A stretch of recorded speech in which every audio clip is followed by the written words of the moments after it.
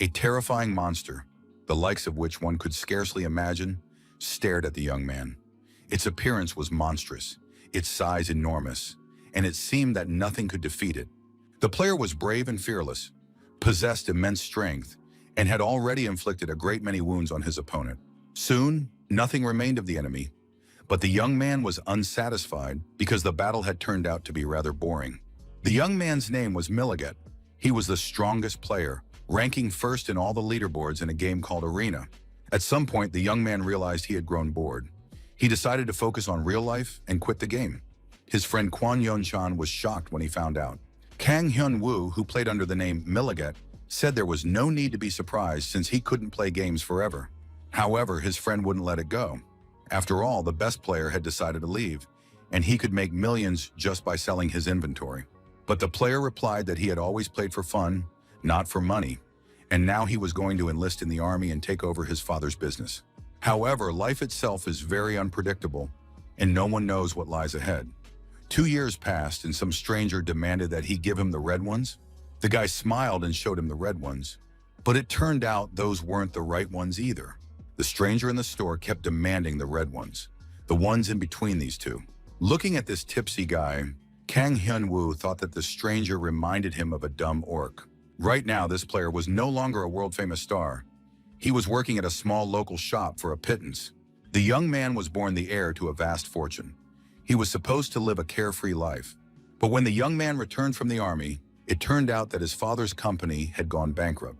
His father, who had been the family's breadwinner, was in the hospital, and all the remaining money went toward his medical care. His mother was inconsolable, and the family had effectively fallen apart. Kang Hyun-woo was forced to become the head of the family, and all he had now was noodles for dinner, because paying the hospital bills was no easy task. It was unclear how much longer they could hold out in this situation. A call from a friend snapped the young man out of his reverie. Yeon-chan believed that friends were needed precisely when times were tough, because they could help in a moment of need. Kang Hyun-woo immediately disappeared from his friends' lives when his family went bankrupt. He didn't want pity or sympathy, so he ignored calls and messages even from close friends. Yeon-chan texted his friend, asking if he wanted to return to the arena. "You can make big money there now. A top-ranked player can stream and compete in professional matches." The young man had once held the top spot, and with his skills, all of this would be a piece of cake. If he could reach the same level as before, he could earn money for his family. Hyun-woo seriously considered the matter. Perhaps it really was worth looking at the game as a source of income. The young man went to the mall and looked at the gaming capsule being sold for arena players. But right now, Hyun-woo couldn't afford such an expensive gadget. It would cost him 3 months' salary. Hyun-woo thought about how he'd been wrong to delete his old account. He could have saved money by selling his inventory. Some unfamiliar young men noticed the young man, and despite the years that had passed, recognized him as the player Milligan. Hyun-woo also recognized one of the guys. It was the son of one of his father's friends named Jong Han-buk. Hyun-woo had nowhere to run, and he had to admit that of course he recognized his former comrade. The young men had never been friends, so Hyun-woo tried to leave as quickly as possible, saying he had just come to shop.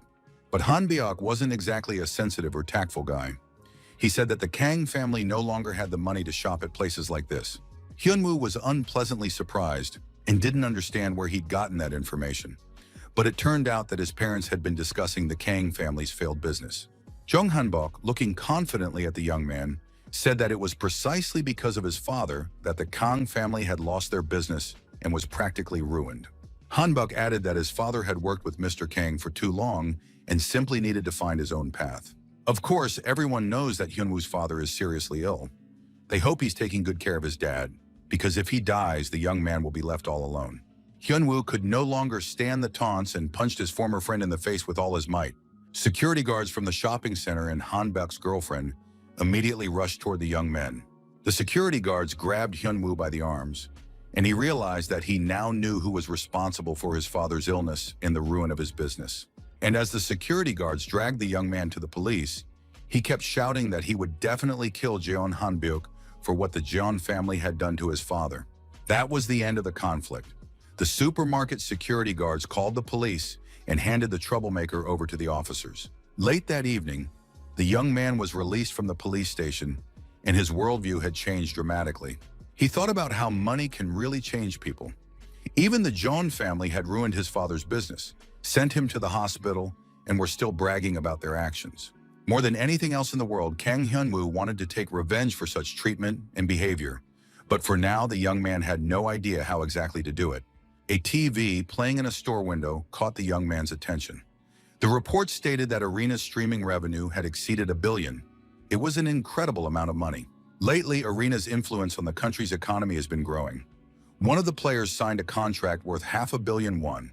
Hyun-woo took his phone out of his pocket and called his former friend. There was practically no need to say anything.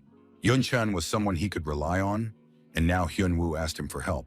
Kang Hyun-woo was determined to return to the arena, earn all the money, and take revenge on the people who had ruined the lives of his loved ones. It immediately became clear to the game's management that something incredible had happened. Milligan had returned. Someone had created a character using his information. The office worker listened very closely to the other manager's conversation. The information about Milligan's return was extremely valuable.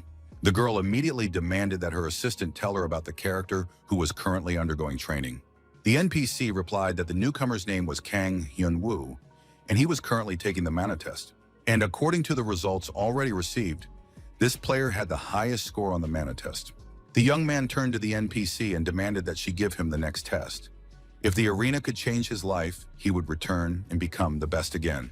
Kwon Yun-chan brought his friend to his apartment, showed him the gaming pod, and told him he could use it as much as he wanted. Hyun-woo thanked his friend and apologized for the inconvenience, promising to return everything. Yun-chan raised his fist at his friend and said that if he heard those words again, he'd definitely beat him up. He hadn't seen his buddy in so long, and all Hyun-woo could think about was money. The moment had finally arrived. Kang Hyun-woo climbed into the capsule and began his new journey through the game arena. An NPC named Al said they would start the test right from the level the young man had requested. It was nice to be back in the game's atmosphere. Now an opponent with 2 swords in hand stood before the young man. It was the Night Elf Malfurion. He possessed immense strength and agility. Hyun-woo figured it wouldn't be too hard. He just had to stay focused. Al was startled when she saw that the Night Elf had already launched an attack, while the player was still standing there, motionless. Malfurion thought the man was wasting his time standing there with his eyes closed. He was about to die right then and there. But the player thought it wasn't for nothing at all. He managed to dodge the blow. Al was surprised that a level 1 player had managed to parry Malfurion's attack. Hyun-woo thought he hadn't even considered the level difference between himself and his opponent. He'd simply acted on instinct. That was the secret behind his brilliant gameplay, back when he held the top spot as Milligan. The young man possessed an unmatched level of control, and even if his opponent was fast and strong, he still came out on top. Kwon Yun-chan immediately told his friend that he understood why he wanted to return to the game and let him stay at his place so he wouldn't have to waste time commuting. Hyun-woo felt immense gratitude toward his friend. However, his heart was still filled with despair and a sense of responsibility toward his ailing father and unfortunate mother. But revenge was at the forefront of his current emotions, and it was his main driving force and motivation. The female manager even jumped out of her seat when she saw the new player defeat the Night Elf. It was simply unbelievable to defeat such an opponent as a level 0 character. But it made sense, since skills aren't lost just like that. The NPC congratulated the player and said that the training was now complete. The village chief of Aslan, named Derry, greeted the new player. He held out his hand, in which was a chest containing a reward for successfully completing the training. Inside the chest lay Marius' ring. It radiated the power and spirit of the Archons. The young man was overjoyed. It was a unique loot item awarded for extraordinary achievements, in this case for defeating a Night Elf while still a level 0 player. Hyun-woo received a message from a friend who said he would help him level up. After all, if not now, he would likely never be able to help such a strong player again. But Hyun-woo said that first he needed to craft 1 item, and after that, he would get in touch with his friend. Hyun-woo also asked to borrow 50 gold coins. From the very beginning of the game, he had some secret plans. In the past, the top arena players had 1 special item, an experience potion. It increased the amount of experience gained by 20% for 4 hours. The experience potion cost a fortune, but one day its supplier disappeared, and over time, the potion was forgotten by the players. And it would have remained that way if it hadn't turned out that Milligan was the supplier of this potion. And now only Hyun-woo knew how to make a potion that could be sold for any price. To do this, he needed certain ingredients: oak roots, dead tree resin, and morning dew. To get these items, he would have to go into the dungeon. But the dungeon belonged to the Black Skull Guild. The swordsman said there was no place for newbies there. Henwu knew that one of the ingredients was right here, but the swordsman had no intention of letting a newbie who had just joined the game pass. Henwu didn't want to waste time talking to this guy and was about to move on when he suddenly felt something cold near his face.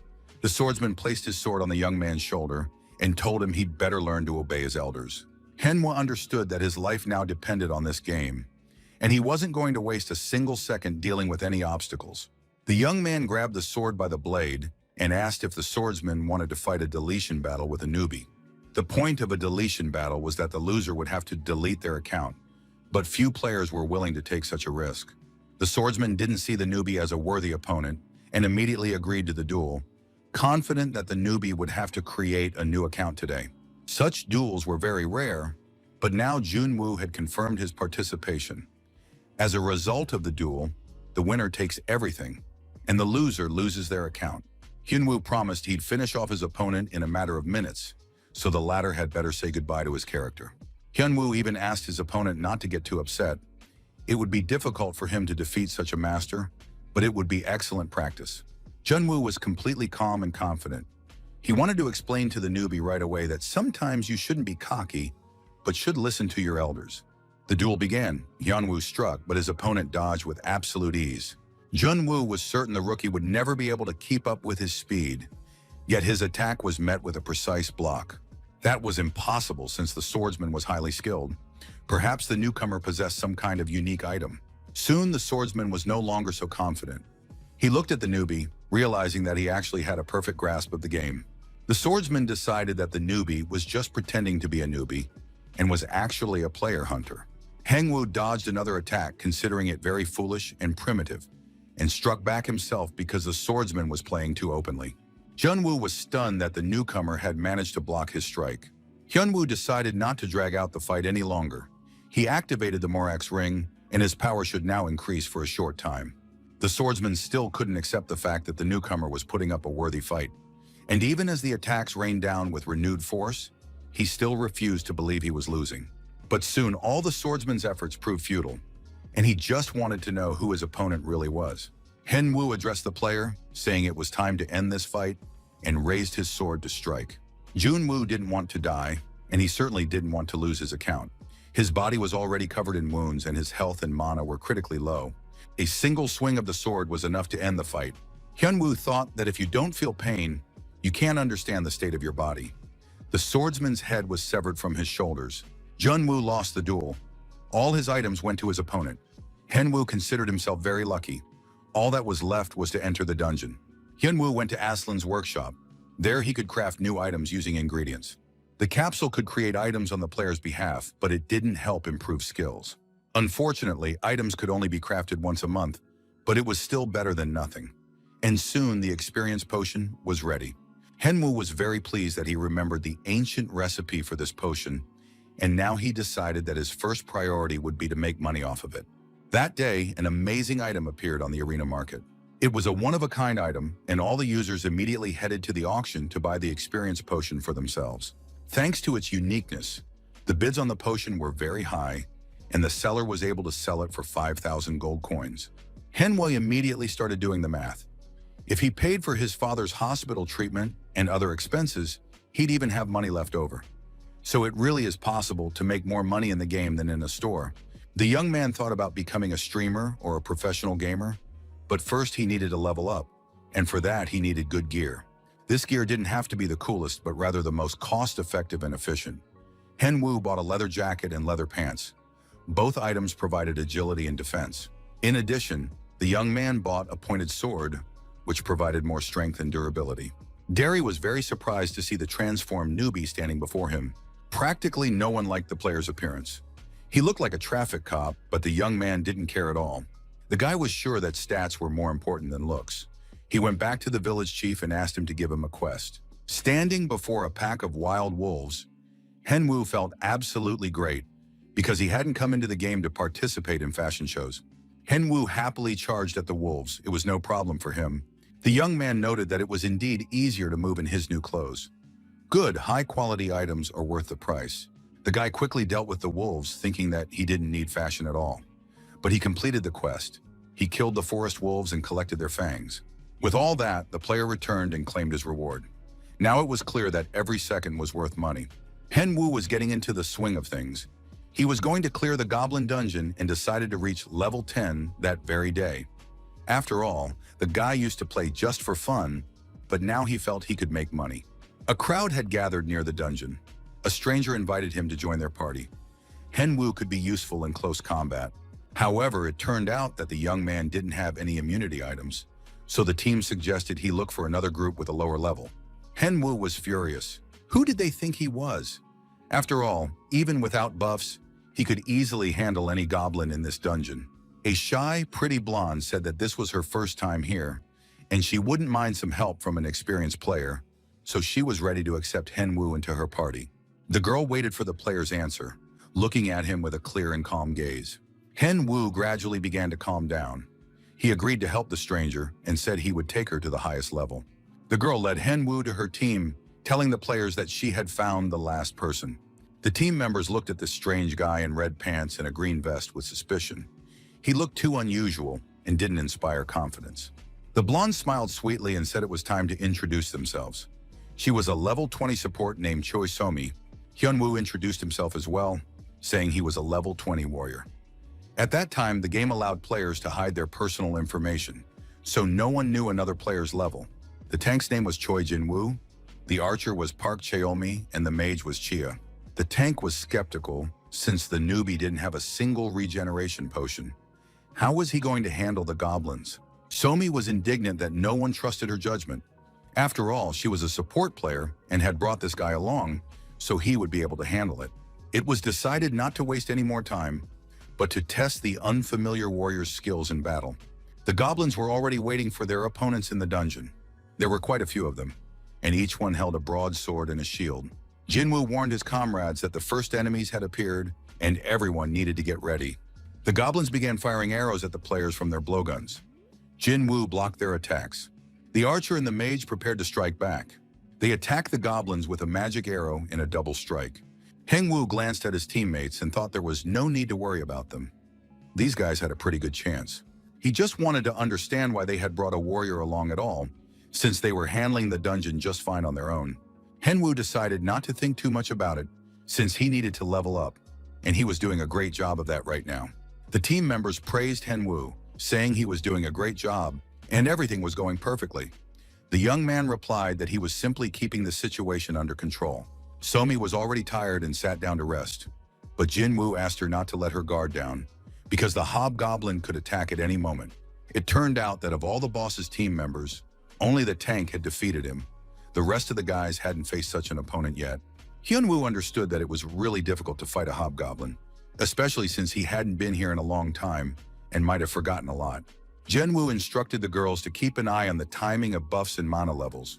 The archer had to be careful not to hit any of his teammates with his arrows.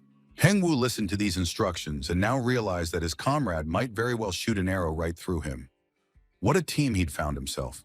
The archer placed his hand on the dungeon floor and said they needed to go that way. The players came out into the room where the hobgoblin was sitting.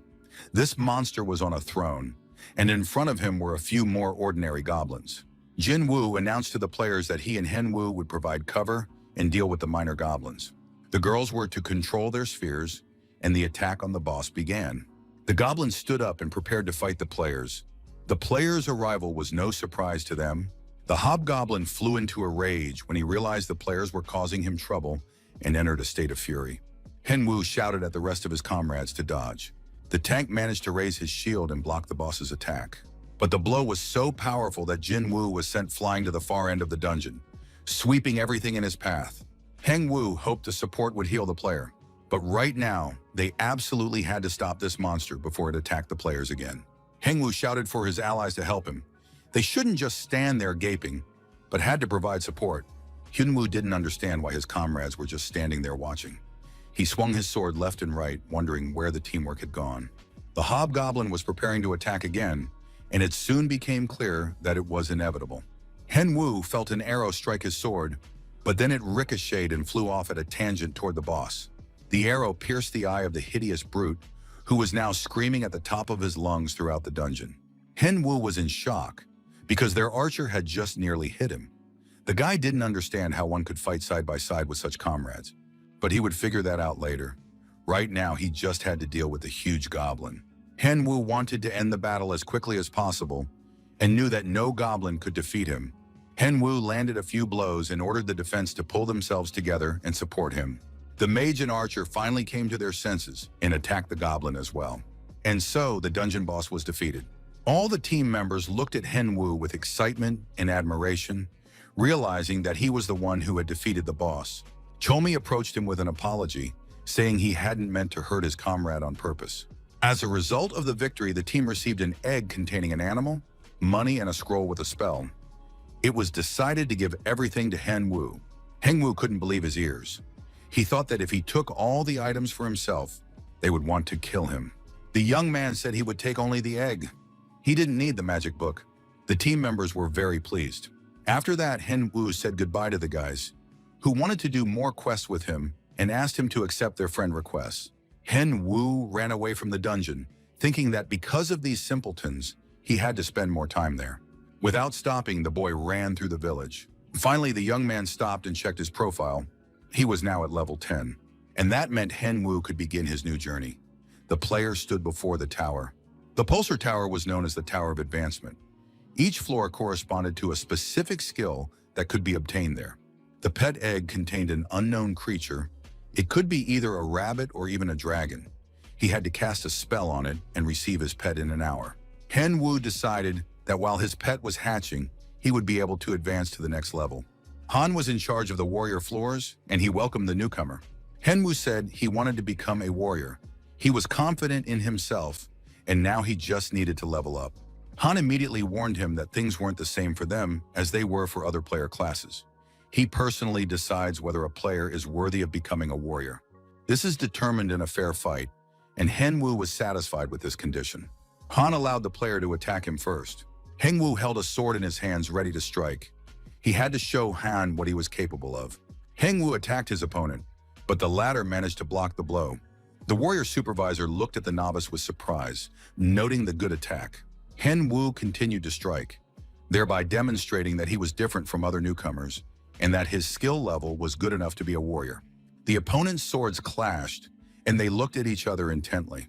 Han realized that the young man was still too young, and his skill level wasn't quite up to par yet. It was time for Han to attack, and he landed several strikes. However, it soon became clear that Han was still very far from victory. The young man dodged the attacks perfectly, maneuvered skillfully, and displayed great speed and ingenuity. Han was amazed that the novice had managed to knock him off balance with a kick. Henwu turned away from the attack and landed a counterpunch. The young man was very pleased with himself. He had simply decided to try a combination, and it worked. Han was amazed that at such a critical moment, this young man was trying out new attacks. On top of that, he wielded the sword with absolute ease. It immediately became clear that this guy was a true talent. Han declared the duel over. Henwu had performed admirably. Just at that moment, the sword touched his neck. Han noted that the player had incredible skills and recognized Henwu as a warrior. As a result of this recognition, the player's sword damage increased and he gained new skills, rapid weapon reload, and the ability to infuse his weapon with magical power. On top of that, the guy received a title. All of this was a pretty good start. He just needed to hone his skills. Han tossed the guy a coin and said there was a new quest. He had to find the owner of the coin. If he completed this quest, he could gain a valuable skill. The coin belonged to Knight LeBron. He was one of the strongest knights in the Empire. Henwu was absolutely thrilled because if he could acquire LeBron's skill, it would be simply incredible. After that, the young man announced that he didn't have enough time and had to leave, leaving Han confused. Everything turned out even better than Henwu had expected. Strangely enough, it turned out that by completing the trial quickly and successfully, he had really surprised Han. To find the coin's owner, you had to be at least level 50 because it was an E-level quest. Henwu opened his profile and saw that his egg was due to hatch in a minute. The young man was very pleased. He thought today was simply a great day, and all that remained was to hope that he would get a unique creature. Of course, everyone would love to have their own personal dragon, and soon the egg began to hatch. Becoming a dragon's owner would, of course, be awesome. But instead, a cute little bear cub appeared before the player. As they say, you can't choose your parents. The bear cub saw the look on his owner's face, who clearly wasn't very happy. Manhwa was surprised that the bear cub could talk, and the bear cub said that the player talks too, so why should he stay silent? Manhwa had never heard of talking animals. His little bear must be very rare and unique. The guy immediately started thinking about how much money he could make off this bear, and the bear cub, sitting on his owner's neck, said he would serve him well. The bear cub didn't understand why the gambler was standing there, and the young man couldn't figure out what was going on, but he was absolutely certain of one thing. Manhwa grabbed the bear by the ear and, holding it at arm's length, immediately explained the whole truth of life. The bear cub would have to undergo proper training if he intended to serve his master. The bear cub flew across the clearing and then got up, not understanding what he had done to deserve such punishment, but apparently this player would become his master. The bear cub looked the player over and noted that the guy probably wasn't popular with the girls. For those words, the bear received a few blows. The pet was upset. He hadn't expected to meet such a mean master. Bumps popped up on the bear's head. Manhwa studied the profile of the puppet bear, who was the heir to the Great Islands. He had decent skills, and the player decided to name the bear cub Tenny. The bear cub was absolutely thrilled. He liked the name Tenny and said he wanted to get to know his owner better as soon as possible. Manhwa told the cub that he was leaving, which angered the pet who had appeared just a couple of minutes earlier. Tenny stared at the player who had vanished, thinking what a heartless person he had stumbled upon. Manhwa finally logged out of the game and thought about how much time he'd spent in it today. Yenshin appeared in the doorway. He asked his friend how things were going and what progress he'd made. Manhwa told him that he had received a pet, and on top of that, had managed to raise his class and level. It was great news. Manhwa looked surprised, but his friend said that now they could start streaming. Of course, it was a good idea, because you could make decent money from streaming. Yenshin immediately warned that they would need to do something for this, namely, record all their games so they could use them later to break into the global scene. Of course, Manhwa enjoyed the thought of worldwide fame, but he knew it wouldn't be easy. But Yenshin was completely calm and confident. He said he would become his friend's manager, since his friend had once been #1, and of course, people would want to witness the legendary comeback. Yenshin was very excited. He said that like everyone else, he was thrilled about the legend's return to the gaming scene, so he couldn't stay calm. Manhwa really liked his friend's enthusiasm. He promised he would do his best and set off for the western part of the dark forest. Night elves were making their way through the forest. They were strong and vicious monsters armed with cleavers. Manhwa told his pet that its first hunt was about to begin. But first, he needed to level up a few times. Tenny wished his master victory over all of them with his support. Manhwa watched in surprise as his body received a boost in strength and physical attack. Manhwa didn't know what this was for, but his pet used its abilities and added the Forest Guardian skill, which increased the player's defense. And only then did Manhwa realize that his little bear wasn't a tank, but a support.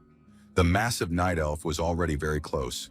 Manhwa immediately sliced through the enemy, feeling absolutely no discomfort in the process. He was more puzzled by his pet's abilities. It turned out that the day before, the player simply hadn't read the information about Tenny all the way through. And now it became clear that the bear cub could improve his strength, defense, and regeneration, which was far better than regular buffs. Manhwa went into battle with great enthusiasm, and another group of night elves was cut down. An unknown player watched the battle from behind the trees. It was clear that he was enjoying the show. The player returned to his companions and asked what they thought of this newcomer. The player noticed that Manhwa had expensive gear and weapons, plus a pet, which meant the player was rich. That meant they could throw a party in his honor. As always, the players planned to pretend to be good and kind friends, and then attack at the most unexpected moment. A female player suggested that this might be someone's second account, because the player looked experienced and might not be as easy to deal with as they thought. But the archer didn't see a problem with that. Everyone present was around level 40, so a newbie definitely wouldn't be able to defeat them alone. The group decided to stay focused and not worry, since they'd been through this many times before. The group of players waited behind the trees while Manhwa carried out his mission and finished the quest. After that, they planned to hunt him down. Manhwa stood in a clearing near the bodies of the slain elves. He was a little out of breath. After all, the long break had taken its toll. The young man recorded his battle on video, but he wasn't sure anyone would even want to watch a fight with night elves. Tenny was very pleased with his master and praised him, but the young man said he hadn't gotten a pet just to have it cheer him on. Manhwa demanded that the pet at least occasionally distract the monsters. even if he himself had no intention of fighting. At that moment, a group of strangers entered the clearing. They offered to let him join their party if the young man was hunting here alone. They all looked very nice and kind-hearted. Hen Wu had no intention of joining a team, and his pet was generally upset by such an intrusion into his personal life. The archer said he was happy to welcome a newcomer to the Dark Forest, since other players rarely showed up here. Hen Wu noticed that there were two warriors in this group, a swordsman and a support. They all had top-notch gear, and it wasn't clear why they would want to take on a newbie. Most likely, they were gold farmers. Hen Wu was practically certain that he was facing killers. The guy thought that he didn't know when he'd get another chance like this, so he told the strangers that he'd be happy to join their group. The archer was very pleased to hear that the newcomer was joining them. He began introducing the team. The archer's name was Ren. He was the captain. Cal and Crawford were warriors, and Pollen served as the support. Hen Wu said his name was Yen Chang. He knew he couldn't reveal his real name. The young man delivered powerful blows and struck the enemy once again. Now he was fighting alongside one of the swordsmen against a group of night elves. The young man was very fast. He managed to change positions and strike immediately. The night elf was very angry. He was furious that his comrades had been killed. Hen Wu was very pleased. He had joined a strong team, and as a result, all his stats were rising very quickly. Another hour passed, and Crawford simply couldn't take it anymore. He was furious that this cocky newbie would strike and then immediately hide behind him. Even if Crawford supposedly accidentally attacked the guy, he still managed to dodge. Ren calmed his comrade down and said that, in fact, they hadn't gathered here to hunt. In the end, the group decided they couldn't put up with this newbie any longer and needed to finish him off as soon as possible. It was decided to kill the newbie when the boss fight began, and later pass it off as an accident. Tenny told his owner that they wanted to kill him while they were hunting the boss. The pet was very indignant and angry. He was ready to sink his little teeth into his opponents. Hen Wu was convinced that these players were indeed killers. Thanks to them, he had been able to level up and complete difficult quests, so now he needed to repay them by attacking them first. Hen Wu decided that he would later name this video, "Revenge is a dish best served cold." Yen-chan should like that. Tenny listened to his master and realized he'd ended up with a very angry and vengeful master who was planning to get back at the players. A group of players appeared near the young man, saying they had been resting up a bit and were now ready to go into battle again. The captain explained that a raid on the boss was planned and invited the young man to join them. Hen Wu replied that he was surprised by the offer. He felt like he was just getting in the way of his strong comrades. But Ren began to say that if it weren't for Hen Wu's help, they wouldn't have made it this far.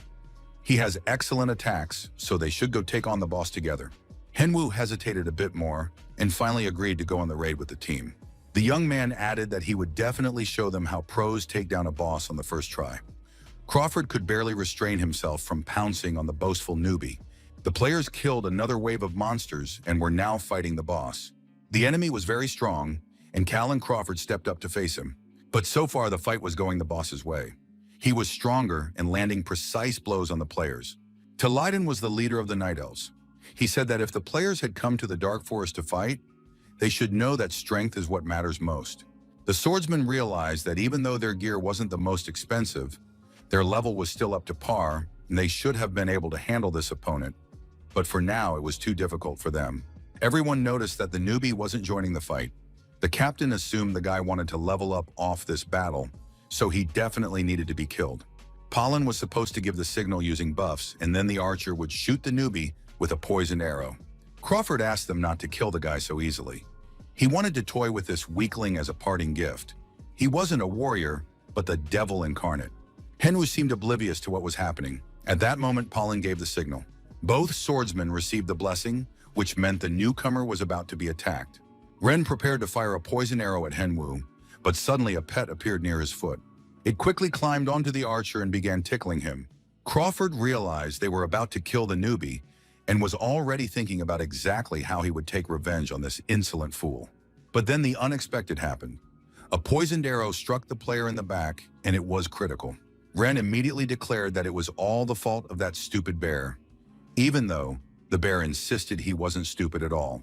Hen Yu just scratched the back of his head when he saw that Crawford had died, pierced by a poisoned arrow. Cal didn't know what to do next, but at that moment, the leader of the Night Elves appeared behind him. The archer tried to warn Cal of the danger, but it seemed it was already too late. The elf leader held the player at arm's length and said that the weak shouldn't get distracted. Cal called out to the newbie, hoping he would save him from the elf. The young man really did want to help him. But then something unexpected happened. Henwu approached the boss and stabbed Cal with his sword. The player didn't understand why this was happening to him. Cal looked at the newbie and asked why him, of all people. Henwu replied that it was nothing personal. He had simply finished off the killer. Ren and Pollen were shocked when they saw this scene. They too wanted to know why the newbie had done this. Henwu replied that they must never forget. Their actions could come back to haunt them. Ren wanted to explain himself, but the bear cub quoted his own words. "When we fight the boss, kill him." Ren was stunned. It turned out that this bear had eavesdropped on them and relayed everything to his master. The archer and the support finally came to their senses. Now they had to do all the dirty work. Henwu launched a head-on attack. He easily parried the arrows flying at him with his sword. The leader of the Night Elves watched with interest as the player fought the other players. At that moment, Crawford came too. He was eager to help his comrades and hoped to strike from behind. But the elf chopped off his head, saying that losers weren't allowed to speak. The leader of the elves watched the players as if he had come to the movies. He really liked this funny guy in red pants. Hen Wusu took care of everyone. The guy immediately checked the recording, which turned out great. The players were strong and experienced, which meant viewers would want to watch something like this. Hen Wu was very pleased. He hoped everyone would like it. All that was left was to deal with the boss. Hen Wu would have liked to find an opponent worthy of his level, but it turned out the search had already been done. The leader of the Night Elves was waiting for him. The monster said he also preferred fighting a strong opponent. Hen Wu prepared for battle. He had already come up with a title for the new video, Level 20 Player Kills a Night Elf. The opponents rushed into the attack and began closing in on each other. Quan Yonchan was very pleased. He said his friend was lucky to find such killers. It's not easy in the Dark Forest. Hyun Woo replied that the killers had found him on their own. But the main thing was that he'd been able to level up his skills and fight the boss. Today had been a very productive day. Hyun Woo took items from the inventory of the slain players. Now he could make a full-fledged video. To produce high-quality content, he needed to find a good video editor, and then he could start streaming. But Yonchan didn't want to tell his friend everything. He was preparing a surprise and said that Hyun Woo would find out everything soon. A printed sheet of paper came out of the printer with the title, Project to Make Kang Henwoo a Star. Yenshin had been puzzling over the search for a good editor for some time. He had considered several candidates but couldn't find the right one. Some didn't meet his requirements, others were impossible to contact, and still others wanted too high a price for their work. Yenshin knew that his friend's videos were excellent, so the editor had to be very good. Finally, the guy remembered one name. It was Alice Movie. She was a bit pricey, but this wasn't something to skimp on. Alice was a legend among all the arena's video editors. She was the best, using the latest techniques. It was all about color grading. Alice had her own special nickname among everyone involved with the arena. They called her the editing maestro. Alice was working at her computer. She needed to make a video, but the client was too bad at playing the killer. The girl didn't understand how, even with her skills, she could salvage such a crude video. Alice decided to switch clients, and that's when she came across an ad stating that the player, In Chan, was looking for an editor for a full-time position. Alice uploaded the video and was shocked. It was Milligan himself, but in a new guise. He had a good story, and the battle looked really cool. Alice couldn't hold back. She wanted to start editing right away. Alice looked at her new client and said she'd always been a fan of Milligan and would now definitely take him to the top of the arena. Henry suddenly stopped. It felt as if a cold breath of death had swept past him. Tenny couldn't understand what was happening to his master, but the young man replied that an enemy was watching him right now. On the other hand, it wasn't that important, and the guy activated the item he'd gotten from the assassins. It was an apocryphal, rare, random skill. Of course, he could sell it for a good price, but perhaps there was something very useful in it. Henwu began to reason that if he had some land, he could do something with it. He could sell it or even start a farm. Tenny didn't understand what his master wanted. Why sell something if there was no urgent need for money? Henwu still couldn't decide what to do with the book. But in the end, he'd gotten it for free. So the guy decided to open the Apocrypha and see exactly what skills were in it. The book contained the skill One for All and All for One. Thanks to this skill, the enemy's defense was reduced. Henwu was satisfied. He thought it was an excellent skill and was glad to have the wonderful advisor Tenny. Meanwhile, the poor little bear cub demanded that his foolish master let him down to the ground. A few days later, a video featuring Hen Wu appeared in the arena. It was titled "Revenge is a Dish Best Served Cold." People's reactions were immediate, especially from those players who had themselves fallen victim to killers. Yenshin was very pleased. As expected from Alice, the video turned out great. Plus, judging by the reviews, the viewers liked Hen Wu. Manager Kyle didn't sleep that night either. He was watching an interesting video about revenge against killers. But it turned out that the video wasn't over yet. It contained additional footage. This was followed by Hen Yu's battle against the leader of the Night Elves. The battle was spectacular. A low-level player easily defeated the Dark Elf. The manager was very pleased. He hadn't seen such a promising player in a long time. Kyle immediately decided that he needed to sign a contract with this young man. He went to the channel to contact the player.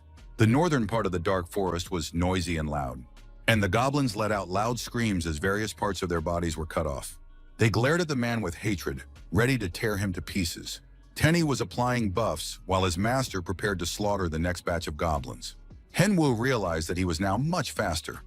When the young man played under the name Milligat, he had no information and no good equipment.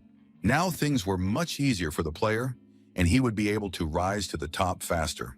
A few minutes later, the young man stood near the slain orcs. Now it was easier for him to handle even them, and Tenny felt stronger too. Usually pets have a growth limit. They can't grow indefinitely. But Tenny was a unique little creature. He had already reached level 15. The bear cub was a good support. You could count on his help in battle. And between battles, his little legs would get tired, and his owner had to carry him. When the battle was over, the pet examined the slain enemies and searched them for interesting items. Near one of the orcs, the player spotted a strange and unusual object. It turned out to be a pendant. It was unclear why it was there, but Hen Wu took it for himself. At that moment, he received a message from the game offering him a new quest to find the heir to the wolf pack. It turned out that this pendant belonged to the leader of the wolf pack. He had to take the necklace to his father, but to do so, he needed to earn the boss's approval. Dakan was a very powerful monster that had to be defeated. After that, he could meet with Raccoon, who was a regular NPC. This quest was a level D quest. To complete it, the young man had to level up even further. He didn't want to waste time, so the player immediately set out on a hunt, even though the bear cub longed for a rest.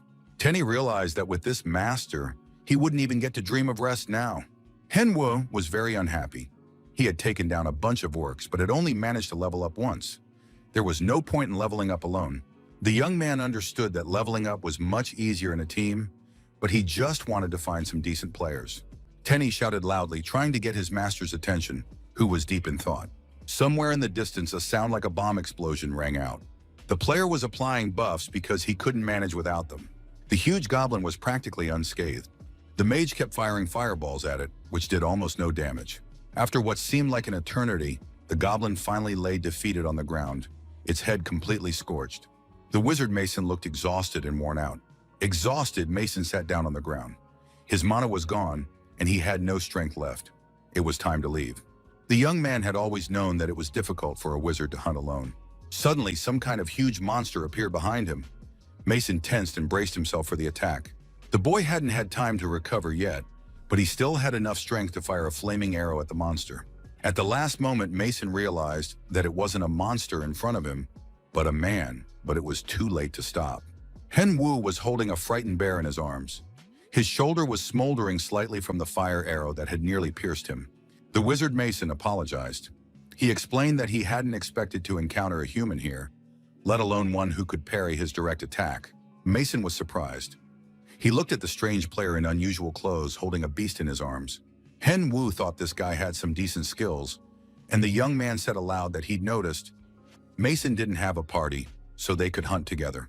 Hunting together could be useful for improving skills, but Mason was worried since there had been a lot of killers around lately.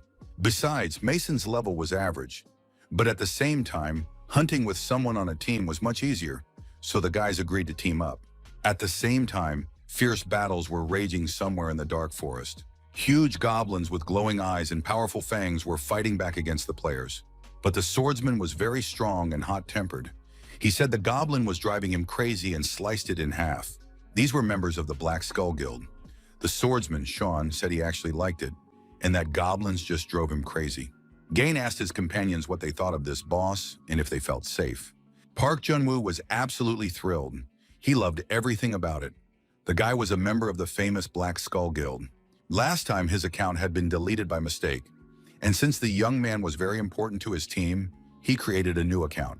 To be completely honest, Jun-woo had lost everything because of one scoundrel he'd fought and lost his life to. Jun-woo was determined to find his abuser and make him pay for everything. The guys were walking through the forest and noticed that there were too few orcs today. Perhaps another team was hunting there as well. The players wanted to reach level 25, but if things continued this way, the journey would be too long. It seemed that several teams had indeed been working here at once. The players finally spotted an orc in the distance. Jun-woo rushed after it to kill the orc. He wanted to level up as soon as possible.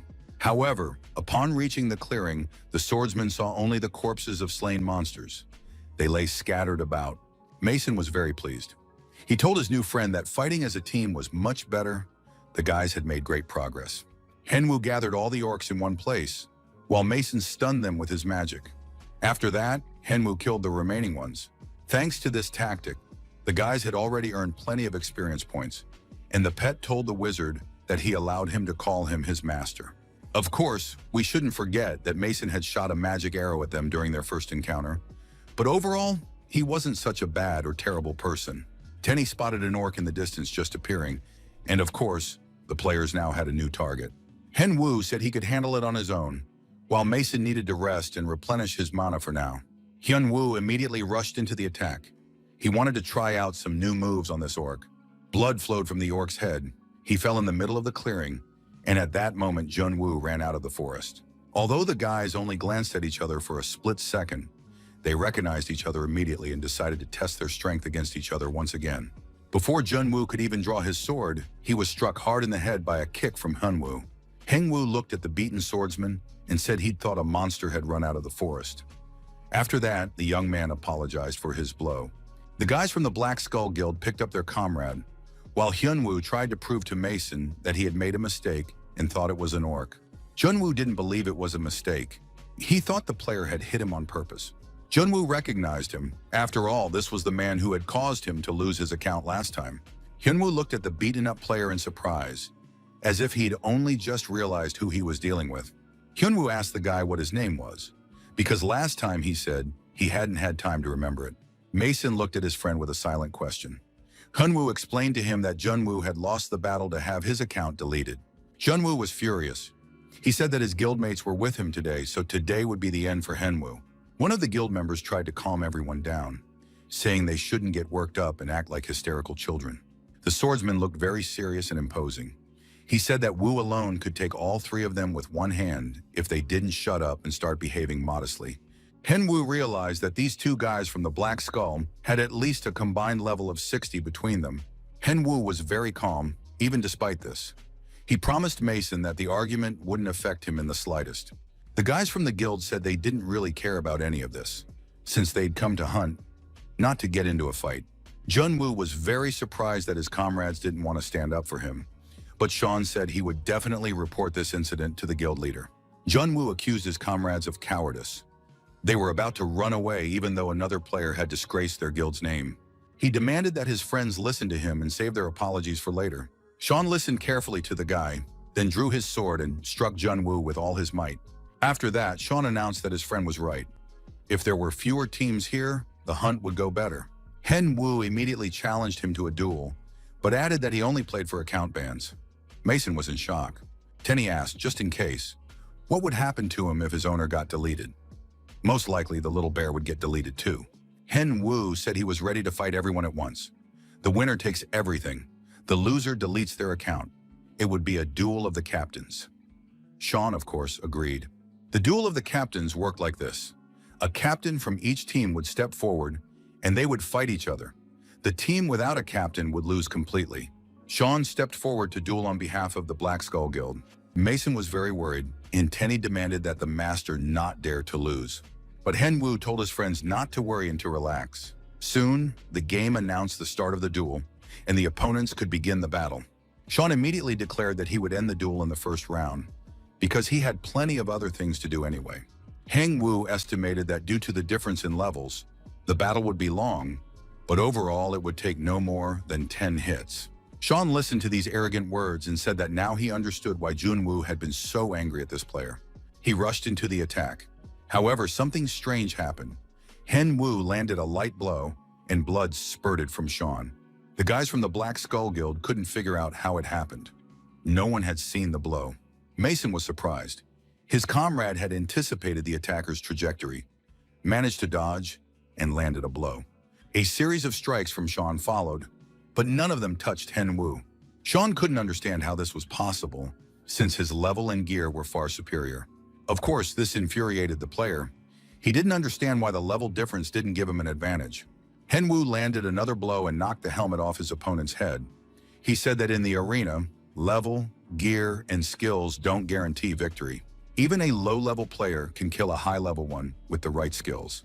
Henwoo landed only his third strike, but it was fatal. The battle would take some time, but any newbie could kill even a top player. Mason was fascinated by his comrade. He already knew that Henwoo was good, but he hadn't expected him to be this good. The guys from the Black Skull Guild were in shock and couldn't move. The first duel ended with Henwoo's victory, and he invited his next opponent.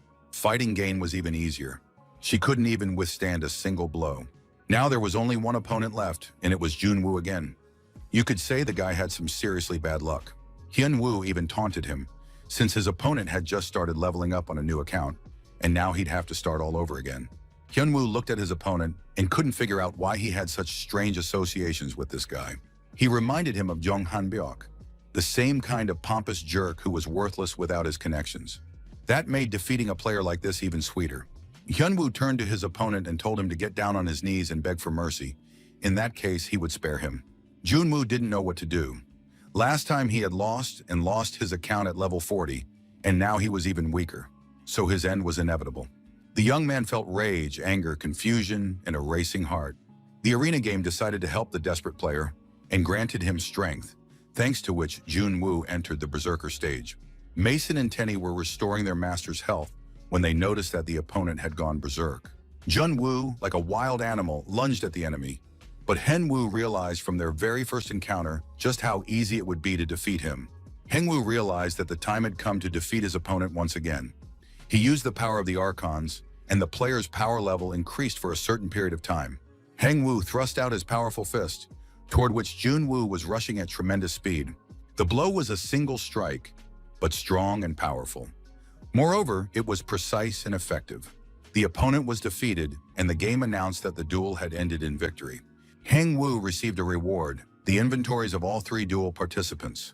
Henwoo was very pleased. This turned out to be much more rewarding than hunting monsters. Mason was absolutely thrilled, because right before his eyes, Henwoo had just defeated an opponent who was higher level than him. Mason said that from now on he was a true fan of Henwoo. Of course, it was nice to hear, but he still didn't know that his friend had once been number 1. But Mason was so captivated that it could lead to problems and complications down the road. The guys continued hunting, and at the end, Mason thanked Henwoo, asking if he'd like to team up again next time. Hyunwoo replied that he'd be happy to do it again sometime. Thanks to teaming up with Mason, they had reached level 31. It's not often you come across players who are so down-to-earth and genuine, yet also skilled, honest, and open. Henwoo was very pleased since they had leveled up well. Tenny really hoped his master would take a break, since the little bear was very tired. But a new quest was already looming in Henwoo's mind. That wasn't quite how the sweet little bear Tenny imagined life. But who was he to argue with his master? Now the pair set off to deliver the pendant to the leader of the wolf pack. First, they had to earn the recognition of the boss, Dakan. Monsters usually appear on the map randomly and respawn every half day. Henwoo was already tired of walking through the forest. His bare legs couldn't keep up, and he still hadn't come across an enemy. Tenny said he needed to contact the World Animal Protection Organization just to get a moment's rest. Henwoo admitted that he was feeling tired too. In a tree hollow, he noticed a door. Perhaps there was a place to rest there. Henwoo had never known there was a restroom in the arena, but if his pet claimed there was one, he had to check. The player hadn't even stepped into the room when a prompt appeared. Does the player intend to start a duel with the boss Dakan? It turned out to be a code in the dungeon. Henwoo was very pleased and jumped for joy, twirling his lucky pet. Tenny just wanted to rest, but now he'd been shaken up and a difficult battle still lay ahead. Tenny began to recover, and the player realized that the boss must be very powerful, since a separate dungeon had to be created just for him. But in any case, they had to go in. Henwu opened the door, and his gaze immediately fell on the enemy's navel. Henwu was a polite guy. He greeted the dungeon's owner and assessed that the boss's energy was very dangerous. The boss, Dakan, looked at the player and asked what he was doing there. Henwu sensed the enemy's power, so he decided not to lie. At his level, he wouldn't be able to defeat Dakan.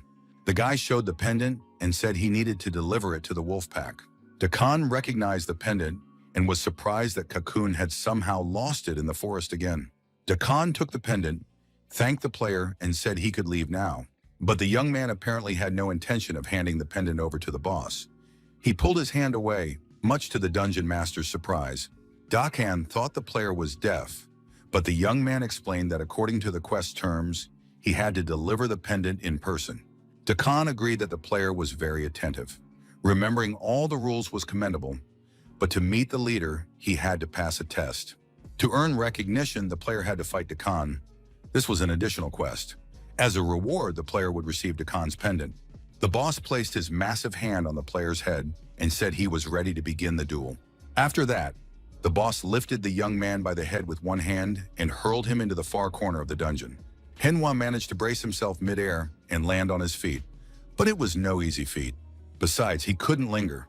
Dakan was already bringing his mighty sword down right where the boy had been sitting. To his opponent's surprise, Henwu managed to dodge and prepared to attack. The attack wasn't very successful, but the boss felt a distinct sense of unease and didn't understand who he was actually dealing with.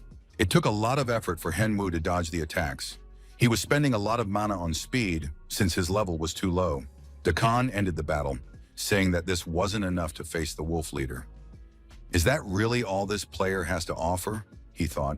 Henwu replied that this was far from everything and that it wasn't over yet. Henwu turned to his pet, demanding buffs. Tenny, meanwhile, was sitting with his legs up drinking tea since he was resting. Doesn't the master see this? The bear cub thought. Henwu couldn't take it anymore and shouted that he was the beast master who had to do as he was told. Henwu and Tenny nearly came to blows, but suddenly Dakan turned to the bear cub. Is this really the heir to the Great Islands himself? It seemed they hadn't seen each other in a long time. Dakan asked about the heir to the Great Islands. Who is he? It turned out that Tenny now had such a master. Henwu must defeat this monster. Tenny was so engrossed in his leisure time that he didn't even notice his master fighting the boss. Dakan said enough with the chatter. The player hadn't passed the test yet. Dakan allowed the bear to fight alongside the master, but Tenny believed he couldn't help at all. He could only cast spells behind the player's back. Henwu had no choice, so he told the bear to at least do that. Dakan immediately warned that there would be no more leniency just because the player was his friend's master. Henwu thought he wouldn't be able to win even with buffs, but in any case, he had to try to finish the quest. The boy decided to fight to the end. It seemed like it all happened too fast. The young man was lying on his back, unable to move his limbs. Dakan looked at the player and asked how he was doing. Henwu honestly admitted that he was giving up. The guy was lying there, unable to move. Everything around him was destroyed. Henwu confessed to his bear that he didn't want to die. Tenny reassured his master, saying that the opponent was too strong. Dakan looked at the player and added that the quest didn't say you had to defeat the boss. You just had to get his confession. Boss Dakan was very pleased with his opponent. He placed a pendant around his neck. It was a reward, and also granted him the acknowledgement needed to continue the quest. Henwu was very pleased. The player was tired and exhausted, but the result was worth it. Henwu set off further in search of Rakun, when suddenly he heard a loud thud, and stones and rocks shattered into small pieces. A wall in the dungeon had been breached, and a huge monster appeared before the players. It was Rakun, heir and leader of the wolf pack. Looking at him, everything became clear at once. Dakan was merely a test. In other words, Dakan was an omen, while Rakun was the true walking apocalypse. Dakan turned to the unexpected guest and said that this player had come to deliver Cocoon's pendant. Rakun leaned toward the young man and took his hand. It turned out he had Rakun's pendant. The young man handed the pendant to the leader of the wolf pack. With that, his mission was complete, and he could receive his reward for passing the test. But suddenly Rakun began to scream loudly and smash everything around him. With a single roar from the monster, all of the players' stats were halved. Dakan tried to calm his friend down, but the latter demanded that he stay out of his business. Raccoon said he understood how hard it had been for Raccoon when he ran away with the pendant. There was a long story behind that quest. Cocoon was the heir to the wolf pack and Raccoon's son. He didn't want to become a warrior and had run away from his father several times. As punishment for his escapes, Cocoon was forced to wear a tracking device. But thanks to someone's magical help, he managed to remove it and escape for good. Apparently, this help came from a player, or rather, not the player himself. His pet named Tenny helped. He said he didn't know it would be so difficult. Even Dakan was surprised by the bear cub's abilities, even though they had known each other for many years. Henwu was also glad that his assistant turned out to be a powerful wizard. It really is a unique beast. Raccoon calmed down a bit and realized that no one was to blame for what had happened. He apologized for his rude behavior and accepted the pendant.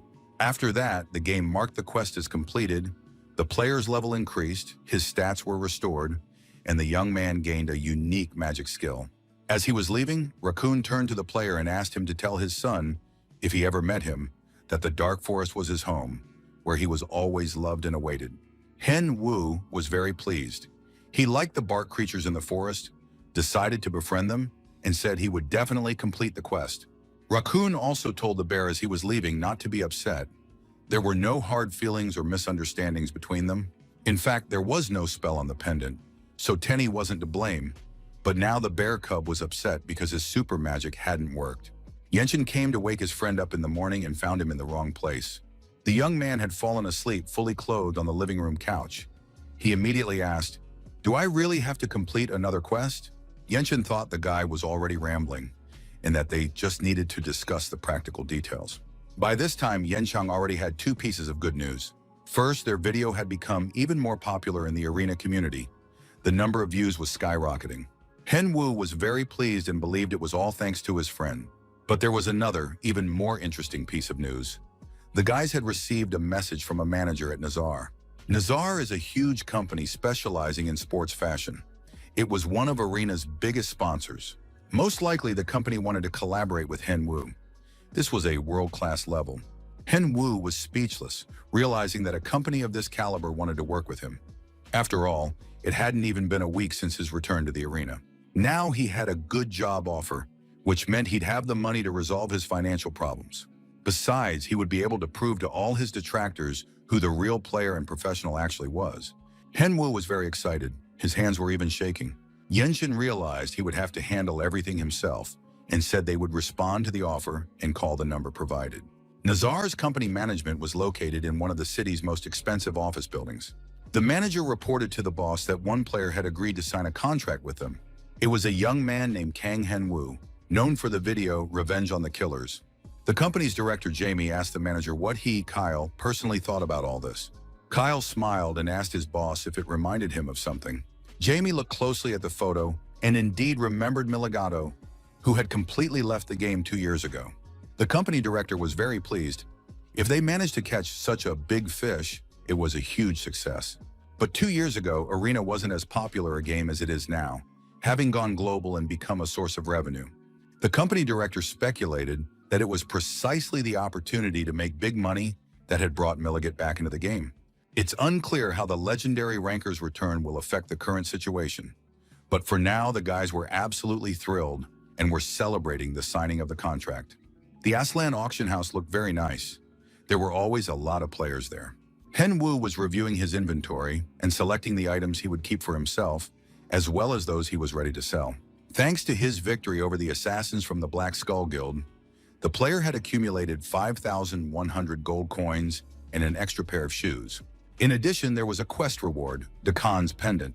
This pendant held the spirit of victory within it. Upon entering combat with an enemy, the player's stats would temporarily increase, and their resilience would also rise when fighting strong opponents. Henwu decided that such a pendant would definitely come in handy. If he did the math correctly, all of the player's items corresponded to level 60, which clearly didn't match his actual level. Henwu decided he needed to acquire a rare weapon and opened the auction to browse the listings. Attack power was his top priority right now. The player had no plans to improve his defensive abilities just yet. The young man studied the prices and realized that his budget wouldn't allow for much splurging. But finally he spotted a unique item crafted by blacksmiths. It was a prototype of Malice. It hadn't been enchanted, but was a rare treasure in its own right. The price set for this sword was simply laughable. It was likely being sold by someone who was quitting the game. Therefore, he had to snap up this sword immediately. At that very moment, in another part of the auction house, a Black Skull Guild master was furious. He was literally shaking with rage. The item he had put up for sale had sold in literally a matter of seconds. Of course, that could have been a good thing, but unfortunately, Sherp had misplaced a few zeros, and now his sword had been sold for 1/10 of its actual value. Sherp demanded that his assistant immediately find this freeloader who had bought his sword and bring him here. Hen Wu confirmed the purchase and was very pleased. He silently thanked the seller for such a wonderful item. It seemed the confrontation between the Black Skull Guild and Hen Wu was only just beginning. Hen Wu knew that in a few days he would be signing a contract with the Nazar Company. Until then, he wanted to become even stronger, and solo quests were the best way to do that. The young man took out the coin.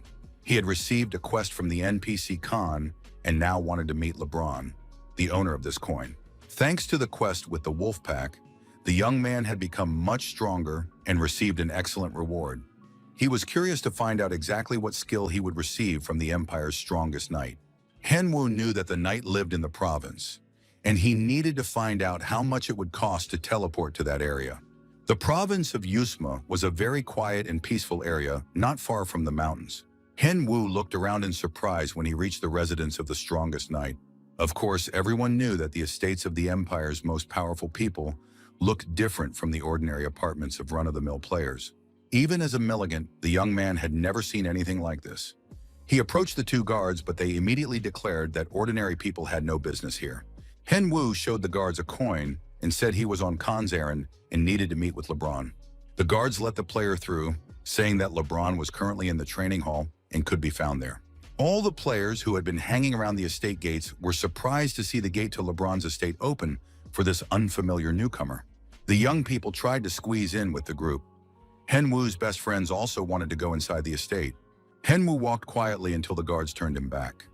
He realized that things here were far from simple. Besides, the young man had never seen a video of LeBron, so he decided to be the first to record one and turned on the camera. The young man walked through the huge arched galleries. The guards had told him that LeBron was in the training hall. Soon he saw a man sitting in the lotus position and meditating.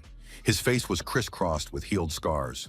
The man turned to the player and asked if the young man was carrying out Khan's errand. LeBron added that no one had come to see him in a long time, but if Khan himself had recognized the player, then he must be truly good. Hen Wu thought he had received a mundane task from Khan, but it seemed everything turned out quite differently than he had imagined. Han hadn't warned him that he was about to face the Empire's strongest knight. That was unfair. LeBron believed the young man wanted to test his strength. Hen Wu tried to explain that he had simply come to complete a quest, but a sword fight would reveal more about a person than any words ever could. LeBron didn't want to talk anymore. He picked up a wooden sword and suggested they begin. It turned out that LeBron had promised to teach a skill to anyone who came to him. Hen Wu asked if he could learn 2 skills at once from such a famous warrior. LeBron was kind and generous. He said he would teach him 3 as long as he liked the guy. Hen Wu immediately became interested and declared that he wanted to learn 3 skills, but LeBron didn't like his stance at all. It was the first time he had ever seen a player adopt such a strange stance before the start of a fight. Hen Wu stopped fidgeting, and LeBron decided that the guy was finally ready, and all his strange movements had disappeared. Hen Wu launched an attack, but it was immediately blocked. LeBron didn't even budge. LeBron analyzed the young man. The guy's attacks were full of power. He turned out to be a worthy opponent, though it was unclear how someone of such a low level had managed to train. The fight continued, and LeBron noted that the young man was using his legs to attack. Not every knight would be able to defeat him, but overall, LeBron was handling the match with absolute confidence. This newcomer wasn't all that different from everyone who had come to him before. LeBron knew that not many players had come to him over the years. None of the players had ever scored more than 50 points against him. This one wouldn't either. Han Wu sat on the ground trying to catch his breath. Most likely this newcomer would be just like the rest. Hen Wu realized he wouldn't be able to defeat LeBron anyway, so he decided to show everything he was capable of. The young man jumped to his feet, took a running start, and attacked his opponent with his weapon. LeBron put up a block. He hadn't expected the player to use a strike from such a short distance. LeBron noticed that the player had crept up behind him and prepared to fend off the attack. Hanwoo tried to strike, but he didn't succeed. LeBron was very pleased. Despite the difference in their levels, the young man had still dared to attack him. Moreover, the attack was made in midair, and the boy managed to keep his balance. LeBron said all this while holding his opponent's sword with 2 fingers.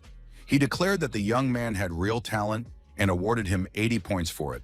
Hanwoo couldn't believe his ears regarding the number of points. Did LeBron really mean all that? The young man had already calculated how many skills LeBron would teach him, but at that moment, the Empire's strongest knight surprised him greatly. LeBron said it was now his turn to attack. The player demanded that the young man get into position. For him, there was no greater joy than training with skilled fighters. Only a short time passed before painful bumps appeared on the young man's head. LeBron praised the boy, saying he recognized his skills. Of course, that was very nice to hear, but LeBron kept hitting Hanwoo in the same spot, and he still couldn't land a counterpunch. LeBron picked up the coin that Hanwoo had given him and said that now all the coins he had once handed out to the players had returned to him. In addition, LeBron acknowledged that Hanwoo was the best of all the players, and even better than all of them combined. As a result, the young man received a new title, LeBron's best student. Thanks to the new title, all of the players' stats increased, and LeBron said he would fulfill his promise but would grant only 1 skill because the rules must not be broken. He opened his magic book, and the unique skill Unbreakable Player appeared in the book. Thanks to this skill, all of the players' stats increased, and now it will be harder for any opponent to defeat him. LeBron said he had kept his promise, and that the player could leave now, but Hanwoo wasn't about to give up so easily. Of course, LeBron thought it was a shame to end the quest and decided to listen to what the young man wanted from him. Hanwoo smiled sweetly and asked if there was anything he could do to help LeBron. The Empire's strongest knight admitted that he really did need people because there was a problem. The fact was that too many undead had appeared in Northern Briggs. His Majesty believed that dark sorcerers were behind it. LeBron asked the young man to conduct an investigation on his behalf, to find out the reasons for the undead outbreak and eliminate the dark sorcerer. Hanwoo checked the profile, and it turned out that this quest was MC level, which meant it was part of the main storyline. Story quests affected the arena itself and revealed its history. Rumor had it that the dark sorcerers were practicing necromancy and psychic magic, and he needed to find out all of this firsthand. LeBron warned the guy to be careful and not get caught. Hanwoo thanked the knight and promised to return successfully from the mission. Hanwoo was very pleased. He had completed 1 episode and now immediately jumped to the 4th, becoming a leading player in the story-driven game in just 33 levels. He needed to get ready quickly, to make sure everything was done well and thoroughly before heading out. Loud shouts rang out in Eastland's auction house, and all the players were drawn to the commotion. Sherp was yelling at his assistant for not having found a buyer yet. After all, the assistant just needed to find the person who had stolen his item, but she wasn't even capable of that. Why isn't she answering? Doesn't she have a mouth? The girl apologized to Captain Sherp and said she would definitely find a buyer tomorrow. Hanwoo also heard the shouts and thought the bidder was behaving rudely at the auction house. The young man listened to the commotion and heard Sherpa's demands, to bring the idiot who bought his sword to his knees the next day. Hanwoo realized he was the one being talked about. From his mask, it was clear that this troublemaker belonged to the Black Skull.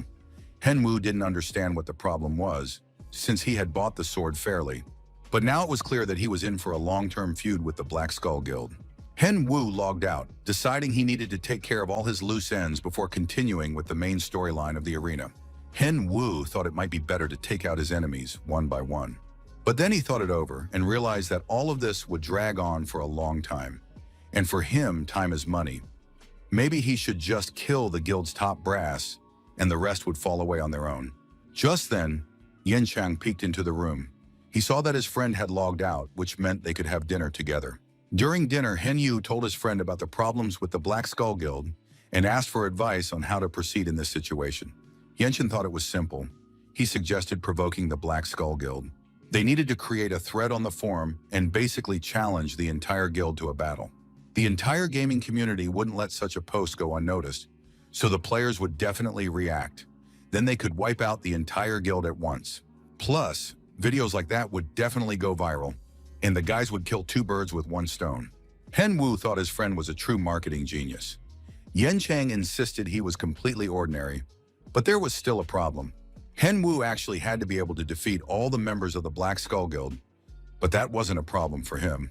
The next day, a video appeared on the arena forum, challenging the Black Skull Guild to a battle. The assistant rushed anxiously into the Black Skull Guild leader's office. The girl was screaming that something terrible had happened. It turned out that someone had posted a video on the forum challenging the entire guild to a fight. In the video, a max-level noob addressed all the players and said he was recording this video because he had recently received a letter. The letter expressed gratitude for the victory over the idiots from the Black Skull Guild. And now the noob is challenging all guild members to a fight because there's no place left in the Dark Forest where they haven't stuck their noses. It is known that the Black Skull Guild previously had 15 members, but after the victory over the two, their numbers dwindled. The noob showed everyone the sword he'd bought on the cheap and challenged all members of the Black Skull Guild to a duel. The man immediately recognized the sword in the noob's hands. He jumped up, ready to smash the computer. Does this wretched player want to delete the duel? On top of that, he stole the sword. What a scoundrel, he exclaimed. The secretary asked her boss if he had seen the video. The girl thought it wasn't worth responding to him, since the stranger would only profit from them if the whole guild got involved. Sherp was furious. He didn't understand what not responding meant and ordered all guild members to be gathered immediately. The girl knew it wasn't worth falling for the provocation. She hoped her boss would come to his senses. However, Sherp had lost control of himself. He was furious and demanded that all members be gathered to catch this insolent man. After a while, all members of the Black Skull Guild gathered in the meeting hall. The secretary reported that she had managed to find out. Their opponent was a level 30, but despite that, he had already managed to kill 3 of their members, which meant he wasn't exactly a pushover. On top of that, the girl believed they shouldn't participate in the elimination duel. There was no benefit for them in this battle. Sherp couldn't believe her words. The girl was suggesting they simply ignore this challenge. It must be some kind of mockery. He couldn't turn a blind eye to his sword, nor to the entire guild, because now the guild would appear a coward in front of the entire community. Sherp wanted to gather all the players, accept the challenge, show up as a whole crowd, and simply kill the enemy. But at that moment, another person appeared in the meeting room. He immediately said that the guild's players were talking complete nonsense. It was General Kang Chung-gu himself. He declared that it was simply unheard of for their guild to be afraid of some level 30 player. Sherpa didn't understand why the general had come to this meeting, and the general motioned for one of those present to come closer to him. The fat man approached the general, but the next moment he was beaten by Kang Chung-gu. The guild general was outraged that his subordinates had captured the dungeon without reporting it, and had also failed to mention that 3 people had been killed. It was unclear how much longer he would have to turn a blind eye to the guild's mistakes. Kang Chung-gu demanded that Sherpa immediately record a video in which he agreed to a duel, and after that, do everything possible to restore a shred of trust, because the strong will kill the weak anyway. The general really hoped that this time, the Black Skull Guild would survive. Company manager Nazar sat at the table, waiting to meet with the player. Soon, Kang Hyunwoo appeared in the doorway and greeted the manager Kyle. The men exchanged a few compliments and both agreed that they looked completely different in real life than they did on the computer. Hyunwoo explained that he had studied English before, so he had no trouble communicating with representatives of international companies. After that, the men sat down at the table to discuss the details of the future contract. Hyunwoo read the details carefully. He was supposed to review the contract and ask questions if any arose along the way. Hengwoo reviewed all the clauses, and he liked everything so far. This was roughly how he and Yenchang had envisioned the contract, but Kyle asked him to review the latest additional terms.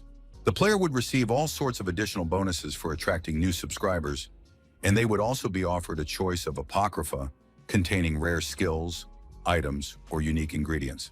Hen Wu figured he'd be able to craft a whole bunch of different items using those ingredients. Kyle double-checked to make sure the player was okay with all of this, but the young man couldn't believe his eyes.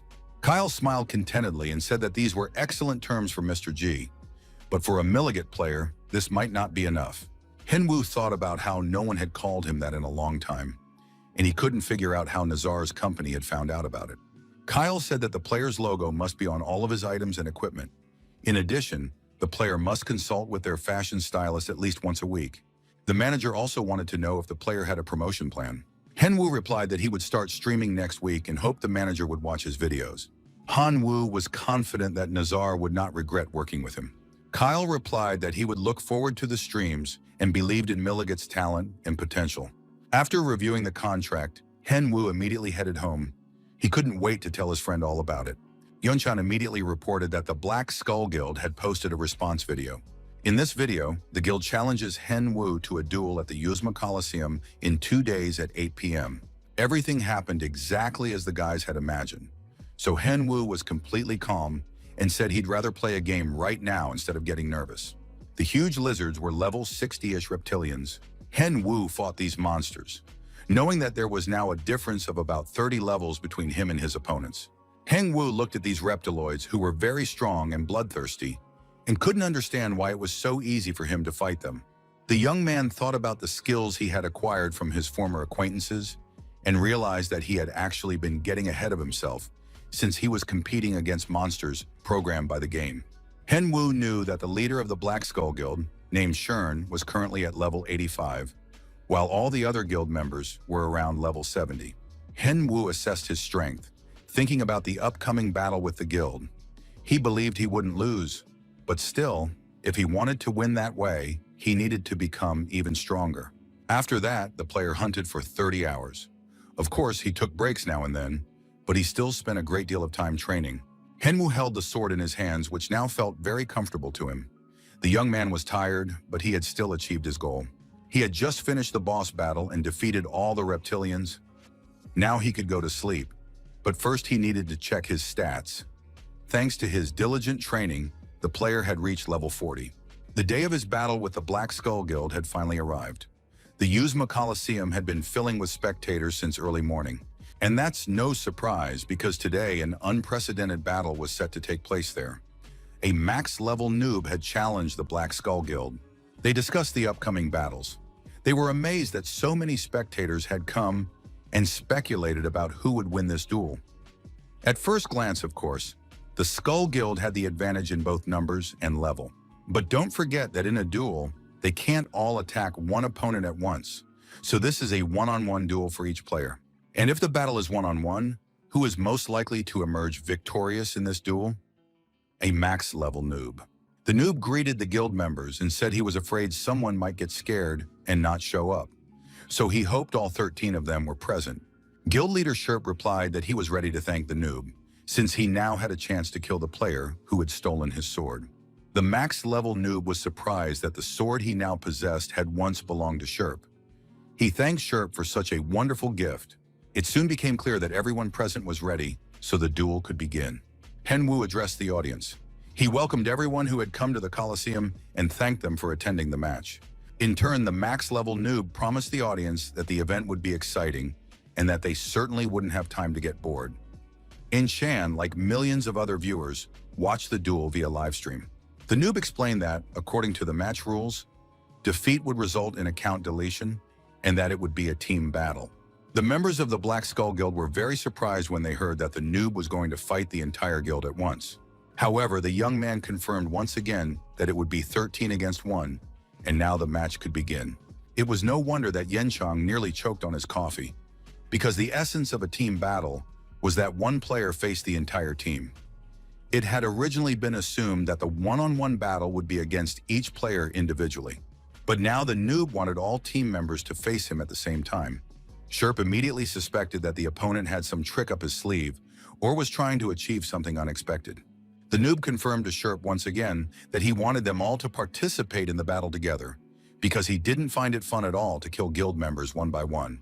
Sherp was very wary. He demanded that the noob watch his words since the player couldn't guess why the opponent had come up with a team battle. He decided not to sweat it. His guild was going to win anyway. Yenshin was terribly worried. He didn't like the situation at all. Under no circumstances could Hen Wu lose and lose his account. Meanwhile, in the Coliseum, the opponents lined up against each other, and the battle began. Park Cheol-gu turned to his captain, carefully examining the noob. The man said that this player had very good items. Park wanted to kill this guy himself and asked for permission to take his inventory. Sherp replied that he didn't care about any gear at all, except, of course, for his sword, which that scoundrel had stolen from him.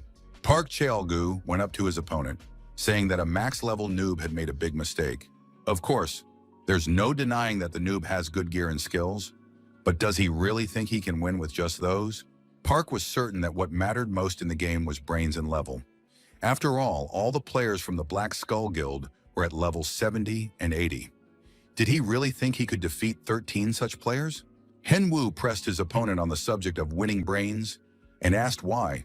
Then Park had come out to face him alone. As he spoke, the max-level noob swung his sword and sliced his opponent in half. And so, before the eyes of the stunned members of the Black Skull Guild, Park died, even though he was the second-ranked player in the guild. It was impossible, but it was a fact. They began accusing the noob of killing his opponent in the middle of a conversation. However, the noob replied that the battle had already begun, so there could be no questions about it. It immediately became clear that this opponent wasn't as simple and naive as he seemed. Sogen and Sovan decided they would have to take on this guy together.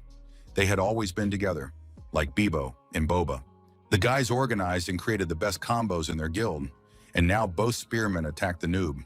The noob stood there watching, realizing, if he dodged the spear, the sword would hit him. If he dodged the sword, the spear would catch up to him.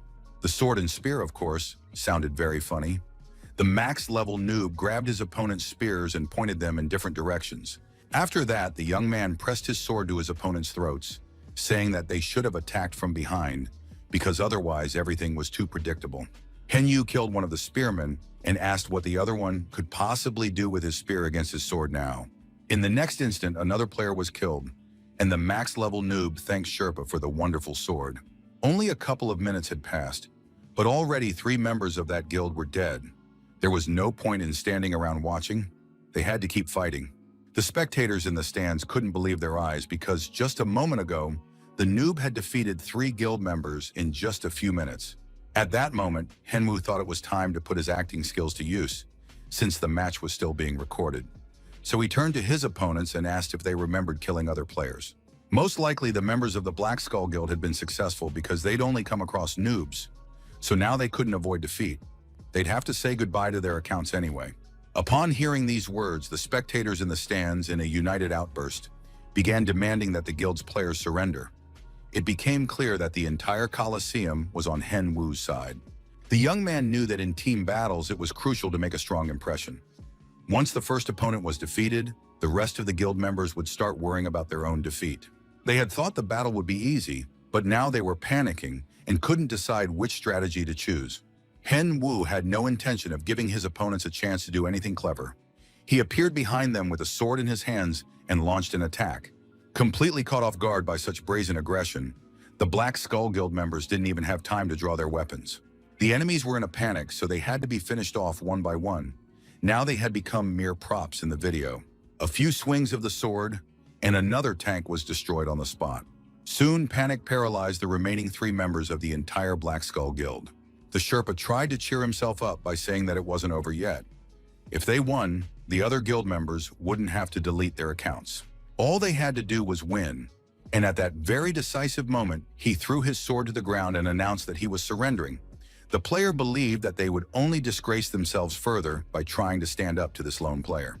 The girl also announced that she would surrender. She explained to the guild leader that lately they had focused on leveling up and farming items, and now she wasn't interested in playing the arena the way she used to. Sherp was left alone. He heard his assistant say that their guild used to be more fun when the players were just playing the game. Sherp was left alone. He couldn't understand how things had turned out this way and tried to figure out where he had gone wrong. Once upon a time, he and his friends had created a guild to hunt monsters and spend active, fun times together. But at some point, they stopped enjoying the game and focused all their efforts solely on leveling up. Since then, Black Skull had come to be associated with evil. The spectators were absolutely thrilled. They demanded that the noob reach the maximum level so he could kill Sherpa and wipe out the entire Black Skull Guild. Henwoo was even a little shocked that his opponents had given up. The duel turned out to be too easy, and spectators watching from the sidelines might have thought the whole thing was staged. Well, Sherpa stepped forward and prepared for the final duel. The player thought that everything that had happened to him was now his own fault. It would all end here. Sherp advised the noob not to celebrate too soon. Even getting his account banned wasn't the end of it. Sherp would definitely start from scratch, and next time, people wouldn't think so badly of the Black Skull Guild. Henwoo really liked those words. He had thought the entire guild had lost hope, but now its leader had pleasantly surprised him. And so the final duel began. The max-level noob fought against the guild leader, and everyone present in the Colosseum went wild. The match ended with the max-level noob's victory, and his name became the embodiment of the word justice. But at that very moment, an unusual man took an interest in the player Hen Wu. The general of the New World Guild, Kang Chung-gu, though he hadn't expected the Black Skull Guild to win, was nonetheless impressed by this duel. And of course, this player, this noob, would have to answer for today's disgrace. The next meeting with representatives from Nazar took place at a cafe. Manager Kyle was absolutely thrilled by the duel, saying that the player was simply incredible. After all, it's unthinkable that one person could defeat 13 opponents. That's on par with a Milligan. The forum was abuzz with discussions about the noob's identity. Now his name was on everyone's lips, and everyone wanted to watch his next matches. Kyle was very pleased with his new client, who had a goal. The young man achieved it to his own advantage and, of course, to the company's. He was very curious to see what else Hen Wu would come up with in the future, since he had high hopes for this player. Yunchan looked at his friend and couldn't understand the look on his face, since Hen Wu had signed a lucrative contract with Nazar and defeated the guild. Why the sour expression? At that moment, an interview with the player Jung Han-beok, nicknamed the Golden Eagle, was airing on TV. It turned out that Jung Han-beok had only recently made his debut as a professional player. Hyun Woo had been so distracted by his own affairs that he had almost forgotten about revenge, but now he would keep it in mind again. Hyun Woo realized that he too needed to become a professional gamer, and then he'll be able to kill that insolent man right in the arena and take revenge for everything the Jeon family did to his family. Hyun Woo was highly motivated. He said he wouldn't even take any more time off and would start training immediately. Yunchan, of course, understood his friend's feelings, but he wished Hyun Woo would pay more attention to rest and recovery. The next place where Hyun Woo could be found was the South Gate of Briggs. The guild business was over, and now it was time to return to the main storyline. There are 4 known main storyline quests, but very little information is available about them. If the player fights the Black Mage, they'll have to defeat the undead as well. That's why you need to team up with a support character, but unfortunately, Hen Wu didn't have any such acquaintances, so he decided to go alone. The Dark Cave was a popular hunting spot because killing skeletons is easy, and they grant a lot of experience. Few players venture into the graveyard due to the difficulty of fighting the poisonous ghouls. That was exactly where Hen Wu decided to go. He could only count on himself and his pet, but in the end he had to start somewhere. Besides, going to the cemetery was the right idea, because Hen Wu didn't want the other players to find out that he had started the main storyline. Suddenly, a player called out to him. He suggested they not run away, but go on the quest together. The player introduced himself and said his name was Kim Sok-jun. He had Chinese and Korean roots, and he immediately noticed Hen Wu's gear. The player had been following the young man from the very gates of Briggs and didn't understand why the guy was ignoring him. Hen Wu replied that he simply wanted to hunt in the cemetery alone and didn't see the point in wasting time on small talk.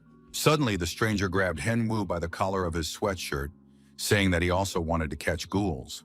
Hen Wu confirmed that there weren't many people in the cemetery, so the hunt would be easy. But in reality, Hyun Woo was very tense. He had 200 power points, and this guy had been able to grab and stop him very easily. I wonder how much power Sok-jun had. On top of that, he knew that Hyun Woo was going to fight a dark mage. Sok-jun immediately warned him that he wouldn't reveal where he'd heard this. It was his big secret. Hyun Woo guessed that the player might also be on the main story quest. Sok-jun gave the player a friendly hug, saying that he too had business with the mage. He knew where the dark mage was hiding, and now they could go there together. Sok-jun admitted that he had figured out long ago that the guy was a max-level noob. That's why he decided to help him for free, since Sok-jun himself had already advanced to the 2nd class. It wasn't as if it was a bad deal for Hen Wu. Getting help from anyone was better than nothing, so the guy decided not to turn it down. Hen Wu felt the rest of his new acquaintance's muscles and decided he should seize this opportunity and accept the help. Sok-jun smiled, the sweetest smile he was capable of, and the boys set off. Soon they were standing by the grave, and Sok-jun said that this was the dark mage's hideout. The hideout looked very strange. It seemed like a simple grave. But Sok-jun asked them to be patient. Soon everything would become clear. The player put on the Liru monk's glove. He had received it as a reward for his confession. Hen Wu knew it was a unique item, but he had never seen it before. The most famous and powerful class of monks were the Liru monks, who worshipped the Temple of the Sun. Putting on the glove from these monks, Sok-jun smashed the tomb to pieces. Hen Wu stood to the side, dodging stones, and thought about what he had heard regarding second-class people. There were actually very few of them, since attaining that class required personal recognition from the head monk. Instead of a tombstone, the players found themselves facing steps leading into a dungeon, and it immediately became clear that Sokjin was a very strange person, not just a player.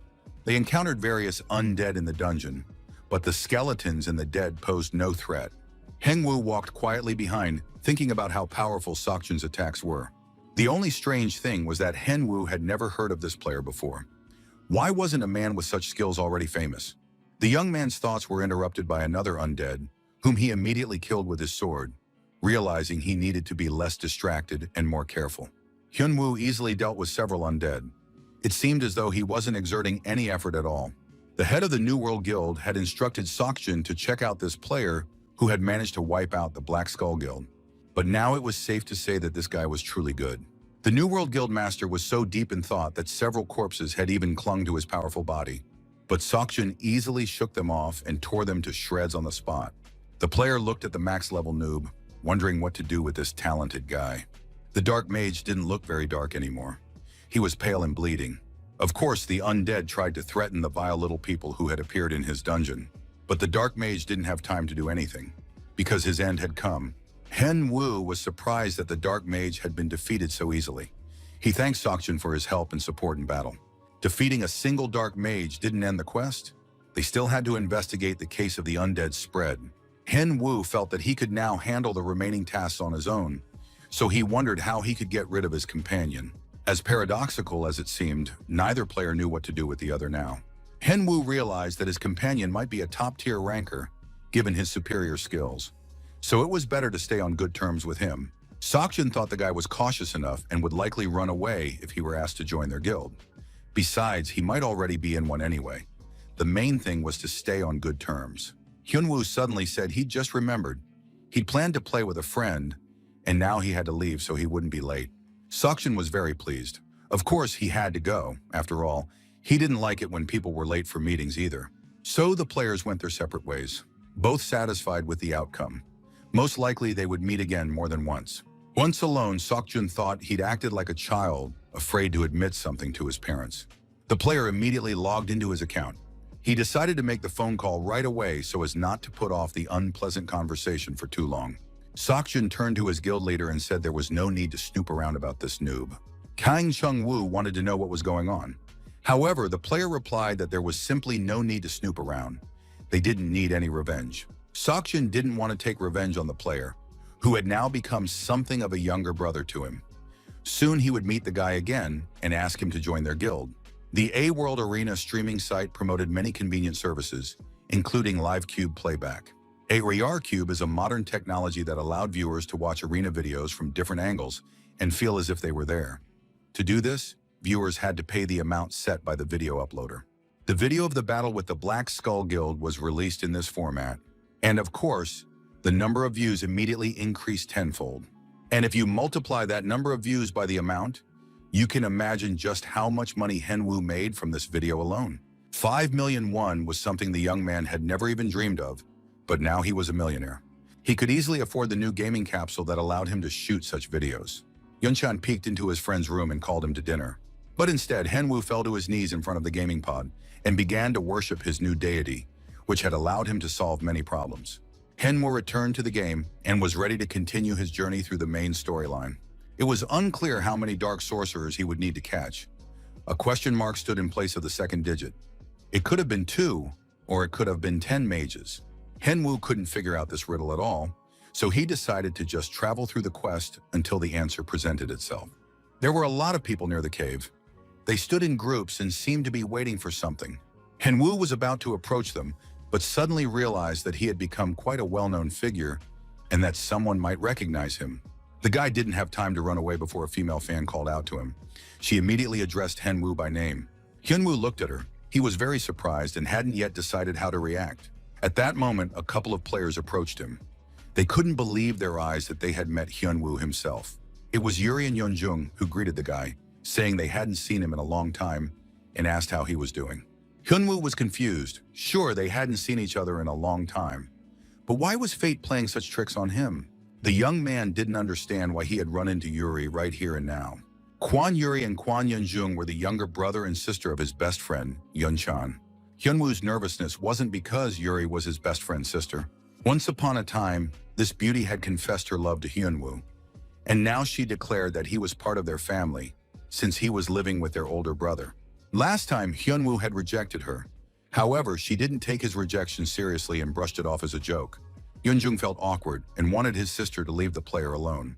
But Yuri just giggled, ignoring her brother's pleas. Finally, she told Hyunwoo to stop being afraid of her, since he was just a friend to her and nothing more. Yeonjung tried to change the subject by asking the player why he had come to this cave.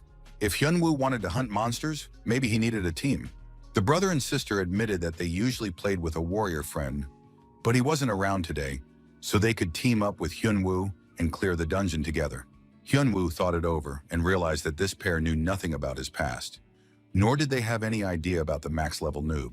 They only know Hyunwoo as their brother's nice friend, so he can safely head into the dungeon with them and have some fun there. Soon the whole group headed into the dungeon to grind and level up. Hyunwoo, as the swordsman, led the way, while the archer and support did their jobs in the rear. Before Hyunwoo could even strike the skeletons, one of them was pierced by an arrow, and another exploded from a fireball. Hyunwoo looked at his new teammates with surprise and noted that they weren't half bad. Of course, he had doubted their skills, but now it was clear that they would navigate this dungeon quite capably. Yeonjung shot with pinpoint accuracy. He possessed excellent precision and high speed. A single arrow could take out all the skeletons at once. Yuri was good at her job. She supported the players with buffs. It wasn't easy, but she managed to strengthen their defenses. Hyunwoo even considered whether he should take this pair with him on the quest. At that moment, one of the skeletons approached the player. But before the skeleton could attack Hyunwoo, a protective barrier appeared between them. Yuri raised this barrier and protected Hyunwoo, saying that the guy needed to pull himself together, since the skeleton had nearly devoured him. Hyunwoo decided he'd had enough of dealing with the guys, and that now he could tell them the whole truth. He admitted that he'd come to this dungeon out of boredom. In reality, Hyunwoo was supposed to kill the Dark Mage, and a temporary dungeon would soon appear in this cave. Hyunwoo didn't want to tell the guys about the main quest just yet. He just asked how much time they could spend in the game today. The brother and sister eagerly agreed to join the hunt for the Dark Mage. They knew they were sure to get some great rewards. Hyunwoo didn't tell the kids that they were about to enter a veritable hell. He simply suggested they start searching for the temporary dungeon together as soon as possible. Several hours had already passed, and the players were still moving deeper in, destroying skeletons along the way. But now 7 hours had passed, and nothing had really changed in the players' lives. They began to doubt whether they were doing the right thing, because after spending so much time in the game, they still hadn't managed to find a temporary dungeon. Yeonjung thought they had already combed the entire cave from top to bottom, but Hyunwoo was certain that the dungeon had to be somewhere here. He suggested that his companions take a short break. Hyunwoo was already used to long missions, but for his companions, such a long hunt was a first. Despite this, Yuri looked lively. The girl probably had a special talent for the game. Yeonjun, on the other hand, was exhausted and worn out. He sat on the floor of the dungeon, completely drained. Suddenly, the wall behind him began to move, and the boy was startled. Gradually, the wall parted, revealing a passageway, and the players discovered the laboratory of Adelia, the Dark Mage's apprentice. Yeonjun was still lying on the steps, unsure whether he was glad about this or not. After all, he hadn't managed to rest. Going downstairs, they found themselves in a large room resembling a library, where a man stood in the distance. He was mixing some liquids in flasks, confident that now he would definitely be able to become a full-fledged mage. And that meant he would be able to command an entire army of the undead and take revenge on everyone who had despised him. Adelie was certain that this was only the beginning of his triumphant march across the land. Yu now understood why there were so many undead outside, so he had fulfilled the quest given to him by the game's strongest knight. Now the players could stop the Dark Mage because they knew everything about his master plan. Adelie was clearly flustered. He didn't understand how the players had managed to enter his hidden dungeon. Hyunwoo replied that they were already very tired from today's events, so they had no intention of answering any questions. Adelie regained his composure, called the players fools, and promised to make them regret entering his lair. The mage held out his hand toward the players and said one word, Pepe, and suddenly the wall in the room seemed to vanish and a huge monster leaped inside. The players were stunned and couldn't move from surprise as they stared at the enormous creature. Adelie petted his pet and said that these players were its food. It could devour them down to the last bone. Yu immediately said he would take on this predatory monster, while the brother and sister would have to attack the mage. The monstrous predator was very hungry and immediately attacked the players with its paw. Yuri and Yeonjung screamed in horror, thinking their comrade was already dead. When the dust settled, Henwoo was safe and sound. He reassured his friends, telling them not to worry. This monster wasn't a skeleton, but he could handle it. It was hard to imagine exactly how he planned to do that. Looking at the enormous, predatory wolf, Yuri noticed the dangerous glow emanating from the monster's eyes. The giant bear roared loudly and activated its fear skill. Fortunately for Henwoo, thanks to his fighting spirit, the fear had no effect on him. However, the boy realized that he was facing a monster of the highest rank. After all, only such creatures could use the fear skill. It became clear that defeat was a possibility, and besides, he had to protect the others. Adeli was pleased with himself and was enjoying the skills of his pet, Pepe. At that moment, the archer's hand didn't waver, and the arrow pierced the mage's body. Despite what was happening, the brother and sister behaved with dignity. Yuri activated her shield, while the archer fired at the mage. Yuri showed quick thinking. She realized that only high-level monsters use fear and protected her brother. The girl had thought everything through to the smallest detail and demonstrated true intelligence. The monstrous creature was about to continue the battle, but suddenly heard its name. His beloved master had raised him from infancy, fed him the best food, and played with him, serving as a substitute family. Now, however, the master had been killed, and the poor pet couldn't bear the tragedy. Tears streamed from its giant eyes. The players realized that the animal would become enraged by his master's death, but Henwoo decided to use a different weapon. The young man summoned Tenny, who appeared before everyone. The bear cub was happy since his master hadn't summoned him in a long time. Tenny rushed over to the unfortunate Pepe and asked what had happened and why the huge bear was so upset. But soon Tenny realized that the huge bear was no friend of his, so he immediately ran away and was now able to help Henwoo in battle. Tenny activated the Forest Defender skill, which increased his defense and health regeneration rate. Henwoo rushed to attack the monster, striking with his sword. Yuri was absolutely delighted with the little bear, hugging it close and thinking it was cute. While Henwoo risked his life in battle, the brother and sister spent time with the little pet, petting it. Tenny realized it wouldn't be easy to escape from the girl's grasp and began calling out to his master for help. Henwoo was busy fighting, and his comrades had no intention of helping him. This meant he would have to handle it on his own. He realized it was time to speed things up and use the power of the Archons. The power of the Archons allowed him to increase his strength for a certain amount of time, and thanks to this, the monster sustained numerous wounds. Pepe gazed with dying eyes at his fallen master, and tears streamed down his face. Soon, both the mage and his pet died. The scene was very heart-wrenching. All the housewives would definitely have loved it. Even the players' mood turned somber, even though they had defeated the giant bear, and their health and energy were fully restored. Henwoo read the notification that the quest was nearly complete. He had killed both dark mages and could now return to LeBron. Yeonjun asked what they would do with the items they had obtained. After completing the quest, they had obtained a staff and a dark mage's book, as well as some kind of orb from the bear. Yeonjung had no idea what the orb was and handed it to Henwoo so he could examine it and explain. Henwoo hadn't expected to find this item in a place like this. The arena had become so unpredictable lately. The guy was very pleased that the orb was now his. The day spent in the dungeon hadn't been in vain. Hyunwoo told his friends that he would keep the sphere for himself and they could divide the rest of the items among themselves. Even though it was his quest, he was the one who had done all the hard work. Hyunwoo looked pleased and added that they should consider it a gift. They hadn't seen each other in a long time, and he'd been wanting to do something nice for them for a while.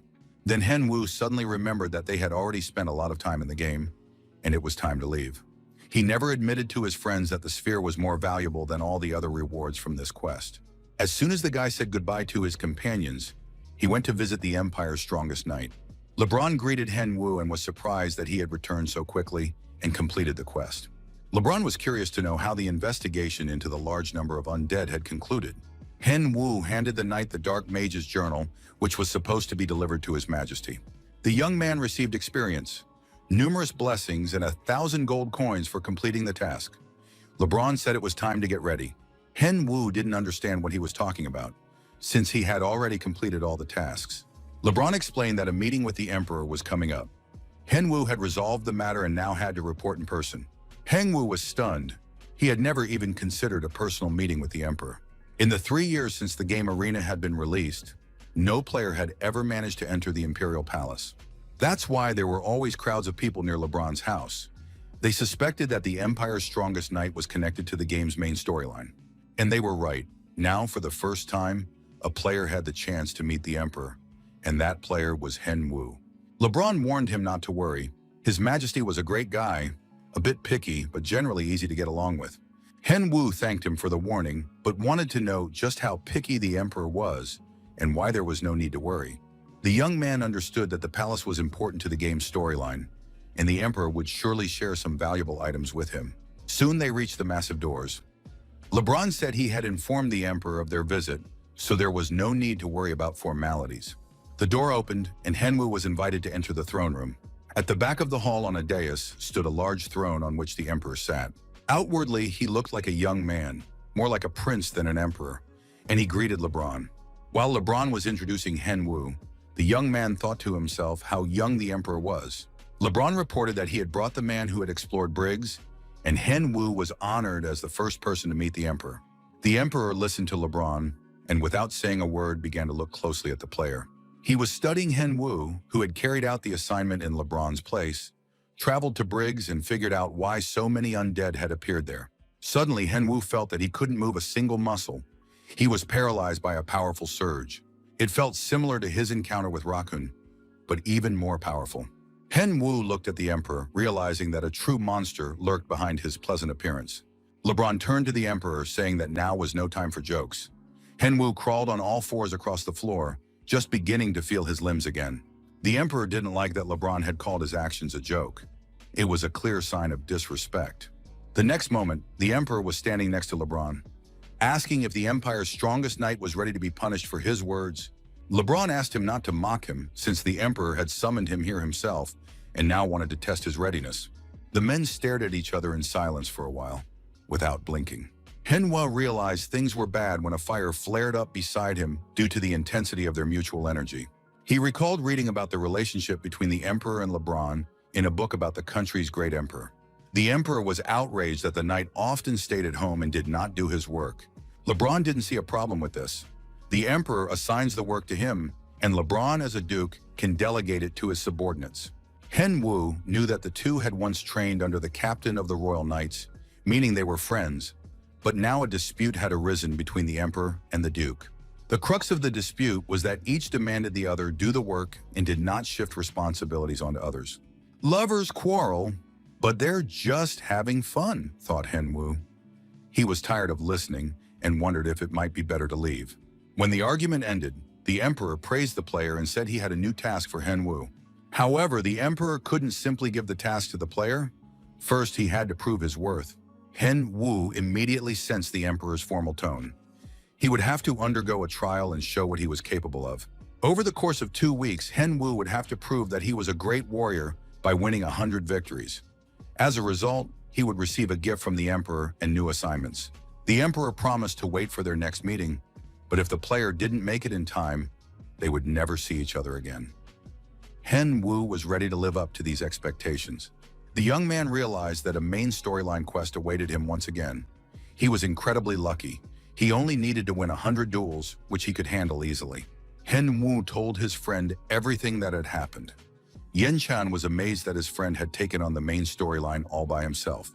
Yenchan congratulated Hen Wu, but honestly admitted that he was a little jealous. The guy thought that Hen Wu had very high luck points. While Hen Wu still didn't know what to do next, he wanted to save the battles for his debut as a streamer. Now, however, he would have to start streaming as early as Monday, since the time the Emperor had given them was limited. Over the next couple of days, Hen Wu planned to level up to 50, make a few short videos, and grind a bit. Yenchan was worried that his friend had shared good items with his brother and sister after clearing the dungeon. Hen Wu reassured his friend. The kids deserved it, and things were going well for him, so he could afford to share items. Yenchan replied that he was happy for his friend if he now had the chance to give gifts. Yenchan sincerely hoped that things would soon go back to the way they were and that Hen Wu would become rich again. Hen Wu was also certain that time was just around the corner and everything would be great again for the two of them. Thanks to the contract he signed with Nazar, Hen Wu received a very expensive book titled Control of Magic. With the help of the book, he would learn to use various types of magic, but first he would need 60 magic points. Henwu drew his sword, got ready, and activated his magic. After swinging the sword a few times, he felt his movements become lighter. Tenny ran up to his master, remembering that Henwu had promised him something. Henwu took out the sphere he had taken from the dark mage in the dungeon. It turned out to be the core of a giant bear. Tenny was thrilled. He wanted to use the core as soon as possible since it significantly boosted his pet's stats. Henwu teased the cub a little more, demanding respect and worship from him. After using the core, the bear reached level 35 and now considered himself very strong and invincible. The pet gained 2 new skills, Chain Lightning and Magical Friendship. Tenny hoped to become stronger than his foolish master, who would now be unable to handle his new skills. The bear began to activate Chain Lightning, clearly plotting something sinister. Henwu punched him in the face and reminded him that he was the master here. The closer the day of the first stream got, the more new people subscribed to him. The video of the fight with the bear racked up a huge number of views. With each passing day, the number of subscribers in the cube grew, which meant Henwu's income was increasing. His new short video also garnered a lot of views, where he talked about his debut and future battles. A lot of debates and rumors started popping up in the communities. Everyone was talking about how a max-level noob would win 100 duels, and the arena rankings would soon be shaken up. A huge dragon lay with its tongue hanging out, unable to do anything to the player. Seokjun sat atop the slain monster and was certain that Henwu would soon surprise everyone and reach their level or higher. The head of the New World Guild, Kang Chung-gu, wanted to know what was so unique about this player. Even he wanted to fight Henwu personally. After all, Seokjun wouldn't admire just anyone. Seokjun knew that Henwu would have to win 100 times, so they could meet in the arena. It would be an interesting experience, and they shouldn't miss out on it. Tenny practiced his new skills and struck monsters with lightning, quickly leveling up. After a while, both the player and his pet could barely stand on their feet from exhaustion. But it was a pleasant kind of exhaustion. Henwu had reached level 50, which was cause for celebration. Tenny was barely hanging on to the tree and told his owner that he was tired of using lightning. Henwu let his pet rest, realizing that the skills were incredibly cool but required a lot of mana. Henwu was pleased with himself. At this level, he was definitely ready to stream. Suddenly, a huge bird, a seagull, landed on the players from the sky, and Henwu barely managed to jump out of the way. A huge carrier bird, Pekka Pekka, landed next to the player. It delivered a letter from the company's manager, Nazar Kyle. Kyle had sent Henwu a gift personally from the director of Nazar, Mr. Jamie. Henwu opened the chest and was amazed. The gift turned out to be gorgeous. Inside was a black Jaguar set, which the player had once worn in a past life. The company had prepared it specifically for his first stream. The set increased speed in the dark and all other stats. To make it into the rankings, Henwu had to win 20 matches and then complete the remaining duels to fulfill the Emperor's mission. Putting on the gifted set, Henwu once again felt like the #1 ranker in the world of Milligat. Perhaps it was time to officially announce his return to the arena. In the past, streaming sites had been gradually losing popularity. With the development of virtual reality games, a problem arose with streams. The difficulties with time differences were never resolved, so the stock prices of many companies plummeted. But then a company emerged that took the management of all these sites under its wing. It was this company that created Arena. Viewers don't need monitors, they need cubes. The company developed a streaming system right inside gaming clubs. It didn't charge a commission on donations. Moreover, donations could be made directly in gold coins rather than regular money. That's why the arena became popular. While Kang Hyunwoo was in the army, people actively gathered for streams, even before they started. Hyunwoo never thought he'd have his first stream, and now he was a little nervous. However, it was time to start. The player put on a mask and stepped into the bright lights of the Coliseum. A huge crowd of viewers eagerly awaited the player's appearance. They wished the max-level noob the best of luck and future victories. Wearing a new outfit from his sponsors and the max-level noob mask, Henwu greeted the viewers and announced that he was a new streamer. This was the player's first stream under the name Max Level Noob. Immediately, something unexpected happened. Henwu couldn't believe his eyes. Donations in gold coins started pouring in. Yenshin had warned him. It might be a little awkward, but there would definitely be viewers who would donate right at the start, since Max Level Noob is already an idol to many. Henwu watched the amounts pouring in and felt his confidence grow with every passing moment. He addressed the viewers. On his debut stream, he would battle 100 opponents. The viewers noticed the player's slight bewilderment. He clearly hadn't expected the money to pour in right away. Hen Wu decided to show off his current level in class. He made his profile public so everyone could see his private information. Many viewers were surprised. The guy was only at level 50, but they wished him luck. It was time to start the duels. In the Colosseum, there is only one type of battle: one-on-one duels or ranked matches. The winner's rank increases with each victory, while the loser's rank decreases. Opponent matching depends on overall stats. As a player's rank rises, they face stronger opponents. The first 20 matches serve to determine rank, and now Hen Wu must face these decisive duels. If he loses a ranked match, he'll have to start over from scratch. Hen Wu knew that players usually enter the Colosseum at level 30 or 40, so the first stage would be easy for him.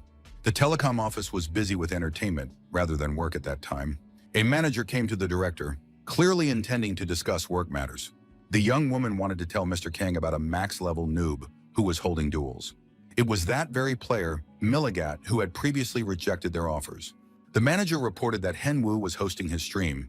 Company representatives watched the matches and decided to try once again to sign the player for their team. Mr. Kang believed that Jung Hanbok wasn't up to their team's standard. Of course, his dad has a lot of money, so they can't afford to lose a player like that just yet. But if a top-tier rookie makes his debut as a professional player, we'll have to try to lure him over to our side. At that moment, Jung Hanbok was standing outside the door and overheard the conversation between the director and the promoters. The guy realized that the top-tier noob was better than he was, and that sponsors might choose him in the near future. Hyunwoo had already won 40 duels. So far, everything was going according to plan. Soon, when half of the duels were over, the number of viewers exceeded 1 million. Hyunwoo went to read the comments and saw that some viewers had decided to leave the stream, finding the matches monotonous and boring. It all resembled a primitive bloodbath. Hyunwoo agreed with this opinion. He really hadn't done anything except win the first 50 matches. People were getting bored, so the player decided to make the duels more exciting. Hyunwoo addressed the viewers. Sometimes streamers are given challenges, and now he wanted to receive a challenge from his viewers as well. One of the viewers donated 1,000 gold coins and proposed a challenge. Hyunwoo waited with interest to see what it would be. The stranger suggested winning the 51st duel without weapons. Hyunwoo thought the viewer didn't understand how much harder it is to kill with bare hands than with a weapon. After finishing his interaction with the audience, he began searching for a suitable opponent again. Soon one was found. It was a level 70 player. This round would be a tough one, but Hyunwoo hoped the spectators would enjoy it. His opponent was wielding an axe and couldn't understand why a max-level noob had come out unarmed. It looked like madness. Hyunwoo dodged the axe swing. His speed and split-second reaction stunned his opponent. He clearly hadn't expected that. Hyunwoo assured his opponent that he could dodge any attack and would do so at the right moment. On top of that, the max-level noob struck in the right spot, and his foot connected with his opponent's jaw. Player Jack was in shock, as if frozen in place, unable to recover. Hyunwoo decided not to wait, and while his opponent was still in a state of shock, quickly finished him off with his hands and feet. The final critical blow was delivered with a powerful fist, and the match was over. The max-level noob raised his hand in a victory cry, and the entire Colosseum and the stream's viewers were in complete awe. Hyunwoo winked at the audience and said it wasn't that difficult. Fans immediately expressed their delight and asked their idol to teach them the same. The next viewer suggested a new challenge for the max-level noob, and the guy agreed once again to take on any task. At that moment, the arena announced that the player had a new goal: to win 10 more duels. If he lost a duel, the task would be considered a failure. Hyunwoo informed the viewers about the new quest. If he succeeded, he would be awarded a new title. The viewers cheered on their idol, because up until that point, no one had ever received new quests while in the Colosseum. One spectator donated 100 gold coins and promised to send another 10,000 if the player successfully completed the task. The motivation was simply fantastic. Soon another opponent was found. The warrior held a sword in one hand and a sharp dagger in the other. When the player appeared in the arena, the duel was declared open. Hyunwoo could literally smell the millions to come and wanted to defeat the remaining opponents as quickly as possible. The max-level noob scored another victory. The next opponent didn't stand a chance either, and the scent of money grew stronger and more alluring. Repeating the sum in his head, Hyunwoo chopped down his opponents like cabbage for a salad, looking like a true killer monster. Another victory was secured, and Hyunwoo wiped the sweat from his forehead as he stood over the body of his slain opponent. The decisive moment had arrived. Only one more victory remained before the quest was complete.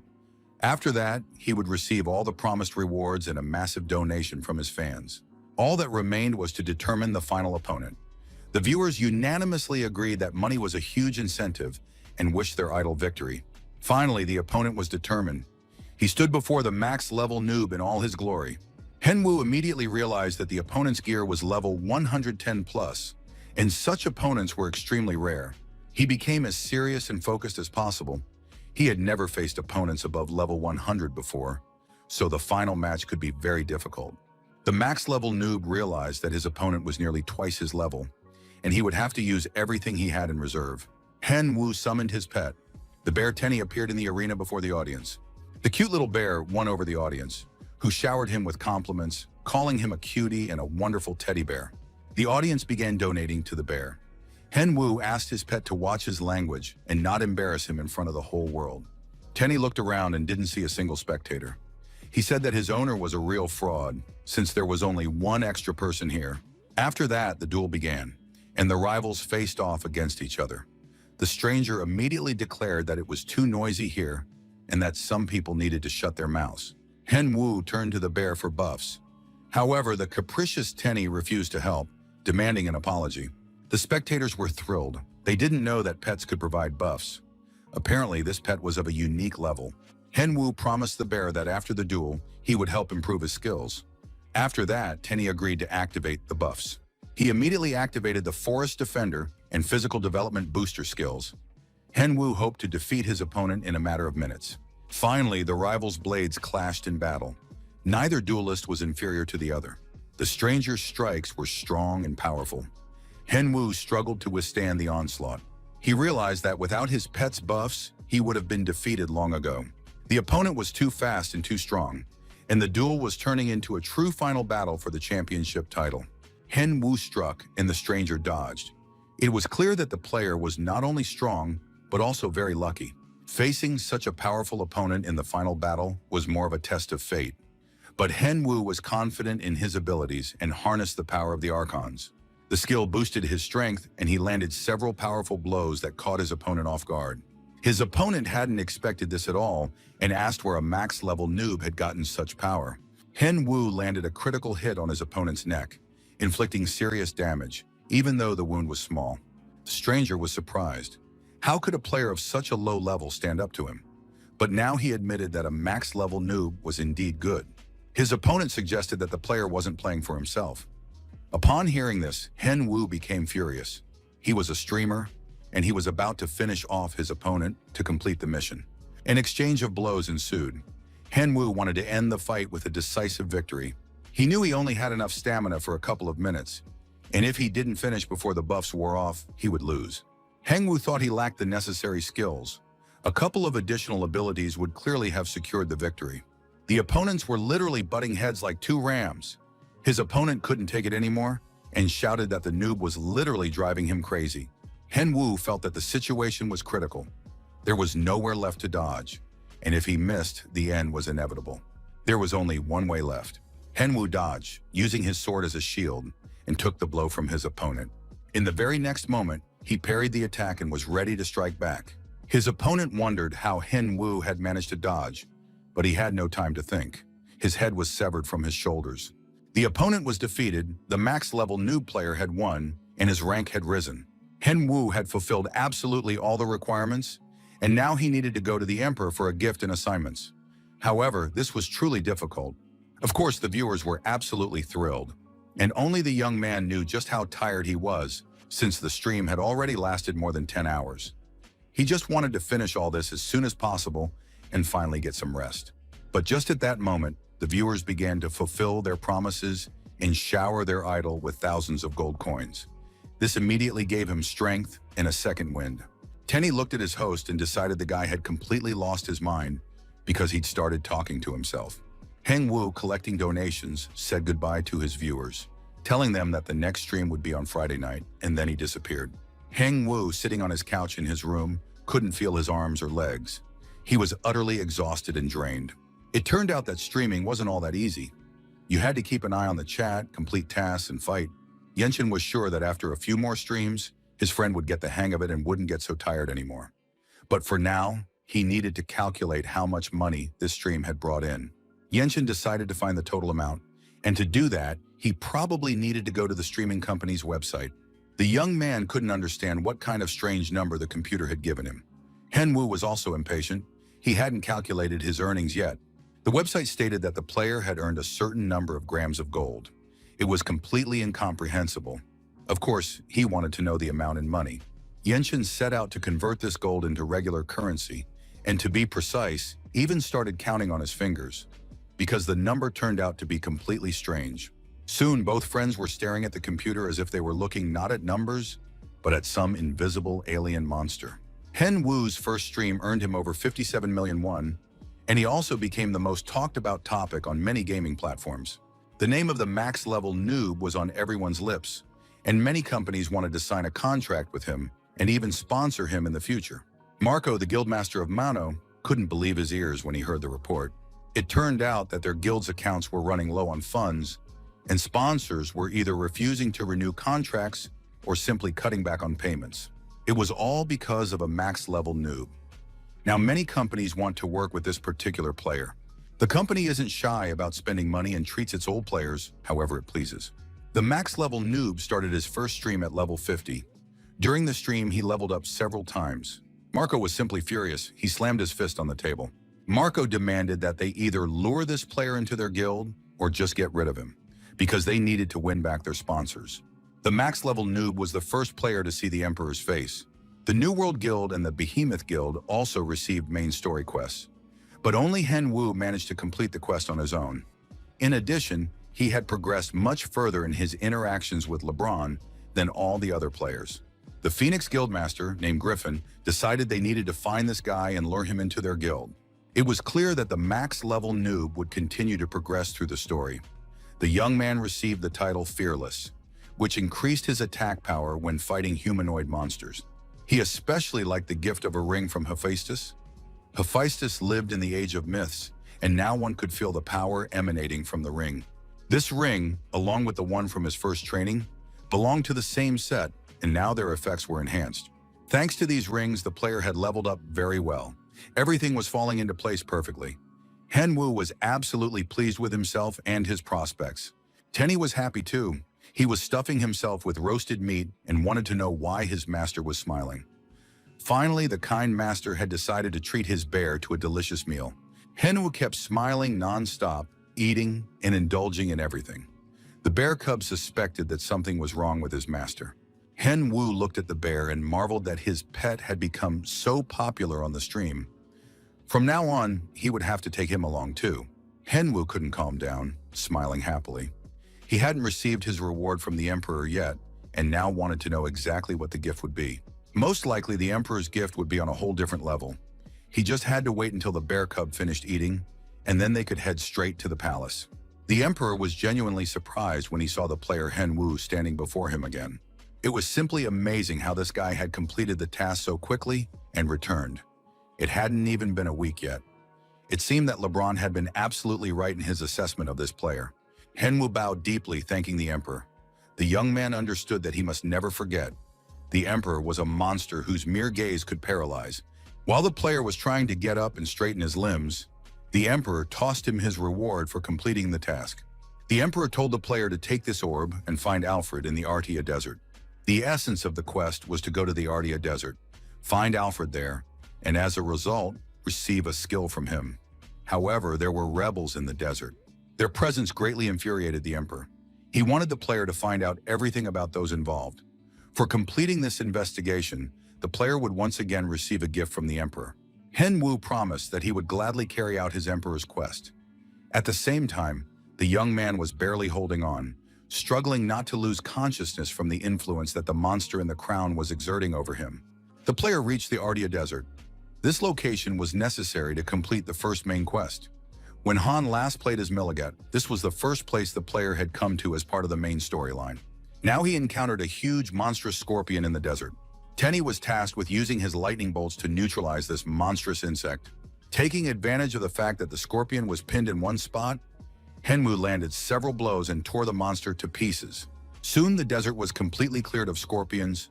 The player gained experience points, and this couldn't help but please Henwu and his pet. Unfortunately, the player didn't know where Rifa Castle was located, so he had to cross the vast desert on foot.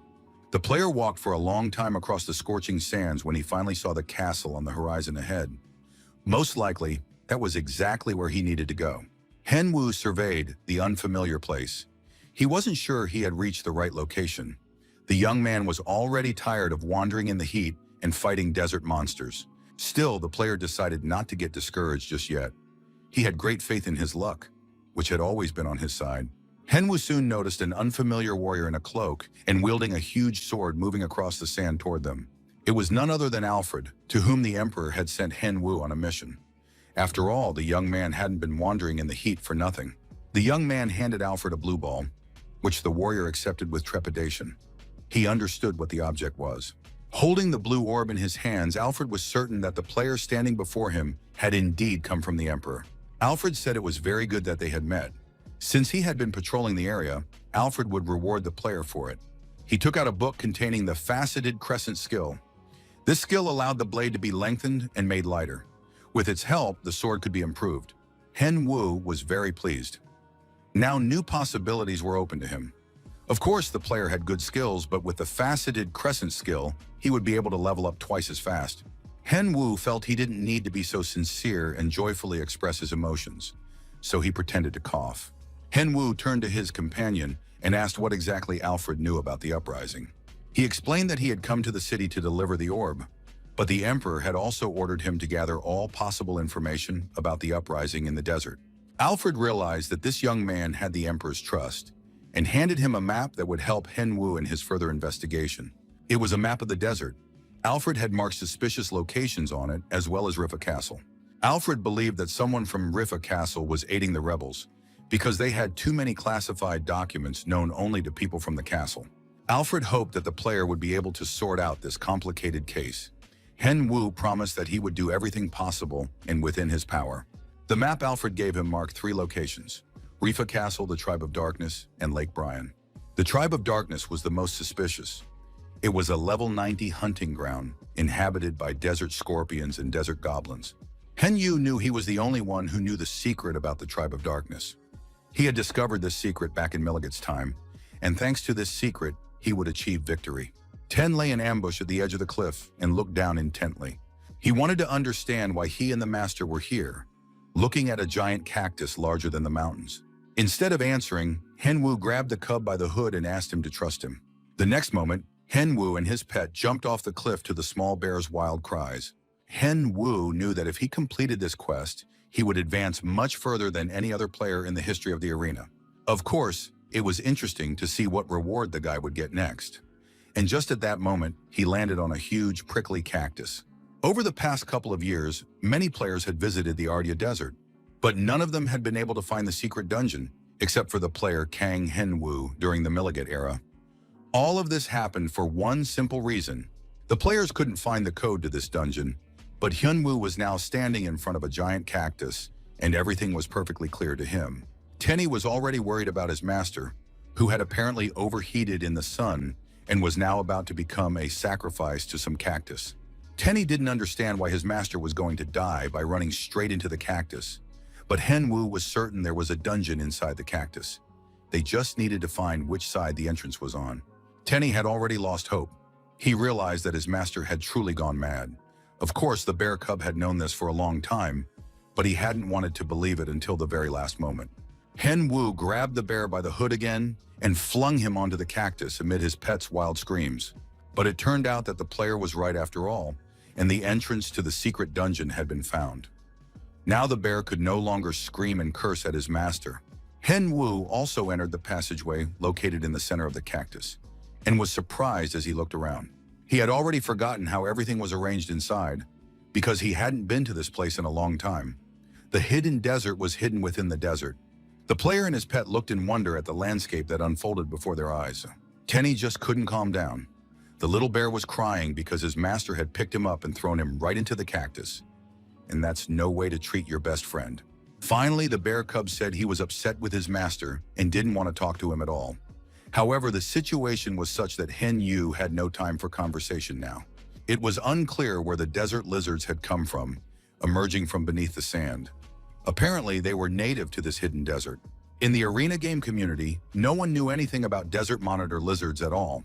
Henwu remembered only one lizard, but it was an ordinary lizard, not a monitor lizard. This oversized lizard standing before the player was about 20 meters tall and nearly 5 meters long. So it didn't seem all that big. In any case, these lizards aren't all that different from one another. It was time to engage in battle and deal with the vile desert lizard. The monitor lizard launched an attack. The player managed to parry it with his sword. However, the young man immediately realized that his opponent was very strong and sturdy. Given its strength, speed, and appearance, one could assume that this monster's level exceeded 100. Henwu knew that if he didn't use his entire arsenal, he wouldn't be able to win. However, his pet continued to sulk and refused to help its master. Henwu promised to carry the bear cub on his shoulders for 4 hours. In return, he immediately received all the active buffs his pet had to offer. Henwu also enhanced his sword, realizing that he wouldn't be able to handle this monitor lizard with a regular sword. The player jumped onto the head of the vile desert lizard and plunged his sword into its neck. The monster let out a loud roar. Henwu knew he had to keep attacking until the monitor lizard was defeated. But the desert lizard tried to throw the player off and galloped around, while Henwu held on to his sword, which was firmly embedded in the monitor lizard's body. Henwu swayed from side to side like a bullfighter during a rodeo with a bull. Suddenly, he noticed a spot on the monitor lizard's body. The player drew another sword and now moved along the lizard's body, alternately thrusting the swords and pulling himself closer to its head. He managed to thrust the sword and sever the nerve endings, after which the monitor lizard went into shock and could not move at all. Henwu took advantage of this situation to finish his attacks and began slicing open the desert monitor lizard's head. The monster leaped high into the air and then fell with all its might onto the sand. The player landed very hard, though thankfully the sand wasn't stone. Henwu was completely exhausted by the fight. However, he immediately leveled up. His mana and strength were restored. Plus, he gained a lot of experience, so he could take a short break. Henwu looked at the dead monitor lizard and thought he could probably use it somehow for his next stream. He decided to reach out to the video editor and ask Ellis to make high-quality videos. Alice was a true fan of the player, and on the day he was making the video, Henwu and the Emperor swore that Alice would make videos for Henwu for free for the rest of his life. Soon the cameraman realized that his vow was not in vain. Despite the difference in levels, the player managed to fight the monster and found its weak spot. Alice was glad he'd chosen a max-level noob for his edits, because this player was the best. Alice decided to watch the video again and create a major story. The day of the new stream had finally arrived. The video, Henwu's battle with the overgrown lizard, had been released that morning, so a large audience was expected. Henwu was feeling great. Things had been going well for him lately, and he was glad to be back in the arena. There were already tens of thousands of viewers from the very start, so it was time to start the stream. Henwu ran out onto the arena with his pet. He greeted everyone, saying he was happy to see his followers and hoped they would have a good time together. The max-level noob told the viewers that he had a solo raid today. He had already managed to locate the lizard boss. The player thanked the viewers for their donations as he made his way through the desert, preparing to find the boss and battle him. He also warned viewers that he would be busy fighting and wouldn't be able to respond to their comments or acknowledge donations, so they wouldn't think he was ignoring them. But now Henwu will no longer be able to chat or even view the chat because he has found the target of his raid. The max-level noob had to focus because a huge and terrifying lizard was waiting for him. This winged monster was perched on top of a cliff, and upon seeing the player, it spread its wings and plunged down toward the young man. Henwu quickly activated all the skills at his disposal. He reassured the viewers, telling them not to worry because this massive lizard would be lying dead on the ground in a few hours. He had done some preliminary research on his opponent and realized that this flying lizard's weak spot was also on its neck. Of course, this made the battle easier. The weak spots of the lizards were practically in the same place, but he still had to get to that spot. In addition, the player had to dodge the monster's attacks and land a strike on the weak spot.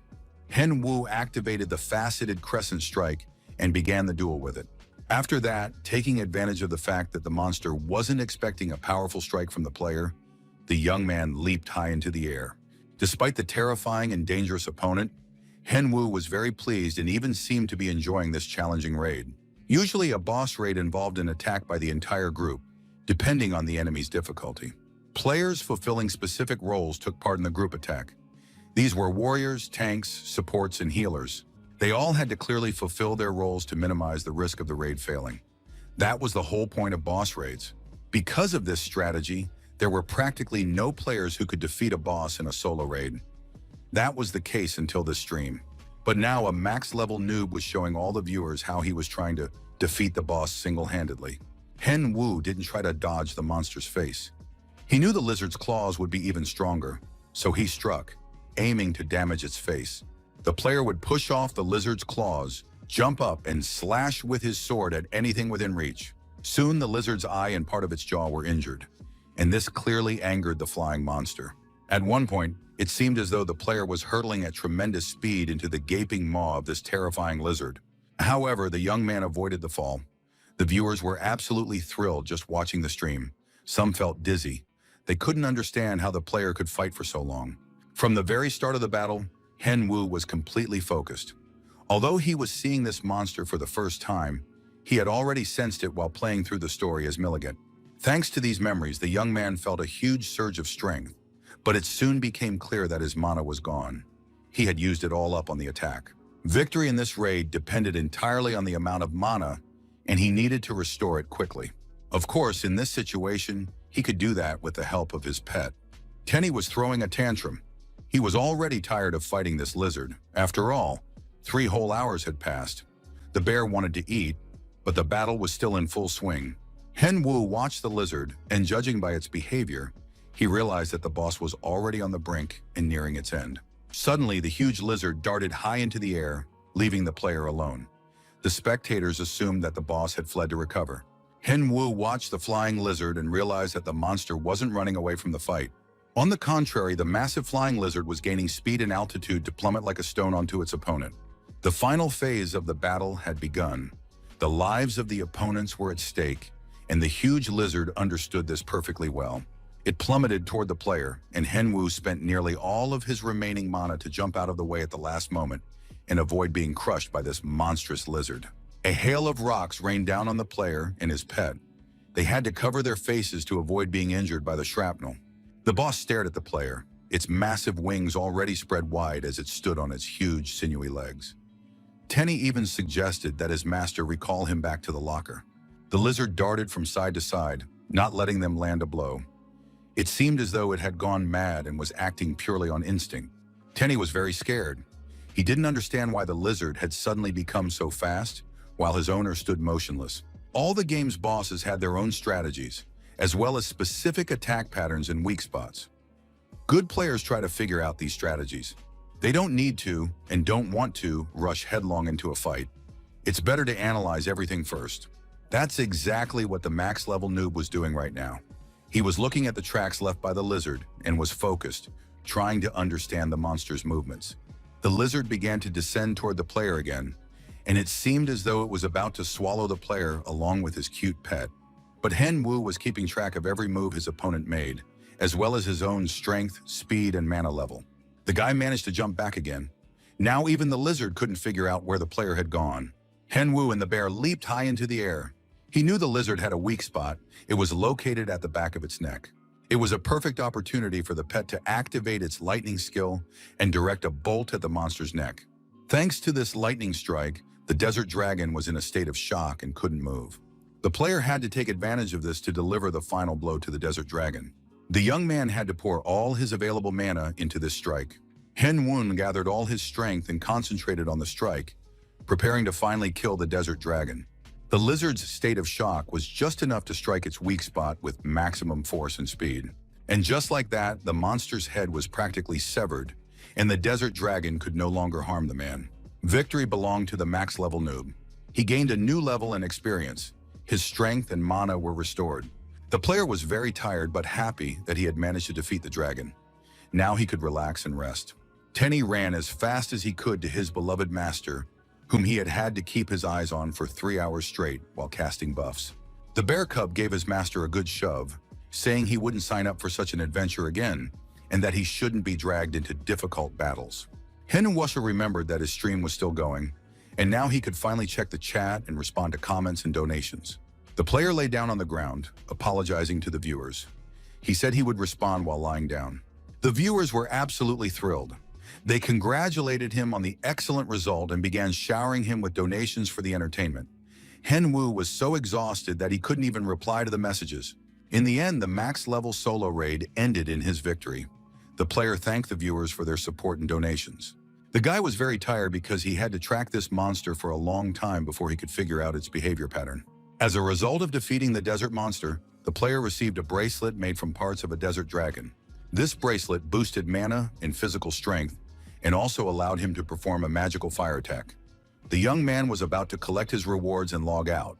At that moment, several players approached him and said they had been looking for Nuba for a long time and had finally found him.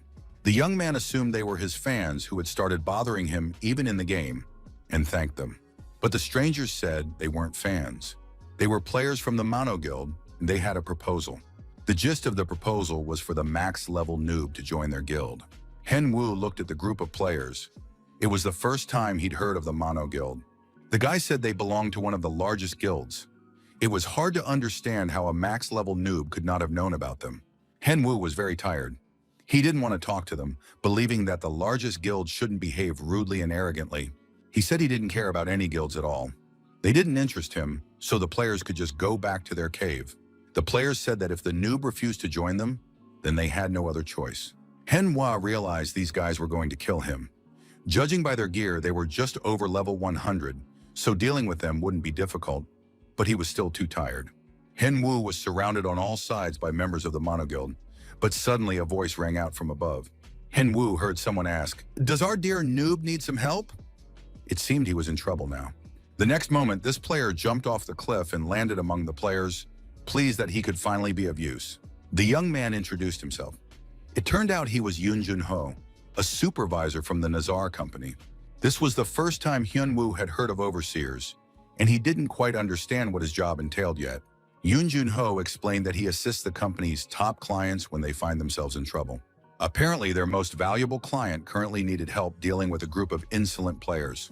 Yoon Jun-ho addressed the guys, saying he wanted to make a deal first. He wouldn't touch the guys from the Mono Guild, and they wouldn't touch his client. In response, the players demanded that this office worker get lost and stay out of their way. In the end, the guys decided not to waste time talking and to kill both of them. Yoon Jun-ho looked upset. He said that unfortunately, he had to do something he didn't particularly like.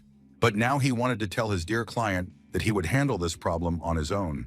And the man began to draw his sword from its sheath. There were only 9 people here. The overseer said that he valued the client's time, so he would deal with everyone in the next 3 minutes. The attacks this man launched were characterized by tremendous speed. The guild members didn't even have time to see what was happening, but Jun-ho was already in front of their leader. Just a few light strokes of the dagger, and blood spurted from the warrior's body. Seeing what was happening to their captain, some guild members decided they probably shouldn't get themselves into trouble. Yoon Jun-ho, flashing the blade of his dagger, said he'd heard a lot about the Mono Guild, but he was curious to see how long these guys would last without their leader. Hyunwoo stood to the side watching the fight. He hadn't even expected Nazar's company to assign such a great overseer to him. Yoon Jun-ho was truly incredible. His speed and precision were astonishing. Hyunwoo assessed the situation and realized that this man's skill level was far above his own, so he decided it was best not to antagonize him. Jun-ho was finishing off the guild's last player. He was trying to get it over with as quickly as possible, so as not to keep his valuable client waiting. Hyunwoo praised the man's excellent skills, but Jun-ho said he felt awkward hearing such words from a max-level noob. Hyunwoo asked his supervisor what his level was. It turned out to be 170. Hyunwoo had never met a player with such a high level before. He asked Jun-ho bluntly why, with such a rank and level, he was doing such a strange job. Yoon Jun-ho answered honestly and frankly, saying that his level couldn't support him and his family. If the guy started playing games himself, it wouldn't lead to anything good. The man was certain he wouldn't even be able to earn enough for baby food, and he would definitely be kicked out of the house. Hyunwoo listened attentively to the man's honest answer. He understood that being a gamer was very difficult, and no skill level could guarantee a steady income. Yoon Jun-ho was happily married, but he had to choose to work for Nazar, where he received a guaranteed salary. Several days had passed since the stream and the slaying of the desert dragon, and now Hyunwoo had returned to the desert to continue his quest. There was no point in looking for the TMA tribe. Several days had already passed since the dragon raid, and there were only goblins around. And he hadn't managed to find the rebels yet either. The young man felt tired again. The player decided to head to Lake Bryan, hoping to find at least something there that would lead him to the rebels. His pet was also very tired. He didn't understand at all why his master had summoned him, since Hen Wu wasn't fighting anyone. Hen Wu honestly admitted that he was just bored walking alone, and that everything was always much more fun in company. Tenny didn't hold back and struck his master, who, as it turned out, was just strolling through the hot sands. The bear didn't understand why he was being summoned for no reason and wasting his energy, but the player said he wasn't part of any guild, so he was bored. Sitting on the sand in the middle of the desert, Hen Wu spotted a set of footprints, most likely left by a stranger who had passed through here quite recently. Hen Wu and the bear began to examine the tracks. There were not only human footprints here, but it also looked like some kind of vehicle had driven by. Meanwhile, it was evening in the city, and the houses were lit up with a warm glow. A Chinese arena streamer named Tian Ho learned over the phone that his sponsors would no longer be paying for his streams. The sponsors reported that they had received such an order from management and asked to remove the ads from Tian Ho's streams. The player tried to convince them that he didn't need the money. He just liked the Porsche ads. However, the company's management had chosen a different spokesperson, and now it would be a player named Max Level Noob. After receiving an apology from company representatives, Tian Ho flew into a rage and threw his phone, realizing that he was no longer suitable for them. Tian Ho was very angry at this newbie, whom they preferred over him, even though he was no worse than this noob. Another player witnessed this scene, understood the gist of the conversation, and just wanted to clarify who the sponsors had chosen over Tian Ho. The young man knew that the Max Level Noob was a famous streamer who had recently won 100 duels in a row. Tian Ho told his friend that because of this player, his contract with Porsche had been terminated. Lu Xie wanted to support his friend, who was the greatest streamer in all of China. And now this tasteless company, Porsche, had traded him for some noob. Lu Xie offered to help his friend resolve the issue. He was ready to have his guild stand up for Tian Ho. Lu Xie was the representative of the largest guild in the arena, called GRU. He said he would handle everything himself, since the Chinese streamer was like a brother to him, and Lu Xie would quickly resolve this problem. Hen Wu followed the tracks in the sand until they abruptly ended, running into a rock. The young man was sure that this rock was just as much of a mirage as the cactus had been last time. He activated his scanner and found that he had indeed located the rebel camp. He had to decide whether he wanted to go there. Of course, the player had no intention of abandoning the quest halfway through, so he immediately confirmed his decision and, along with the bear, entered the rebel camp. The half-ruined slums disappointed the young man. Usually a rebel camp was some kind of captured castle or village. Here there were only ruins. However, the abundance of weapons gave the impression that the rebels were indeed preparing to wage war.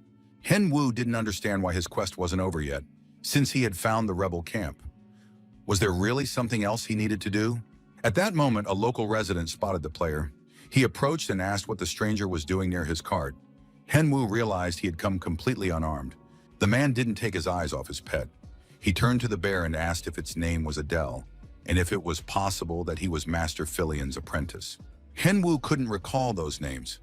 The young man thought the man was referring to that dark mage and his enormous bear, whom he'd had to fight in the dungeon. Hen Wu decided to play along with the man and said that he was indeed Mr. Filian's apprentice, and that this bear was his creation, a chimera named Peppy. Tenny was outraged that they were being used like this. He tried to say something, but the player clamped his mouth shut tightly. The rebel remembered that Master Filian had indeed mentioned a bear named Pepe. Hen Wu decided to keep up the act and said they had come to see the mentor. The rebel replied that the mentor was currently inspecting the chimeras in the camp and would be very happy to meet his student. Hen Wu followed the rebel, while the bear continued to bite, pinch, and hit him for the fact that his master didn't appreciate the pet at all and even gave him some other names. As they went deeper into the camp, it became clear that these weren't just some old buildings, but a serious complex designed for the warriors' living and training. On the watchtower stood a figure surveying everything that was happening from above. The man was consulting a magic orb, not yet sure whether the saints of the land were intervening or not. The mentor believed that in this case, it would be better to adjust their plans. To do this, they needed to gather all the black mages from the south. This was the Black Archmage Filian. The Lord of Rifa Castle supported the rebels. In a few days, they would send a signal, and the rebels would begin advancing toward the castle. While everyone was busy preparing, there was no need to worry about this, for the rebels had a multitude of undead and chimeras at their disposal. Archmage Filion wished the rebels good luck. Suddenly, the man felt someone's gaze upon him. He sent out his doppelganger scouts to detect any surveillance. These phantom undead scanned the surroundings in search of strangers. They found absolutely nothing. Although the Archmage clearly felt someone's gaze, perhaps it was just his imagination. Hen Yu raced away at breakneck speed, for he had nearly been caught. The young man had figured it out and now understood that Lord Rifa was a traitor. He needed to return to Rifa Castle immediately and report the situation, because in a few days the undead would launch an attack. However, Hen Wu couldn't escape because a stranger had been chasing him for some time, and now he had stopped the fleeing player. It felt to Hen Wu as if he had crashed into a wall at tremendous speed. The young man fell to the ground, hitting his back hard. In addition, several more rebels ran out of the building at the noise.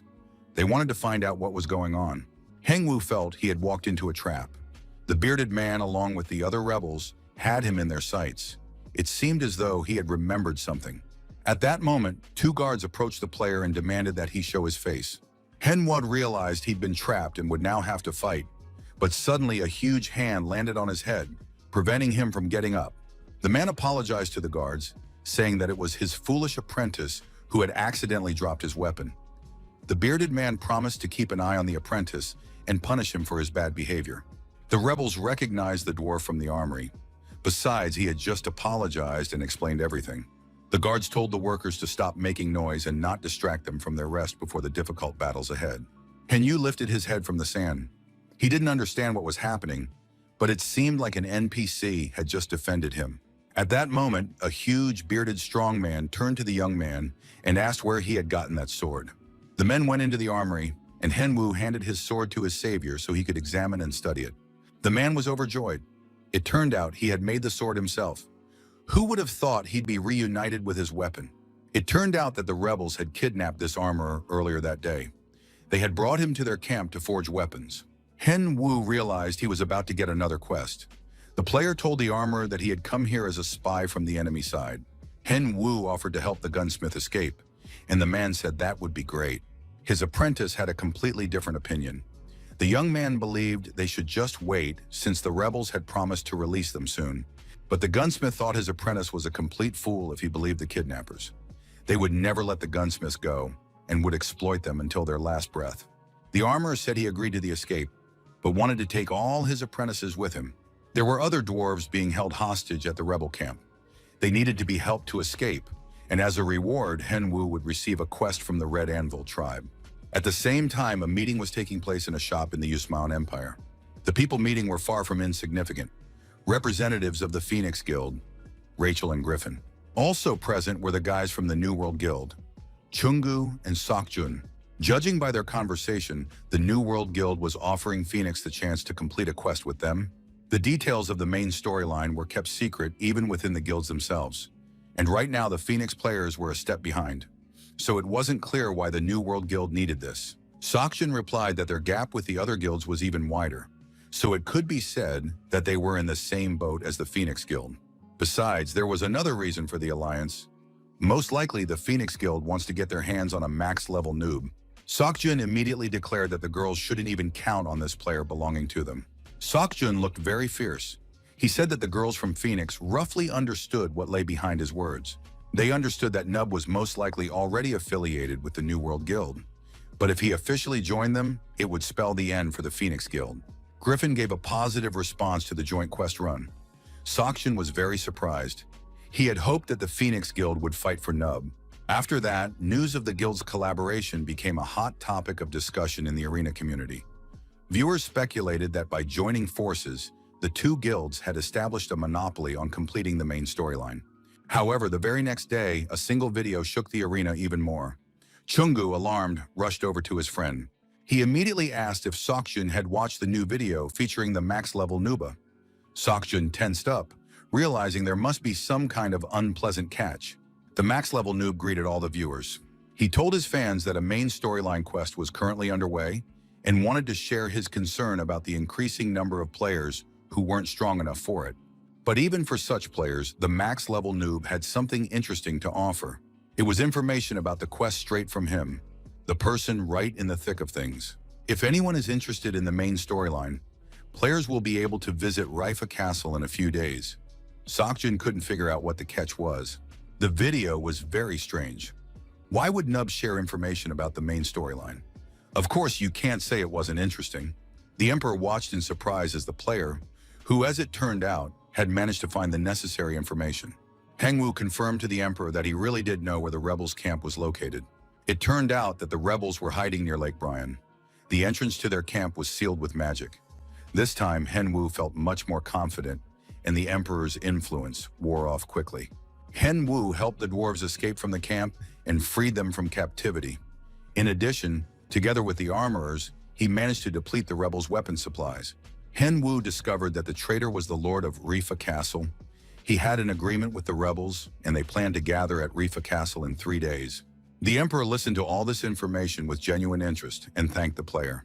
The Emperor explained that he had asked many adventurers to scout out the rebels, but only Hengwu had succeeded in this mission. Hengwu felt a weight lift from his shoulders.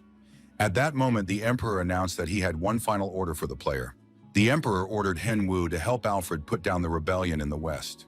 This was the next task, to defend Rifa Castle from the rebels. As a reward, the player would receive the Emperor's support and a unique item. It was unthinkable to refuse such a quest. Hengwu briefly logged out of the game and read the news about the alliance between two powerful guilds. He learned that Seokjin was the leader of the New World Guild. Now it made sense why he was so strong.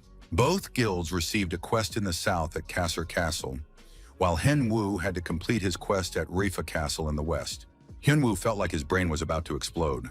How was he supposed to complete a quest designed for an entire guild? The young man thought long and hard about a strategy, and soon he came up with a plan, as well as an idea for completing the quest. Hengwu had already posted a video inviting anyone interested to join him on the main story quests. In theory, it should have worked. The news that Hengwu was sharing information about the main storyline quickly spread throughout the arena community. Along with this, the popularity of the max-level noob skyrocketed. The appointed time arrived, and Hengwu was able to see for himself just how popular he had become. There were twice as many viewers as usual. The young man greeted everyone and said that today, of all days, he wanted to talk about the main storyline quest. It was true, today, a siege would take place at Rifa Castle, and the quest's objective was to defend the castle. Unfortunately, due to arena rules, Hengwu couldn't reveal the details of the quest to players and viewers. But he decided that such an interesting quest would be boring to complete alone. So the player invited anyone who wanted to join him on the quest. The audience loved it, and everything went exactly as he had planned. Some spectators thought the guy was asking for their help because he couldn't handle it on his own, but others didn't see a problem with it. The main thing was that everyone wanted to start the main storyline quest together. The slain rebels lay scattered across the fortress. They had clearly been ambushed. Alfred was outraged, for the lord of the castle had turned out to be a traitor, even though the emperor had entrusted the castle to him. The lord said that Alfred knew nothing and understood nothing, and that everyone needed to open their eyes and stop trusting the emperor. And now the castle's defenders had come out for the final battle with the rebels. The max-level noob was there too. He put on his glasses and munched on popcorn. It looked like the guy had gone to the movies. Hengwu tried in various ways to make his streams interesting. Now he was simply watching the battle from the sidelines. At one point, he even felt genuine interest. It seemed as though he had really gone to the movies and was watching an epic drama. Alfred was magnificent in battle. If things continued this way, the battle would end in victory for the Imperial forces. Lord Ramon realized he was starting to lose, so he personally charged at Alfred. Now the Lord saw Alfred as the main obstacle, as he continued to serve the Emperor faithfully. The men crossed blades. Alfred claimed that if it weren't for him, there would be other defenders of the Emperor who would not allow the rebels and traitors to capture the castle. The Lord demanded that Alfred stay out of the way and stop pretending to fight for justice. Alfred was certain that the Lord would have done exactly the same in his place. Alfred didn't like being compared to a traitor. He gathered all his strength and attacked his opponent, landing a blow. Lord Ramon had been struck down and now lay wounded at Alfred's feet. Alfred demanded that the traitor not dare utter the Emperor's name with his filthy mouth. Hengwu watched this strong and handsome warrior with admiration. Alfred had defeated the traitor. He greeted Hengwu and asked why the young man was wearing such a strange mask. Manhua replied that he wore the mask out of personal conviction. Alfred had no time to ask for details because the castle's defenders had defeated the first wave, but numerous undead troops still lay ahead. Alfred truly needed Henwu's help. He reached out and asked the player to join him in defending Rifa Castle. At that moment, something incredible began to happen in the vicinity of Rifa Castle. The castle's defenders watched in horror, wondering where all these monsters had come from. And indeed, thousands of undead, skeletons, dragons, and ghouls were visible on the approaches to the castle. It was unimaginable, and the castle's defenders realized they would hardly be able to cope with such a gigantic army. Henyu also thought that the number of undead was simply unbelievable, and now they would have to do everything in their power to survive the battle against these enemies. The player began frantically thinking about how to deal with the villains if there were too many of them. Alfred was also worried, seeing the anxiety on the face of the max-level nub. Alfred believed that the castle's defenders had to buy time until Duke LeBron arrived with his knights. However, Henyu saw the problem not at all in the number of undead approaching the castle. The max-level noob was very worried that the arriving players would take all his loot. The fact was that players had gathered at the foot of the castle, whom Henwu had invited to join him in battle. The undead were approaching, confident that they would face only a few dozen defenders of the fortress. But in reality, there were thousands of defenders. They had filled every approach to Rifa Castle. Henwu continued his stream and named this quest the Siege of Rifa Castle. Soon the battle began. The opposing forces moved toward each other. The commander of the castle's defense called for magical assistance. All the mages on the battlefield activated their abilities, aiding Lord Alfred. A huge number of fireballs flew toward the undead, blowing them to pieces in all directions. Despite this, the undead kept coming. There were simply too many of them. The situation hadn't changed yet. The rebels hadn't even approached themselves. They had sent the undead ahead of them to fight the players. Alfred believed that LeBron would come to the rescue with his knights. Suddenly, everything around them was bathed in bright light. The most famous and powerful players had entered the battlefield. These fighters were absolutely thrilled by what was happening. They pushed old Alfred aside, declaring that it was their time to hunt. The players not only killed skeletons, but also quarreled among themselves over which enemy to target, arguing over who had spotted the monster first. Everyone wanted to earn experience points and level up through this hunt. Alfred stood aside, watching as these frenzied fighters destroyed the undead with fireballs and swords, seeing no obstacles in their way. At that moment, Alfred thought that he had probably outgrown the age when people just ran around with swords drawn, destroying everything in their path. However, soon a huge mammoth appeared among the undead, with a dark mage riding on its back. He looked at the battlefield in surprise, not understanding where all these players had come from. According to the plan they'd worked out earlier, the siege of the castle was supposed to go off without a hitch. After all, Lord Ramon had promised to help from the inside by destroying the castle's defenders. But where had all these players come from? The Dark Mage realized that things weren't going according to plan and quickly changed tactics. He ordered his minions to get rid of the players as quickly as possible. A large number of Dark Mages activated their abilities, trying to weaken the players' capabilities. The swordsmen handled the orcs, who weren't very high level, with ease. Previously, the players had thought that the main story quests were extremely difficult, but in reality, things turned out not to be quite so dire. However, magical circles suddenly began to appear on the ground. Players stepped into these circles and lost their abilities. Monsters began crawling out of the circles, grabbing the players. These monsters squeezed the players in their fists like rotten tomatoes, leaving them unable to resist. The battlefield was a scene of unimaginable chaos. Never before had the players seen such a concentration and variety of monsters. The monsters varied in strength and abilities, and Alfred finally found an opponent equal to him in power. He charged at the enormous wobbler, declaring that he would hold it off while leaving the rest of the monsters to his subordinates. The monsters were ruthless, making no distinction between friend and foe. They destroyed everything that moved. Soon, the battle turned into a monstrous meat grinder, with players and weaker monsters caught in the fray. Alfred tried to draw the huge monster's attention and demanded that it fight him specifically. Soon his attack succeeded. The player managed to inflict numerous wounds on the enemy, striking it with his sword. The situation was getting serious. Alfred realized that the duel had only just begun, but he felt exhausted. He knew that if he lost, the entire Rifa castle would fall. He had to do everything possible and impossible. At any cost, he had to stop the invasion of these monsters and prevent them from reaching the castle. Finally, the battle yielded a result. the enormous demonic mammoth was destroyed. Almost simultaneously, one of the demonic creatures in the boss's grasp began to fade and perished. Alfred could barely stand. Only half of his sword remained, but this great warrior had no intention of giving up. He was ready to give his life, but as long as he was there, the monster wouldn't be able to touch his castle. However, the moment came when it became clear that Alfred would not survive. Unlike regular arena players, NPCs cannot be revived. For every NPC, death is the end. Now Alfred asked the Emperor for forgiveness for his untimely departure. But just as the monster's claws were about to grab Alfred, someone's sword struck a single blow, and that was enough. Alfred, stunned that he was still alive, turned around in surprise to see the boss's severed hand flying away. Hen Wu, along with his pet, asked Alfred to step aside, because now he was entering the battle with the boss. The player said he had come to take Alfred's place and would handle this giant monster. Hen Wu was strong enough to sever the enemy's limbs. After a few blows, it became clear that the outcome of the fight was a foregone conclusion. The huge boss screamed loudly, having lost its arms and legs. Alfred hadn't expected this turn of events. After all, his death was supposed to happen at this stage of the quest. Hen Wu stood over the slain monster's body, marveling at its strength and resilience. The beast had held out for an incredibly long time. Alfred silently watched the player who had saved his life. Now the arena would create a new scenario for this NPC. It was amazing to see a warrior with incredible skills appear in the game, capable of saving an NPC's life. It was impossible not to respect him for his strength and courage. The player gained a new level for his achievements and rejoiced at successfully completing the difficult quest. In fact, a new hero was being born right now.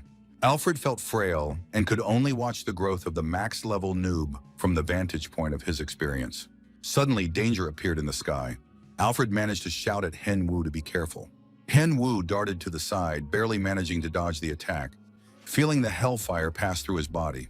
Hen Wu and Alfred looked down at the ground, split in two, trying to figure out who was responsible for the horrific attack. The dark mage Filion towered over the players. He hadn't expected to have to personally participate in this battle. Filion had planned the attack and intended to enter the castle as the victor. No one knew the level of this awakened mage, but one thing was clear: he had no rivals.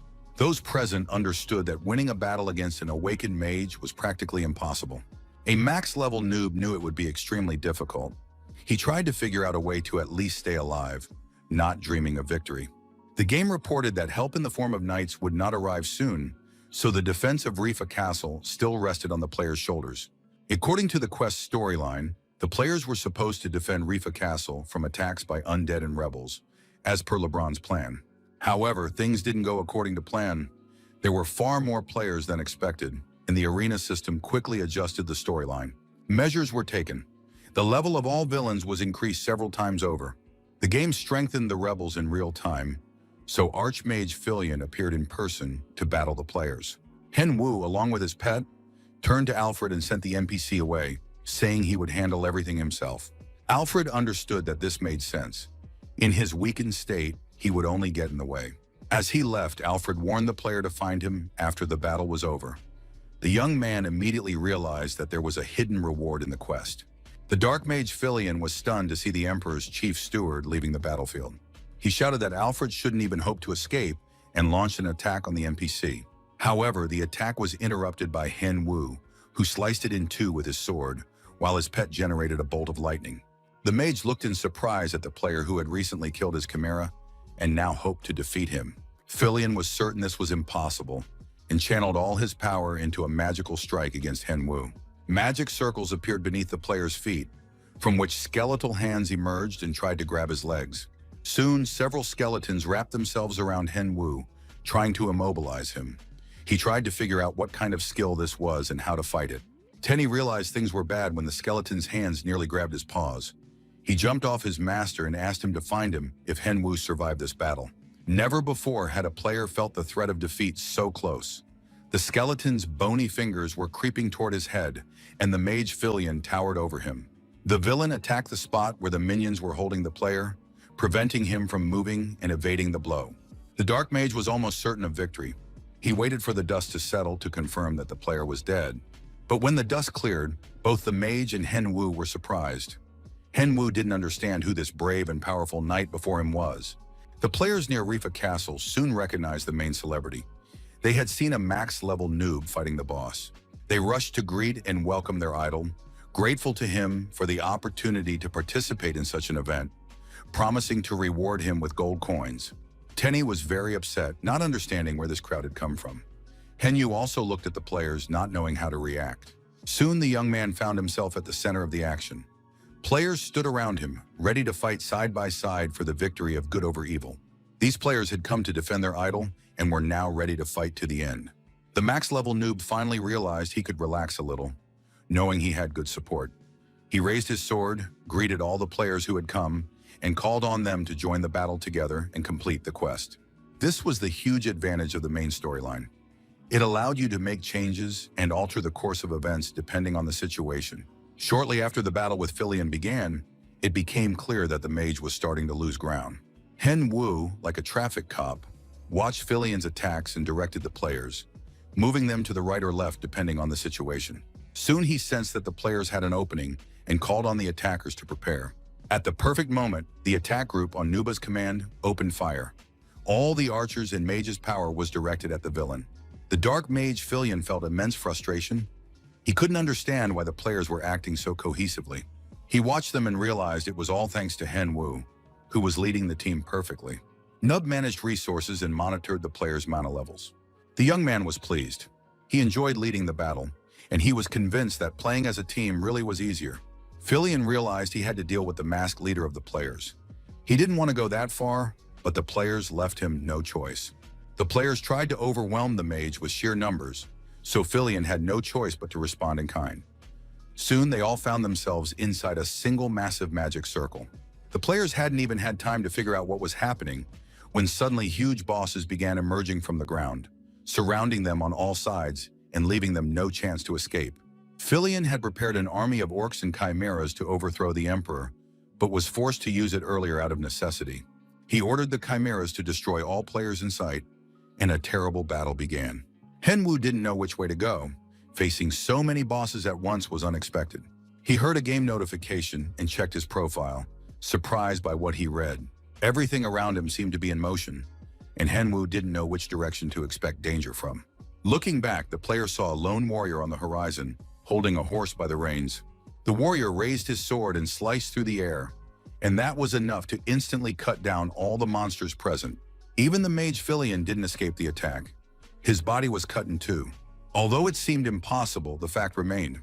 All the chimeras, orcs, and skeletons had vanished. It was just in time. Otherwise, the players might have perished. Hen Wu recognized Knight LeBron, the strongest knight in the Empire, who stood before the players, demonstrating his true power. LeBron waved his hand and soon his loyal knights appeared at his side. The knights were ordered to destroy all remaining monsters and carried out the task flawlessly. In the distance, the mage Filion, though defeated, was still trying to issue threats. The mage's head, clearing its throat, insisted that the Imperial players shouldn't even hope for victory. It wasn't over yet.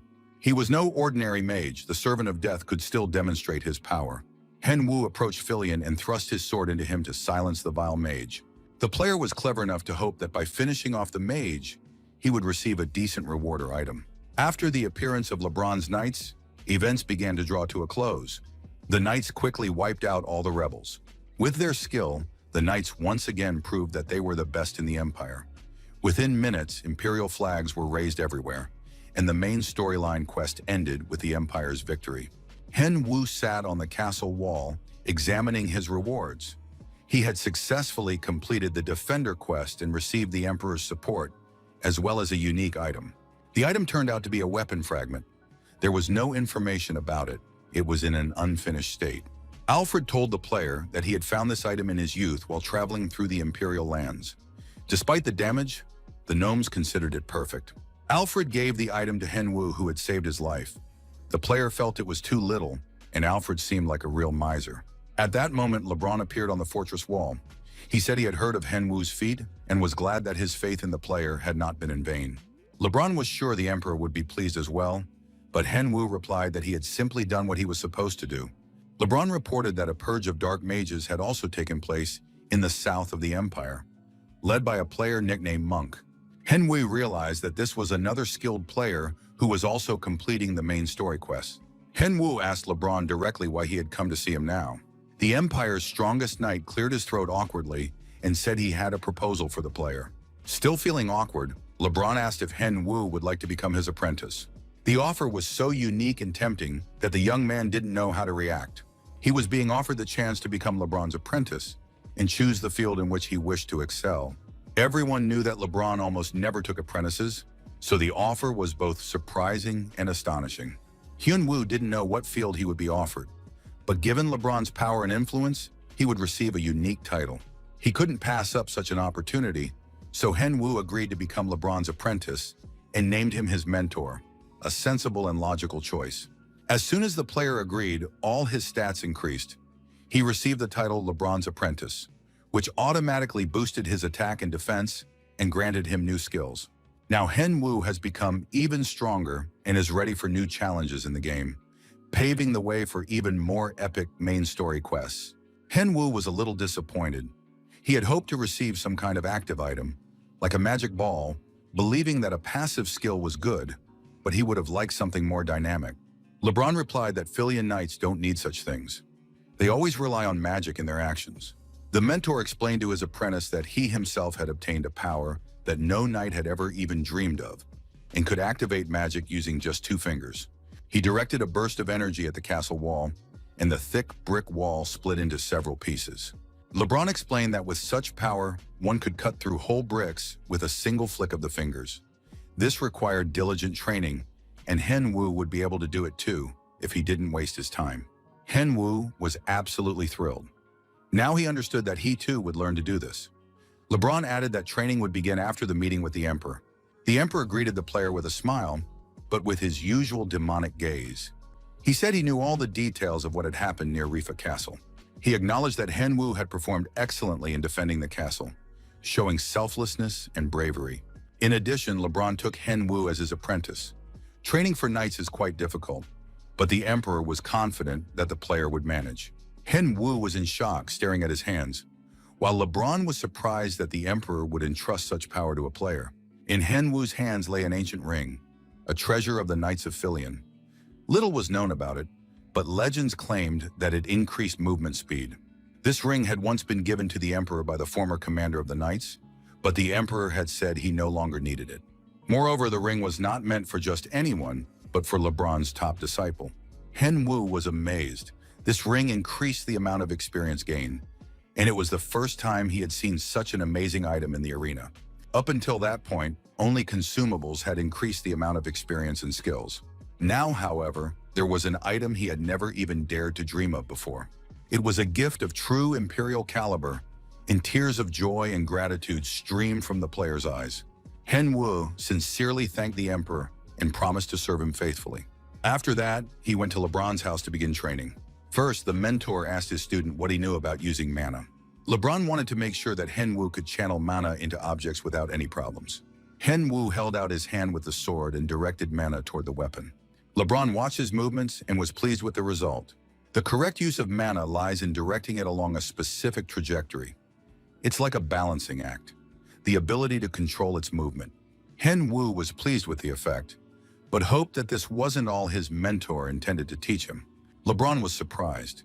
He hadn't expected to find such talent among the adventurers. Perhaps Henwu wasn't just a genius, but a true prodigy. The teacher said that since they had figured out mana, they could move on to the next lesson. LeBron led his student into the hall with the dummies and prepared to demonstrate a secret technique passed down only by the Imperial Knights. He demanded that the student watch every movement closely and swung his sword once. The attack was aimed at a specific scarecrow among the others. The scarecrow was sliced in half, much to LeBron's delight and Henwu's surprise. The essence of the technique was that LeBron sliced through the air around him, but the blow struck only the chosen dummy. The instructor asked the student to repeat this technique on another scarecrow. Henwu made several attempts, trying to aim the sword precisely at the target. In the end, he lost his temper and asked the mentor to teach him something new. LeBron was pleased. He could see that the student had excellent control over his mana, so he would master the technique quickly, but he lacked willpower. Will is born of desire, and desire is born of thoughts and aspirations. Henwu must visualize the flow of mana so that it emanates directly from the heart. Henwu gripped his sword tightly and repeated the motion. Perhaps this would increase the force of the blow. He closed his eyes and visualized the movement, tracing it in his mind. The young man felt the mana building up and guided it along the desired trajectory. In his mind, he visualized the target, and the mana moved precisely toward it. The movement passed through his body and the weapon, heading toward the target. Henwei imagined the sword slicing through the scarecrow, and with every passing moment, the image became clearer. Finally, he opened his eyes and saw the result. The strike had hit the target perfectly. He was both pleased and surprised. Henwei was pleased with himself, and LeBron was delighted to have such a talented student. The cave with the demons looked dark and eerie, and terrible sounds came from within. The players fought the minotaurs, landing blow after blow. One of the warriors watching the commander realized that he was clearly not in a good mood. His comrade confirmed it. The commander was angry, apparently because of problems with his brother, Liu Xie. The player took out his aggression on the monster, unable to believe that Liu Xie had dared to refuse him after everything that had happened. Liu Xie stated that he couldn't help. He didn't want to ruin his public image, since after the main storyline quest, the popularity of the max-level noob had skyrocketed. The warriors were already worried about their commander, realizing that danger threatened them as well. One of the players remarked that if the commander was worried about Nuba, they shouldn't get involved. The guy came up with the idea of publicly humiliating Nuba during the stream. To do this, they could enlist a substitute knight, a player who boosts someone else's rank instead of their own. The guy had an acquaintance named Cleo, the best dual fencer who held one of the highest spots in the rankings. If they paid Cleo, he would step into the ring against the max-level noob and defeat him. The idea of a substitute knight was perfect. As always, money was the deciding factor. The commander hesitated for a split second, then instructed the player to contact Cleo immediately. The man dreamed of crushing this noob who was ruining the lives of so many players. Hen Wu headed into the forest with his pet Tenny. Tenny was terrified and clung to his master's leg, trembling all over. Tenny couldn't understand how Hen Wu could remain so calm in a situation like this, with so many monsters all around. The pet thought his master had gone mad. The circle was closing in, and the forest monsters were approaching from all sides. Tenny honestly didn't understand why they had to fight the swamp monsters. But the answer was obvious. Hen Wu had to test the skills he'd acquired recently. The victory over the swamp monsters was so spectacular that Tenny marveled at his master's magical power, while the master's nose was in the air with pride. Hen Wu checked his level. He had already reached 84. Now the hunt was faster and more efficient. Hen Wu wanted to film his sword on video, but decided to put that off until a better time.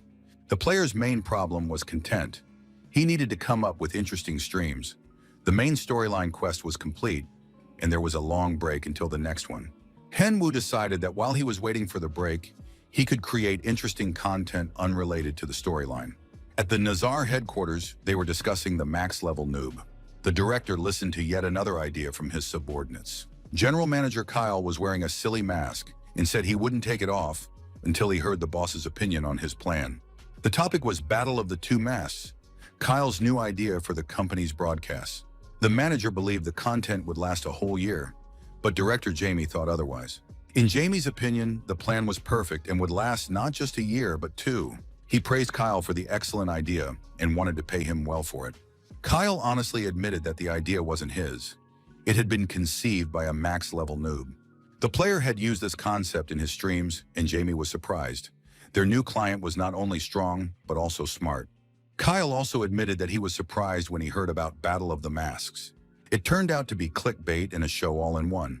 Battles between players, behind whom anyone could be hiding, even a celebrity. Kyle realized that their channel would soon have time available to broadcast this battle. They could also post edited videos from the live streams. They just needed to find a good editor. There are many videographers and editors in the world, but the best of them all is Alice Movie, who had already worked on Nuba's videos. After that, active work on new content began. At the same time, Hen Wu was creating and recording his own streams. He continued working on the video, recording new angles and racking up victory after victory. Viewers noticed that the third player in a row was wearing a mask, and the number of masked players increased significantly. Hen Wu saw this as proof that he was gaining fans who wanted to emulate their idol. He addressed the viewers, expressing his joy that they were improving each other's skills together. At that moment, some commented that these were substitute knights. Stand-in knights were the main cause of instability in the game's balance. They made a lot of money by gaining access to other people's accounts and boosting their ranks on behalf of clients. Hengwoo had once warned that there were now many such players. They could be found at all levels, from the bottom to the top. Hengwoo was disappointed. The fans wore masks, but in reality they were substitute knights. But he still defeated them all. And now the next opponent appeared before him. Hengwoo looked at him. Another mask. Could this be yet another substitute knight? The unfamiliar player looked at Nuba in surprise, trying to figure out who was in front of him. A real opponent or a substitute knight? If he faced a stand-in again and lost, he could lose all his points and earn nothing. The players crossed swords. Hengwoo was surprised and now looked at his opponent with interest. The player in the funny mask managed to parry the blow, which meant he was hiding his true level. The stranger admitted that he was just as much of a stand-in knight as a max-level noob. Hengwoo was outraged. Such an insult had wounded his pride. The guy in the pink mask parried the blows, admiring his opponent's talent. He hadn't met such strong players before. At that moment, the player in the silly mask thought that he might indeed be facing that very max-level noob. Hengwoo stopped right in the middle of his attack, saying that it was indeed him. "So what's the problem then?" he added. His opponent admitted that he was actually a true fan of the max-level noob. This guy has been watching his idol since the very first stream, and now he really wants to take a screenshot with him. Etney showed up just in time. His owner had called him over. The masked stranger continued to squeal with delight. Now he could die in peace, knowing that he had seen his idol and even met his pet. Tenny was unhappy as usual. He accused his owner of summoning him for every little thing, even when he was fighting in a regular duel. Soon the bear cub realized there was a real fan in the arena. Happy, he touched the fluffy head, met his admirer for the first time, and was very pleased. And just as this cuteness reached unprecedented levels, Hengwoo demanded that Tenny give him buffs. The noob was sure that his fan was a substitute knight, and now he would face the full force of the maximum level. The fan clearly didn't expect this turn of events, but his idol insisted that if the fan was acting wrongly, the streamer had to correct his behavior. The max-level player believed he had to guide his fans onto the right path. Before he could even process what that meant, he was attacked with new skills and immediately realized the full extent of his idol's love.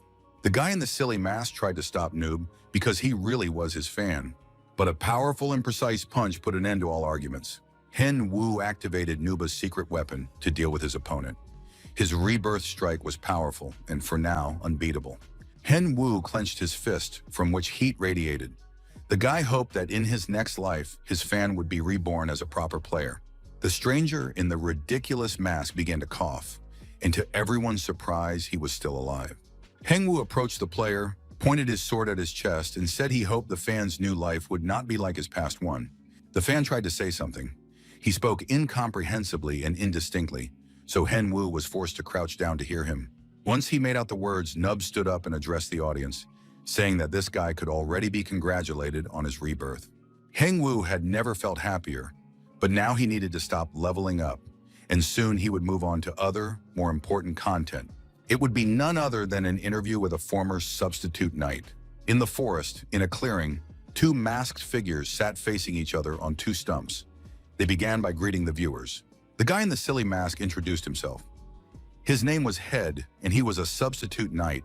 It turned out this player had a platinum medal and was very famous. Hengwoo confirmed that his interlocutor was indeed well known in his circles and renowned for his skills. But Hedo replied that there was nothing unique about him. He was just an ordinary substitute knight, like everyone else. The player explained that there are only about 30 such substitute knights with gold medals, which isn't exactly a small number. Hedo explained that he didn't want to sound like a braggart, but once a player receives a gold medal, new opportunities open up. Many players start their own streams or turn pro. Hengwoo, being an excellent interviewer, asked his guest how much he usually earns. Hedo said he charges quite a lot since he transfers his items to the client's account, so his services are expensive. For a bronze medal, the substitute knight charges 5 million, and it takes about 3 days. Hengwoo immediately wondered how much that would be per month. Hedo also explained that after reaching level 100, you need to upgrade. If you don't do this, he won't be able to help, and the upgrade will take too long. This information piqued the max-level player's interest, and the interview was interrupted for a moment. Hedo believed that as a streamer, his idol could also earn more, but Hengwoo categorically stated that he had no intention of becoming a substitute knight to help someone promote their streams. Hedo asked to turn off the microphone, because he had a personal question. Hengwu apologized to the viewers and warned them that the microphone would be turned off now, as his guest had a personal question. Hedo didn't beat around the bush. He asked if the max-level noob had ever had any arguments with Chinese players. Hengwu replied that nothing like that had ever happened. He didn't know anything about Chinese players at all. Hedo explained that an ad had appeared on a Chinese portal seeking a substitute knight to attack the max-level noob. And they'd even found a substitute knight named Cleo. They call him Kleiner. He's very famous and charges a fortune. This stand-in knight uses 2 swords at once, so Nuba needs to be careful. Hengwu thanked the guy for the warning. Hengwu tried to figure out how and when he might have gotten in the way of the Chinese players. He tried to remember exactly when he might have crossed their path. The guy went to the director and reported that Kleiner had already started dealing with the max-level nub. The director asked how trustworthy this substitute knight was. The subordinate replied that Cleo was one of the best in his field. Cleo reported that he wouldn't use his own account, but would take a level 140 account with rare gear. The director didn't care at all how or what was being done. The main thing was that the substitute knight got rid of the noob. The director glanced at the GameCube. After all, right now they could watch Nub's stream to enjoy his last moments of glory. The max-level noob looked at his opponent and waited for him to finally respond. The player had to decide whether he was ready to risk getting his account banned. The masked stranger confirmed once again that he intended to play for account deletion, since he hadn't come here just to practice. Nub noted that this player was acting very arrogantly and disrespectfully. In fact, it was strange that he had appeared on the stream and challenged the streamer to a battle with account deletion on the line. Hengwu speculated that this might actually be the very same substitute knight named Cleo. Now, the max-level noob had to decide whether he wanted to fight the stranger in a duel to the death. In a battle to the death, the winner takes all. Hengwu decided to estimate how much he would earn from this duel and began assessing his opponent's equipment and inventory. The player quickly counted 5,000 gold coins, a decent sum, so he confirmed his willingness to proceed. The guys listened to the rules once more. The winner takes everything and the loser deletes their account. His opponent drew 2 swords and crossed them in front of him, declaring that this was the end of the max-level noob. Hengwu began to laugh loudly at the pose his opponent was now striking, as if the man were hiding behind his swords. The masked stranger grew angry. He was enraged by the fact that he had been underestimated. Hengwu's behavior was most likely intended to provoke and throw his opponent off balance. He invited him to step forward and begin their dance of death. The opponent said he couldn't refuse an invitation to dance and launched his attack. The duel began. The men crossed blades and Hengwu parried the 2 swords, realizing that his opponent was no pushover. The masked stranger wielded 2 spinning swords. His attacks were swift and sharp. The player's power was greater than what a max-level noob had expected. He was indeed facing a formidable opponent. The noob addressed the guy by name, hoping that Cleo would explain why the Chinese wanted to kill him. The substitute knight Cleo didn't beat around the bush. He admitted he wasn't involved in the matter, but was simply doing a job for money. This fact greatly upset Hengwu. If the opponent didn't know the answer, then he could be eliminated right now. Hengwu held his sword near Cleo's neck, since his client was surely watching the duel right now. But Hengwu took pity on his opponent. Well, is this all the client could afford? Now I understand what level the Chinese client is at. Hengwu drew his second sword and offered his opponent the chance to surrender, since he too could fight with 2 swords. Cleo was furious. He had almost lost to this arrogant guy, who was now waving 2 swords right in his face. The fight continued. The max-level noob was actually pretty good with 2 swords, and he was enjoying this battle too. It was something new. Cleo stared at his opponent, unable to comprehend how this was possible. The noob's level was almost half that of Kleiner's account. He couldn't understand how they could fight on equal terms, since he was drawing on experience he'd honed over years of various battles. The max-level noob was indeed a master with 2 swords, though no one had known of this ability before. Hengwu turned to his subscriber and said he wanted to share the words of a famous boxer. The gist of those words was this: float like a butterfly, be light and unpredictable. But if you're going to sting someone, do it quickly, sharply, and mercilessly. Sting like a bee. Hengwu delivered the final blow, piercing his opponent's body with his sword. The max-level noob suddenly remembered that he seemed to have forgotten something. But the main thing was that he remembered it, which meant he could make amends. The max-level player raised his head, flew up to the camera, and thanked the client, Cleo, for the 5,000 gold coins he would earn from the defeated opponent's account. The director of the Chinese company, enraged, ripped off his helmet, ready to tear it to pieces. He was so enraged that he literally radiated hatred and fury. The man immediately demanded that the scoundrel be brought to him. The max-level noob continued to happily revel in his earnings and new account, mocking the losers. Managers and executives gathered in Nazar's company conference room. Kyle noted that the names of the participants in the Battle of the Two Masks had not yet been determined, but the manager wanted the episodes to air roughly weekly or at least once a month according to the schedule. About 8 people would be filmed at a time for the show. All the managers supported this number. The free time was from 4 to 5 p.m. Korean time, so the shoot had to be scheduled for the coming Monday or Friday. It didn't make much difference since the main participant was Korean. The company director listened very carefully to the manager's reports and then said that it all sounded too perfect and he'd like to add some drama. Director Jamie added that we needed to come up with rules where the loser takes off their mask and reveals their face. Additionally, the 8 players should compete in matches just like in a league, and the winner will become the king and participate in the next shoot.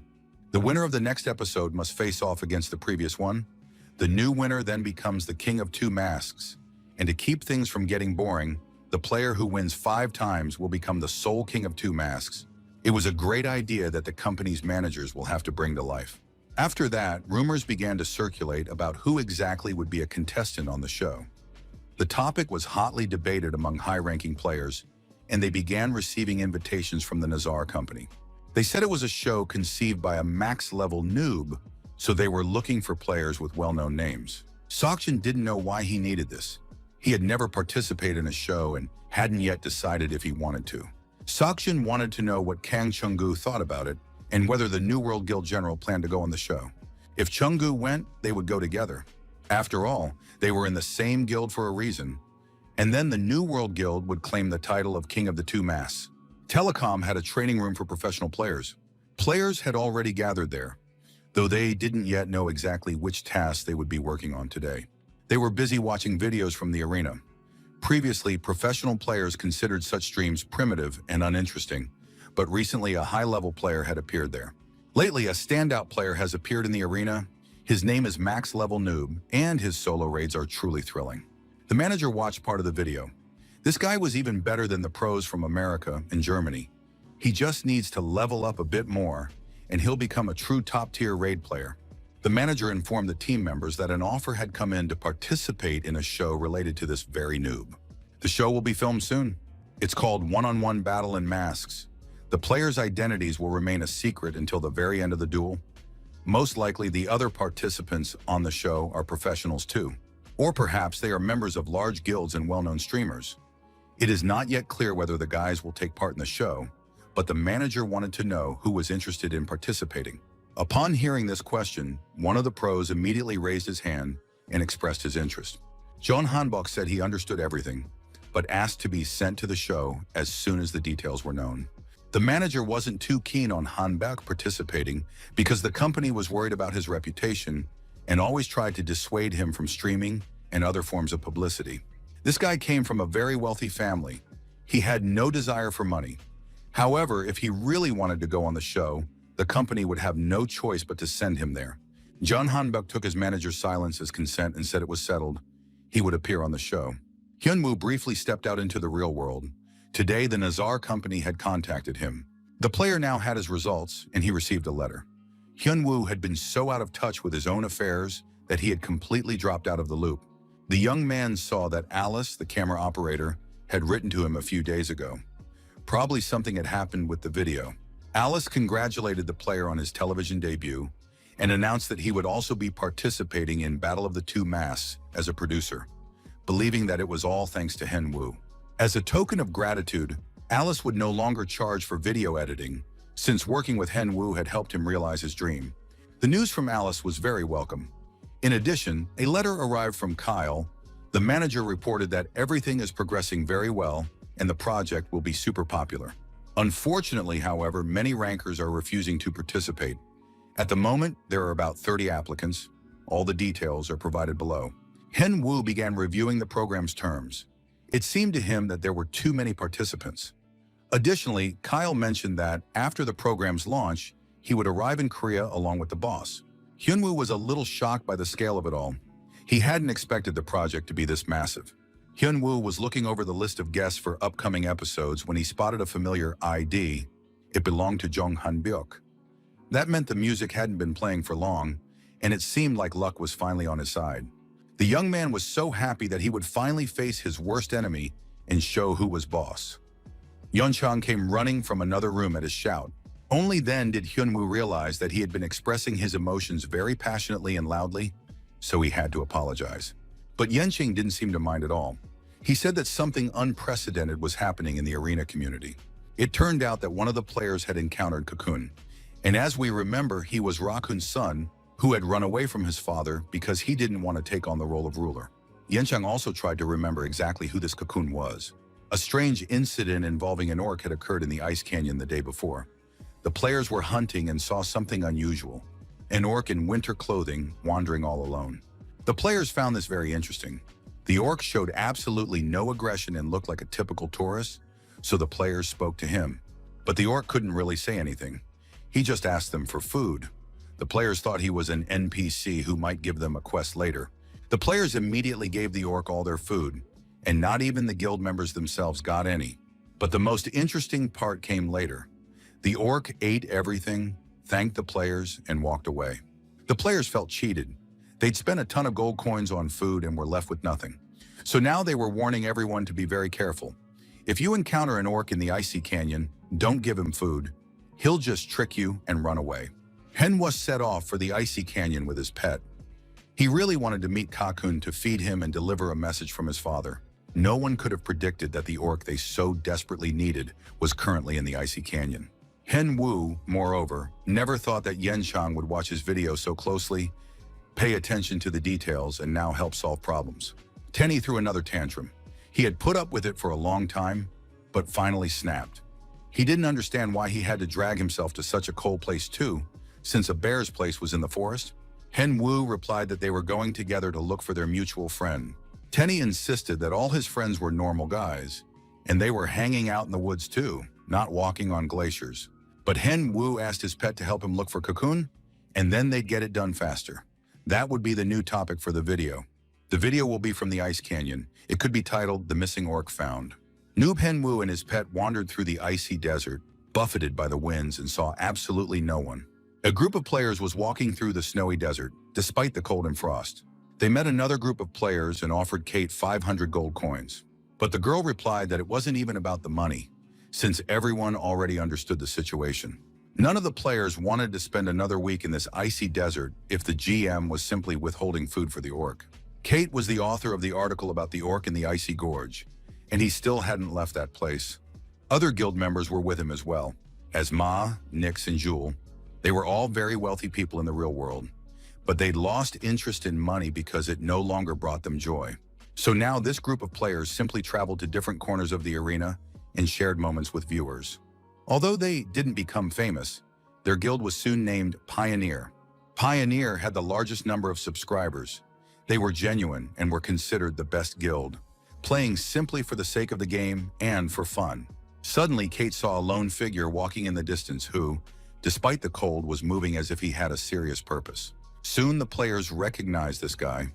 There was a bear sitting on his back, which meant he was a max-level noob. Kate knew this player was a star of the arena. He really wanted to meet the guy and talk to him in person. Hyun-woo was very surprised when players from the Pioneer Guild appeared before him. The players were pleased and happy about this encounter. They said it was an honor for them to meet a noob here. Hyun-woo didn't understand why the Pioneer Guild was wandering around these cold places. Tenny explained to the players that he had come with his master to hunt an orc, and that it was the max-level noob who had once posted an article about Cocoon. Hyun-woo added that he was looking for the orc because it was part of his quest. The guild members decided this was their chance to spend time together. The players honestly admitted that they had already spent a whole week searching for the orc and asked to continue the search together. Hyun-woo didn't quite understand why these guys needed to look for the orc again, but Kate replied that she just wanted to meet him one more time because the orc was a really fun guy. Of course, that was a strange explanation about a fun-loving orc, but rich guys think differently, and maybe that's a valid point for them. The players from the Pioneer Guild asked to be added as friends. Hyun-woo didn't see anything wrong with that, since working together with such a famous guild would only give him bonuses. Hen Wu sent a friend request, and the members of the Pioneer Guild accepted it immediately. Thus, Kate, Ace, Jules, Maha, and Nyx became Hen Wu's new friends, and now they could set out together in search of the orc Kaken. The players soon encountered the massive boss of the ice desert. He was monstrously huge, extremely vicious, and furious. The players from the Pioneer Guild asked the max-level noob to leave this boss to them. Hen Wu watched the battle from the sidelines. He liked what he saw. The guys were fighting great as a team. Every member of the group knew what they had to do and performed their duties flawlessly. The strongest among them were the warrior Kate and the mage Ass. Most likely, professional gamers would have to play at this level as well. And that meant that Yon Hanbok was most likely training constantly with such players, so he couldn't just let things take their course. Hyun Woo told his new friends that he would also go hunting and search. If he succeeded, he would inform the players from the Pioneer Guild. Playing as a team was certainly very interesting, but Hen Wu knew that to improve, it was better to play solo in order to get back at Hanbyok. He couldn't just stand on the sidelines, he had to try very hard and prepare. Hen Wu was trudging through the snow so determinedly that his pet Tenny suspected his master urgently needed to use the restroom. The bear cub explained that with a face like that, only bathroom thoughts come to mind. That wouldn't help find the orc Cocoon at all. Tenny told his master to calm down and do everything as usual. Of course, it was strange to hear such words from a pet. Suddenly, the player saw a massive explosion somewhere in the distance, and tons of snow flew into the sky. Tenny was very frightened and clung even tighter to his master. He hadn't expected to hear an explosion in the snowy silence. Hen Wu was very pleased. This wasn't magic. Only monsters could make such a loud sound, and that meant their search hadn't been in vain. And now they were about to face a boss monster. The boss was simply enormous and fought the enemy with great ferocity. Loud explosions and blows rang out. The stranger was fighting with a club, and at one point he began to feel weak and crouched down to catch his breath. Hen Yu usually didn't waste time on monsters of that size. It was better to just walk away from them, because a player loses more than they gain after fighting them. But now the situation was entirely different. This monster could cause harm, so it had to be stopped immediately. The crescent blow came just in time, and finally Hen Wu was able to find Cocoon, and he did so at the most opportune moment. The orc was very surprised when he realized that a human was protecting him. The monster couldn't understand how he had ended up in such a situation. Hen Wu showed the orc a necklace. It was the necklace of Cocoon's tribe. Before the orc could figure out what was happening, a frightened but happy bear cub named Tenny threw himself around his neck, glad that they had finally found Cocoon. Cocoon couldn't understand what was happening or where these people and bears had come from. Hen Wu said he was very happy to meet him, but first they had to take out this guy, who was now a danger to everyone. Never before had a max-level noob had a partner like this, but there's always a first time for everything. And so, the orc and the player began their battle against the monster boss together. Hen Wu tried to aim for the legs to knock the monster off balance and bring it down to the ground. And it worked. The huge monster fell onto the snow, continuing to growl and fight back fiercely. Hen Wu and the orc struck the monster simultaneously. They slashed at it and finished it off with their weapons. Soon, the victory over the snow giant was declared. The player received experience points and a new level. His physical health and magic were fully restored. Kaken honestly admitted that he had survived only thanks to his strange companions.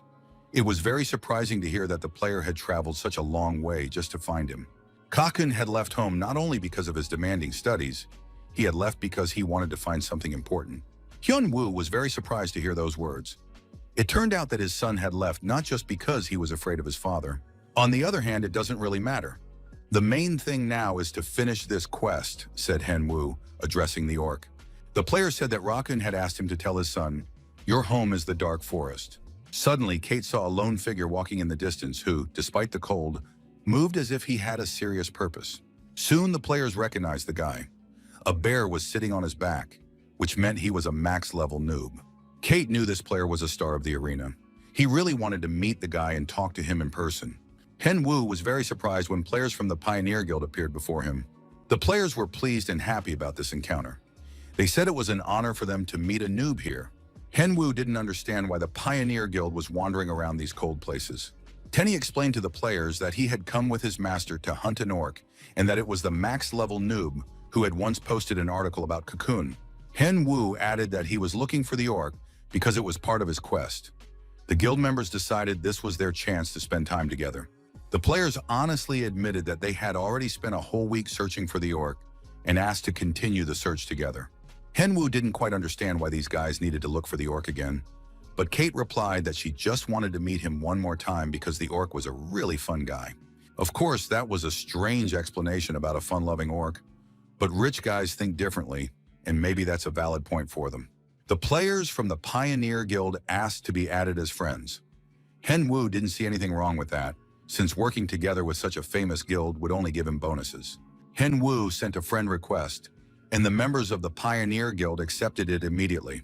Thus Kate, Ace, Jules, Maha, and Nyx became Henwu's new friends, and now they could set out together in search of the orc Kaken. The players soon encountered the massive boss of the ice desert. He was monstrously huge, extremely vicious, and furious. The players from the Pioneer Guild asked the max-level noob to leave this boss to them. Henwu watched the battle from the sidelines. He liked what he saw. The guys were fighting great as a team. Every member of the group knew what they had to do and performed their duties flawlessly. The strongest among them were the warrior Kate and the mage S. Most likely, professional gamers would have to play at this level as well. And that meant that Yonhan Bok was most likely training constantly with such players, so he couldn't just let things take their course. Hyunwoo told his new friends that he would also go hunting and search. If he succeeded, he would inform the players from the Pioneer Guild. Playing as a team was certainly very interesting, but Henwu knew that to improve, it was better to play solo in order to get back at Hanbok. He couldn't just stand on the sidelines. He had to try very hard and prepare. Henwu was trudging through the snow so determinedly that his pet Tenny suspected his master urgently needed to use the restroom. The bear cub explained that with a face like that, only bathroom thoughts come to mind. That wouldn't help find the orc Kaken at all. Tenny told his master to calm down and do everything as usual. Of course, it was strange to hear such words from a pet. Suddenly, the player saw a massive explosion somewhere in the distance, and tons of snow flew into the sky. Tenny was very frightened and clung even tighter to his master. He hadn't expected to hear an explosion in the snowy silence. Henwu was very pleased. This wasn't magic, only monsters could make such a loud sound. And that meant their search hadn't been in vain, and now they were about to face a boss monster. The boss was simply enormous and fought his opponent with great ferocity. Loud explosions and blows rang out. The stranger was fighting with a club, and at one point he already felt weak and crouched down to catch his breath. Henyu usually didn't waste time on monsters of this size. It was better to just walk away from them, because the player lost more than he gained after fighting them. But now the situation was entirely different. This monster could cause harm, so it had to be stopped immediately. The crescent blow came just in time. And finally, Henwu was able to find Cocoon, and he did so at the most opportune moment. The orc was very surprised when he realized that a human was protecting him.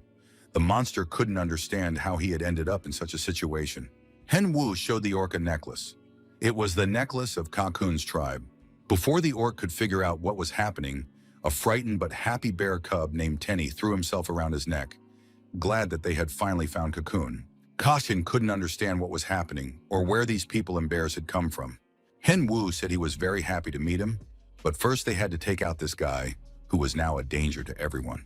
Never before had a max-level noob had a partner like this. But there's always a first time for everything. And so, the orc and the player together began their battle with the monster boss. Henwu aimed for the monster's legs in an effort to knock it off balance and bring it down to the ground. And it worked. The huge beast fell onto the snow, continuing to growl and fight back fiercely. Henwu and the orc struck the monster simultaneously. They slashed at it and finished it off with their weapons. Soon, the victory over the snow giant was declared. The player gained experience points and leveled up. His physical health and mana were fully restored. Cocoon honestly admitted that he had survived only thanks to his strange companions. It was very surprising to hear that the player had traveled such a long way just to find him. Cocoon had left home not only because of his demanding studies, he had left because he wanted to find something important. Hyunwoo was very surprised to hear those words. It turned out that his son had left not just because he was afraid of his father. On the other hand, it doesn't really matter. The main thing now is to finish this quest, said Henwu, addressing the orc. The player said that Rakun had asked him to tell his son, "Your home is the Dark Forest." Everyone knew that this player wasn't even at level 100, but right now he was displaying an unprecedented level of professionalism before them. It was completely baffling how the player could wield a sword that drained so much mana, but perhaps the guy possessed some secret technique. The Dark Mage Lich felt his mana running out because he was spending so much of it on resurrecting skeletons. The mage realized he had to destroy that unfamiliar masked player, or he would soon be in danger. Cocoon shouted that they needed to be careful because the mage was using curse magic, like the one he had cast on the orc. Hen Wu watched the attack and doubted that this magic was really that dangerous. Heng Wu easily broke through the line of skeletons, who couldn't stop him at all. The player raced at full speed toward the Dark Mage, while the Lich directed his entire attack at him. The max-level noob took the attack without moving. There was a powerful flash and an explosion. Tenny could barely hold back his tears. He could see the flesh of his beloved master being eaten away. Soon, nothing would remain of his master. Hen Wu confirmed that the mage's curses were indeed very powerful. The player kept a skeleton by his side wearing his mask. The poor little bear cub nearly had a heart attack from the shock. He didn't understand why his master was so cruel and showed no mercy to his loved ones. Hen Wu admitted that this was his first time trying this element, and he didn't know if it would work, but now the video would be great, and now he needed to figure things out and kill the mage. The Lich was furious because this player dared to play games with him and even trick the Dark Mage. It was all too humiliating, so the Dark Mage decided to play with the players too, and the skeletons began to vanish. After that, the Dark Mage began summoning his most powerful creature, and multiple magic circles appeared on the ground. The players waited with surprise and fear for the new enemy to appear. They weren't sure they could defeat such a thing. No one had ever said that such a creature could appear in this dungeon. And all because, until that moment, no one had ever summoned the Dullahan. The player saw that his head lay in his hands, and a horse served as his legs. A few months ago, news spread through the arena community about the emergence of a new boss, Dullahan, the Headless Horseman. Upon hearing this news, many major guilds and professional players immediately set out on a raid, but all of them were defeated, with one exception. Soon, this boss was nicknamed Echo of Terror, and now the Dark Mage Lich has summoned the Headless Horseman and ordered him to destroy these people. The players knew that the New World Guild, with 20 monks, had spent over 3 hours defeating this Headless Horseman. This meant that the players present wouldn't be able to handle it on their own. On top of that, there were skeleton knights and about 7 orcs here. The Dark Mage Lich laughed at the players, who apparently didn't understand who they were about to fight or what they were hoping for as they took up attacking positions. At that moment, the Dullahan approached the players and struck with his massive sledgehammer. The players scattered in all directions. Cocoon felt a sharp pain in his chest. The blow had been powerful, and now the orc could do nothing. Hen Wu advised him to rest with the bear cub and leave the battle to the players. Kate couldn't understand how a headless rider could be so fast, given his enormous bulk. The players doubted they could defeat this boss at all. It seemed they didn't stand a chance. Dullahan announced that the foolish little humans had dared to attack his master, and now they must prepare for their doom. Around that moment, the max-level noob went on the offensive. He told his comrades that he would fight the Headless Horseman himself, while the players had to deal with the Dark Mage Lich. The players from the Pioneer Guild looked at the max-level noob and hoped he wouldn't give up and would survive the battle. And they in turn would use their remaining mana for buffs and wouldn't give up either. Hen Yu activated Divine Energy and received the Archangel's blessing. Dullahan continued to laugh at the players, believing that these leather-clad weaklings would never be able to defeat him. However, one player was too cocky and aggressive, and he had to be punished for his audacity. The Headless Horseman attacked Hen Wu. However, the guy withstood the attacks, dodging very quickly and with dignity. The noob managed to dodge and force the horseman to drop his head, which now lay alone on the floor. Hen Wu was very surprised when he saw that the horseman had lost his head so easily. This suggested that the Dullahan was very distracted. The rider pulled his head back by the hair, and it continued to look around and talk. It turned out that the rider had decided not to place his head on his shoulders, but to use it as a weapon to attack the player. However, the max-level noob was very focused. He landed blows and seemed to have hit the head. The player was very surprised when he realized that the armor of a monster of this class was unable to withstand his attacks. At that moment, the Headless Horseman literally went berserk. He began slashing left and right, trying to avenge his head. Hen Yu saw this disoriented opponent, and it seemed to him that this wasn't the same Dullahan that the New World and Phoenix Guilds had fought. This was some other Dullahan who was now not a raid boss, but a mini-boss. A crack had reappeared on him. At that moment, players from the Pioneer Guild noticed that the battle was going very well for Nuba, and he was beginning to defeat his opponent. Hen Wu decided not to tell the guys that this headless horseman was very easy. He could use the guild's fame to promote himself. At that moment, the headless horseman demanded that his opponent stop running away and fight properly.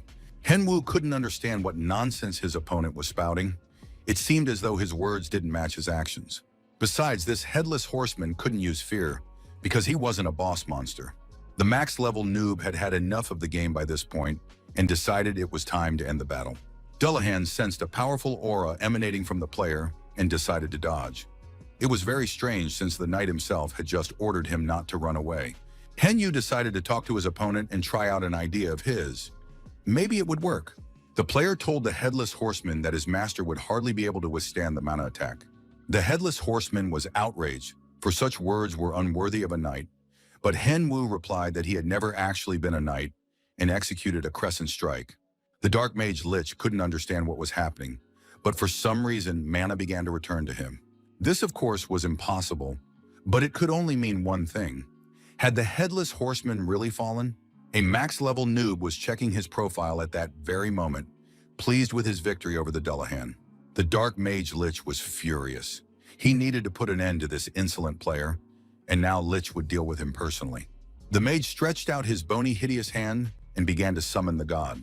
The players were outraged by the dark mage's behavior, since he was simply getting in their way, interrupting them. And anyway, did he really want to hide his toy in the storeroom again? The dark mage soon realized that something strange was happening. The holy power on his bracelet seemed to have stopped working. Hen Yu was already racing at breakneck speed, intent on finishing off the dark mage. After all, everyone was tired and wanted to end this. The player leaped at the Lich and struck him. The dark mage didn't even have time to react. After that, the dark forces left the mage, and he began to disintegrate, continuing to scream and wail pitifully, demanding that the powers return to him. For defeating the Lich, Hen Wu earned experience points and leveled up. Besides, the guy was sure the video turned out great. All the players from the Pioneer Guild were absolutely thrilled. They rushed over to their idol. Something incredible had just happened right before their eyes. This player had single-handedly defeated Dullahan. The guild had initially planned to help, but in the end, everything worked out thanks to Nub. Tenny's pet was wailing loudly, dousing everything around him with snot and tears. These were tears of joy and happiness, because the body of his current best friend Kakun had been completely cleansed, and now the orc was healthy. Kakun would always remember how the owner of the little fluffy pet had helped him.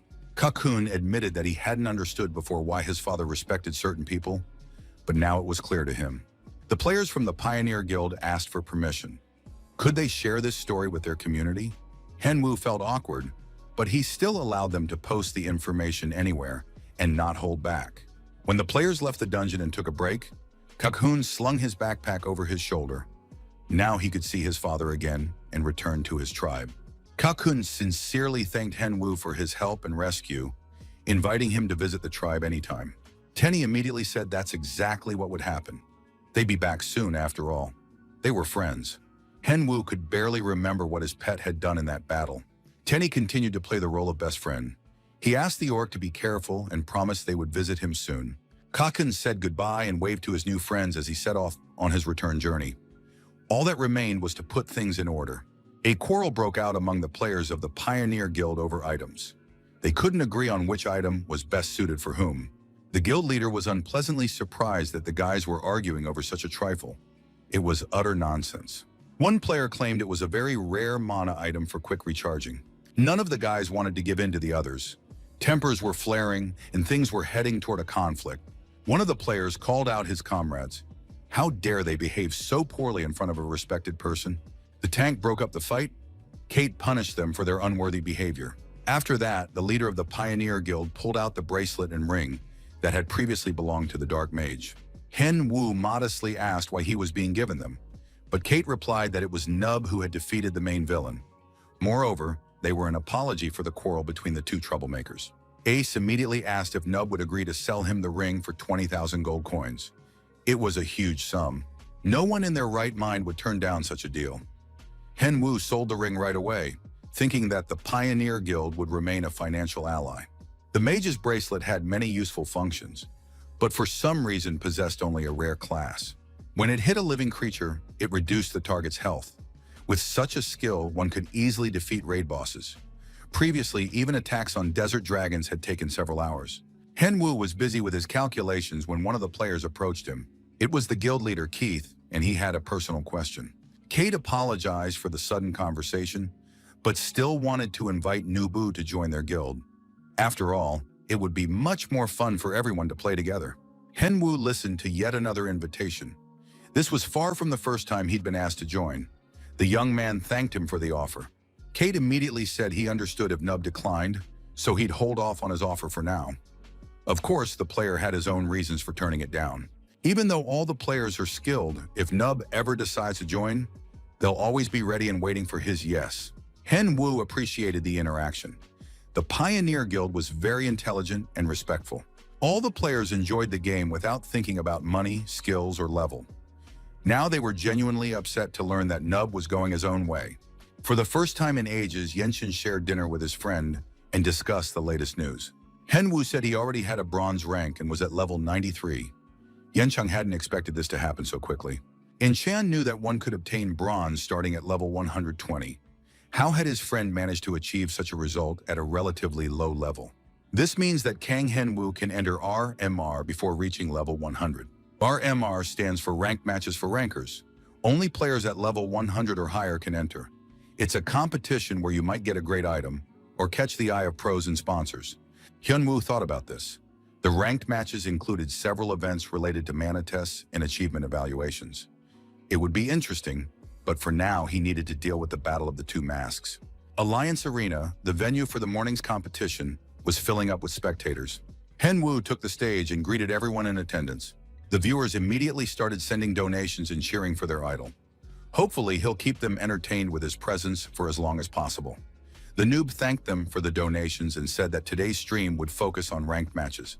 The player promised to reveal all the details of the Battle of the Two Masks at the end of this video, provided, of course, that viewers are interested in watching it through to the end.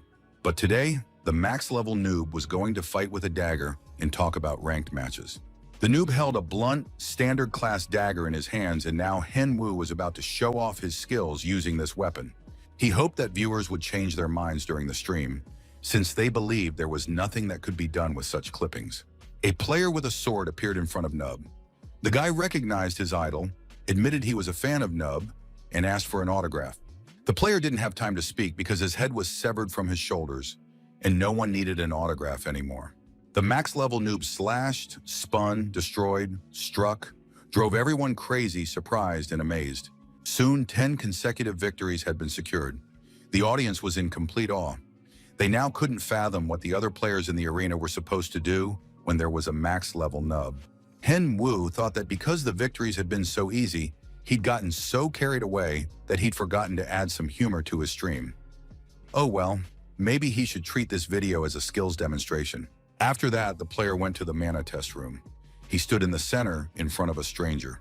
This man was the mana test examiner. He said that 10 consecutive victories didn't mean anything yet, because the mana test wasn't like regular fights. The test is divided into two parts.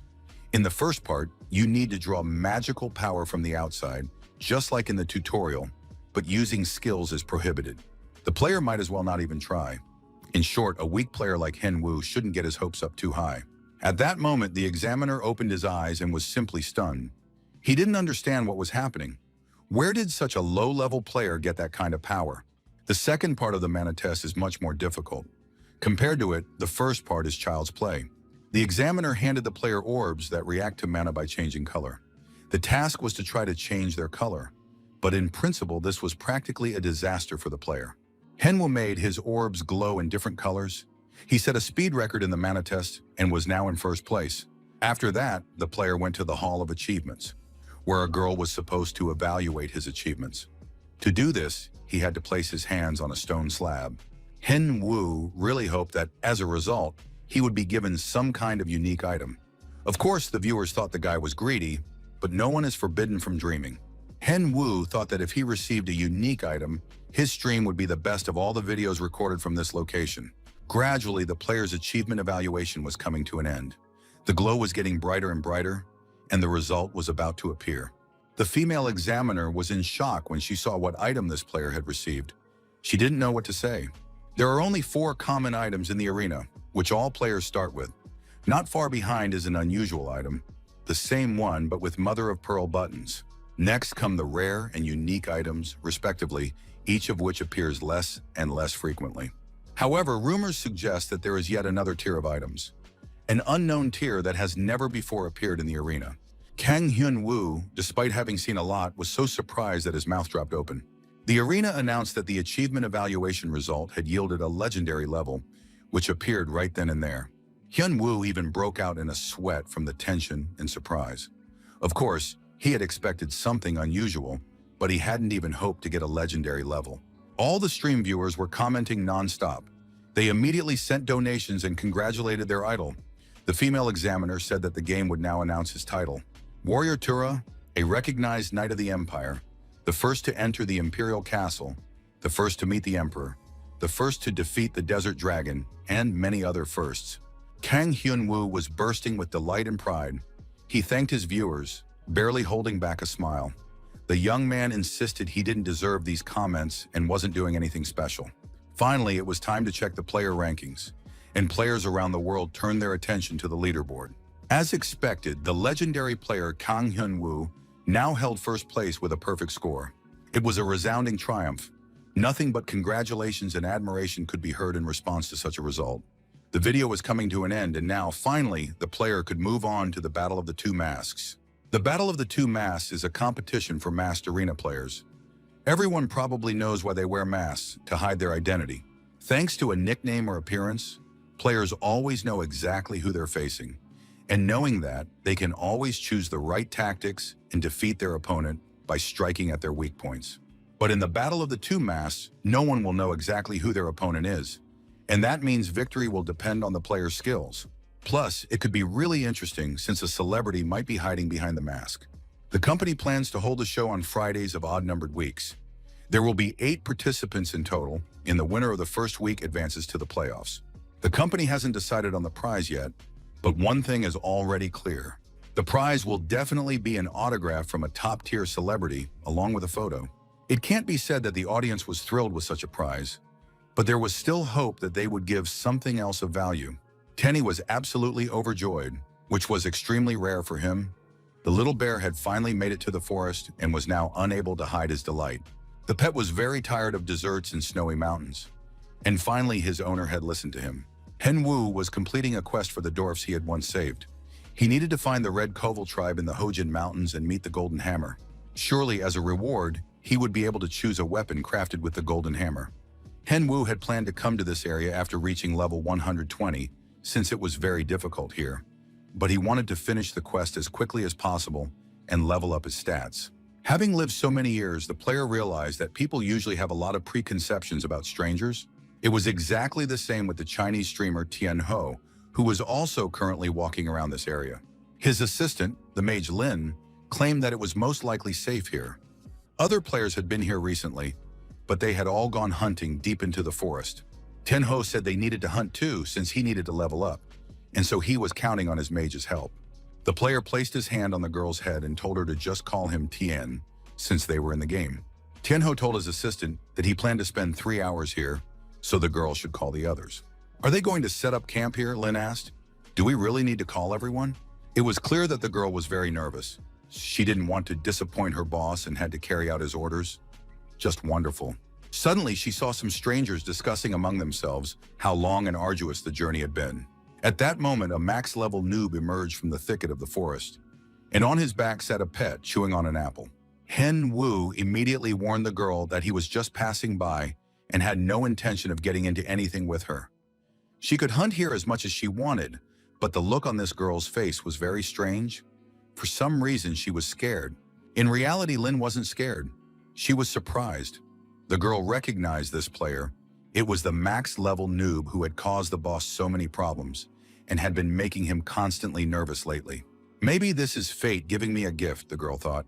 If she catches this player, Boss Tian Ho's mood will definitely improve. Heng-woo was tired of wandering through the forest, and even his pet couldn't move a single paw. despite being in its own forest. Hen Wu looked around. He couldn't understand why everyone here was so scary. It was hard to tell who was human and who was a monster. It felt as though it wasn't Hen Wu who had gone hunting, but some mysterious tribe was chasing him. As long as they kept wandering around like this, Hen Wu definitely wouldn't be able to level up. He had to kill at least someone. Tenny insisted that this was just a nice forest, but the player said that if he killed someone now, he'd even give the little bear a ride on his back afterward. Hen Wu finally couldn't take it anymore and turned to his pursuers asking, "What the hell are you following me for?" Lin realized she'd been caught. The girl stepped out and said, "It's nothing special. I'm just offering to play with the guy." Hen Wu didn't understand why she needed him when she already had 4 friends. Besides, he had already told her he wasn't going to interfere with her hunt. Lin replied that she wasn't going to fight a player over some monsters that players usually can't share. The problem was that standing right in front of her was that very max-level noob, and his very existence was causing her pain. Hen Wu said bluntly and frankly that he couldn't recall ever having any problems with her. The player wanted to know where she had come from in the first place. Lin replied that she had no intention of answering his questions. She simply demanded that the noob fight her right here and now. Hen Wu looked at this cute girl with a pure, open face, clear eyes, and a sprinkling of freckles. What battle was she talking about? The player took off running as fast as he could because he didn't want to waste his time on some weak players. The whole group rushed after him. Hen Wu was already starting to get tense and nervous, seeing his pursuers running right behind him. Hen Wu knew that players hunting in this mountain range were usually above level 150, which meant that a battle with 4 players of that level could be deadly even for a noob. The player didn't understand why things like this kept happening to him. He ran toward the bright light at the end of the forest tunnel. Before the guy started playing in the arena, he was a ranker in another game. One day, an idea came to him and invited him to join her so they could carry out various missions together. Well, the guy had always loved playing solo, so he refused. And after that refusal, a lot of bad things happened. These included the forced killings of players who could have helped Hen Wu in some way or were close to him. There was also regular interference with his hunting and even the spreading of negative rumors within the community. These players kept fighting the young man, and he fought back, and the situation basically reached a deadlock because the players were obsessed with revenge. The game, which had previously brought him joy, began to haunt him, and he could no longer feel any satisfaction, only constant stress. That's why he decided to quit playing. And now Hen Wu stood before the group of pursuers, realizing there was no point in running any further. The young man ran to the edge of the ravine, and behind him was a high cliff and a raging river. There was no way out. Hen Wu looked at his pursuers. He was very angry with them because the players were forcing him into battle. This was a huge advantage for the guild. The players in the guild acted in concert, and now, because of this group of strangers, painful memories were resurfacing in Hen Wu's mind. But this time, in both life and in the game, everything was a little different for Hen Wu than before, because the arena had become a part of his life. Hen Wu could no longer just turn around and leave the game. Too much and too many people depended on his success in the game. And now the young man was ready to see which of them would survive. One of the players, very strong and powerful, asked Ms. Lin if he could take on the max-level noob himself. Everyone understood that this guy wasn't as skilled as people said he was, so he definitely wouldn't be able to handle 4 level 150 players since he hadn't even reached level 100 himself. Everyone was certain that just one of those present would be enough to take down the noob. At that moment, Hen Wu was trying to remember who Lin was and who her boss was. Lin agreed that this was exactly the case. Moreover, as one of the best players in her guild, she allowed him to attack, reminding him that he must not lose under any circumstances. Chen knew that the man's weapon was a heavy bastard sword, and he rushed into the attack. Hen Wu stood there still, not moving an inch. He felt like he'd seen this somewhere before, but he just couldn't remember where. The opponent closed in, preparing to deliver a critical strike. But at that moment, Hen Wu activated his additional skins and boosted his power. His strength, Hephaestus, adventurism, and the player's indestructibility were all utilized. On top of that, thanks to LeBron, Hen Wu had increased his sword mastery. Hen Wu used weapon destruction and landed a single devastating blow. The player was stunned when he saw that instead of a sword, there was just a stump in his hands. He couldn't understand how this could have happened. Hen Wu approached the warrior and asked, "Didn't you expect this, or what comes next?" With those words, the max-level noob grabbed his opponent by the armor and hurled him far away. Watching his opponent perish, Henwu recalled that when he fought the Black Skull Guild, there had been a fool there too who thought he could defeat him. Lin was very alarmed. The guild's strongest player had just died right before her eyes. Could it be that the noob had lured them here on purpose to kill them? And if he was able to destroy Chen's weapon with a single blow, then Nub must surely be hiding some other impressive skills. Lin immediately ordered the players to prepare for an attack. None of them were going to go in alone anymore. Before the opponents could take up their positions and assign roles, Henwu charged at them because this wasn't a raid. Henwu didn't want to let the enemies develop any tactics. He had to take advantage of their confusion. It would be difficult to defend against such strong opponents. Therefore, he had to prevent them from attacking. Hyunwoo looked at the players, and it seemed as though they were twins because they worked together so seamlessly against him. Hyunwoo remembered what LeBron had taught him and was able to direct a mana strike at a specific player. Soon, everything in front of him burst into flames. Lin was certain that a max-level noob wouldn't be able to withstand her magic, especially if she directed it precisely at a single player. A powerful mage was always a great support on the team. However, the difficulty of mastering magic lay in the fact that it was often unpredictable. For example, getting burned when using fire, or frostbite when using ice. Lin ordered the players to keep attacking, believing that time was on their side because her team's level was much higher and they shouldn't lose. Henwo was a little out of breath.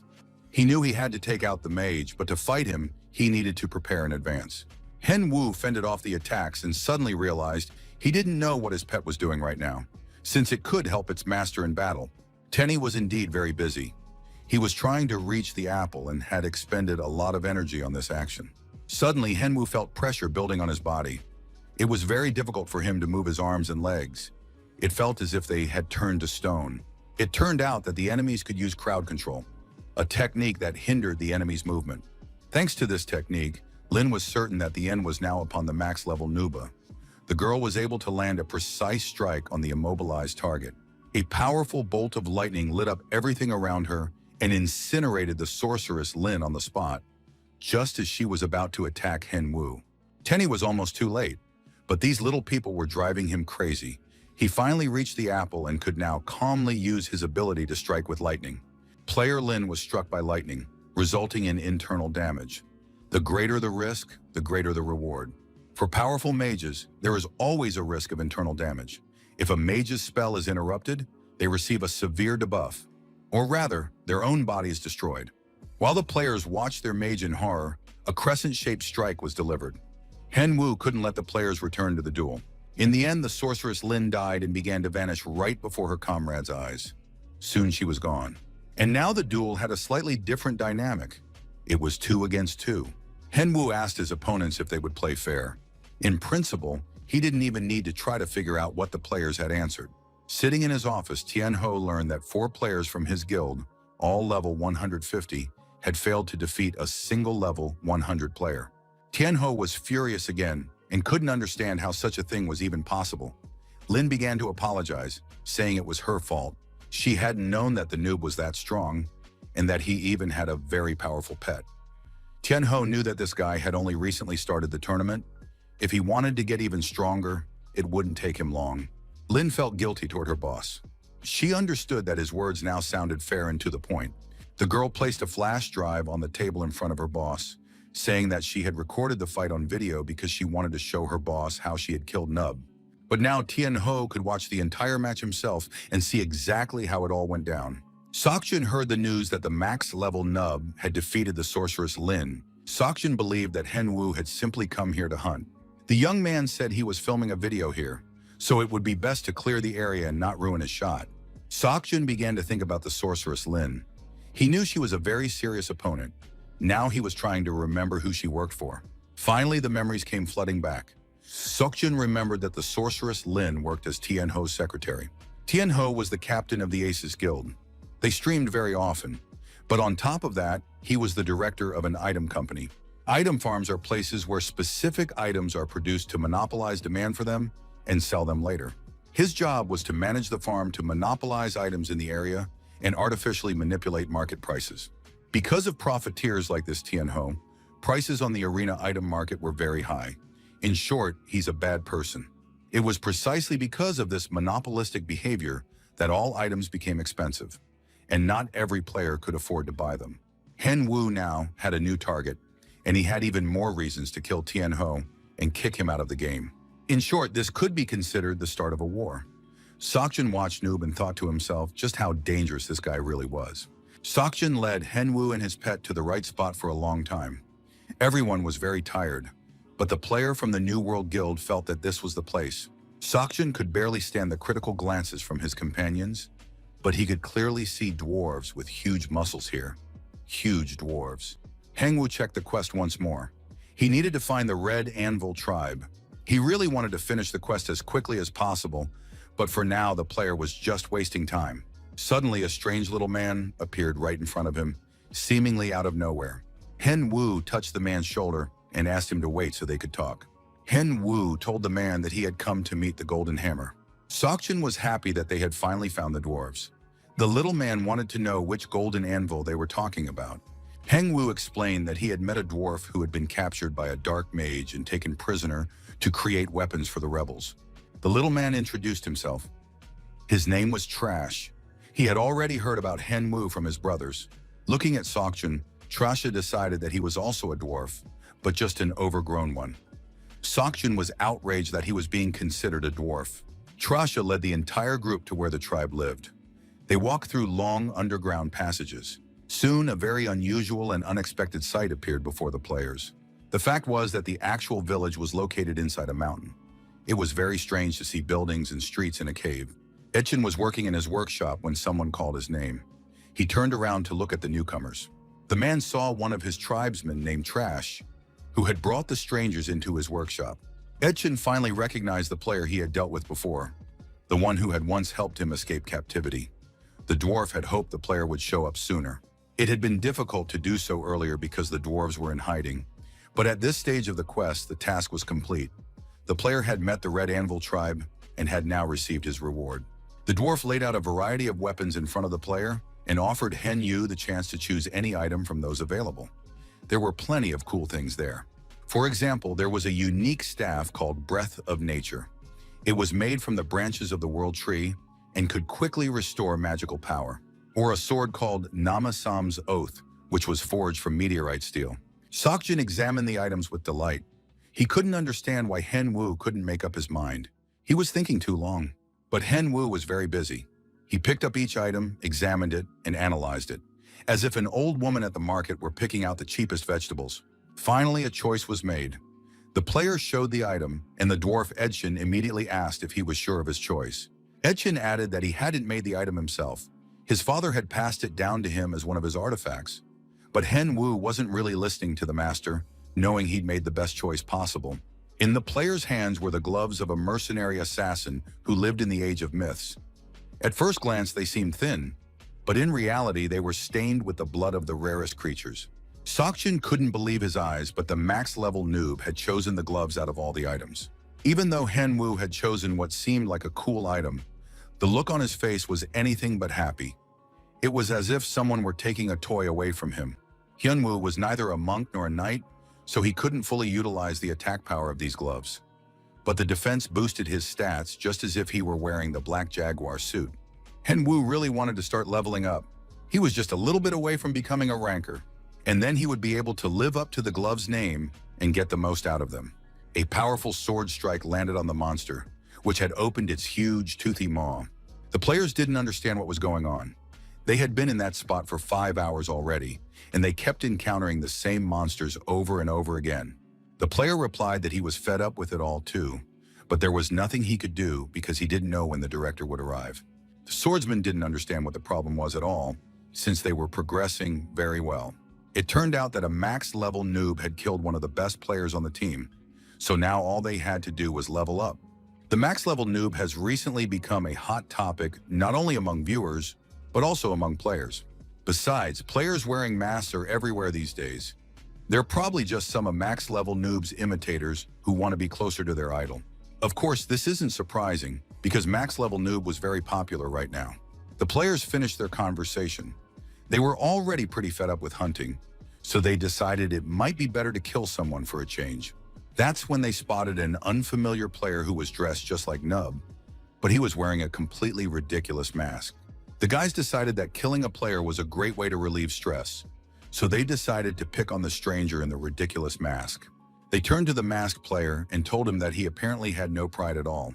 The swordsman didn't understand why the player was copying others, especially since he was in the mountain range. The stranger in the mask didn't understand what was wrong with his outfit. Besides, he wasn't bothering anyone, and there were plenty of monsters for everyone. But the guys thought the stranger was acting like a cheap copycat. The swordsman said that lately he's been running into all kinds of idiots, and there are even more of these masked players than you can imagine. The stranger asked the swordsman what he planned to do about such a huge problem. Did he really want to challenge him to a duel? But the swordsman wasn't even thinking about a duel.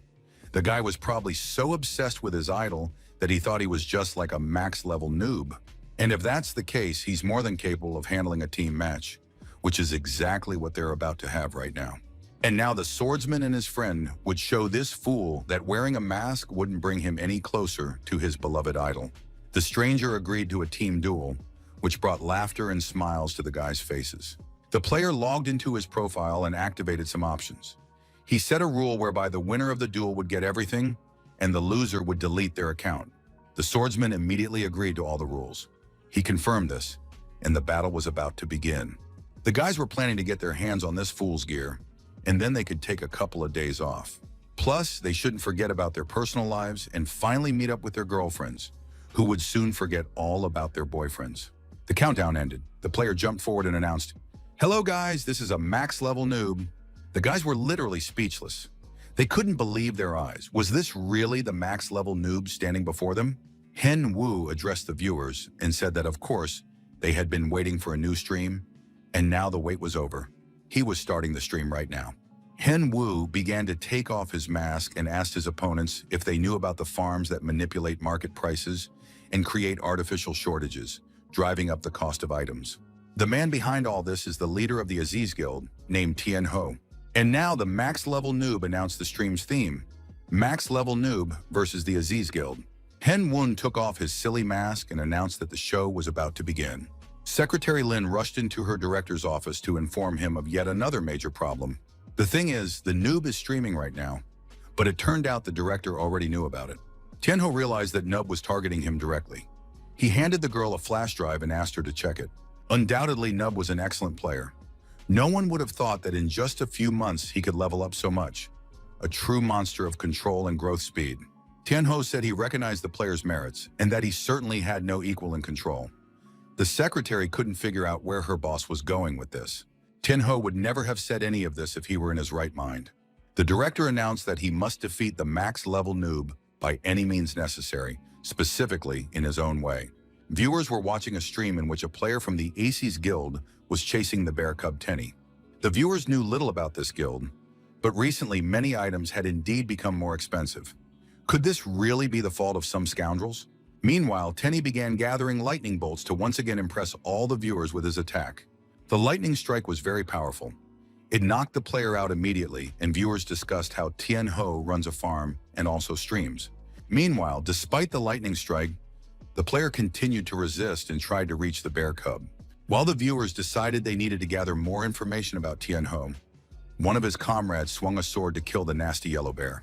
But he failed to do so because just at that moment, Hen Wu landed a perfect strike and decapitated the player. The swordsman was furious. His friend had just died right before his eyes. The spectators believed that the noob was absolutely right, and everyone knew that the A's Guild controlled market prices. Hen Wu, along with the offended and frightened little bear, looked at the swordsman who was left all alone.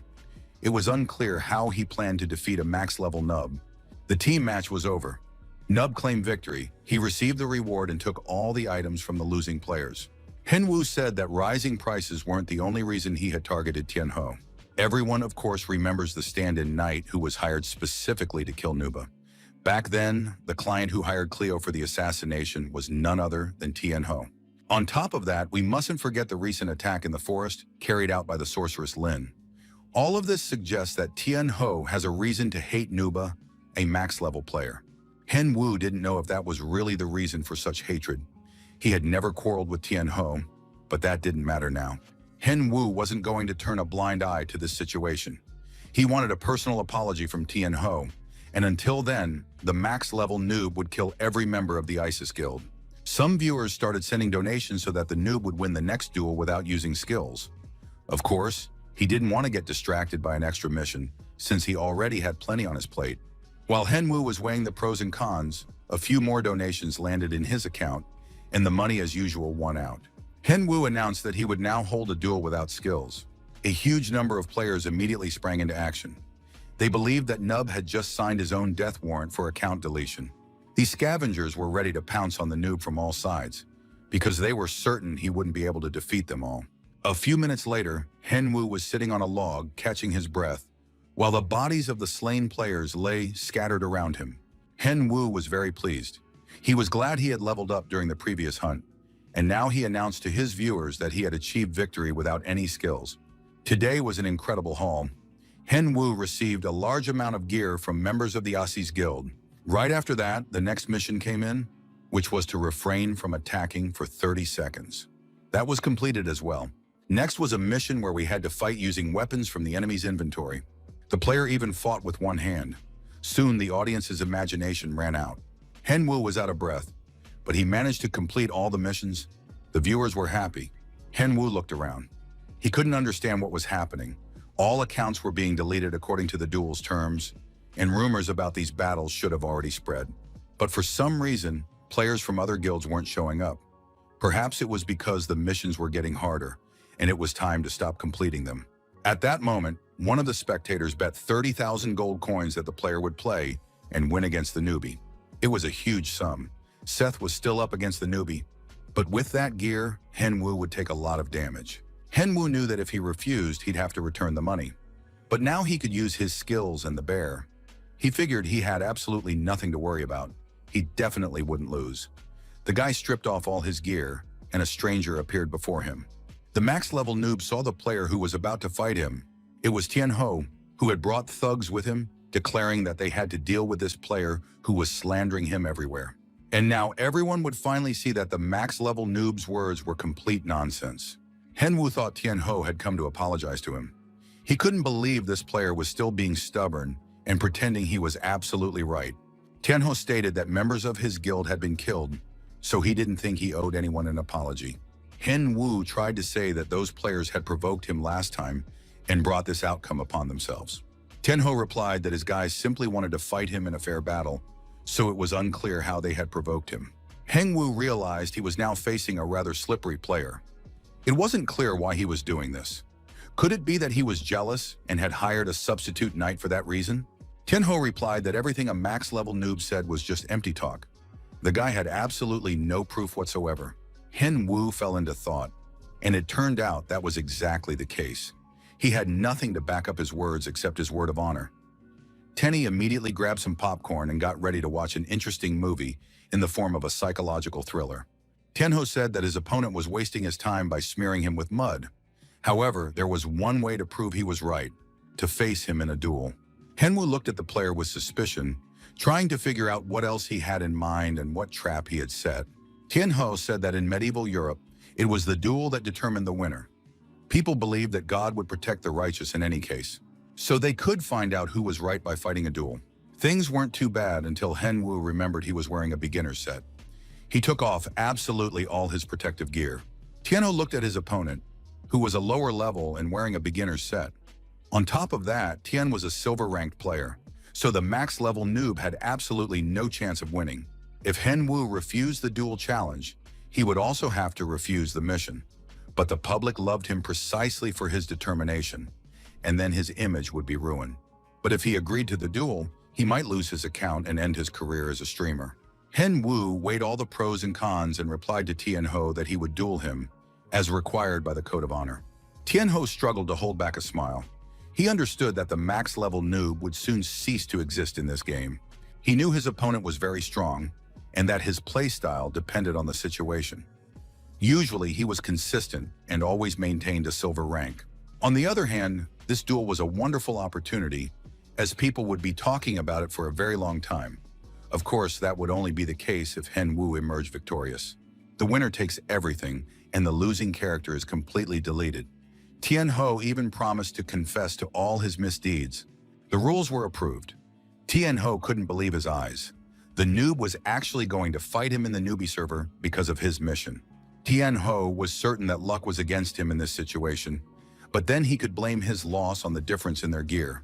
Henwu didn't comment on these words at all, and as soon as the signal to start the duel was given, he immediately rushed into the attack. Henwu attacked his opponent, but the latter barely reacted, as if the blow hadn't caused him any pain at all. Tianho explained this by saying that they had different HP. There was nothing to be done about it, and in order to deal damage, a max-level noob would have to land about 100 hits. But at the same time, Tianho would win this battle with just a single strike. Sakjin was busy on another mission, destroying a nasty toothy fish, when he was told the latest news. Nub and Tianho had arranged a duel to prove who was right, and they were currently streaming it. Sakjin watched a snippet of the video.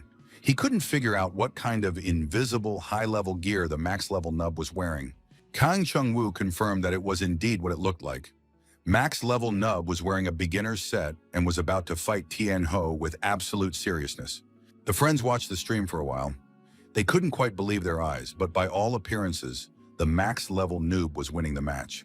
Tianho activated his sonic blade and was now about to land his final critical strike. In theory, that should have been enough. Henwu looked at his opponent and realized that he had rushed his skill. Henwu knew that all he had to do was take a single step back, and then his opponent would miss. That step was taken, and Tianho completely lost his footing. He didn't understand what was happening. Throughout his time in the arena, Henwu had fought countless guilds and monsters single-handedly. For a solo player without special items, a single blow could be fatal. That is precisely why solo players most often avoid direct attacks. They use combat techniques to parry every strike. During the Milligat era, Henwu was the #1 solo player who utilized this method. Many users, upon hearing about the duel, immediately rushed to watch the stream and began to take a closer look at Henwu's fighting style.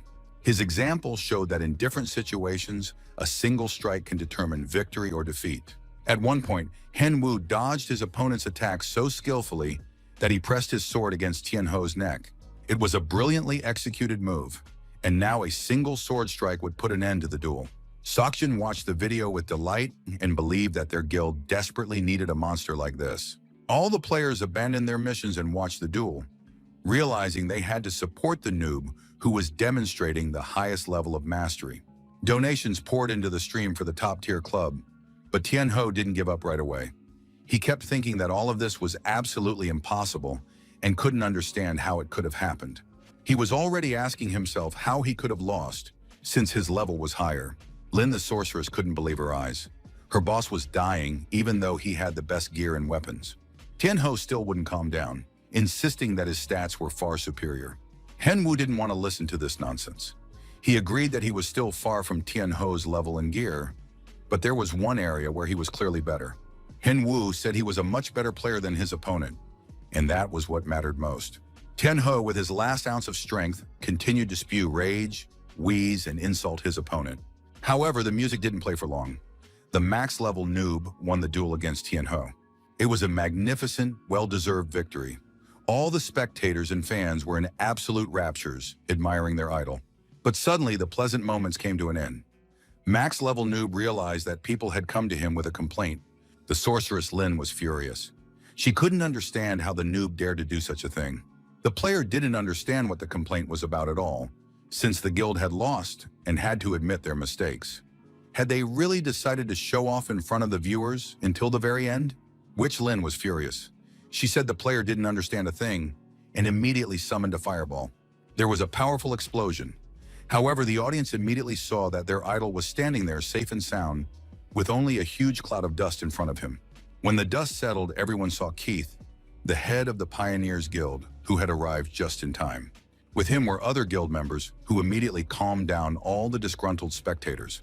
Keith said they had come to help Nubu because he was having a lot of fun here. Besides, Keith was glad he'd turned down the contract with Tianho earlier, and now nothing stood in his way.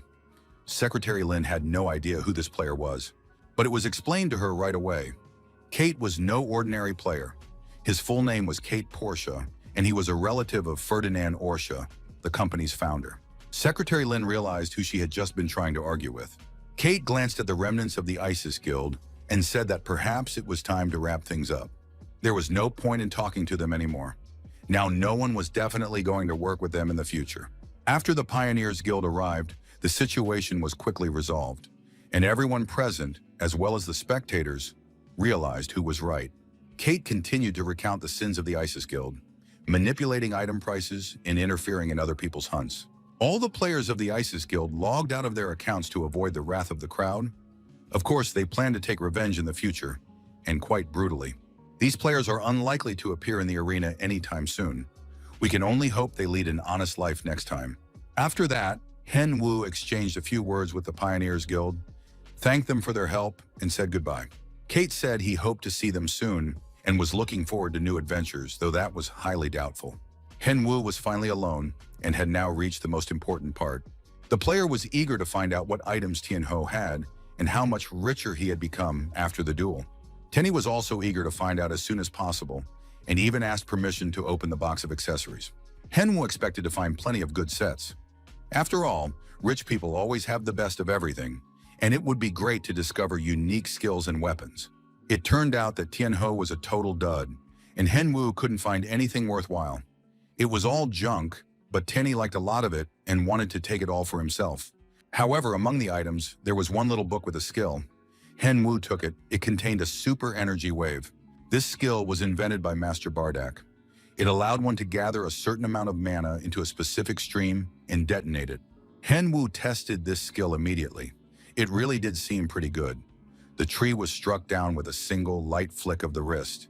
It was a genuine energy wave, which greatly impressed Tenny. The bear wanted exactly the same skill for himself. As a result of the battle between a max-level noob and the ISIS Guild, the player received a large number of items, gear, and a lot of subscribers to his channel. Yenshin stumbled out of his bedroom, still half asleep, and looked in surprise at his friend, who had gotten up at the crack of dawn. Hen Wu was very excited. He said that Yenchang was sleeping in too late, like a real slacker.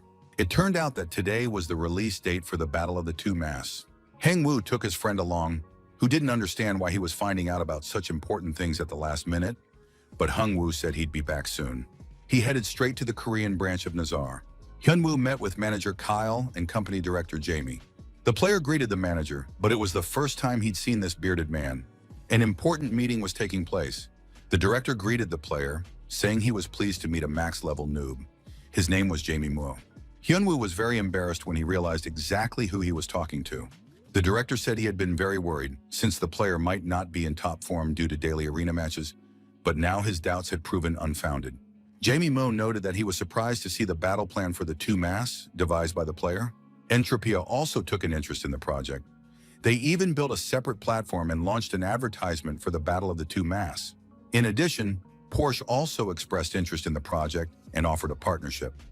Hen Wu realized it would be foolish to turn down such an opportunity. Hen Wu checked the list of players for the broadcast, but there were too many famous people on it, and he doubted they'd all show up. Kyle replied that everyone was already on the set and could be met before the broadcast began, so Hen Wu could do so right away. Hen Wu walked through the hallways and was surprised that Entropy had built an entire building, which meant they weren't as simple as they seemed.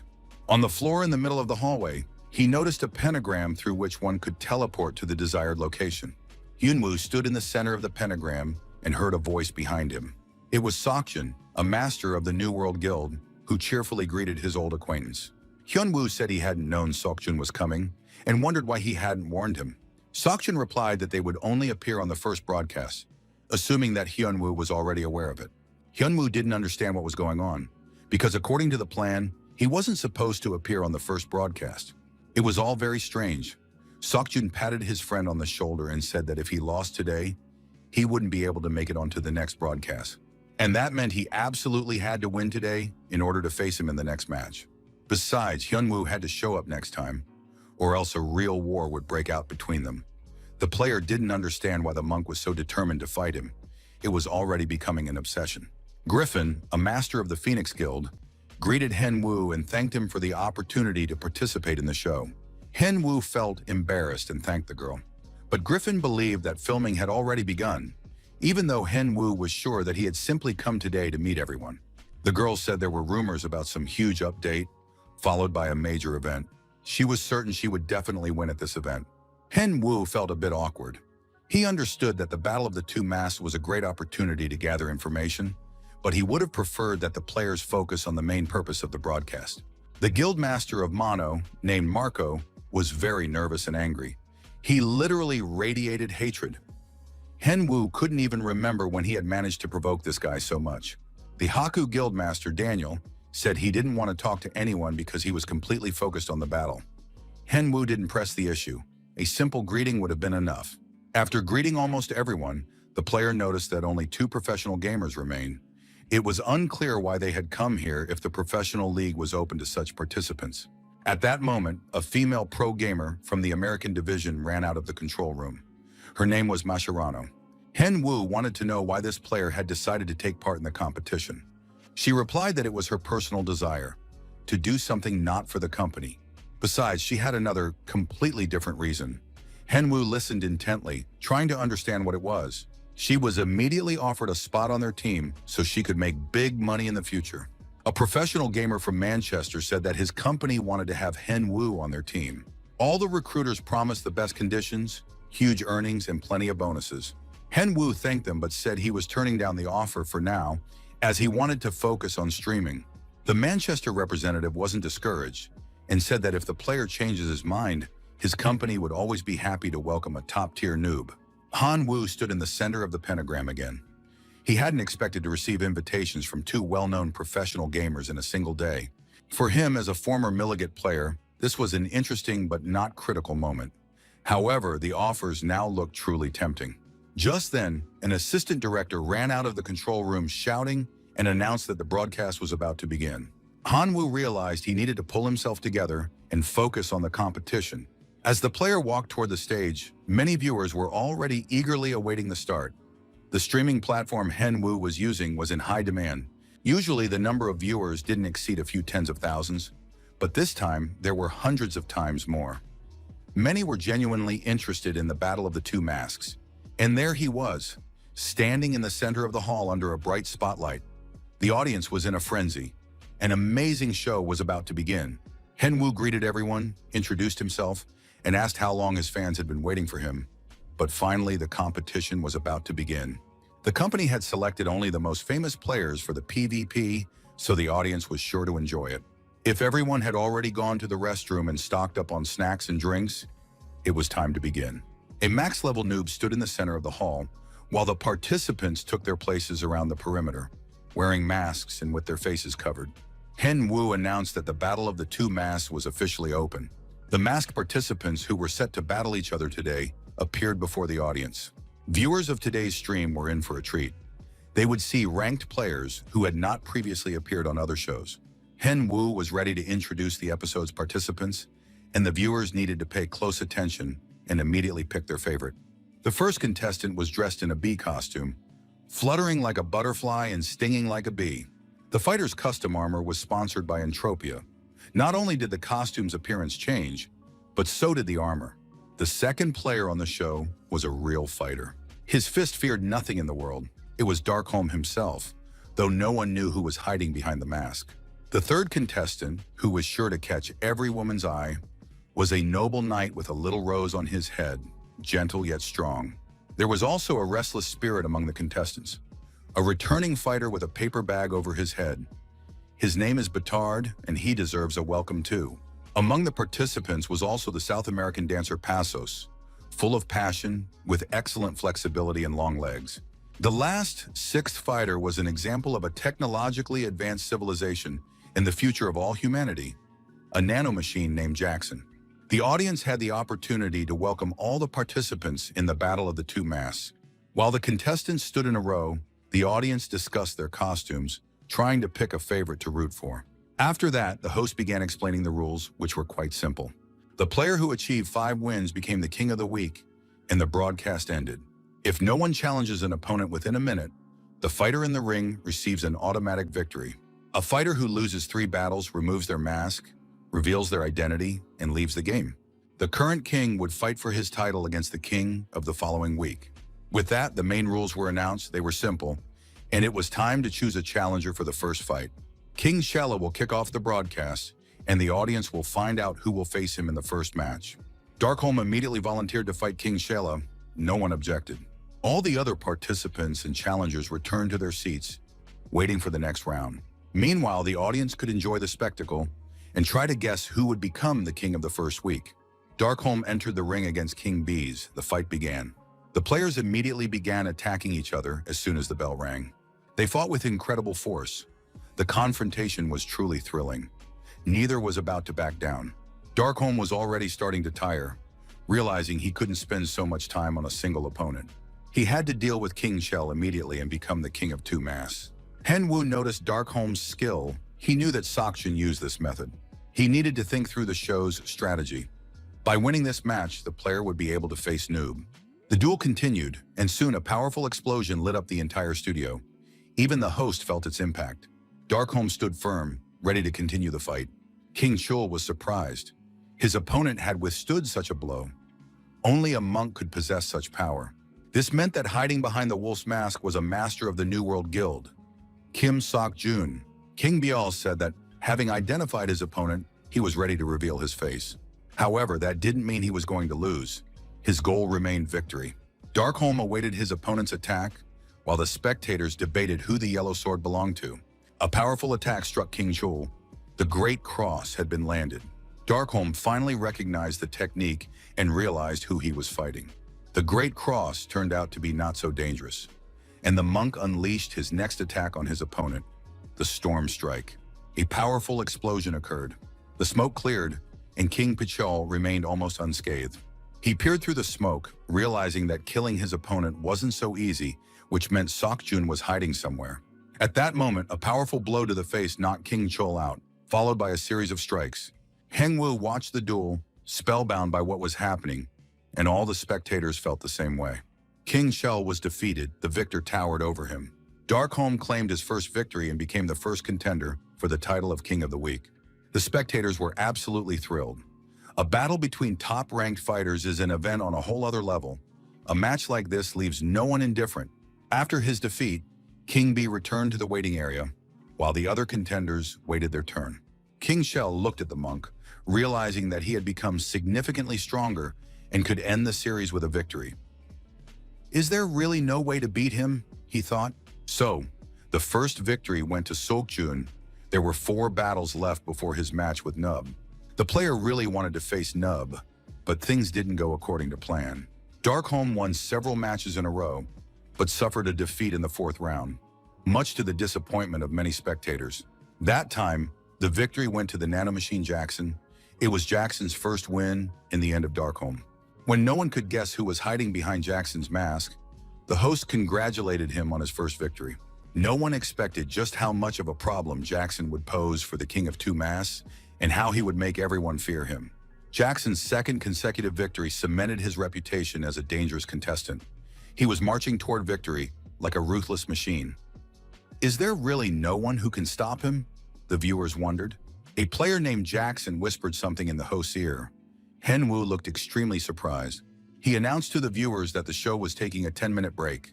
Yenshin was watching the show at home. Even though everyone was wearing masks, it was easy to tell who was playing as whom. In the future, the contestants need to be warned to be more discreet. Yenshin was very worried about his friend's call. After all, Henwu was on air right now. Why was he calling? Hengwu reported that he was having problems and the show might be canceled after just the first episode. He asked his friend for help. The break ended and the program continued. The host asked who would be next to face off. Standing in the arena was the nanomachine Jackson, which already had 2 victories under its belt. Which of the contenders would try to defeat it? The remaining contestants showed no interest, so the host warned. If no one accepted the challenge soon, each contestant would receive 1 loss.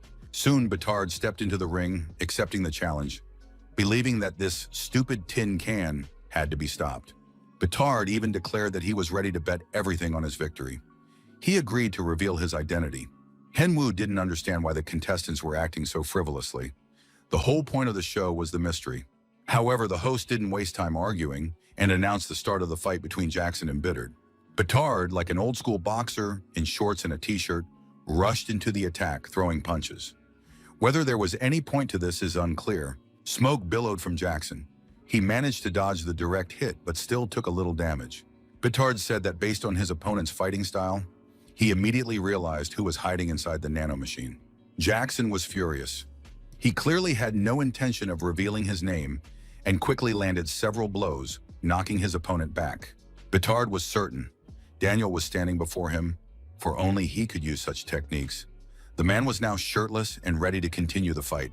Daniel was a master of the Haku Guild, ranked second in today's broadcast, a master of the sword. Among all the players, no one could match him in agility and technique.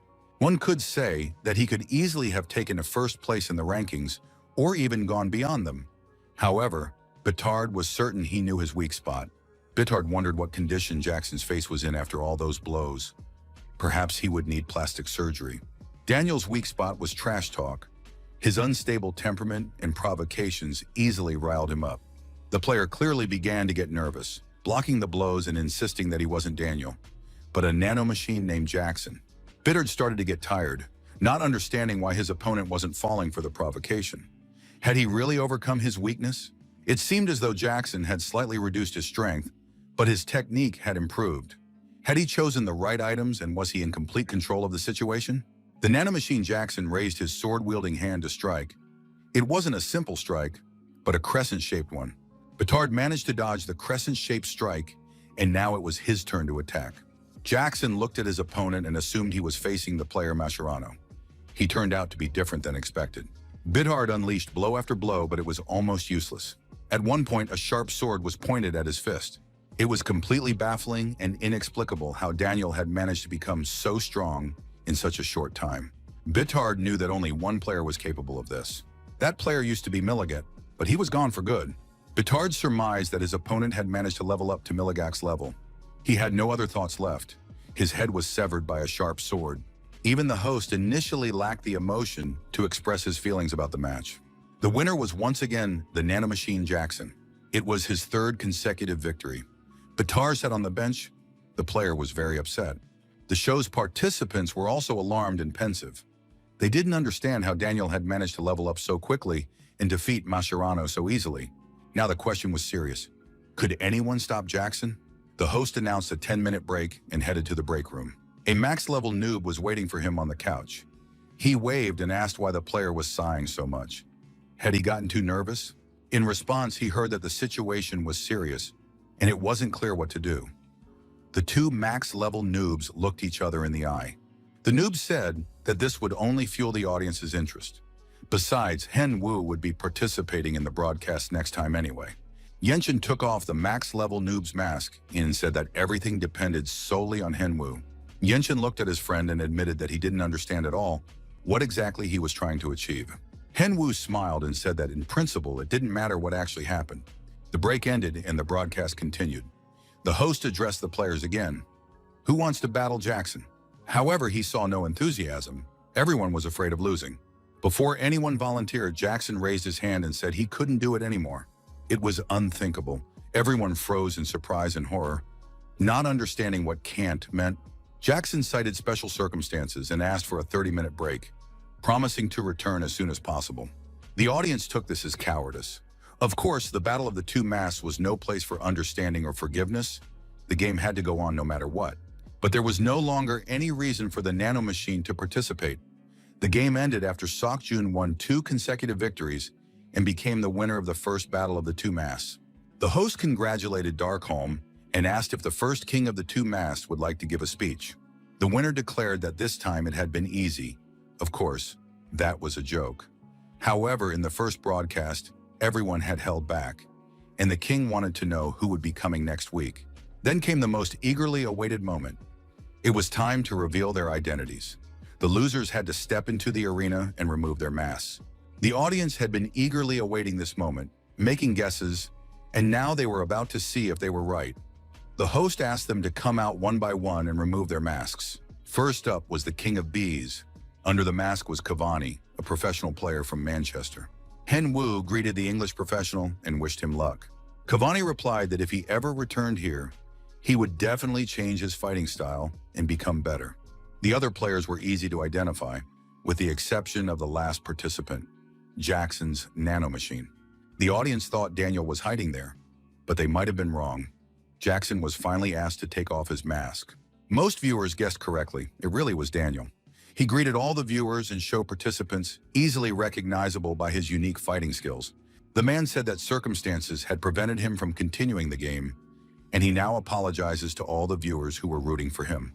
However, if viewers watch the recording of the broadcast, they'll discover something interesting, and Daniel glanced sideways at the host. It was time to wrap up the broadcast and say goodbye. The host asked the viewers, did they enjoy the show, which of the masked contestants they liked the most, and who they'd like to see next time. Han-woo added that the first attempt is always a bit rough, but next time the show will be improved. Both the fights and the identity-hiding segments will be refined. The creators of Battle of the Two Masks are eagerly awaiting viewers for the next episode of the show. As soon as the broadcast ended, reviews from viewers began appearing on the Arena community forum. Daniel's escape was the most discussed topic. For the first time, a contestant personally decided to leave during the broadcast. So many people came up with theories about what had happened. 2 days later, a recording of the show appeared online. Viewers were abuzz with the events of the broadcast. During a break, Daniel turned to the host and said he needed to step away for an hour. The max-level noob was surprised. Couldn't the player have warned them in advance so they could reschedule the game? The host tried to persuade Daniel to finish his business as quickly as possible and return, since there were still 5 battles ahead and the recording of the program had to continue. Many viewers actively discussed the video from the show's filming after the broadcast was released. The max-level noob was worried that the show would go as smoothly as possible and that the viewers would enjoy it. The cameras clearly showed how worried the man was as he abruptly left the break room. A short time later, the nanomachine Jackson entered the room. The recording clearly shows Jackson standing in the break room with a sword in his hands, but there were many questions. Jackson had 2 wins and left. It's unclear why. Perhaps this was done on purpose to create a stir. However, the evidence was simple. It is extremely difficult to defeat a professional player like Mascherano, no matter how skilled the other players are. An alternative opinion emerged in the chat rooms. One viewer suggested that it was simply a max-level noob. However, the topic quickly fizzled out. Many wrote that a max-level noob is certainly good, but not that good. Besides, everyone present was at a very high level. They couldn't even be compared to a noob. Manhua read the chat and was pleased. The debates were heated and the theories varied. He was glad they'd managed to stir up a scandal. The ratings in America and around the world had exceeded all expectations. Even the most optimistic forecast had now doubled. It was cool and promising. Hengwoo noticed that Yanshin was reacting coldly and seemed dissatisfied. Yanshin said he had just learned something terrible. After the release of Battle of the Two Masks, Hengwoo's channel had reached 5 million subscribers. Hengwoo couldn't even imagine such a number.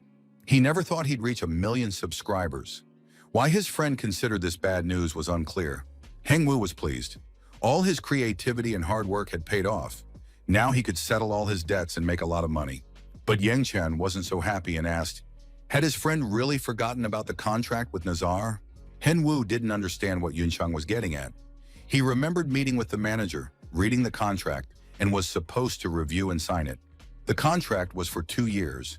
It provided for additional bonuses if the number of subscribers grew, as well as the opportunity to choose a rare skill book or item every month. Hengwoo recalled the clause about additional payments for subscriber growth, and the hairs on the back of his neck stood on end. Apparently, he would now be receiving tens of thousands of dollars, and it was time to figure out exactly how much he would end up getting from Nazar. Hengwoo crunched these crazy numbers and felt a sharp pang of pain, as if he'd suddenly turned into Scrooge, forced to scrimp and save. He asked his friend if he wanted to grab a bite to eat, or maybe go to a restaurant. But Yunchan understood that Hengwoo didn't know how to manage such large sums and was frightened by the situation. To spend the money wisely, he needed first to take a small portion and make sure the rest wouldn't go to waste. This money meant a great deal to Hengwoo. The young man put on his best suit and headed to the Millville building. The excitement had died down a bit, and Hengwoo could honestly admit this money had truly stunned him. Now he had calmed down, arrived, and was ready to make some cash. The player arrived at Moon's Capital, a company that dealt with investments and the preservation of large capital. He met with a manager who greeted him and said that if he had come to them, he most likely needed money urgently. But to everyone's surprise, Hengwoo said he had come to pay off a debt and had no intention of borrowing anything.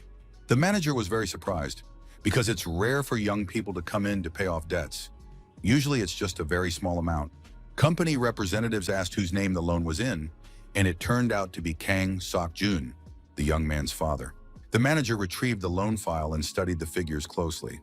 He said almost nothing, just grunted and looked surprised. A huge debt, 15 million won, was registered under Kang Sok-jun's name.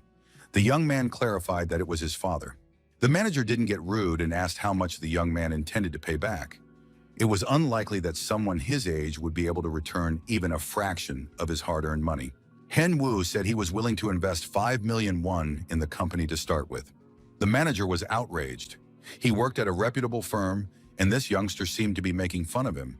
He was already about to call security and throw the insolent young man out. But Hen Woo calmly transferred the stated amount, confirming that he wasn't joking, and showed the transfer details. The man was stunned. The amount was comparable to the annual salary of all the company's employees. What on earth could this guy be doing to earn that kind of money? And what a good son he must be coming to pay off his father's debt. Hyun-woo left the company, feeling a lightness in every movement. He still had part of the debt left to pay, but if he kept this up, he'd be able to pay it all off this year. He also decided to buy his mom a house with the remaining money and move his dad to a top-notch ward with personalized care and monitoring. Hen-woo called his mother to share the latest news. He was doing well, and there would be surprises for her soon. But it was time to get back to the game. The young man headed straight for the forest near Yuzma. Hen-woo began studying his profile.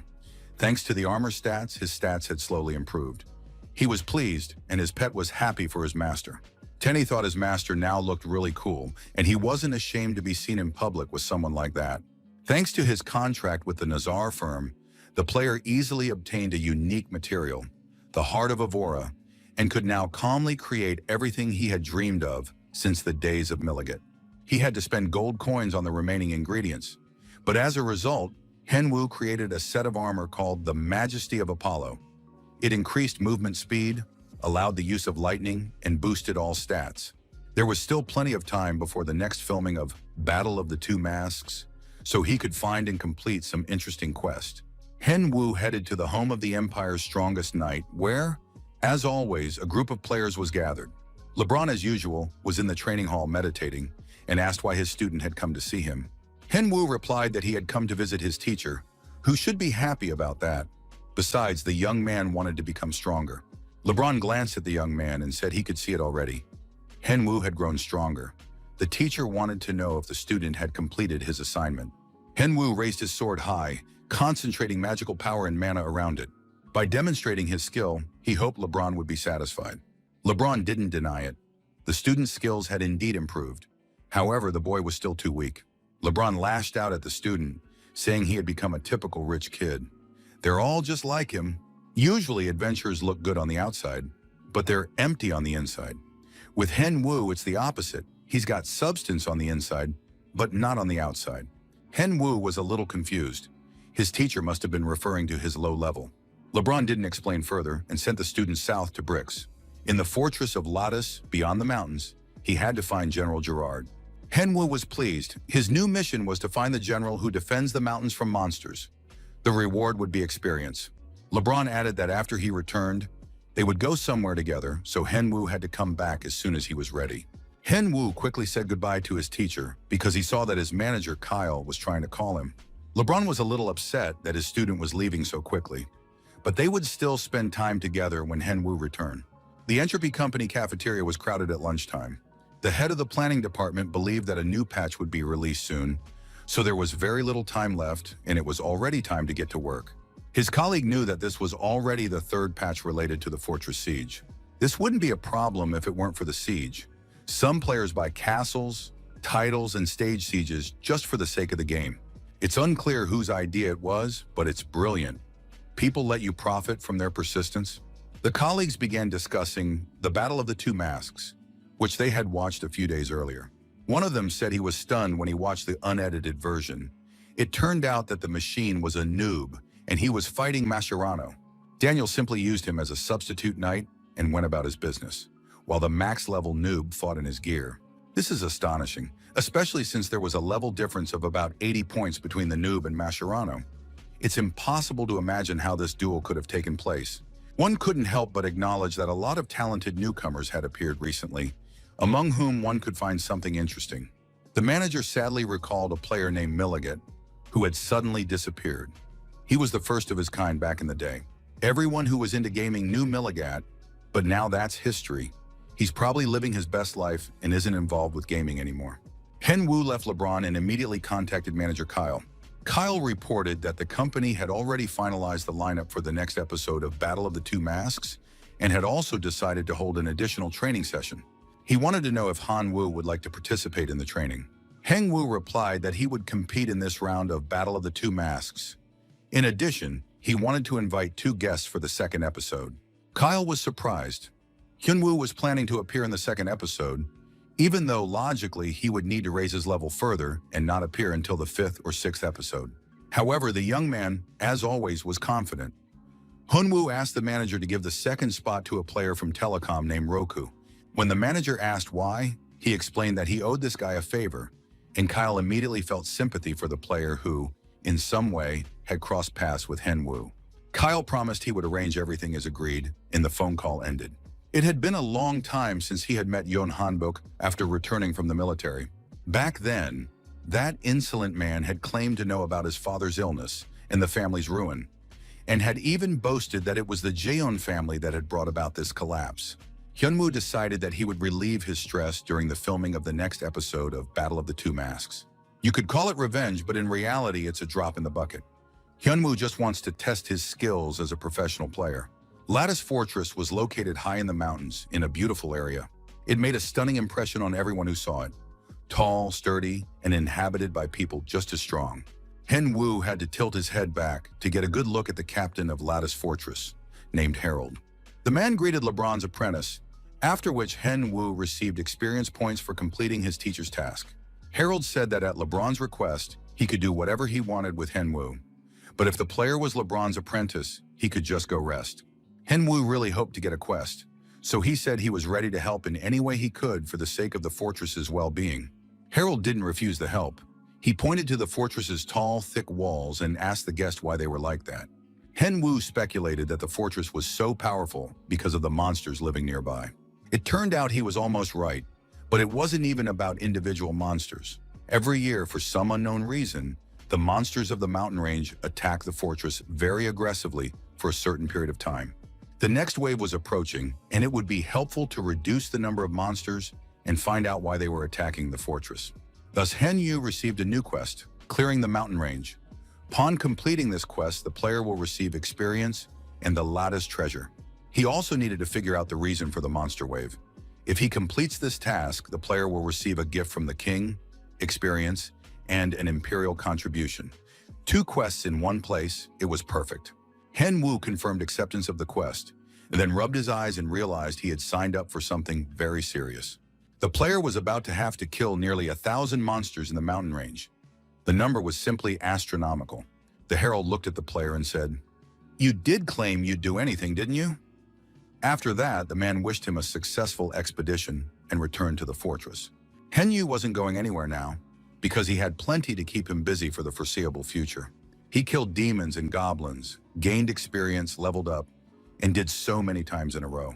Tenny walked alongside his master. He had lost count and wanted to know how many more monsters needed to be destroyed. At the moment, there were only 967 monsters left. Denny was in shock, fury, and rage. The poor little bear cub fell to his knees and began to sob, for his master had gone mad. Poor Tenny realized he would never return to the island. Henwa barely paid any attention to his pet. He looked at his sword and realized he hadn't changed his weapon yet. There were 36 hours left until the broadcast of Battle of the Two Masks began, and perhaps something new would drop from the monsters he defeated. That's why he needed to complete the quest cheerfully and with a spring in his step. Henwa was slaying goblins, orcs, wild wolves, bloodthirsty predators, and even huge snakes. Tenny, completely exhausted, sat under a tree, convinced he was leaving this world, and begged his master not to forget that he had once had a good pet. Henwu fought a monstrous snake and kept track. Usually a group gets 3 or 4 new items per hunt, but in his case, several hundred monsters of the mountain range had already been destroyed. However, after half a day of such hellish work, not a single item had dropped. Henwu wondered how the game developers could treat players this way. It turned out they weren't ashamed at all, and Henwu decided to continue the quest. Thinking only positively, If half a day had passed and nothing had dropped, then it would drop soon. Henwu chopped down another monster, hoping the item would appear right then. He killed a few more monsters, and the item was due to appear at any moment. Henwu could barely stand on his feet. He was on the home stretch, but this was the most ridiculous quest. Not a single item had dropped. The player had already leveled up 7 times. It seemed like madness. How could they treat players like this? Tenny asked to be let go home. Henwu figured there wasn't much time left, so he needed to turn around and head toward the fortress, taking out the remaining monsters along the way. But before he could turn back, a new monster appeared before him. It was too early to go back.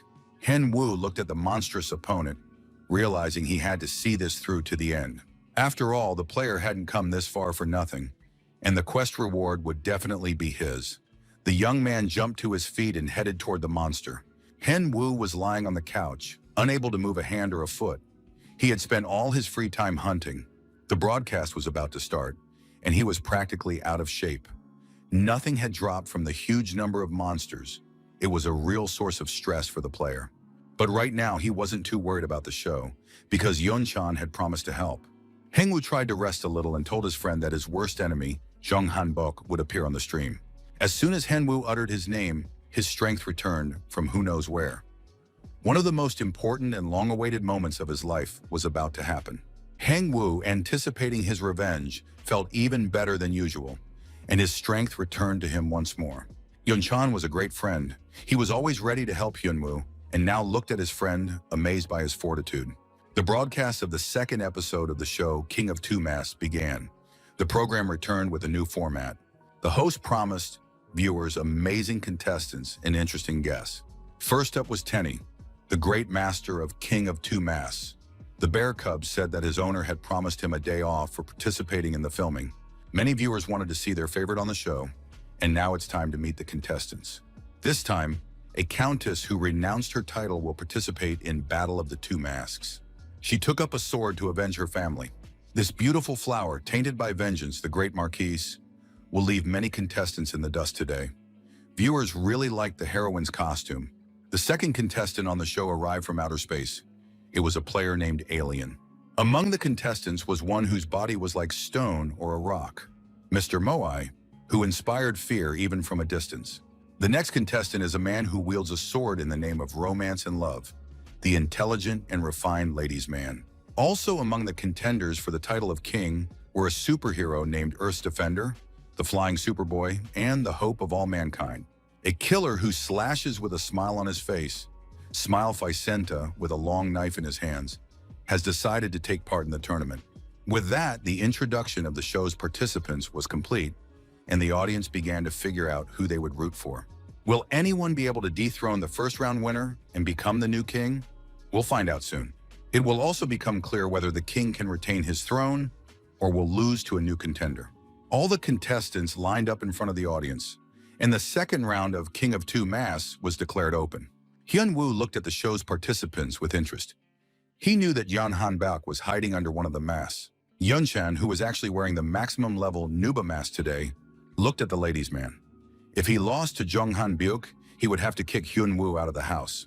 His friend looked at the lady killer and wished Hyunwoo the best of luck in today's show. Everyone knew the rules. The first player named by the host starts the game. This time, it was the Countess. The host asked the contestants if anyone was ready for battle and wanted to step forward to try their luck. All the players raised their hands. It seemed the men were confident they could easily handle the Countess. But Superboy was the fastest, so he got the chance to participate in the first round. The max-level noob took his place next to Tenny, and the battle was declared to begin. As soon as the signal was given, the Marquise readied her sword. However, the spot where Superboy was supposed to be was empty. Even the host was surprised. Superboy decided to go into stealth mode right at the start of the match. Everyone knew that this invisibility skill belonged to the assassin class. Such high speed and stealth spoke to the player's incredible skill. The sword was raised and the Countess looked ahead, while Superboy had already slipped behind her, drawing his dagger. However, the girl managed to spot her opponent and raised her sword just as she needed to defend against the attack. Moreover, the beauty immediately struck back. Superboy was unpleasantly surprised. His opponent not only knew how to defend herself, but also how to attack. At first glance, the Countess's defense seemed weak. She had a wound on her shoulder, and she was trying to figure out who was hiding behind the mask. The girl landed multiple strikes because her opponent was preoccupied with maintaining his disguise and didn't want to reveal his skills. It was a stalemate. Revealing unique skills would immediately expose the identity behind the mask, but without them, she risked losing the round. The Countess used an ice ability, and the opponent immediately realized that he was facing the Ice Princess Reina, a professional player from the New York team. Reina was the first girl to make it into the arena's top 10. The audience was absolutely thrilled. They had guessed that it was Reina. This meant a top-tier battle. Superboy was partially covered in ice. He was having a hard time. It turned out that dealing with Reina was no easy feat. The player realized he had to stop Reina before she used Ice Flower, so he performed Shadow Slash. Shadow Slash was a unique skill of Ichino, a famous Japanese streamer and ninja. It soon became clear that everyone was watching the duel between Reina and Ichino. Superboy used Vanish again, and Marquise hid behind huge ice blocks. The girl turned to her opponent, saying that his skills were useless if she used hers, and Reina activated Ice Field. Everything around them was covered in deadly ice. Even the commentators looked frozen, and the arena was covered in snow. Superboy's invisibility skill proved useless. Snow clung to his body, making it impossible to hide. Superboy thought using the ice field was unfair, but he was ready for battle. He activated his fiery flame, setting off a scorching blaze. And so these two opposing elements, ice and fire, clashed in one place. No one could predict which element would prevail or how it would affect the opponent's mobility. In the end, the Countess sliced her opponent into tiny pieces with a swing of her sword. The victory went to the Duchess. The Superboy lost the duel and was forced to return to the bench in the rest area. One could feel sorry for the challenger. His efforts were in vain. He should have concealed his identity better. Perhaps that would have helped him hold out and win. The host congratulated the Duchess on her first victory and noted that all the contestants possess unique abilities. Nub turned to the girl and asked if she wanted to say anything after her first victory on the show, King of Two Masks. The Duchess took the floor and announced that she was waiting for the remaining 4 contestants to do the same to them. This was a direct threat to the remaining contestants, and now it is unclear whether anyone will voluntarily accept the Countess's challenge in the next duel. Apparently, the contestants have lost their fighting spirit. Perhaps they were frightened by the Duchess's strength and sword. If none of the players accepts the challenge in the near future, she will choose her own opponent. A ladies' man challenged the Duchess and offered himself as her next opponent. The spectators tried to figure out who was hiding under that dandy hat. The opponents stood facing each other, and the host announced that everyone was hoping for an excellent fight. The players prepared for the duel. The ladies' man drew his sword from its sheath, and the audience was surprised. It turned out that it wasn't a sword at all, but some kind of broken stump. The host suggested they switch weapons. Reina looked at her opponent and thought that this fool had no idea who he was about to fight. The girl decided not to drag out the duel and to finish off the ladies' man in one fell swoop. The lady killer saw that the Duchess was attacking openly. She was very fast despite the distance between them. There were no visible effects from a skill near the girl, which meant she was unlikely to use the Crescent Strike. The Duchess had time to think that her opponent had wasted time trying to dodge the attack. But at that moment, he swung his arm. That proved to be enough. The Duchess received a fatal blow. Due to the speed and force of the strike, the girl instantly fell into a state of instant death. All the participants in the round, sitting in the rest area, gasped in surprise. The hosts and spectators were also stunned. But the fact remained. The Duchess was dead and had lost the match. It all happened so quickly and unexpectedly that Reina couldn't bring herself to realize she had lost for a long time. The host announced the winner of the round. It was the lady killer. The audience didn't understand what had happened. They hoped that in a few days the company would post a recording and they would be able to review the match in slow motion. Yen Chan, who was hiding behind the mask of a max-level noob, was just as surprised as everyone else. He didn't know his friend had such skills. When the lady's favorite drew his sword, there was nothing there but the hilt. But during the attack and the swings in the air, something suddenly flashed. If the Duchess's death was instantaneous, then the lady's favorite had drawn his sword and cut her down immediately. The participants in the round were stunned. They didn't understand where such skill came from. It required a certain level of concentration, or perhaps it was some kind of secret, unique skill. Everyone wanted to know what it was. The ladies' man greeted everyone without answering a single question. After that, a break was announced. The host rushed over to the ladies' man to find out how the player had made that shot. The ladies' man answered the question with a question. Where was the host from, and did he know him? They were meeting for the first time. Yenshin asked him not to joke or mock him, and then Henwu explained that LeBron had taught him this technique. Yenshin was outraged. His friend hadn't told him anything, and using such a skill was practically cheating. Yenshin believed his friend was hiding a lot from him, and that it would have been better to tell him everything right away. He felt hurt. Henwu said there was nothing else. The main thing was that Jong Han-beok had shown up on the show. Henwu was preparing for the broadcast and watched videos featuring his opponent in advance. He noticed that Han-beok had a habit of folding his hands into a specific gesture before every match. And today, among the challengers, he saw the same gesture used by a player named Smileface. So this must be Jong Han-beok. Of course, Henwu could have checked the list of challengers and participants, but he didn't want the victory to be too easy. He wanted everything to be as realistic as possible, so he asked the host to pit Smileface against him for a sparring match. Yunchun promised to do everything he could on his end, but if Hyunwoo couldn't handle that brat, he'd better not come home. Hyunwoo knew he had the best friend in the world. He promised he would take care of his enemy and everything would be fine. The break was over and the audience and contestants were ready for the third match. The host invited a player willing to face off against the lady killer to come on stage. Hyunwoo was literally glaring at his worst enemy. I hope he volunteers. And sure enough, at that moment, a challenger named Smileface stood up and declared that he accepted the challenge. The challenge was accepted and approved. So far, everything was going according to the friend's plan. The opponents stood face to face, each hoping to win the match. The tension in the air was palpable. The host announced that the players were ready to attack. Finally, he gave the signal, and the battle between the lady killer and Smileface began. The lady's favorite pulled out his sword stump again to test the professional player's skills. After the battle for Rifa Hen Castle ended, he received a gift from Alfred, some sort of sword stump. At first, the guy was disappointed, but then he brought the sword to the dwarf gnomes and was able to realize its true value. The sword was of unknown origin. It was a locked unique item. It increased strength and stamina and reduced mana consumption. The battle began. Despite its direct mana consumption, its mana cost was minimal and its defense was increased, so this weapon was perfect for Henwu today. The players began trading blows, and now the audience was divided, cheering for their favorites. Smileface managed to parry the lady killer's attack. He handled it very quickly and with dignity. Hanbeck immediately realized that his opponent wasn't as strong as he was trying to appear. It turned out that Reina had lost simply by mistake. Henwu knew exactly what Hanbeck was thinking about him right now. That too might have been part of the plan. The players couldn't reveal their full potential because, according to the rules of King of Two Masks, they had to hide their identities. However, after a defeat, every player felt a sense of frustration.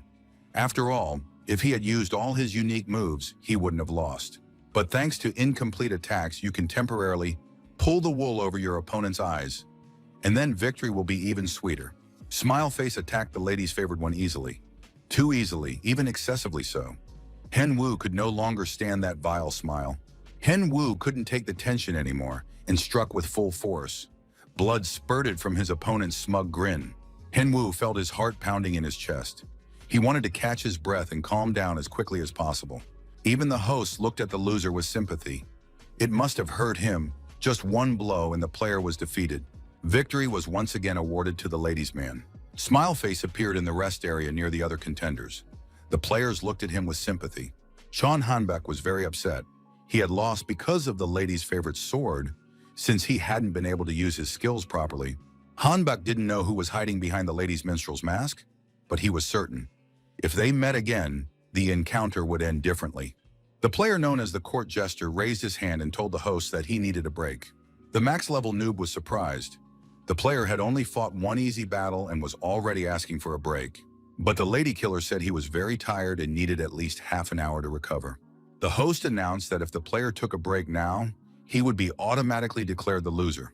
And to everyone's surprise, the lady killer accepted the loss and went to rest. No one understood why he was acting this way, but the player was still recorded as having lost. Henwu returned to his seat, thinking that his friend was very good as a host. Maybe he should make him the show's permanent host. The lady killer sat down in his spot in the rest area and said he was very tired because all the players were strong and he had a hard time. Smileface, without turning around, replied that he had lost only because he didn't want to reveal his identity, not because he was weaker than his opponent. Henwu had to exert a lot of effort to react calmly to his opponent's comment. He took a breath, paused, and then asked, "Does Smileface really believe he isn't weaker?" Hyunwoo had known Hanbok for a long time. This young man was always ready to fight to the bitter end, just to avoid admitting his weakness. Hyunwoo suggested that the players challenge each other to a duel to demonstrate their skills. Jung Hanbok turned to the lady's favorite in surprise, but did not respond to the provocation. After that, the show continued, and the next opponent stepped out for a duel. The spectators were thrilled because the battles were real. The two players began the match with no intention of defending themselves. They wanted to knock each other out and determine the outcome of the fight. In the end, Mr. Moai emerged victorious. His muscles were as hard as stone.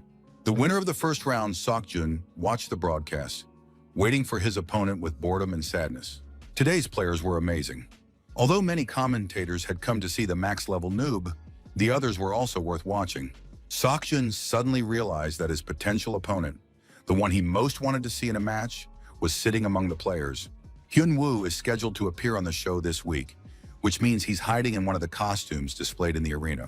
Seokjun took another careful look at all the participants and immediately guessed where Hyunwoo was hiding. Based on his demeanor, speed of strikes, cunning, and skills, the choice fell on the ladies' man. Superboy was up next. He had 2 daggers ready and was very focused. However, Smileface quickly knocked him out, not even giving him a chance to warm up properly. Thus, Smileface already had 2 wins under his belt. He was gradually approaching the final. Yen-chan couldn't understand what was going on in his friend's head. The ladies' man sat calmly in the rest area, as if he had no intention of entering the fight and planned to hand the victory to Hanbek. Hen-woo was cunning and focused. He believed it was too early for him to step in. He needed to wait until his enemy had suffered 2 defeats. Hen-woo continued to wait. At that moment, the Countess stepped forward to face Smileface. She declared that she was ready to fight him. Hanbek was pleased. Captain Reina, the leader of the New York team, had stepped up to face him. Hanbek knew that if he defeated Reina, he would become famous not only in Korea, but also among American players. Smileface launched an attack, but the girl had already learned from her past mistakes and immediately used her ice. It became clear to everyone right away. The beautiful Countess would win this match. The girl was able to end the battle in a couple of seconds thanks to her skills. Of course, she would carefully choose her next opponent. Reina was eager for revenge, so she immediately aimed her sword at the offender, who hadn't even given her a chance to react last time. The ladies' man was very surprised. Was the Countess really challenging him to a duel? After all, he was usually the one who chose. Reina explained it this way. Last time, she lost by accident, but this time, victory wouldn't come so easily to the ladies' man. The lady killer, of course, accepted her challenge, but said he wasn't sure the girl wouldn't lose again. That would only become clear in battle. Although if you've already lost once, the second loss comes much easier. Upon hearing these words, Reina boiled with rage. The girl couldn't wait for the match to begin. The host announced, the battle was about to begin between the Countess, who had 2 wins and 1 loss, and the ladies' favorite, with the same record. The battle began, and Henwoo knew he had to be careful and not rush. The girl used her mana very quickly and skillfully, so he had to watch her movements closely. Sure enough, Reina began using her ice skill, and more ice gradually formed around her. Henwoo knew he absolutely had to defeat Reina in order to face Hanbek again. The boy decided to use a diversionary tactic. He held out his fingers and snapped them. Hyunwoo mentally called out to his pet Tenny, who was sitting next to the host and watching the fight closely. The bear sensed the signal from his master, immediately sent out a bear pulse, and activated the forest defense, all of which enhanced Henwoo's abilities. Reina didn't hold back either. She boosted her stats and activated a combat skill that enhanced her attributes. The ladies' man activated Killer's Resolution and now looked like a real monster. And so the opponents clashed, using their magical powers. Henwoo felt that with the buff from his pet and the memories of the killer, he would definitely be able to defeat Reina. The girl continued to attack without stopping. Henwoo thought that fortunately she didn't know who he was, but he himself knew everything about Reina. It wasn't about the victory itself, but about how to win, arranging everything so that it looked as if the lady's favored one had simply gotten lucky. Reina struck, thinking her opponent was nothing special. How she could have lost last time was a mystery. She didn't know this guy at all. They had never faced each other in a match, but it seemed he didn't consider her a serious opponent. Reina was becoming more and more convinced that he was a pushover, but she wasn't going to give up and let him win. Hen Wu finally pulled out his broken sword again. However, his opponent was unpleasantly surprised. The sword began to freeze over. Reina noticed that her opponent's sword had vanished. Perhaps he had exhausted all his mana or couldn't use his skills due to frostbite. Everyone understood. Powerful skills require serious training, and now the duel was coming to an end. Smileface was practically certain that Reina would win, and the lady killer, who really annoyed Hanbeck, was supposed to lose and be eliminated. But at that moment, the unexpected happened. Hen Wu told the girl she was dumber than he'd expected and pierced her with his sword. He had dragged out that moment of the duel a bit, and even he himself had thought the sword might not appear. However, everything turned out as it should. The weapon appeared at the most crucial moment. All the spectators watched the duel as if spellbound, sitting with their mouths agape and even forgetting to applaud. The ladies' man had won again. Reina had lost for the second time. The most disgusting thing about this situation was that Reina lost to the same player twice. It seemed as though she hadn't learned her lesson. The players once again failed to see the sword appear, which meant they would have to wait for the show's recording. But today, Hen Wu certainly distracted Reina well and took advantage of the situation. Reina was mentally crushed. She knew she'd been careful during the fight, but she still didn't understand who she'd been fighting. Hen Wu understood that this fight had been no walk in the park. He'd only survived because Reina had been distracted. From here on out, he'd have to be as careful as possible. The ladies' man pointed his cane at his next opponent, the one who had claimed last time that he'd lost by accident. Naturally, the choice fell on Smileface. The guy wasn't thrilled. The ladies' man addressed him. "I'm giving you a second chance so you can fight properly and show your strength." Now Smileface would truly be able to give it his all. Hen Wu eagerly awaited his opponent's response to the challenge and his decision to accept the match. Everyone held their breath waiting for Smileface's response. The audience knew this was going to be a very interesting fight. The host knew he had to keep the tension high. He noted that the winner had made an unexpected choice. Now everyone held their breath in anticipation. Would Mr. Smileface accept the offer? Hanbeck didn't look confident or happy. However, he could no longer back out, so the player said he accepted the ladies' man's challenge and knew that this time, victory would be his. The host reminded him that a second loss would result in the player being eliminated from the game and having to remove his mask. The host asked again, did Smileface agree to these terms? Smileface was certain that the host was deliberately exaggerating to create a scandal and attract more viewers to the show. The host saw that Smileface was exuding confidence in victory. It would be interesting to see how the people's favorite would react to this. Hen Wu said he had no intention of responding. The conversation would continue after the fight. The two players were literally destroying each other mentally. Now it was time to let them clash physically. The duel between the rivals began. Hen Wu activated all his additional skills and literally lit up like a New Year's garland. The opponents clashed in an attack, and everything around them was bathed in bright light. The guys were landing blows on each other. However, they still had enough strength and skill to put up a defense. But soon the spectators realized that Smileface was starting to lose, and the player himself didn't understand why his opponent had become stronger. The ladies' man was acting cocky. He was actively participating in the fight and even managed to talk. Hanbeck realized that he could win if he used his secret skill. However, in that case, it would no longer be possible in the next battle. The womanizer had grown so brazen that he even had time to scratch himself while his opponent was preparing to attack again.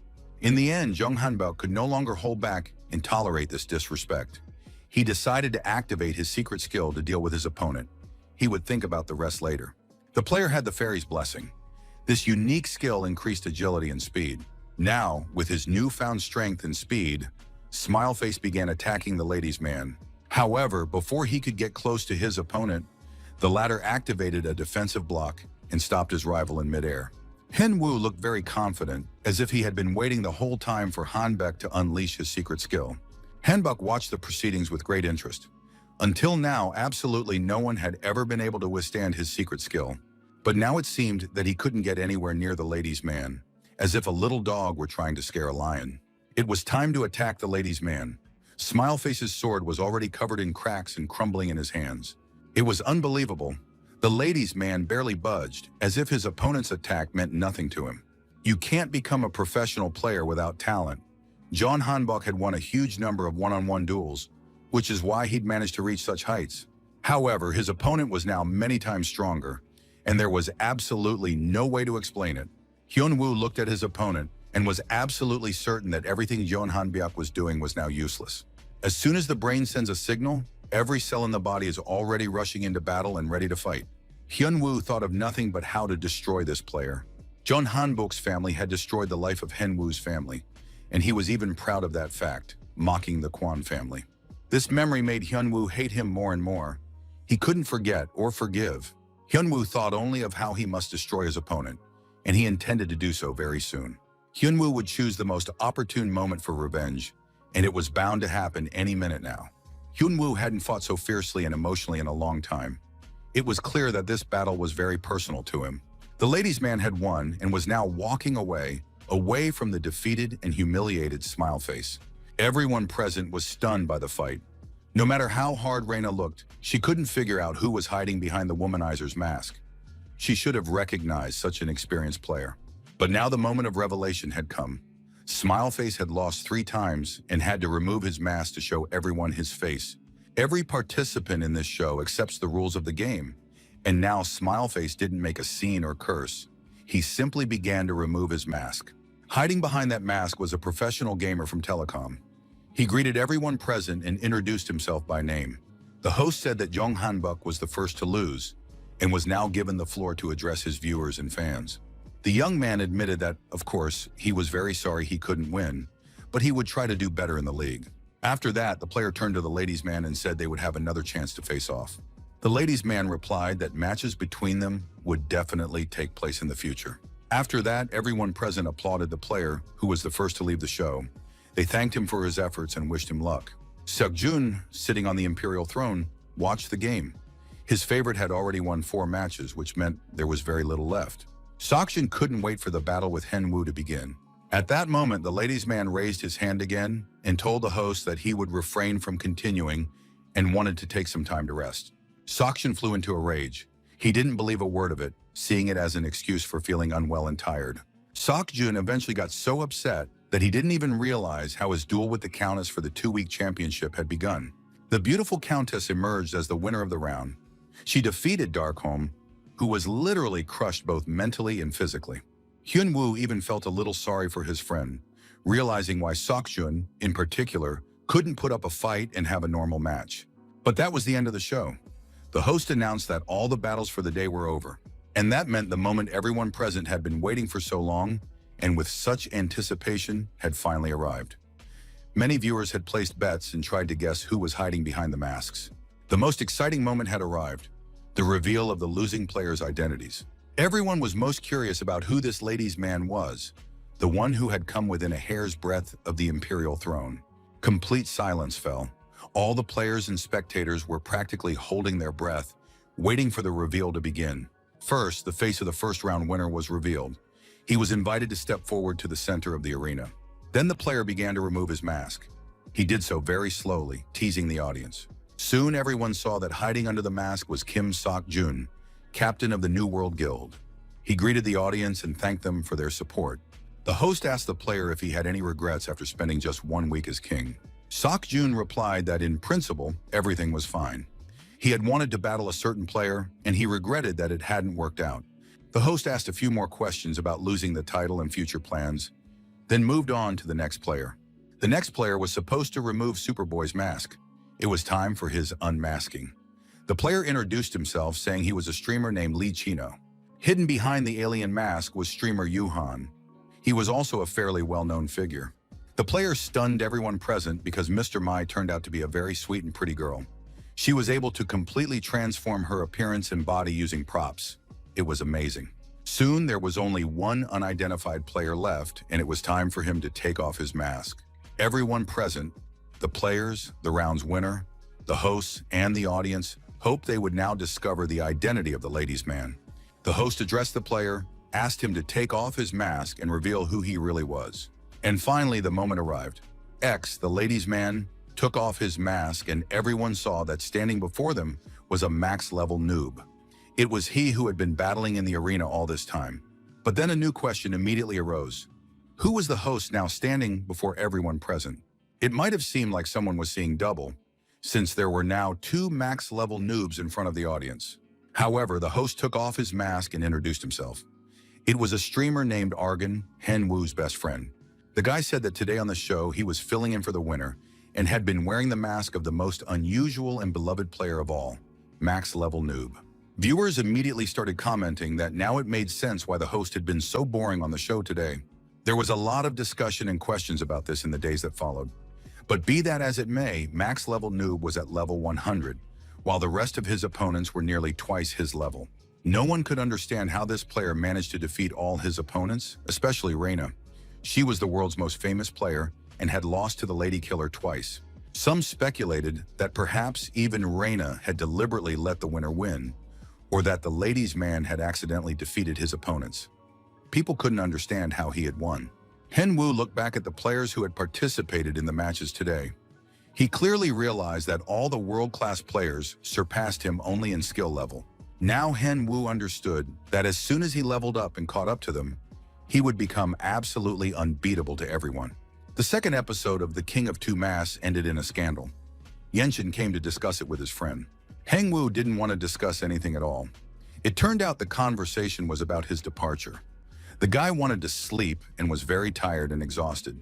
Yenshin understood that his friend had barely slept in the last 24 hours because of the hunt and the show's filming. It was unclear how, in that state, he managed to beat Reina and Hanbeck. But there was no one left to talk to, because Henwu was sleeping like a baby, his mouth open and drooling, oblivious to the light and noise. The next day, the young man was alert and happy with life. The phone rang first thing in the morning. It was Kyle, the company's manager. The man said the player had been simply magnificent in the show held the day before. The manager was certain that the player had no idea how all of this was affecting the game arena. For example, the gamer Reina earns over 100 million won. Gifts, advertising, and sponsorships are all part of the brand called Reina. Hyunwoo was very surprised to hear such a figure. In the future, he too would become popular, and after his streams ended, he would be offered advertising deals. It's better to decide right away which brands Henwu likes and which he doesn't, so he can make the right decision later, whether to accept or decline the advertising. Hyunwoo was a little discouraged by this conversation. He thought Kyle was exaggerating a bit since it was still too early to think about advertising. That would become clear in time, but for now, Henwu had to do what he did best, log into the game. The young man cleared the mountain range and reduced the number of monsters. For this, he was supposed to receive experience and treasure from the captain. Harold was very surprised when he saw the player who had completed the task so quickly standing before him again. Henwu thought the captain was being stingy. However, Harold said that not every player was worthy of Lattice's treasure, so he had to play it safe and choose someone worthy. Henwu eagerly awaited receiving the treasure. The quest had indeed been difficult. He had killed a huge number of monsters, from which, moreover, almost nothing had dropped. Harold handed the treasure to the player, and the young man was very disappointed because it was just a simple scroll. Henwu was about to start making a scene, but the captain warned him that it wasn't a scroll, but a treasure map. The young man unrolled the scroll, but it was empty, and there was no map to be found. Disappointment crept back into Henwu's heart. The captain explained that they needed to reach the mountain range, and when the map appeared, it would show the dungeons with the treasures. Henwu was practically furious. Several monsters lay dead again, but the map still hadn't appeared, all because the captain turned out to be a real dimwit. Henwu once again spent a long time hunting monsters. He kept checking the scroll, but nothing still appeared on the map. Soon the young man noticed that hills had appeared on the map. Probably to get the full map, he needed to kill about 5,000 more monsters. They would have just told him to completely clear the mountain range. The only joy was that the player was gradually leveling up. He checked his profile and was satisfied. True, when the young man reached the dungeon, he would need to be more agile. At that moment, his pet tried to get his master's attention. The thing was, a huge monster had jumped out at him from the forest, and the owner needed to fight it, not study his profile. Tenny still couldn't get his attention. He had to fend for himself and use lightning to protect Henwu. The player joined the fight, thanking the bear cub for his help. While the monster was paralyzed by the lightning, Henwu quickly struck with his sword and defeated the enemy. Henwu looked at the monster and realized he had already killed it once. This meant the monster was playing dead. It became clear that monsters in the game were also becoming more intelligent. Henwu smiled at his pet, who was also gradually changing as the game's difficulty increased. The bear cub's body was glowing, and the poor little fluff ball was scared, not knowing where to run. Perhaps he had caught some kind of fever, and now a long and agonizing struggle for survival awaited him. But it turned out that Tenny's pet had reached level 100, and its body had begun to change. It was really cool and unexpected. It was simply amazing that the pet had reached such a high level so quickly and was now getting stronger without doing anything. It turned out that the pet was undergoing the first stage of transformation. For the time being, it was unclear what that meant or where it would lead. But Tenny now stood in the clearing like a sturdy little bear and told his owner that he was now very, very strong. Henwu was, of course, happy about this. But looking at the pet's small size, he doubted that any significant changes had occurred. However, thanks to the pet's level change, the player could now use ancient speech. This skill allowed him to control the puppet's body during combat. The player also gained the ability for the pet to attack using the puppet's body while using ancient speech. Both of these skills were very cool and useful. With their help, Tenny could become an indispensable assistant to his master. With a new skill, the little bear cub Tenny could transform into a huge bear for 10 minutes. Finally, this little guy could be useful in battle. This was also an excellent skill. It was a shame that it could only be used in the ancient language. But in time, Henwu would learn how to activate these abilities properly. Tenny was very pleased. He could feel himself getting stronger. He was glad he had chosen such a master. Henwu decided not to delay and asked his pet to show what he was now capable of. Tenny stood in the middle of the portal to demonstrate his new powers. When the cub finished transforming, a huge bear stood before them, blocking out the entire sky. The player and his pet were absolutely thrilled. Tenny enjoyed looking down on his master. Henwu played like a little child. He asked the pet to break a tree and unleash a lightning bolt. Tenny, being young, began to fulfill his master's request with great enthusiasm. A single swipe of his paw was enough to split the huge tree into small pieces. Both participants looked in amazement at the bear's handiwork. Henwu admired his pet, saying that Tenny was a real treasure and a very strong bear. Well, since everything turned out so well, now Tenny will go hunting to test his strength in action. It can't be said that the pet was particularly fond of this idea. However, only 2 hours had passed since his transformation, and significant changes had already taken place. By this point, the map was completely finished, and the player had a plan in hand for how to reach the treasure caves. All of this was made possible thanks to Tenny's upgrade. The map now looked more like a blueprint, so Henwu would quickly find the right dungeon and be able to leave the area. Henwu kept turning the map over in his hands, trying to figure out which way to go to reach the treasure. Tenny wasn't very pleased. He hadn't expected his master to decide to go after the treasure right away. Henwu believed that now was the perfect time. They had completed all the tasks so quickly and could now easily reach the treasure. And so without putting it off any longer, the player and his pet set off in search of the treasure. A few moments later, they were already in the dungeon. Tenny realized that with his master, everything would be easier, and then they could relax. The treasure cave was located near the lair of an underground spider. Crystals were conveniently placed along the walls, ensuring the dungeon wasn't dark. Henwu didn't know where the game would take them if they died in the cave, and if they stayed here forever. Since this was a map, there was probably only one chance to complete the quest. Henwu told his pet to look around and find out where the spider was hiding. However, a terrifying and repulsive sound rang out. The player immediately realized the master of this dungeon was approaching, so it was best to hide. The companions hid behind a huge rock, and when they had caught their breath a little, they peeked out quietly to get a look at their future opponent. But they didn't like what they saw at all. It was a terrifying, enormous monster spider. The monster embodied every horror imaginable: immense size, a toothy maw, sturdy armor, and long claws. Henwu was genuinely terrified. He was afraid that his breathing would attract the cave's owner. The spider looked much stronger than a desert dragon. Henwu couldn't imagine how to defeat the spider, nor could he understand whether all the spiders in this place were really that huge. The monstrous spider, opening its hideous maw, let out a terrifying sound. It would have made even a bald man's hair stand on end. Henwu realized he couldn't avoid fighting the monster. Instead of listening to the screams, he had to start the battle. Henwu spent some time in the cave and realized that the first spider he had seen was the boss. The ordinary spiders were about a third as strong as it. Of course, that didn't mean they would be easy to deal with, and it certainly didn't mean victory would come easily. Henwu fought the monstrous spider and managed to figure out where its weakness lay. Despite the monster's sturdy body, he realized that although the spider was huge and strong, it had small, unprotected legs. Henwu tormented the monster a bit, and then Tenny's assistant volunteered to join the fight. The pet grew in size and used its ability to control lightning. Now the attacks of this massive predator were highly effective and powerful. Tenny easily defeated the topaz spider. The companions high-fived each other, standing over the dead spider's body. Tenny was very pleased that he had become so strong and didn't hold back his joy.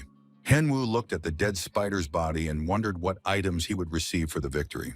Henwu didn't hear a single sound, but at that moment a huge spider on a web was descending from the ceiling. The giant monster extended a leg from which a thin, sticky web was descending. Eventually, the web reached the player along with the spider, which pierced the young man right through, holding him on its claw. Tenny stared in horror at the master, who had been pierced and now lay lifeless, pinned by the web of the hellish monster. It was hard to believe that his invincible and invulnerable master could die. Memories of their first meeting flooded the pet's mind, when the player had just gotten the bear cub and given him the wonderful name, Tenny. After that, they spent a lot of time together, eating delicious food and using the owner as a pony. Tenny couldn't imagine life without his master, and tears of rage and despair streamed from his eyes. Never before had he fought so fiercely, dreaming of destroying his opponent and unleashing all his rage and anger. The bear struck the spider with his huge clawed paws. Not caring where he hit, he just pounded away like a punching bag. Soon the spider wasn't moving anymore, and the pet had shrunk back to its usual size. However, he still hadn't calmed down and was about to continue the destruction. Tenny, despite being back to his normal size, activated lightning in his paw to fry the spider, but suddenly heard someone's voice. Henwu asked the pet to stop, because he had already earned the experience points. Tenny threw himself with all his little bear paws around his beloved master's neck. Tears of joy and happiness streamed from his eyes.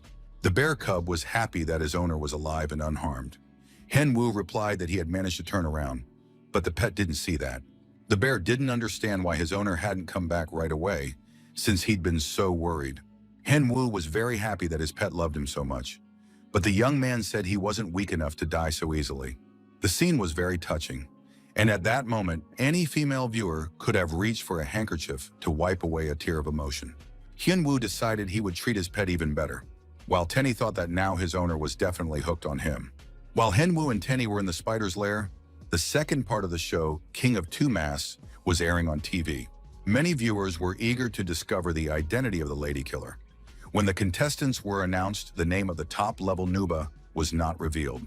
Many believed this was done to maintain the suspense, or because the player was completely unknown to anyone. But when they revealed who was hiding behind the lady killer's mask, the audience's reaction exceeded all expectations. People began saying that the show was simply a platform for the noob to develop. A wave of rumors and discussions swept through the arena community. It was believed that Nub had never lost a battle. He could participate in duels and team battles, fighting dozens of matches in a row. He repeatedly played in elimination matches and completely took over other players' profiles and gear. If Nub had lost even once, he would have lost his character. And so, at that moment, the name Nub began to take on a new meaning. The director of the Asian branch of Adidas demanded that the winner be brought to him immediately. The deputy director couldn't believe he had heard such an order from Mr. Chong. He thought it was impossible because Henwu worked for Nazar and wouldn't agree to go to the competition. Besides, the main sponsor would most likely not appreciate such a blatant attempt to poach a client. However, none of these arguments stopped him from trying to do something in this direction. In short, a real war had begun among the largest companies for the top-tier noob. Tenny continued to practice using lightning as before. He wanted to hone his skills so he could exert less effort and strike his opponent from a distance. At that moment, the bear cub was fighting spiders, honing his skills. Using lightning, he had created a real barrier that prevented the spider from moving. Henwan took advantage of the moment when the spider was pinned in one spot, crept up from behind and landed a critical strike. The ruby spider was killed, and the player gained experience and a new level. Henwu's strength and mana were fully restored. By this point, Henwu and his pet had destroyed a large number of spiders. Each spider had its own stones, which determined their skills. Thanks to the spider's lair, the player now knew something new. There were 5 different types of spiders in total. sapphire, ruby, diamond, emerald, and topaz. They corresponded to the elements: iron, fire, earth, water, and plant. Each had its own characteristics. Some techniques worked on certain spiders, but were useless against others. But almost all were vulnerable to the lightning attribute of Tenny's pet and the player's attribute. Suddenly, strange sounds echoed through the dungeon, which the young man didn't like. Tenny immediately declared that he really didn't like any of this, and had been suggesting they leave for a while. Henwu listened to the sounds and decided it was time to leave. He had already earned enough from these spiders. The companions peered into the dungeon. They saw nothing, so Tenny suggested they leave. Henwu replied that they would indeed leave once they had captured the boss. Tenny couldn't find the words to express his dissatisfaction, while the host gazed at the giant spider with delight. And indeed, the boss monster appeared in the dungeon. It was just as huge and terrifying as ever, far worse than all the other spiders. It was a 5-element spider. That was exactly how many stones adorned its head. Henwu had never encountered such a monster before. Many players die at the hands of bosses, despite being well prepared. When a new boss appears, even large guilds are reluctant to fight until they have gathered enough information. They believe there's no point in taking a risk and ending up with nothing. But there was only one Herald card, and it was unlikely he'd give the player another card to replay the level. Henwu sat down and assessed his options. How many more times he could use the Crescent Strike, as well as his other skills, plus buffs and help from his pet. All that remained was to activate the Cursed Bracelet, and the player would be ready for battle. This bracelet, imbued with the magic of a powerful sorcerer, created a spear filled with black magic. It drained the target's health upon impact, and could only be used against living creatures. The monster boss wandered through the dungeon, feeling the bodies of the slain spiders. He didn't understand who had done this to his offspring. Henwu decided not to waste time on unnecessary conversation and activated the cursed bracelet. The spider boss spoke. He said that the player had destroyed a huge number of his children, and that such a tiny little human had done it. You killed so many beautiful creatures, and for what? Just to get deep into the cave for treasure? The monster reasoned. The spider boss was very upset and added that he would never spare the player for anything in the world.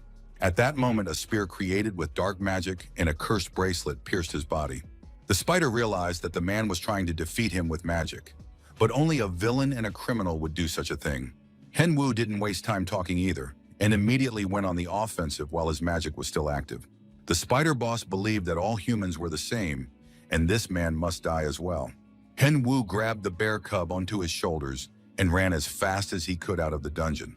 The spider boss was hot on his heels, smashing through the dungeon and scattering chunks of rock everywhere.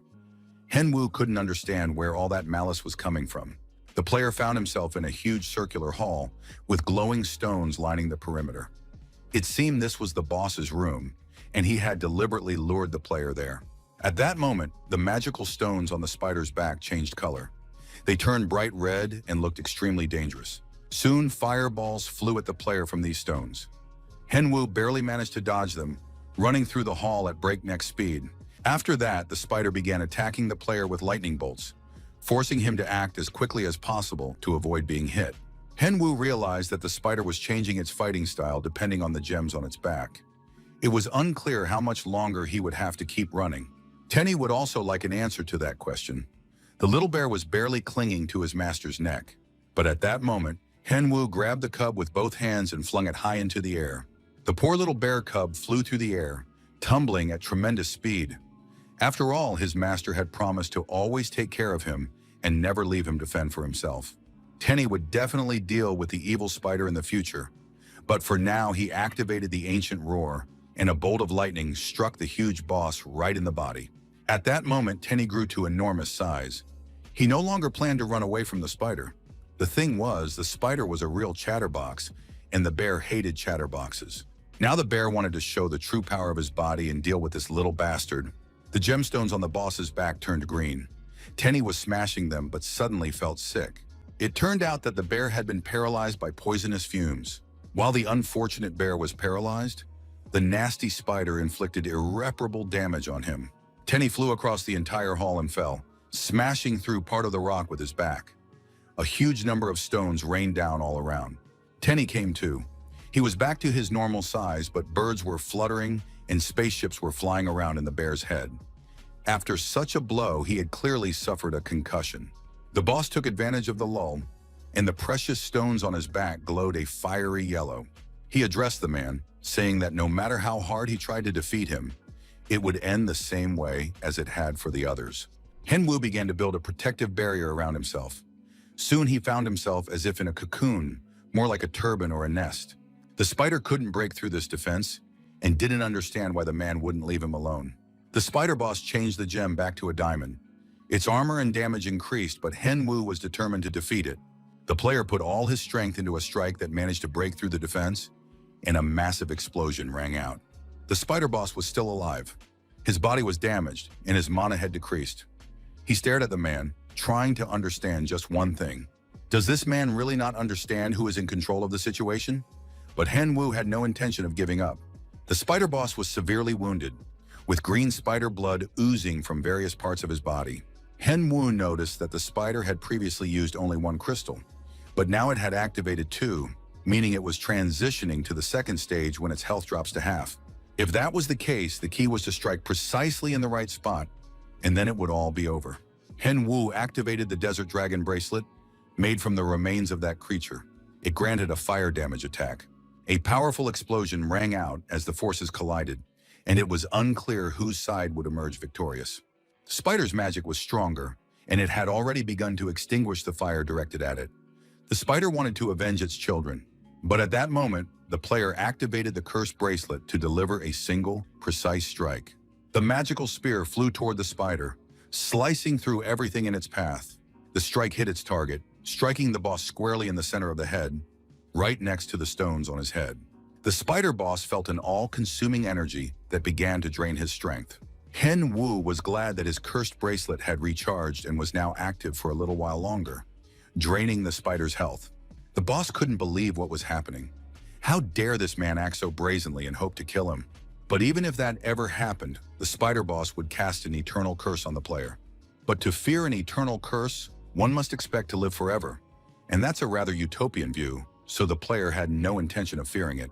Finally, the spider's health began to plummet, and it could no longer stand, collapsing right in the middle of the hall.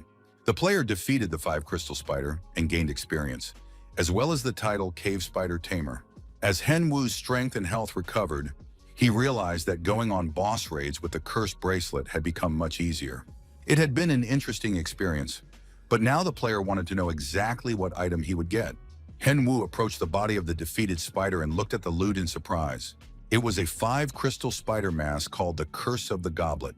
It emitted a dark aura, and upon a successful attack on a target, one of 5 curses would be cast: burn, freeze, petrify, bind, or bleed. Henwu was absolutely thrilled. The unique item had exceeded all expectations. He realized that it had all been worth it. The young man rejoiced. The mask provided numerous buffs, and the 5 curses appeared extremely rarely. Now he could think about replacing it with the Nuba mask. Henwu now had a higher skill rank, which made this hunt exceptionally successful. In addition, he received numerous bonuses, as well as money and gold. Tenny, as usual, was unhappy when Henwu asked him to collect the items scattered throughout the dungeon. Henwu told his pet that he had fought almost the entire battle alone, so the bear had to work and collect the loot. Tenny thought his master had become too selfish, getting a new toy and seemingly forgetting about his loyal little bear. But then Tenny's eyes fell on 2 round balls, spheres. He immediately decided to investigate them. Inside the balls, tiny spiders were visible, and they gave off a very pleasant scent. The pet was supposed to give the spheres to his owner, but he was too busy with his new mask right now. Tenny realized that his owner wouldn't give him any more tasty spheres, so he decided to swallow both of them. Henwon instantly read the notification. The pet had consumed 2 spider essences, Sapphire and Ruby. The bear glowed with a bright light, and it was clear that significant changes were about to occur. Henwu didn't understand why the pet had been so greedy, but decided to watch the consequences. Tenny was afraid to move. Henwu didn't know exactly what changes would occur or how the essences affected the beast. Soon the pet turned to its master. Something was clearly wrong with its body. Henwu realized that the bear cub wasn't quite right in the full sense of the word. Its tail had turned blue and its cheeks were flushed with a bright blush. Henwu breathed a sigh of relief.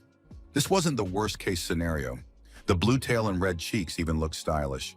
It soon became clear that the pet's stats had increased across the board, and new skills had appeared. Now it could wield fire and ice magic. Henwu and Tenny didn't know how to react yet. The bear had become stronger, but how to use that remained unclear. Tenny quickly figured it out. Now he was showing his owner how he could start fires and create ice. Compared to his pet, the player felt like a total loser. Henhua realized that his pet was becoming more and more independent, and that was probably for the best. After logging out of the game, Henwu felt exhausted and worn out, looking almost as disgusting as he felt. He was very tired, had no strength left, but was going to send Elise a video of the battle with the 5-crystal spider. Unexpectedly, Henwu received a message from Kyle. The manager had listed potential sponsors. The contract was massive, 500 pages, and he needed to read it and respond immediately. Henwu wanted to drop this uninteresting business, but he knew. He always saw things through to the end. He had reached page 200, almost ready to finish. To take a break and clear his head, Henwu decided to watch a stream on the platform. Many famous streamers were live and he could watch them. Hyunwoo saw a stream from the telecom company for which Jong Hanbok was playing. He decided to watch with interest to see how his main rival answered the viewers' questions. The premise of the stream was simple. The players answered any questions from the audience. A viewer wrote that Hanbok had performed poorly on the show, 2 masks, was eliminated quickly, and it was unclear why he should be kept on the team. Representatives from Telecom replied that they could not comment on what was happening on 2 masks. However, they assured viewers that Yeon Hanbok is a professional player, and there is nothing to discuss. Viewers began to speculate that the show 2 Masks was rigged. The winner had a low skill level, and a professional couldn't possibly lose. Hanbok replied that it was just a show. He knew from the start that his opponent was a max-level noob, and the results were predetermined. He explained, the matches were staged, and in real life, he would have defeated the noob in a matter of seconds. Hyunwoo was too furious to listen to these excuses. However, after calming down a bit, the guy thought that Jong Hanbok was speaking too confidently, and in real life, they would definitely test whether he could keep his word. Hyunwoo continued watching the stream, but Telecom had effectively signed its own death warrant by accusing the show of being staged. After reviewing every page of the contract, Hyunwoo decided to accept sponsorship from Armani, Rolex, and Mermet. Meanwhile, an unpleasant conversation took place at the Telecom dorm. The team captain said he had helped Hanbok this time, but it wouldn't happen again. The entire image and reputation of the Telecom team suffers because of Hanbok's behavior. Hanbok thanked the captain for standing up for him, after which the guys said goodbye. In reality, Hanbok wasn't grateful. He believed he was carrying the entire team, which was nothing on its own. The captain returned to the room where the rest of the Telecom team was resting. They reported that they had found what they had been asked for. Now they were watching a recording of the match where Jong Hanbok, in the guise of Smile Face, had used the secret skill, Blessing. Everyone knew that using this skill with the artifact was forbidden. The manager had mentioned it, and the coach had banned it. Besides, using such a unique skill is very expensive. And now the team was under scrutiny from all sides. Hanbok actually contributes almost nothing. He has his own room and gets a lot of special treatment, so there was no need to send him to the show, King of 2 Masks. The players understood that once the season started, there would be even more talk, and they needed to preserve the team's honor. There were very few moments when Henwu could lie down peacefully on the soft grass, basking in the warm rays of the sun with his pet. Tenny enjoyed the peace and quiet and assumed they had the day off. Henwu replied that he just needed some time to think. Henwu had to decide how to handle the broadcast. Keep in Shan as the show's host or figure it out later, and it was still unclear when to stream the battle with the spider. They had almost run out of topics for the show. Hyunwoo was worried. There wasn't much regular content, there weren't enough duels, and team raids weren't suitable. As a result, it was unlikely they'd attract many viewers, and he wanted to beat everyone in terms of view count. The young man was trying to figure out how to surprise the audience, and his pet asked to be heard since his owner was free. Tenny emotionally explained that he wanted his master to teach him, and then perhaps he could organize quests for his own pets. He wanted to learn how to increase his strength just as powerfully as his owner. Henwu didn't even want to move. This wasn't a quest for loot, but his pet was persistent. It whined, pleaded, and begged its master to teach it. Henwu decided he needed to first study the control of fire and ice in detail. Suddenly, he jumped up, startling the bear cub, and an idea about training popped into his head. He thought he could attract celebrities from various fields and teach them to fight in the arena. This would draw in spectators, both those who wanted to learn and those who wanted to watch their idols. Henwu turned to Tenny, and the pet was thrilled. His talent had finally been recognized. The bear cub brought up training again, but Henwu said curtly, "Later." After that, the player disappeared without saying goodbye, and Tenny was once again convinced that he had a bad owner. Manager Kyle was working at his computer when he received an email from his best client, Mr. Khan. Henwu asked him to bring in stars for the new show, Battles with Celebrities. It was a great idea. But there was more. Henwu wanted to leave the show, King of Two Masks, and hand it over to streamer Argon. It was surprising that the guy decided to leave a show that had just taken off. But he had a great instinct, which meant he had sensed something bigger. Manager Kyle decided to trust his client's instincts and wait for his new show. Tenny was sitting at the table with a knife and fork in front of a delicious meal. Viewers of the stream noticed that the bear cub looked different. Henwu greeted everyone. "Hello everyone, today we're kicking off a chat with a max-level noob and his pet." Tenny asked if he could eat while his owner was talking and received permission. Henwu explained that he'd been streaming for over a month now, and today he just wanted to chat and answer viewers' questions. Questions poured in, so he asked people to type more slowly so he could keep up with the forum. It was great. There were tons of questions, and he saved the most interesting one for the end of the stream. He was asked how things were going in the arena. The player explained that he had been hunting in the mountain range, had recently found a dungeon, and would be posting a video soon. Viewers were curious about the dungeon's exact location, who he was running it with, and its difficulty level. Henwu decided to show a short preview. Clips from a battle with the 5-crystal spider appeared on screen. Viewers saw such a massive boss, ready to destroy the player for the first time. The next question was about how to level up quickly. There was no specific answer. You just need to hunt more. It's better to train alone. That yields more growth. Tenny listened and was already ready to eat. Another question, how to learn to fight masterfully and whether it's possible to remove the mask. One viewer asked if it was difficult to engage in one-on-one duels. He had tried it once and nearly fainted. Henwu replied, "Everyone is different and reacts to stress differently. That doesn't happen to him. He doesn't get nervous because he always comes out on top." Another viewer asked how to get a gold medal if he currently has a silver one. Henwu said, "You have to switch items or replace someone. It's not exactly fair, but sometimes you can be a substitute knight." When the questions started repeating, Henwu said he had great viewers and had prepared a new concept for them. These will be professional lessons from a max-level noob. With their help, getting a gold medal will be easy, and players' problems will disappear. The player directed everyone interested to representatives of the Nazar company and will eagerly await their applications. Some viewers felt that the player was promoting himself even during streams, but others liked the idea, and people began donating large sums.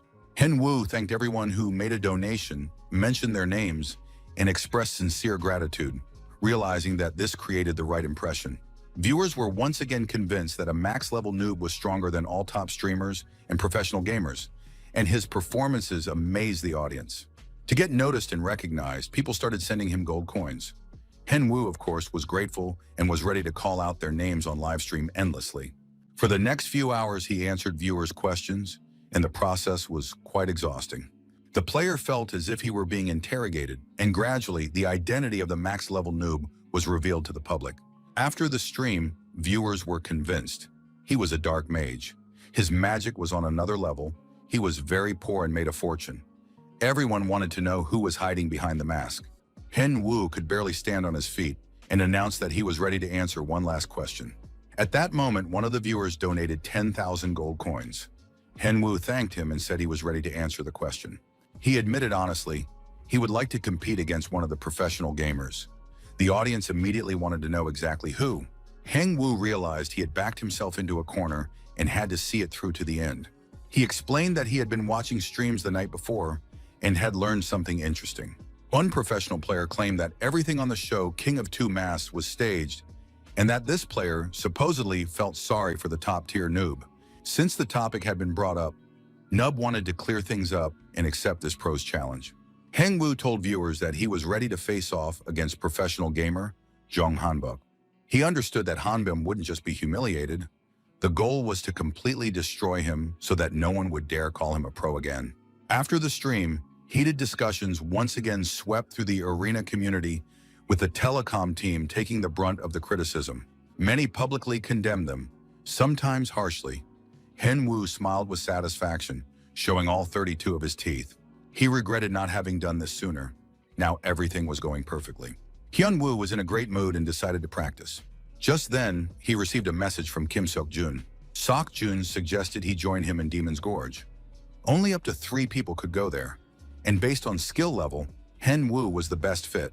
Tenny wasn't opposed to it either. It would be a chance to try out new skills. The pet had liked Sok-jun ever since the show of 2 masks. At first, Hyunwoo said he didn't want to, since there would be a 3rd participant. But Sok-jun convinced his friend. They shouldn't lose their spirit of adventure. It was a risky move, but Hyunwoo agreed. Sok-jun told Chung that Hyunwoo would be arriving soon, and they'd be able to shoot a cool video. The guy was very happy and eagerly awaited the raid with Hyunwoo. He asked the general of the New World Guild if he had any objections to Hyunwoo joining. Chung-woo replied that there were no problems and that he wanted to get to know Noob better. Now they could get started. Sok-jun eagerly awaited his comrade's arrival. Soon he and the general would see if Nub was worthy of a top-tier spot in the New World Guild. Hengwoo looked around. He didn't like that a dungeon had appeared here. Where it came from was a mystery. Finally, he heard someone call his name. Sok-jun waved happily, indicating where he was. Standing nearby was the proud and silent Kang Chung-gu. The men greeted each other. It turned out that Chung-gu and Hyunwoo had never met before. Sok-jun introduced them, and they exchanged pleasantries. Each had heard a lot about the other and had long wanted to meet in person. Hyunwoo understood. More and more people knew his real name, but these were allies, not enemies, so there was nothing to worry about. The guys agreed not to be too formal. Here they were friends and could call each other by their first names. Hengwoo asked how they had found the dungeon. It turned out that one of the guild members had stumbled upon it by accident. The dungeon was called Rotan. 3 people were needed to enter. That meant either 3 pairs of hands or that it was very complex. After the formalities, the guys went inside. The first thing they saw was a horde of zombies wandering the dungeon's corridors. They were orc slaves. Sok-jun and Chung-gu immediately charged at the orcs. Henwoo was in charge of buffs. The young man activated his pet to help in his place. Hengwoo asked Tenny to give buffs to the 2 players, but the bear cub was independent and said he knew what to do without further instructions. Chung-gu felt a bearish surge. His physical form grew, and the blessing of the forest boosted his defense. The player fought the orcs and wondered just how high the pet's buff level was. Henwoo had probably leveled up Tenny well, and now the pet was replacing him on the battlefield. Tenny wanted to figure out where they had ended up. The orcs were very strong. He remembered that his father had fought these orcs before. They had little holy power and were vulnerable to fire. This information was very useful. Henwoo turned to his pet and asked it to use a fireball. Tenny happily obeyed the command, and the fireball instantly reached the orc. The monster was instantly burned to a crisp, and the pet gained experience. The 2 players looked at the little bear in surprise. They realized that appearances can be deceiving, and that this cute little bear had buffs and magic in its arsenal. Henwoo told his companions that these monsters' weaknesses were fire and holy power. The players from the New World Guild wanted to know how Henwoo knew this, since it was their first time in the dungeon. Henwoo admitted that he had been taught by his pet, who knows a lot about the bosses of this dungeon. It turned out that the ruler of this dungeon was a vampire. One might say, a self-proclaimed baron. Sok-jun was stunned to hear about the vampire, since there was almost no information about him. This particular vampire, named Rotten, was at the baron level, which meant he was very powerful. But there was nothing they could do to change that now, so the guys decided to figure things out when they met the dungeon's master. They made fairly good progress deeper into the dungeon, eliminating the slave orcs along the way. Soon they stopped in front of a large closed gate. Most likely the dungeon boss was there. The players spent 4 hours on the journey, but you could say they got there quickly. At that moment, Tenny started shouting, demanding that the owner come over because he had discovered something. The bear cub pointed to a crack in the floor between the stones. There was something interesting there. Henwoo crouched down and peered inside. He saw a group of trolls scurrying around on the lower level of the dungeon. It turned out that the guys were in a multi-level dungeon, and the trolls had gathered on the lower floor. The multi-level dungeon was divided into several floors. The difficulty increased with each floor, but so did the rewards. Henwoo estimated that it would take them about 10 hours to fully clear the dungeon. Upon hearing this, Tenny sighed heavily. The bags under his eyes grew larger and darker. In this company of bears, they were being worked to the bone. Hengwoo was thrilled. He had been covering his comrade's rear, and now he was going to move forward. Sakjin replied that he'd be happy to take a short break, and Hen Wu opened the gate behind which the main vampire was likely hiding. The hall turned out to be very large and empty. A figure loomed in the depths. It was Roten, the overseer of the first dungeon, of unknown level, a massive goblin wielding a gigantic club. Hen Wu drew his stump sword and announced to the overseer that guests had come to see him, and he should greet them. The player activated a magic blast and used the crescent blade, delivering a crescent-shaped strike. The goblin woke up and, club in hand, lunged at Hen Wu, preparing to strike. Hen Wu's attack was successful. He dealt damage. However, the guard was still alive, and by this point, the player had cast a freeze spell on him. Hen Wu was satisfied. The enemy's condition was changing thanks to the 5-stone mask, which he had modified into a max-level Nuba mask. He knew he had to kill the warden before the curse wore off. Sakjin felt as if he had stepped into a movie and was watching a superhero. He asked his comrade what he thought of Hen Wu. Chung-gu acknowledged Hyun Wu's strength. Indeed, a player like that would fit perfectly into their guild. Sakjin was pleased that his protege had made a good impression. And on top of that, Hyun Wu had an excellent pet. At that moment, Hyun Wu defeated the first dungeon's boss, leveled up, and restored his mana and stamina. Sakjin immediately asked if Hyun Wu wanted to join their guild. He believed the guy shouldn't stay alone. What's the point of being strong on your own if you have no one to share your successes with? Seokjun sincerely extended his hand, promising to create the best content and, together with Hyun Wu, become the top players in the arena. Chung-gu also expressed a desire to work with Hyun Wu, while Hyun Wu kept smiling, mulling over the conversation. Hyun Wu said he needed time to think about the unexpected offer. Sakjun was upset, thinking that Hyun Wu didn't like the offer, and that perhaps he didn't want to be with him.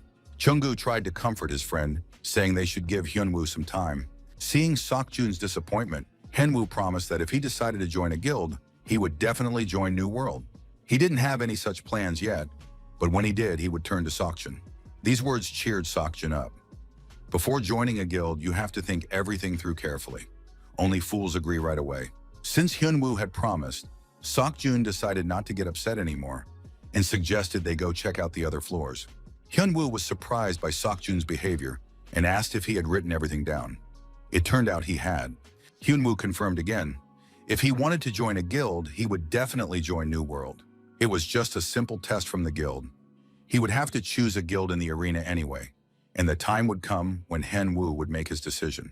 Sakjun was wiping out goblins on the lower level using the power of his mighty fists. Chung-gu kept up with his comrade and fought actively alongside him. Together, the two representatives of the New World Guild dealt powerful blows to the goblins. Soon, another dungeon warden, Rotan, was defeated. The players stood near him, realizing they had opened a passage to the next level. Hen Wu suggested going straight to the 3rd floor, and the guys decided to bypass the trolls so as not to waste time on them. The players descended to the next floor of the dungeon and froze, looking around. The room turned out to be huge and completely empty. Most likely, this was the final battle zone. Hen Wu hoped that behind the last door, the dungeon boss, a vampire, was waiting for them. But thousands of eyes were staring down at the players from the ceiling.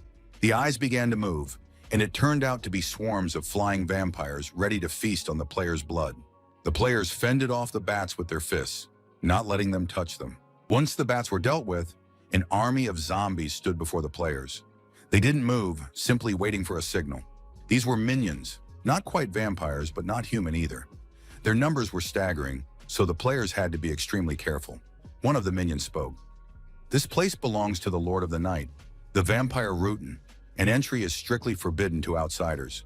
Hen Wu tried to identify the minions' weak spots and instructed Chung to drink the potion of strength to hold out for a while. Hen Wu sent his pet to rest. The bear cub accepted this task with enthusiasm. The player activated the cursed bracelet, and the minions rushed at them with a wild scream, ready to kill. Hen Wu began to summon magical power, the breath of fire. The minions were charging at the players, and now it seemed as though everything had descended into chaos. It was hard to tell where the players were and where the monsters were. When most of the minions had gathered nearby, a powerful explosion rang out, accompanied by a wild scream. Hen Wu was ecstatic. He could handle even such a horde. It was hot all around, like in a sauna, and the guys realized they hadn't yet seen all of Hen Wu's talents. All the minions were dealt with quickly. The players gained experience sooner than expected. Hen Wu summoned his pet again, which had barely had time to rest. The players reached the final chamber, in the center of which stood a huge coffin on a pedestal. As befits a vampire, it was most likely he who was supposed to be lying in that coffin.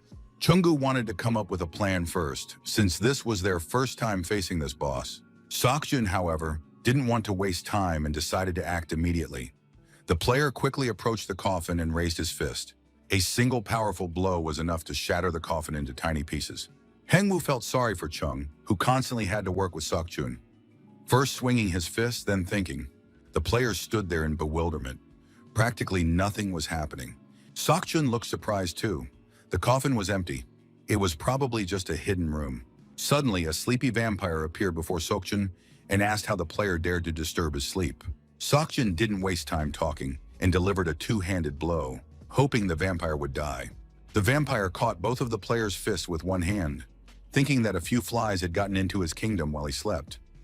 All his minions were already dead. Seokjun was outraged. This vampire had called him a fly. He probably wanted to test the strength of his fist. The vampire finally looked up from surveying his surroundings and studied the player's fist he was holding in his hands. After that, he used holy power and activated a blood shield. He easily knocked Seokjun aside, but Seokjun was tough. He simply flew away, unharmed and uninjured. The vampire baron looked at his hand, from which the steam was rising. The situation was unpleasant, and he had to act. He realized he would have to deal with the unexpected guest. A blood vortex began to swirl. The monster lowered his arms and activated the blood field. The entire room was literally flooded with blood. The blood field caused a sharp drop in the player's stats and mana. Hengwoo asked his comrade if he wanted to finish off the vampire quickly or have some fun for a while longer. Seokjun chose the quick and efficient option, so they all had to attack together. Tenny was tasked with urgently providing buffs. The enemy was extremely dangerous. The entire group of players began attacking the vampire baron. The vampire immediately used his blood shield, forming a powerful field around him. Seokjun managed to break through the field with his fist.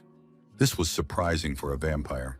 He decided to strike differently now, since he still had holy power left. The vampire was confident that the blood shield would handle this holy power. He shouldn't have been so overconfident. Hengwoo seized the moment and crept up behind the monster. Of course, the vampire sensed his presence. He looked at the broken sword in the player's hands and couldn't understand how Hengwoo intended to attack him with such a weapon. Hengwoo prepared to attack. At that moment, the vampire recognized the familiar lunge and realized that the Knight of Kion stood before him. The vampire grew angry. Now there were monks in Kion near him, but to him they still seemed like mere gnats. The monster used a blood sphere. He raised his hand, and a sphere began to form above it, with spikes pointing in all directions. Tenny watched the vampire with interest, wanting to understand why this monster was so bloodthirsty. The vampire looked at the bear cub in surprise, and Tenny, placing his paws on his hips, said that the vampire must remember him since he had lived for quite a long time. Tenny claimed that he used to be the bane of such bloodsuckers. The vampire paid no attention to the little animal, which greatly upset the bear cub. He couldn't just ignore the fact that he was being called a little bear cub. In reality, Tenny was a huge bear and was about to show the vampire all his strength. Once he had reached the right size, Tenny turned to the vampire again. "Don't you recognize me?" The vampire lay face down on the ground, coughing. It seemed he was losing. But the next moment he got up and said that these people were serious, and he would have to teach them a lesson. Blood was flowing from the vampire's nose, but that didn't mean he would die from a simple blow to the ground. The guys laughed at the bleeding vampire, who was trying to look strong despite it all. The vampire ran his finger under his nose and declared, "That's not blood at all. It's just a bloody booger. But soon everything here will be covered in your blood, and you'll remember this moment for the rest of your life." The opponents looked at each other intently, choosing the best strategy. Seokjun suggested acting in the style of the New World Guild, fast and powerful, which sounded funny since their style was to strike harder and immediately. The vampire wiped the blood away, pretending he didn't care, but he already realized these people were dangerous. He realized he couldn't let his guard down and needed to focus to counter the player's complex techniques. The vampire summoned a torrent of blood around him to unleash it upon his opponents. He said it was the blood of all those who had died in the dungeon, and the players would now have to fight for their lives. When the blood surge was ready, Tenny suddenly intervened, approaching the vampire and activating a roar that reduced the enemy's attack and boosted the player's defense. The effect backfired. The blood surge crashed into the vampire himself, dealing damage to him. Henwu thanked his pet and immediately rushed into the attack with his sword in hand. Seokjin cast the Blessing of the Sun, boosting his stats and strength, and was also ready to attack. Now the player struck even harder, deriving immense pleasure from every blow. Chunggu gathered his strength to activate a lightning bolt and focus the strike on the vampire's lead leg. Despite this, for a while he couldn't get close to the vampire, who was taking blows to the liver, magical explosions, and sword cuts. The monk's best skills were used against the vampire, and he could no longer put up a fight. His face had become like a rotten plum. Blood was flowing from everywhere. His facial bones were shattered, and he begged the players to stop the beating. Seokjin prepared a royal strike, and using it as a holy meteor, literally flattened the vampire. The wretched monster sat down, leaning against the wall, unable to stand up to the players. The players were amazed by the vampire's defense. Hengwu hadn't expected it to go so smoothly, or that they possessed such powerful holy power. Hengwu gained a new level and the title Vampire Slayer, which was given to an adventurer capable of killing a vampire under the cover of night. Seokjin tried to pretend he wasn't interested, but in reality, he had risen to level 198. Relaxing, he noted that advancing to previous levels had taken a long time, but here he had risen an entire level in a single day. Seokjin was happy. The gap between him and the leader of the rankings wasn't that big anymore. Hengwu realized that his comrade loved competition and kept track of the rankings. At that moment, Tenny announced that some gear had dropped. They were Roten's gloves worn by a vampire, which restored health. Roten's ceremonial cloak also dropped, which increased magical power and stamina and allowed the wearer to become temporarily invisible. In addition, a vampire's heart dropped. Using it turned the player into a vampire. And finally, a beginner-level black magic skill book that allowed one to become a sorcerer. Hengwu realized the items were fantastic, but his companions didn't seem particularly interested. Seokjin said they wouldn't be able to use these items and suggested that Hengwu take them all for himself. Kang Chunggu agreed wholeheartedly. This would be a well-deserved reward for Hengwu for helping them complete the quest. Hengwu grabbed everything and put the items on himself so the guys wouldn't change their minds, while noting that they were spoiling him and he didn't deserve such generosity. He was genuinely happy, and his genuine delight left no one indifferent. Seokjin reminded his friend not to forget their generosity when the time came to choose a guild. Hengwu was, after all, too sincere and naive. His genuine delight could not leave anyone indifferent. Seokjin had already reminded his friend not to forget their generosity when the time came to choose a guild. Hyunwoo immediately thought he wasn't for sale, put away his gloves and the Book of Magic, and decided to leave the rest to the guys. Seokjin tried to explain that he was joking and that Hengwu had simply misunderstood him. But Hengwu immediately left the game, saying it was time for him to go. Seokjin was very upset. He had let his friend and comrade down. But Chungwoo thought everything was fine because Hyunwoo had taken the best items anyway. That evening, the young man called his manager Kyle and asked if they had already decided on the cast for his new show. Kyle replied that there were 8 candidates, all of them public figures, but Nazar's firm had decided to keep only 3. One of the contenders was a Hollywood star named Evanson, and there was also the British diva Christina, and the Hollywood star of Korean descent, Yi Liu. Hengwu was even a little flustered because all these people were real superstars. The guy thought he would be coaching famous streamers, not superstars like this. Kyle himself would have recommended starting with Evanson. He's the most famous and fairly easygoing person. Evanson is known to everyone for his roles in action movies, but he couldn't even get a bronze rank in real combat. Most likely in real life, this guy isn't as good as he's portrayed in the movies. Hengwu didn't really care who he trained, so he agreed to settle on Evanson and confirm this to Kyle's manager. They decided to meet the next day in the gym.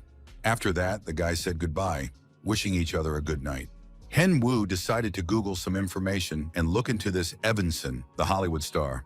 The news feeds revealed that Evanson admired the top-tier noob, was a fan of his, and dreamed of meeting the player. Hanwoo was very surprised when it turned out that the famous Hollywood star wanted to meet him, and in all of his recent interviews, Evanson talked only about the Korean player. It sounded very strange and suspicious, but he didn't have to wait long.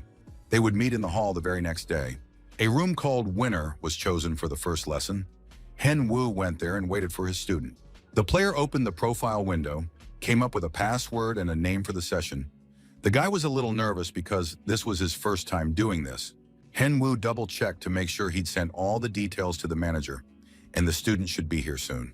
The longer the young man waited for this meeting, the more nervous he became. His hands were shaking with excitement, because meeting a fan of this caliber was bound to be thrilling. The player entered the room and Henwu realized that the meeting was about to take place. In the middle of the arena, wearing a very handsome suit and sporting a perfect hairstyle, stood manager Kyle, who greeted the player, saying that this was their first time meeting in person at the arena. But Kyle hadn't come alone. He was accompanied by a man who, in principle, needed no introduction. Henwu looked at the man who greeted him, saying he was very happy to see a max-level noob, about whom he had read and known so much for so long. The man extended his hand for a handshake and introduced himself. It was the handsome Evanson. Of course, it was hard to imagine him, and at the same time, it was hard to believe that it was really him, alive and in the flesh. The man looked dashing. He wasn't an arrogant Hollywood star, but looked sincere and open. Some people, once they become famous, turn into snobs and monsters, but Evanson looked like a real guy next door. Just very rich, very famous, and very handsome, and now his hand was reaching out to Henwu to say hello. Finally, the formalities were coming to an end. Henwu realized he needed to relax, even if a world-class star was standing right in front of him. Evanson made an unexpected gesture. He covered Henwu's hand with his other hand and began shaking it. Evanson said that he would be delighted to become a student of the highest level Nuba. It was a great honor and joy for him. After that, Evanson asked his new teacher if he could take a photo with him, and he'd also like to take a photo with his pet. And all this was being asked not by just anyone, but by the biggest star in Hollywood. Moreover, he was completely serious about it. And now Kyle, the manager, began taking pictures of his client. Hanwoo was increasingly surprised as he studied the Hollywood star up close. He thought he would definitely talk about this on his stream. Hanwoo warned his student that they would be training for 3 hours a day for the next 2 days. Evanson said he was eager to learn, but his body hadn't had a proper workout in a long time. Before starting the lessons, Henwu wanted to ask his student something. Why, as an action movie star who uses so many techniques in films, did he not even rank in the top 100,000 players? Evanson himself couldn't quite figure out why this was the case, and PvP combat didn't come easily to him. This was very strange, because he often used close combat in movies. It seemed like his natural element. Han Wu wanted to figure this out first and foremost so he could understand what training tactics to use with this particular student. Evanson explained that he used the Paktu style. It was characterized by striking with limbs, with 100% of the attack's power delivered unarmed. When a strike was delivered with something other than fists, the damage tripled. Henwu was very surprised. This was the first time he'd heard of the Pak style. It must be something rare and unique. Besides, the idea of tripling attack power sounded simply amazing. Henwu asked Evanson to demonstrate it in action. Evanson cracked his knuckles, walked over to the dummy, and prepared to strike. The man closed his eyes, took a few deep breaths, and unleashed a barrage of punches and kicks on the dummy. Then he finally relaxed and felt capable. A barrage of punches and kicks rained down on the dummy. It's hard to imagine what a person in the dummy's place would have felt. Kyle watched the attack with admiration. He realized that the superstar possessed immense strength. Hanwoo studied the movement and realized why. Despite having such a great style, Evanson couldn't raise his level. Henwu quickly pointed out exactly where the problem lay and what it was. Henwu started a stream, greeted all the viewers, and announced that today he was opening the Noob Academy. For all viewers, this is completely new content, but don't be surprised because Noob has brought along many interesting guests. Viewers began speculating which streamers would appear on the stream, but Henwu decided to introduce his first student right away. The identity of this man will definitely surprise absolutely all viewers, and the fact that the Academy's first student is such a figure speaks volumes. And then a Hollywood superstar appeared before the stream's viewers, Dwayne Evanson. The comments section literally exploded, as everyone realized this was on a whole different level. Hanwoo asked the viewers what they thought of the first student. Of course, they hadn't expected to see such a guest. Hanwoo asked his student for permission to show his rating to absolutely everyone watching. Otherwise, they would hardly believe that big changes were coming. Evanson wasn't going to pretend to be a superhero. He honestly revealed his rating, which was one of the lowest in the entire game. Even the viewers couldn't believe their eyes. Henwu addressed his followers, saying he was sure they were very curious as to why Dwayne's rating was so low. If they're really curious, then all viewers are about to witness the first lesson at the Academy. First, the student's current skills must be assessed. Dwayne's opponent will be a state-of-the-art humanoid robot. It is completely unprincipled and feels no reverence or admiration for its opponent. Dwayne was also calm and confident of his victory. He prepared for the match. Soon the starting signal was given, and the robot's eye lit up. The duel began. The opponents rushed at each other in an attack. Both were taking it as seriously as possible. Manhwa explained to the audience that he had already seen the student's skills, and now attentive viewers would likely understand the reason for Dwayne's low ranking. The man specializes in the pack style. He delivers multiple strikes with his limbs, using his nails, knees, and other parts of his body as weapons. It all sounded amazing. Plus, the superstar had a great physique, so it's unclear why his rating is so low. Manhwa asked the viewers for their opinion. If the fighters had identical stats, who would win the match? It was practically impossible to answer this question because there wasn't much of a difference. But the problem here was that the Pack's fighters used only close-range tactics, which meant they couldn't defend and attack at full strength at the same time. Right now, Evanson was forced to expend most of his strength on defense, while his arm, raised to strike, was simply resting. Manhwa addressed the player with an order to stop the fight and stand still. Manhwa pointed to the student's shoulder and said that he could have died during his very first lesson. At that moment, the robot aimed its sword at the opponent's neck, and Manhwa began to explain the major drawback of the pack style, despite its great power. Evanson believed this was because the pack style didn't retain magic at all, but it turned out that one could study magic control and develop in that direction. When magic leaves the hand, the player immediately becomes weaker. This was the main drawback that Evanson hadn't even suspected. The man thought he would have to change his style, but his teacher told him not to get discouraged. He should try to develop what he already had. If Evanson learns proper PvP combat and other tactics, he'll realize that his style is actually quite advantageous. Manhwa gave his first student an encouraging look and said he would personally show him everything right now. And so the robot machine began its attack on a max-level noob. Manhwa was about to show his student and the audience how to win using the pack style. First of all, you can simply do nothing. The player stood with his arms down, not moving a muscle, but suddenly everything around him was illuminated by a bright light, as if a flash of lightning had struck. And now the opponent lay defeated in a cloud of dust, while everyone watching the duel opened their eyes in surprise. The main question on everyone's mind was, how could this have happened, and what was it? The spectators were at a loss. They tried to understand what had just happened. One of the most observant noticed Manhwa's fist. It seemed to be emitting steam. Evanson was about to pass out, but Manhwa began to calm him down and said he would now explain what doing nothing meant. To some, this style of combat looks like nothing more than controlling the game, turn-based attack and defense. But if you look closely, you'll see that's not quite the case. The teacher asked what options users have when they say the arena is a turn-based game. Evanson replied that it's about attack and defense, but Manhwa argued otherwise. If it were all about attack and defense, then the arena would be just another ordinary game, like the rest, where the strongest would win. But in the arena, it's better to focus on different moves: attack, defense, skills, leveling up, mastery, resting, running, and others. And in turn-based games, there are choices that affect the outcome. In PvP battles, players decide for themselves what is needed to win, and the best choice in the pack style is to do nothing. Everyone saw exactly how the robot reacted to Manhwa's movement when it assumed the player might attack it. So Manhwa decided to retreat and made the only correct decision at that moment. He called this doing nothing and unclenched his fist, revealing his intentions to his opponent. That is precisely why the robot's attack, based on a guess, had no effect. In other words, the mannequin made the wrong move, and then the player had a few seconds to step back and clench his fist. This was the most crucial and best moment to launch an attack, one that would lead to positive changes.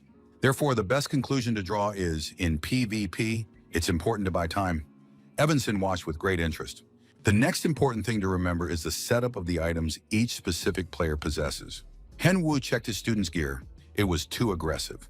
Balance is crucial in PvP.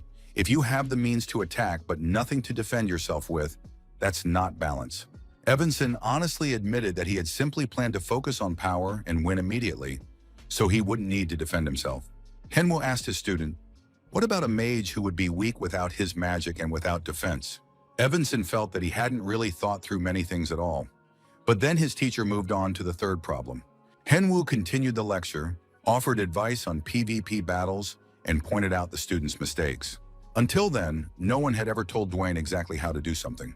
Criticism, help, feedback, none of that had been available to him. And now Dwayne was getting all of that in spades from his teacher. He was very interested in getting to the bottom of the problem. Evanson looked at his teacher with admiration, thinking he was really cool. The superstar hoped that the max-level noob would be able to help the other viewers as well. Hen-Woo realized he had already said too much. He suggested ending the session there and wished his student all the best. Hen-Woo told Evanson to reach out to him if any more questions came up. With that, the men said goodbye and shook hands. Hen-Woo immediately started reading the forum and comments. Many viewers thought this was really cool, something they wouldn't even teach in other guilds. Hen-Woo sensed that the atmosphere in the chat was heating up. Viewers were now freely voicing their opinions about various guilds that did nothing for their players. Hen-Woo asked them not to insult others and to behave as politely as possible. After that, the teacher told the student that next time they would practice in real life and see how well he had absorbed today's lessons. Hen-Woo felt very tired and hungry after the stream ended. After all, teaching is exhausting for anyone. Hyun-Woo was trying to find something to eat in the fridge when Yeon-chan walked into the kitchen. He wanted to know what Hyun-Woo had gotten up to again. Hyun-Woo had no idea what he was talking about. He had just finished streaming, but his friends showed him a very strange chat conversation. After watching the stream, viewers were discussing the great advice Hen-Woo had given, as well as talking about bad guilds and top-tier gameplay. Hyun-Woo read the comments. He didn't see any problem with that. Sure, the stream had just ended, and there was already a debate going on, but nothing bad was being said about him personally. However, Yen-chan wasn't that naive or good-natured.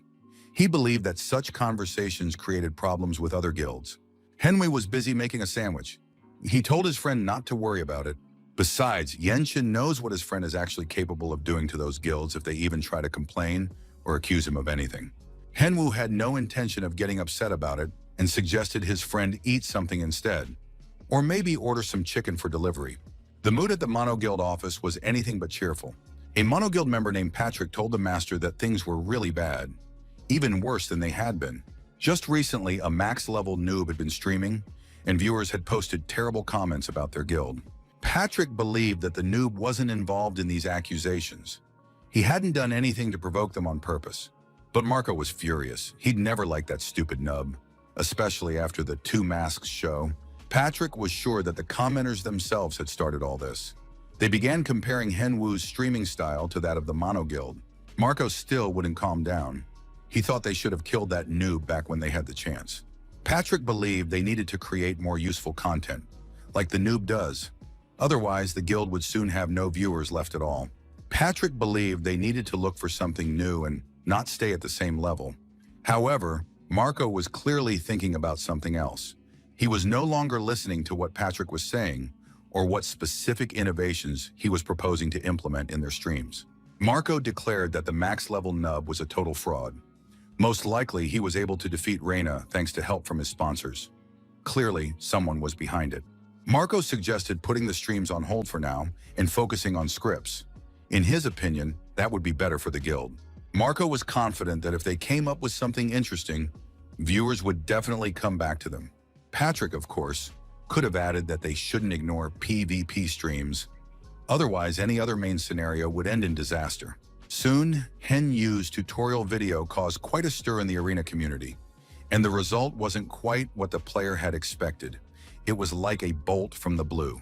Soon after, a notice was published regarding a special arena game update dedicated to the 3rd anniversary. The update stated that Arena had its first player to reach level 200, and therefore the game was rolling out a global patch. Hen-Woo was very disappointed that he still wasn't in first place on the leaderboard, so he began studying the patch, which would add new content for top players, a major update for guilds, and several regular events. There really was a lot packed into this update. Yenshin suddenly realized the hidden meaning behind it. It was as if all of this had been done specifically for Hen-Woo.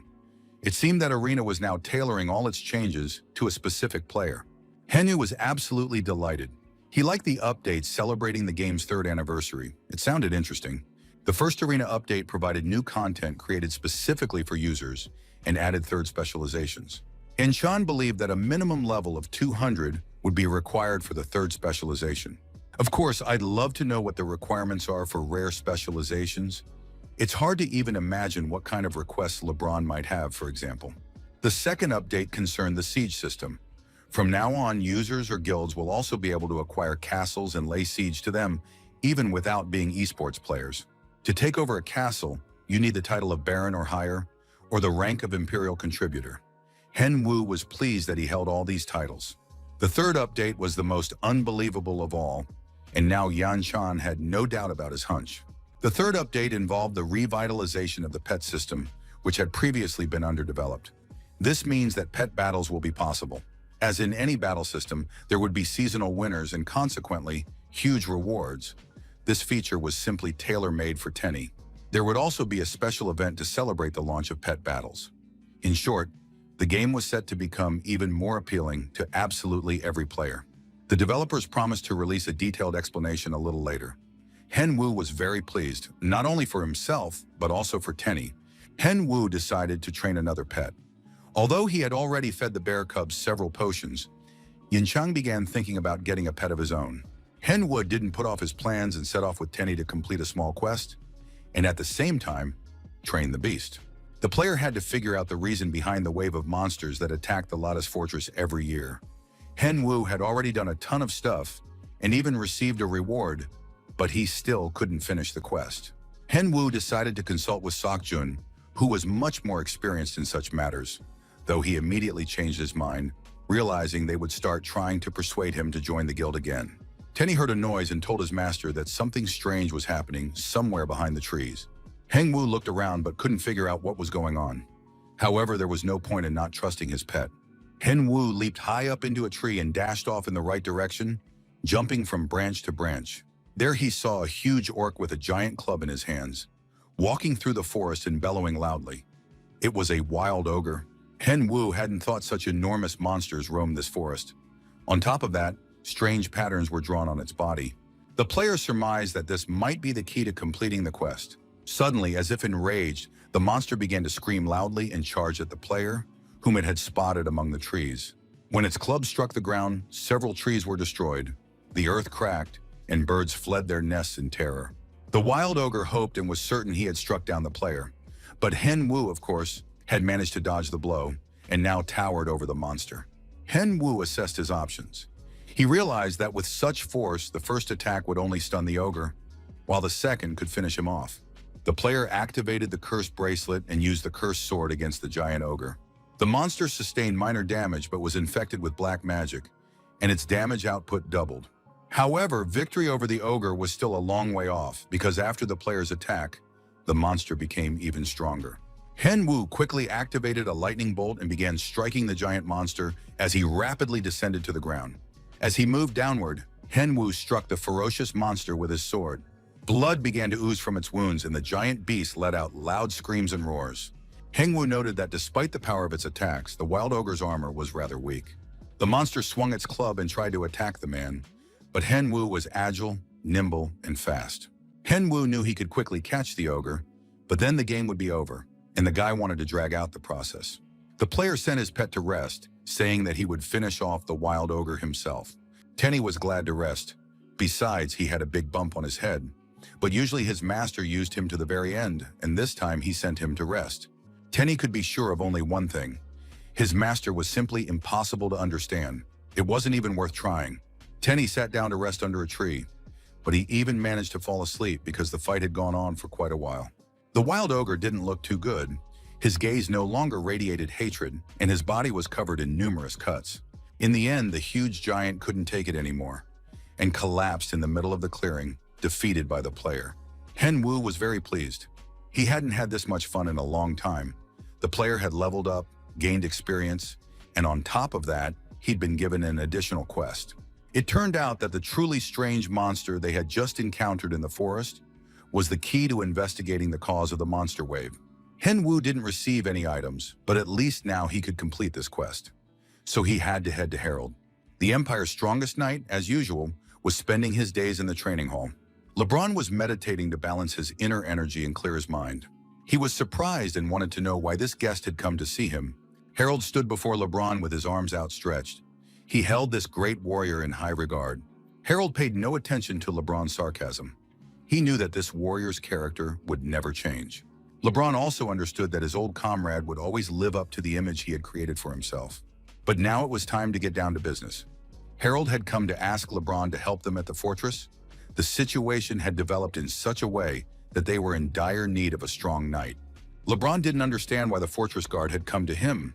Could it be that he could no longer handle things on his own? Harold replied that he needed LeBron's support because dark forces were gathering over their empire. LeBron was glad to hear that they hadn't come to ask him for money and asked what the Herald thought of his apprentice.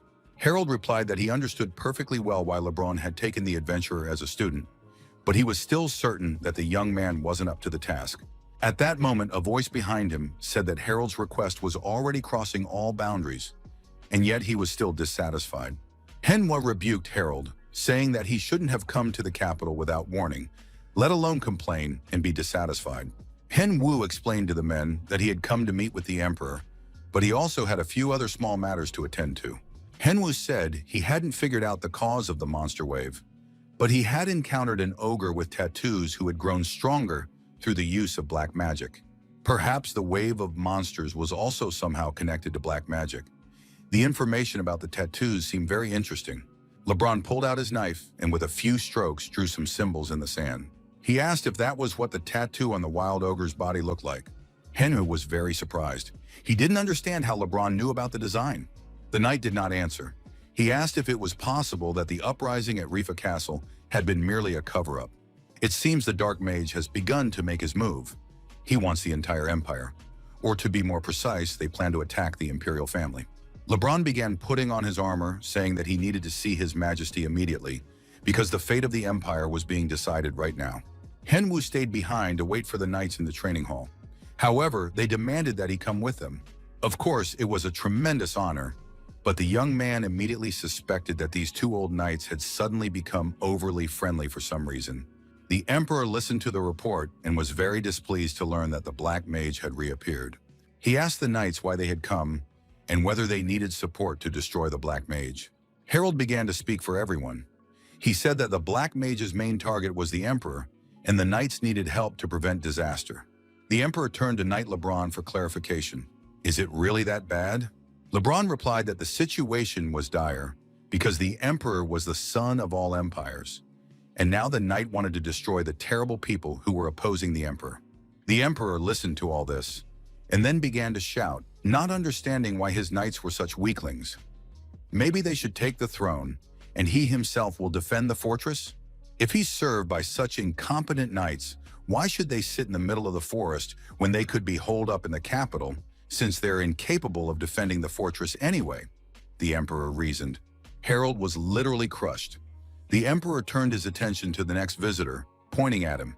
The emperor demanded that Manhwa take responsibility for what was happening. The player was in shock. He had no idea where he had ended up. But the emperor wasn't joking. After all, he had given the player a reward and now demanded a return.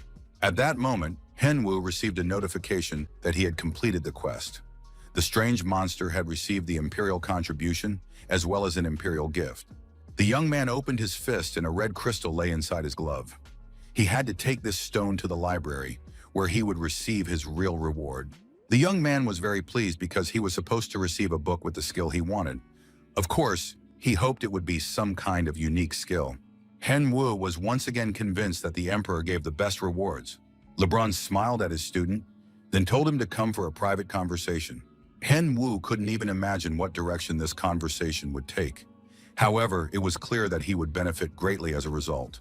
Manhwa arrived at the Imperial Library, where he was met by the librarian. The man didn't understand what the adventurer was doing there. The player introduced himself and said he had come by order of His Majesty, and now the librarian must give him the book with the skill. The librarian understood what was being asked and asked if the young man was a student of Mr. LeBron. It turned out that the librarian had one very good skill related to LeBron. They went into the restricted library, which held many books on the Empire's secret skills and those of the entire Eastern continent. Manhwa was absolutely thrilled. He asked the librarian for permission to take a closer look at the books. The librarian had absolutely no objection, allowing him to do so as much as he wanted.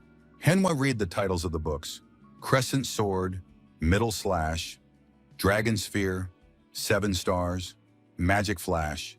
Even from the titles, It was clear these were awesome skills. The young man tried to pick the one that interested him the most, but he couldn't find anything that really grabbed him. Among the large, beautiful tomes was one book that was completely unsuitable for the arena. Henwu pulled it off the shelf. It was the book 10 Dark Skies. Surely this was dark magic related to the dark martial arts. Henhua remembered reading about such books once, and now he had found one of them. It was a genuine primary source. The player informed the librarian that he had made his choice. He believed that with the help of this book, he would be able to delve deeper into dark magic. As soon as the book was added to his profile, it began to glow in the young man's hands. A notification stated that the player was now using the book 10 Dark Skies. This was known on the Eastern continent as a martial art. This skill allowed him to move faster using magic, provided numerous stat boosts, and was very unique. The librarian asked them to be quieter, since they were in the library. But Henwu could barely contain his excitement. He had received a magic boost, a new dark attribute skill, and had also further improved his skills. At that very moment, a notification about a new quest popped up. Under a book containing skills, the player had to find traces of the descendants of the 10 Dark Heavens. The young man didn't believe he'd be able to handle this task quickly, given his level. Besides, there was no additional information. The player decided he would return to this task later, when there was more information about the continent. In any case, this was very good. Once again, the player was convinced that quests from the Cedar Emperor were well rewarded, and the librarian once again demanded that he behave properly in the library. Henwu finally finished his library duties and went to his teacher for a chat. The player couldn't hide his happy smile. He was in a great mood. Henwu said he had just visited the library, and not to think that he spent all day sitting at the computer. LeBron got straight to the point and asked if his student belonged to any guild. The Empire's strongest knight explained that he wouldn't be able to complete the quest alone, so he needed some other good players to help him. Henwun told his teacher that he had met and befriended the New Light Guild. They seemed like decent guys. LeBron was genuinely surprised that his student had any friends at all. This really upset Henwu because in reality he has many friends. Not only in the game but also in the real world. They were other players, representatives of trading companies, celebrities, and various people willing to collaborate with him. We shouldn't forget about Yen Chang's brother and sister, with whom he once completed a mission. Henwu counted at least 8 people he could rely on, yet for some reason, LeBron thinks of him as some kind of sociopath. When the outburst was over, LeBron asked him to gather all his friends. They would need to head to the Haji Mountains together. This would be the new quest. Henwu studied the information about the new quest. He must team up with other players and discover the true cause of the monster wave. This was a quest from the game's main storyline, and a very difficult one at that. If even LeBron himself couldn't handle it, fights might break out among the players over participation in such a quest. Henwu realized he needed to leave immediately and prepare for the mission. He said goodbye to his teacher and was almost ready to go. But Henwu glanced at LeBron one last time and decided to tell him something important. Next time, the player would come not as a Knight of Kion, but with a higher rank. The Empire's strongest knight didn't laugh at his student. He wished him luck, and the two parted ways. Kang Chung-woo was in the middle of another training session and was currently fighting a monster. This time he was up against goblins and orcs. The player was taking them down with his bare hands without using any weapons. When Chung-gu finished off yet another monster, he noticed that his companion was sitting there with a satisfied look on his face. Sakjin told him that Hyun-woo had messaged him about an interesting job related to the main storyline. Hyun-woo had already completed 5 quests from that storyline. Kate told his companions that a max-level noob had contacted him to team up on a main storyline quest. All the players Henwu invited to join his party agreed to participate in the quest with great joy and enthusiasm. Henwu was very pleased. He understood that all of this would contribute to his growing fame and also increase his income. Henwu had already managed to settle all matters with the New World Guild and the Pioneers Guild, but one problem remained. Hyunwoo looked at his friend and didn't know how to tell him the truth or where to even begin. Kwon Yun-chan had always been there for his friend Henwu, supporting him whenever the guy had problems and didn't know how to cope. But now Hyunwoo was certain that the main plot was completely beyond Yun-chan's grasp. However, he had to say something to him so as not to upset him. The guys were sitting at breakfast when Hyunwoo finally mustered the courage to say he needed to tell him something. But before Henwu could open his mouth, Yun-chan himself said that his guild would have a hard time handling the main scenario. Henwu didn't understand how his friend had figured it all out. He was genuinely afraid that Yenchang's guild wouldn't be able to keep up with the other guilds and would fall behind in the process. Yenshin immediately said that he wasn't going to grovel and beg his friend on his knees to take him in. Besides, Yen-chan was currently very busy filming the show King of Two Masks. He had absolutely no need to carry the main storyline of the game. Hen Wu couldn't find the words to express his gratitude, but he knew for sure that it wouldn't be long before he would repay his friend for all his kindness. All the participants in the main quest were staying at a tent camp in the forest. First and foremost, they needed to establish communication among themselves, develop a strategy and tactics, and simply get to know one another. At first, the Pioneers Guild and the New World Guild eyed each other warily. They clearly hadn't expected to meet here. Henyu became the unifying link for all these great players. He was friends with and got along well with strong players and honest people. The captain of the Imperial Rangers, named Karen, greeted the players. He knew that LeBron's apprentice was supposed to come to him. Hen Wu greeted the ranger and said that adventurers had come with him to help deal with the wave of monsters. There were some real experts among them. Karen eyed the adventurers suspiciously. Sure, they looked strong enough, but could they really help with the mission? Finally, all the players gained access to the quest. They learned about the monsters on the mountain range. The bodies of these beasts were covered in tattoos. The first priority was to destroy the tattooed monsters. They had been created by a force threatening the Empire. The reward for destroying the tattooed monsters was experience and an Imperial contribution. Hen Wu warned that the players would be hunting until the quest was over. He suggested they split up immediately and kill monsters for the common contribution. The players were pleasantly excited, realizing that they certainly wouldn't get bored with the main storyline. They would have plenty of work today, enough for everyone. It was suggested to hold a competition. Who would kill the most monsters? Hen Wu enthusiastically embraced this idea. He had always loved killing for the sake of victory and rankings. Thus, the players decided among themselves to award the title of Best Tattooed Monster Hunter. A short time later, the adventurers had already set off into the mountain forest and were indeed beginning to encounter strange monsters with tattoos on their bodies. Hen Wu fought alongside everyone else. He didn't face any particular problems or difficulties. His sword sliced off the monsters' heads with ease. Very little time had passed, and he already had 23 monsters to his credit. His spirits were rising, and life seemed wonderful. On top of that, it turned out that the player had leveled up, which was another reason to be happy. Hen Wu opened his profile window to read the information. He checked what level he was currently at, how many active and passive skills he had, and what his mastery level was. Today's training had yielded very good results. On top of that, Tenny had come running over with a small bag of gold. It turned out that killing the golem had dropped some gold. Hen Wu suggested to his pet that they call it a day with the hunting, but Tenny reminded him of the bet, which his master had most likely forgotten. Hen Wu tried to explain to his pet that he didn't really care either way. The main thing was that the other players did their best, so they could finish the quest quickly, and Hen Wu would take the best reward for himself. Tenny accused his master of lying and manipulation, but the max-level noob still had to post a video and conduct training at the academy. So Hen Wu suggested that his pet go hunting alone to level up. Hen Wu logged out of the game and got to work on some technical stuff. He'd already uploaded the video of his boss victory and now wanted to read the comments. Almost all the commenters were in awe. The battle seemed excellent to them. However, a commenter under the nickname African Chick wrote that the max-level noob barely managed to win this fight. African Chick wrote that if he had those stats, attributes, and skills, he would have done it much faster than the noob, who doesn't know how to play at all. Hyunwoo felt the hairs on the back of his neck stand on end. He was outraged because he knew how hard it was for him to acquire all his skills and gear. Hen Wu was certain that African Chick had no right to speak that way. Most likely this chick was one of Young Hanbok's fans, and the young man began searching for information. Hyunwoo wasn't going to let this slide, so he immediately blacklisted African Chick. The player received a notification that he had been blacklisted and would no longer be able to watch videos on Hyunwoo's channel. Hanbok was furious. He even smashed his keyboard with his fists, and his teammates rushed into the room trying to find out what had happened. Hanbok started smiling at the guys and said that the keyboard had just glitched, and he had to fix it a little. However, the young man was seething with rage.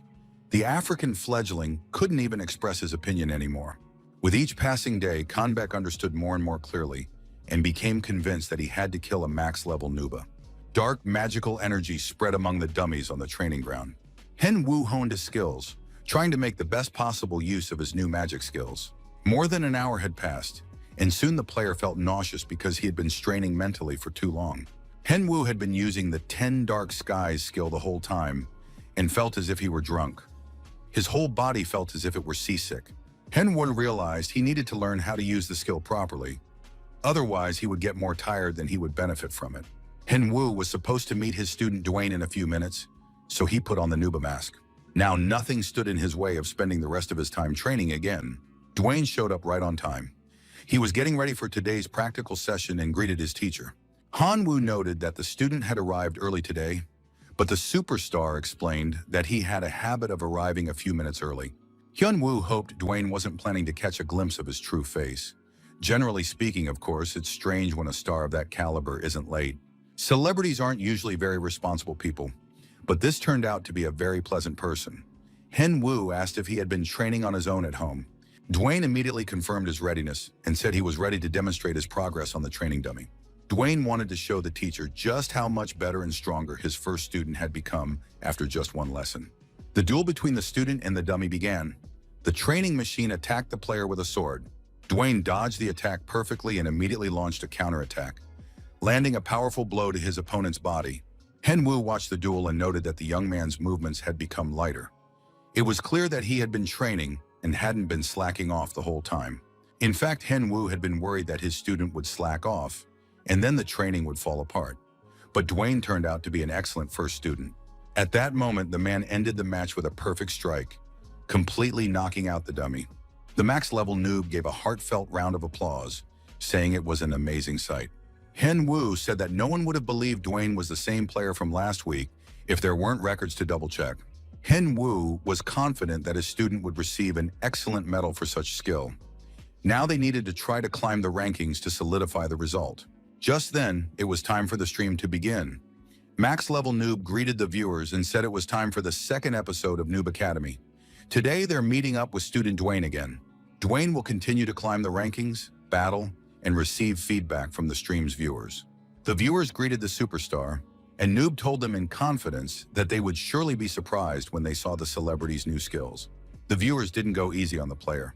They wrote that it's impossible to change in a week, so this is most likely complete nonsense, and Dwayne won't show them anything new. Henwoo realized that his student was upset after seeing such comments, so he proposed a bet to the viewers. The gist of the bet was that if Dwayne won a bronze medal, there would be no streams for 2 weeks.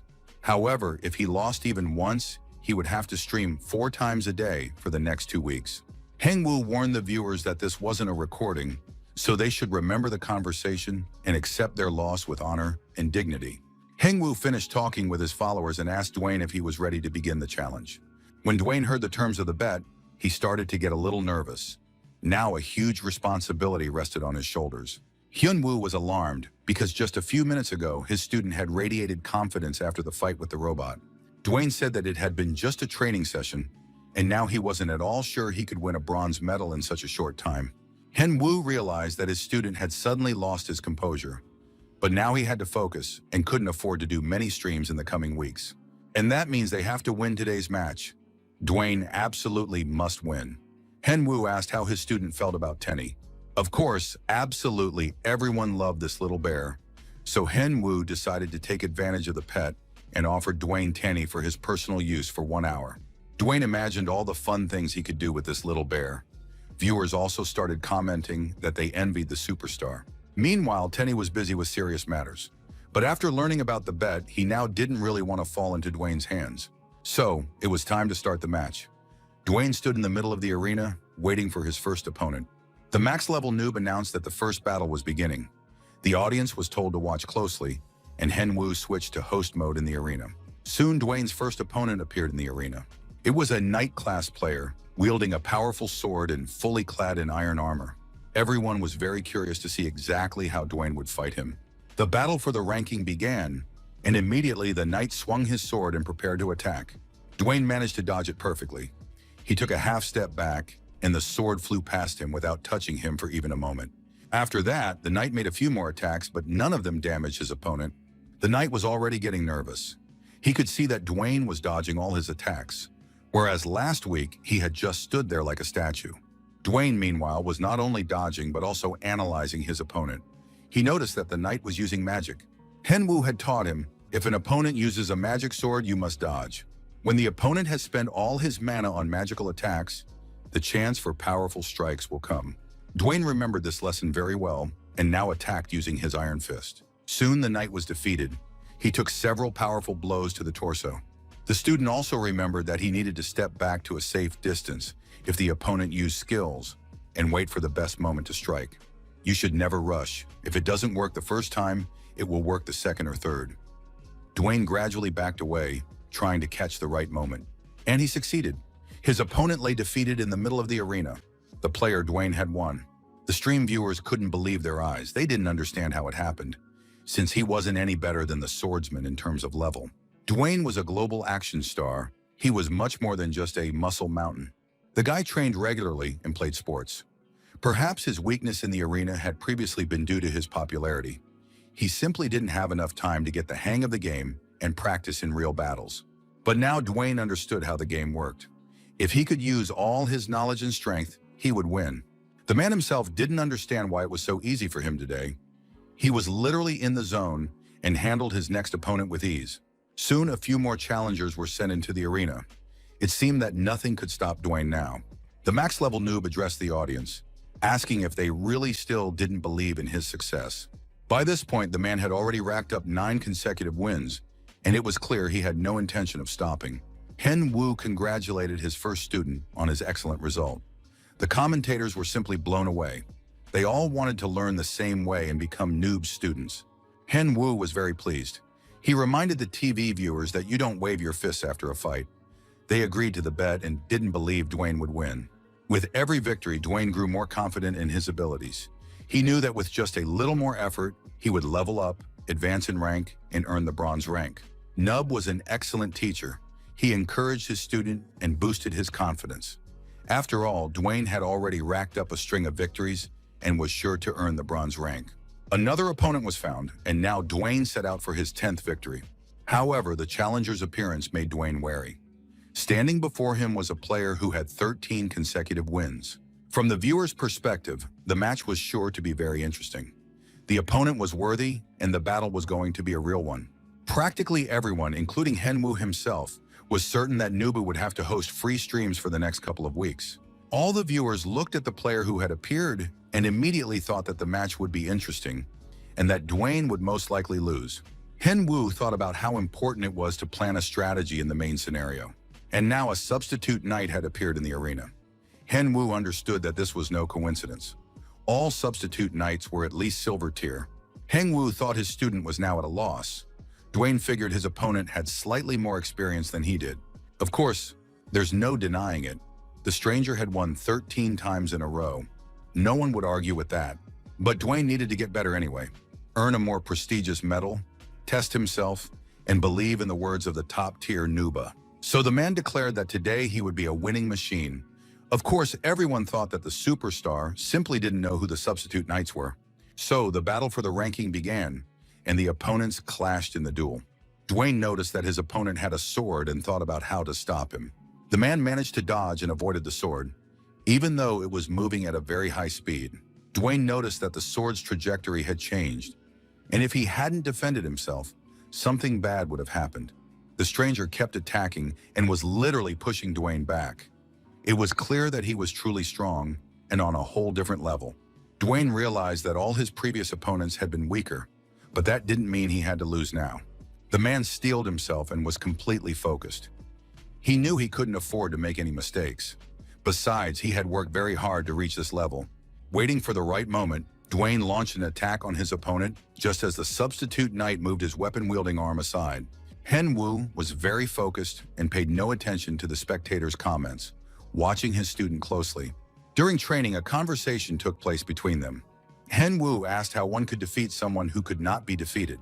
It seemed that there was no answer to this question, for the question itself contained the answer. There was no need to come up with anything else. But Henwu looked into his surprised student's eyes and said that they would now prepare for just such a scenario.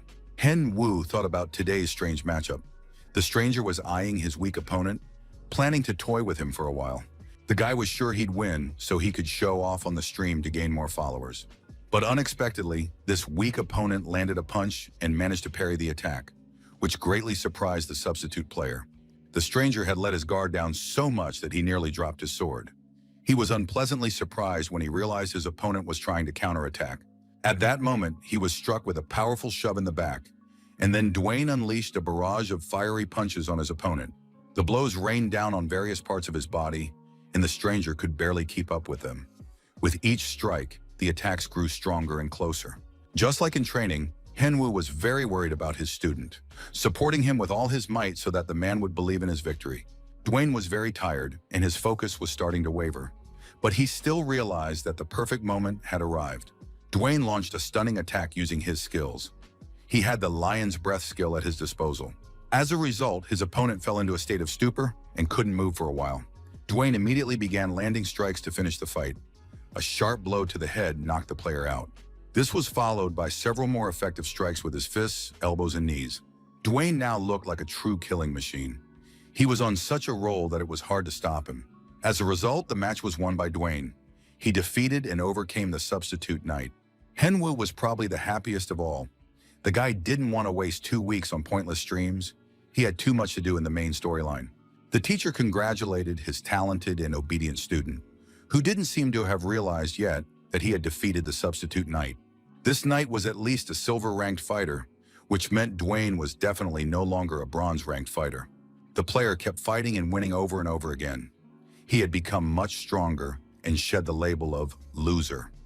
Dwayne hadn't even hoped for such success when he started training at the Noob Academy. But meeting Nooba made the impossible possible.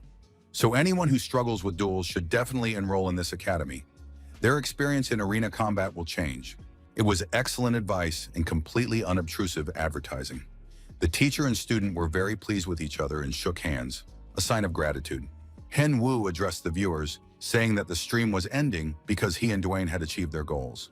Hen Wu said goodbye to the viewers until next Monday. Now he wouldn't have to show anything for a long time, and he could calmly focus on the main storyline. The Mono Guild was once again in turmoil due to the discontent and scandals of its members. Marco's mighty fist nearly smashed the table. It was simply impossible to hold back. The player couldn't understand how someone had managed to be the first to start the 5th main storyline and receive the quest. Marco believed that their guild should have been the first. After all, a huge amount of money had already been spent. Patrick tried to justify himself and immediately said that it was all his fault and asked for forgiveness. Marco wanted to know who had been the first to gain access to the scenario, the New World Guild or the professional players. But it turned out to be even worse than he had imagined. Patrick explained that a max-level noob was the first to unlock the 5th scenario and receive the quest. This information came from an NPC. On top of that, the noob had done it on LeBron's orders, who wanted that specific player to be the first to arrive and receive the quest. Marco believed that it wasn't a loss yet. They needed to quickly assemble a team and head there. Perhaps their guild would be the first to complete the quest. And when that happened, Nub would pay for everything he'd done to Mano's guild, no matter the cost. Dwayne, of course, wanted to remind his teacher about the promised time he would spend with his pet, but Nub had already dashed off to attend to his own business. As soon as Henwu was done with the stream, he immediately returned to the game to continue the main storyline. In the forest, he met a girl in a hood whose face was hidden, and she said she was his fan. The girl reported that the Black Wizard was using some new power, and as soon as the quest appeared, he decided to organize another uprising. Hen Wu listened to this suggestion with interest. He hadn't yet decided whether to trust the stranger. It all sounded too strange, because the day before, Hen Wu had received a tip to come here to meet this girl, who possessed unique information. The stranger decided to start with the basics. She explained that the rebel group was called Alco, and its leader's name was Edward. The girl hoped that now Hen Wu would accept her as a friend, as he had promised to do earlier. Finally, the girl took off her hood, though Hen Wu was certain they didn't know each other at all, and he didn't remember promising her anything. The stranger pulled back her hood and looked at the young man, saying that they could get to know each other right now. The girl was a true beauty with a clear, open, and sincere gaze. No man's heart could resist her. But Hen Wu turned away and said that if she had told him everything, he was ready to leave. The girl continued to follow the noob, convinced that he couldn't possibly not know her. Hen Wu realized her face looked familiar, but he couldn't quite place her. And only when she introduced herself did it turn out that she was reporter Sonia, one of the most famous streamers in the gaming world. This girl was one of the first to learn about the arena and changes within the game. That's why her streams were always so popular. They were called the evening news. Even though Henwoo realized who she was, he kept pretending not to recognize her. Finally, Sonya told the truth. Her streams had been canceled and she couldn't host them because of the rebels. The girl had already spoken with the game's owners, but they replied that it was a bug. Henwoo understood that if the owners had given Sonya that information, then that was the case. Hyunwoo decided to take advantage of the opportunity. He apologized to the girl for only recognizing her now and suggested, if she didn't mind, that they do a joint stream after the main storyline. Henwoo realized that having such an insider as a friend would be very beneficial for his future promotion. Sonya also wanted to do a joint stream with a noob. That way, she'd double her viewership, make money, and attract attention. The players returned to the Rangers camp to discuss their next steps and plans in detail. It turned out that the players had destroyed 47 tattooed monsters. That was a huge number, and now the head ranger understood why LeBron had taken the adventurer as his apprentice. The ranger thanked the players for their help with the monsters, but said they didn't need anything else. Henwoo wanted to complete the entire quest himself to earn good items and experience. He told the ranger captain that he had some private information. When the ranger captain heard about the rebel group and their leader Edward, he was furious and demanded to know where this information came from. The ranger was clearly nervous, but then said that LeBron's apprentice deserved to know the truth, and that he would explain everything now. Everyone knows that the Black Mages are responsible for the rebellion, but in reality they are merely servants. The source of the problem is Edward, the current emperor's only younger brother. Henwa realized that the instigator of the rebellion was none other than the emperor's own brother. Now the player didn't know what to do about it. The captain of the Rangers suggested waiting for now, while they tried to figure it out on their own. In any case, it was Henwoo who stopped the first wave of rebels. Everything was settled when the emperor gave him a special assignment, but if the young man didn't meet the standards, he would have to fight on equal terms with everyone else. Henwoo wanted to know when the uprising would begin, because to participate in it, he needed to significantly raise his level. The uprising was expected in about a month, if nothing changed. This meant he had to gain 1 level every day to qualify for this quest. The ranger captain saw the player's confused expression and offered him a piece of advice. Henwoo was very pleased. Perhaps this advice would help him gain experience and level up faster. The ranger captain gave the player a task.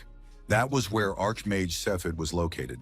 The player had to tell the Archmage everything he knew and get his help. In other words, all he had to do was act as a messenger. The task was too easy. Henwoo could handle it in a single day. Henwoo realized that time was running out, and he needed to head to his meeting with Cephid right away. He began to tear the scroll to teleport to the right place. But then the ranger captain said he had something that should help the player, but it would be too difficult. Henwoo began screaming in horror. He didn't understand why the captain had only warned him about this now, and wished the player good luck in returning alive. Henwoo faded into the dislocation. The player had no idea what exactly awaited him next, or if he would ever be able to continue the mission. The young man found himself in a completely empty, large and bright classroom. An unfamiliar voice welcomed the player to the Ruos Empire's Academy for Beginners. He was now in the Rack building, which consisted of 10 floors. He had to complete the requirements for each floor to move on to the next. On the first floor, basic knowledge of the Ruos Empire was tested. To start, he had to read the book on the table and pass an exam. The player was given 30 minutes for this task. The timer activated automatically, and the clock started ticking. Henwoo didn't understand why he had to study even in a game. The history of Ruos was simply enormous, spanning several hundred pages. Henwoo sat down at a desk and began poring over the textbook. He never thought he'd have to study so quickly here, too. Ruos is the only empire on the continent. It was founded by the first emperor, Akan. At that time, the land was overrun by beasts and monsters. Akan fought for the freedom of the people. But Archmage Ruth suggested that the reason Akan was able to unite the entire continent was that he was a giant, not a human. As proof, he claimed that the entire imperial family was strong and tall. The territory of the Ruos Empire covered roughly half the continent. The rest was territory of monsters and beasts, including elves, orcs, dwarves, and others. Among them were also races that had hostile relations with the empire. These were the elves and the lycanthropes. The story was quite interesting, as if I were reading some kind of fantasy novel. As soon as the time came, The test began immediately, and the guy had to answer the questions and score a certain number of points. Hen Wu received the answer sheet, and a huge stone pedestal appeared behind him. The player didn't understand why he couldn't use a regular pen and paper for the exam. Who even came up with the idea of taking an exam on a stone? The questions were carved into the stone, and Hen Wu immediately began answering them using his magic finger. He ran it across the stone, unsure if he might damage the object in the process. But no one could explain how to do it correctly. So the young man decided to answer as best he could. Although it turned out there was a pen attached to the stone. But who would doubt a player's mental abilities if all the answers turned out to be correct? Hen Wu gained experience and was able to move on to the second floor. It was only the first floor, but even that huge amount of experience gave him hope and made him happy. Hen Wu was very pleased. He thought this was a great place to gain experience. Of course, it was unclear what awaited him next, but he would most likely be satisfied. Hen Wu walked through the portal to go to the next floor. He found himself back in the classroom, and now he was curious to know exactly what subject he would be studying there. Looking around, the player realized he wasn't alone. A man was dozing at one of the desks with a textbook on his head. It wasn't clear yet who he was. The man took the book off his face. Hen Wu recognized LeBron, and once again, student and teacher met each other. LeBron didn't understand what exactly his student had forgotten in this classroom, since he was supposed to be on the mountain ridge right now, carrying out his mission. Hen Wu explained that Mr. Garen had sent him here to find Archmage Seafed. Hen Wu was supposed to meet with him and share all the information about the rebels. LeBron laughed, saying that the ranger apparently just didn't want to read the book himself and had sent a player here instead. On the first and second floors, you had to solve tests based on the books. If you failed, the book changed and you had to start all over again. LeBron suggested that the apprentice either go with him straight to Archmage Seafed or explore the entire dungeon on his own. LeBron mentioned that the reward for completing the quest was quite generous. You could gain skills, an imperial artifact, and most likely some potions. Hen Wu was very pleased. He always wanted to get all the rewards, and Archmage Seafed wasn't going anywhere anyway. As a teacher, LeBron should have known that for Hen Wu, the meaning of life was clearing dungeons. After that, LeBron said goodbye to his student and wished him luck. Hen Wu was confident. The boy wasn't going to look for easy ways out. He had to earn and get absolutely everything out of this game. The young man studied the book again, answered all the questions correctly, received his reward, and could now proceed to the third floor. There was practically no difference between the first and second floors. All the questions were about culture and art. These tasks were fairly easy even for the beginner level. It was just unclear why the answers had to be given in this particular way. Although perhaps writing on stones was also part of the exam, in the next stage, the player found themselves in a laboratory where everything looked quite nice. All the items gathered in the lab were designed to assess the player's magic level. The player had to channel their magic into 3 orbs on the table, according to the instructions. The player was given an hour to complete the task. This was a competition task, and he had done it all before. Hen Wu considered this a piece of cake. Last time he set a new record by coloring the spheres different colors, and now the young man would also excel at this task, making all the spheres multicolored. Archmage Seafed had been watching the player for some time. He was very surprised. It was hard to believe that such a strong player could be LeBron's student. It was unclear where he had found such a monster. LeBron was completely calm. He sat in the Archmage's chair, sipping his tea, and took his time answering his questions. Seafed knew for certain that LeBron's apprentice was an adventurer, but he couldn't understand how it was possible to reach such a level. LeBron confirmed that Hen Wu was indeed an adventurer. But should one expect him to turn out to be a weakling? It wasn't about weakness at all. But where could an adventurer get so much strength? The Archmage didn't understand what was happening. Besides, don't forget that on the first and second floors, answers must be written with a pen on the stones. And this player turned out to be so strong that he did it with his fingers. LeBron replied that back in the day, he hadn't noticed the pen right away either and had written with his finger. The Archmage just needed to leave the pen in a normal place. By this point, the player had already cleared the third floor and had done so very quickly. LeBron thought about Mason. He wanted to know how he was doing because they hadn't seen each other in a long time.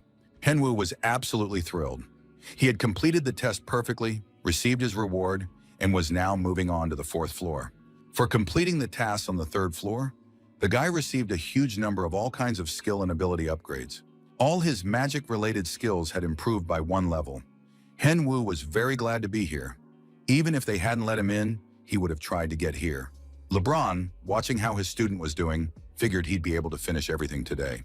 On the fourth floor, several opponents appeared before the player, whom he had to fight. Just like on the subsequent floors, each one tested a specific physical ability: speed, strength, agility, and endurance. Soon the test was over. Henwu leveled up 4 levels at once. He gained a lot of experience in this stage and could now move on to the 8th floor. Henwu was very eager to know what reward awaited him here. The young man looked around and realized he had entered an arena. On this floor, a battle against a potential threat to the Empire would take place. Now Henwu would no longer claim that the exam had been easy. The essence of the task was to deal with the monsters that appeared and defeat them. A huge ogre with a tattooed body towered over the player. It looked very much like Dagana. It wasn't a real monster, but a summoned chimera monster created from the student's memories. It could be stronger or weaker than a real monster. Henwu didn't understand why, out of all the monsters, he had been assigned Doghan, and hoped that the chimera would be weaker than a real ogre. Henwu knew it would be very difficult for him, so he immediately summoned his assistant. The duel was to begin as soon as the player said the word start. Tenny couldn't figure out where he was. It seemed like they weren't in the Black Forest right now. But then, was his master still fighting Doghan? Henwu explained to his pet that this wasn't a real monster, but a chimera created specifically for the test. Tenny realized he had practically nothing to fear, because his master would quickly destroy the fake, and the bear cub would just lie there since his muscles were sore. Henwu replied that he hadn't planned on involving the bear in the battle anyway. The player was counting on getting buffs from his pet. Soon the player received the blessing of the forest, and the bear's roar increased his physical strength and defense. As a precaution, Henwu smacked his pet on the head, saying that it was really getting on his nerves today. Next time, the player promised that the pet would go into battle first, and only then would the owner follow. Tenny wanted to feel the bump that had popped up on his head. He was crying because his owner was so cruel, and he still didn't have a girlfriend. And finally, Henwu stepped into the center of the arena and was ready to announce the start of the match. This was a very difficult challenge because the player had lost a match once before, and back then, it was Dakan who had won. Indeed, a rematch was long overdue. Henwu felt great and said he was going to practice on this chimera. Dakan showed absolutely no reaction. He was like a toy that had been turned off right up until the player uttered the word, start. At that very moment, the mad ogre opened its enormous maw, let out a war cry, and prepared to kill. He immediately leaped high into the air, then dove down toward the player and hacked him to pieces with his sword. At the same time as the attack, Henwu earned the title Master of Combat, and all his stats were boosted. Henwu knew it would be difficult. He immediately drew on his adventurous spirit and killer instinct to parry the first attack with dignity. After that, the player immediately attacked his opponent. However, the ogre managed to dodge, escaping unharmed. Henwu sensed that his opponent was very strong. It was clear from the very first attacks. Most likely, this monster was at a very high level, at least 180. However, new options and abilities had appeared in the player's arsenal, and he had become much stronger. Now everything in their duel would be different, and very soon the opponent would feel it firsthand. Dakan was very attentive, but at the same time he couldn't just relax because the player's strikes were coming at him from all sides. Henwu impressed with his incredible speed and skill. He managed to slip through at just the right moment and launch an attack when the ogre least expected it. The longer the fight went on, the calmer and more composed Henwu became. Now he could catch his breath a little and even smile. The enraged ogre, gathering his strength, launched another attack on the player. Dakan closed in on his opponent and began striking at tremendous speed. The chimera's gaze was demonic. Henwu couldn't understand what was happening or why his opponent had suddenly become faster and more powerful. The player was now in considerable distress, and it became clear that trouble was inevitable. Another sword strike was parried. Henwu barely managed to duck his head to avoid losing it in a single move. Despite his deteriorating physical condition, all of the chimera's stats were improving and increasing. The young man realized he had only a few minutes left to use the giant's power. He had to destroy Dakan in time. The opponents clashed swords again in close combat. Henwu was giving it his all, and it was clear that the fight was taking a tremendous toll on him. Henwu summoned all the magical power he possessed and used every hidden and overt skill for his final attack. Tenny was so worried and nervous that his bump even disappeared from the tension. Just at that moment, all the stats related to the giant's power wore off. Both opponents lay completely exhausted in the middle of the ruined arena. It had been a crazy battle. Dahan had already begun to fade away. It looked like the match would be ruled a win for him after all, and he died. Hen-won understood that he had won this match, but only because the copy's power was imperfect and turned out to be weaker than the real Dahan. With that, the exam was successfully completed. The player received his reward and could proceed to the 9th floor. He was delighted by the huge amount of experience points and the boost to all his abilities. And now the player was standing before the next portal. He really liked the reward, and there weren't that many floors left ahead of him. The player and his pet found themselves back in the arena. The game greeted him. On the 9th floor, he would have to test just how strong the boy's heart was. Just as happens in anyone's life, the player had probably been betrayed as well. Now he could fight the traitor and earn a heart of steel. Tenny knew he was very important to his master, which meant that now his master would be fighting his beloved pet. Henwu was very focused and pensive. He hadn't expected to have to go through moral trials. If the player lost, he would have to retake all the exams. But at the same time, he had to fight a loved one and receive a reward for his victory. If his father or mother, who look after him, appear in the arena, Henwu will definitely not be able to kill them. The game began selecting a suitable opponent for Henwu, and the young man even closed his eyes, afraid to imagine who would appear before him. Soon the selection was complete, and a challenger was chosen. He could open his eyes. The game wished Henwu success in passing this trial and emerging victorious. During the test, the young man and his pet stared at the chosen one with horror on their faces. Standing before the player in full armor was his best friend, Kwon Yun-chan. The young man was, as always, calm. He showed no particular emotion and waited to see what would happen next in this arena. Hyunwoo was very upset. He didn't understand how his best friend had ended up here. Tenny was upset too. He loved Yun-chan and didn't want to kill him. Looking at the choice the game had made, Hyunwoo realized that the arena knew him very well.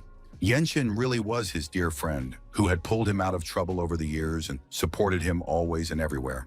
He was the man who believed in Henwu, gave him his blood, and even the gaming setup and the bed where the player slept belonged to Yenchang.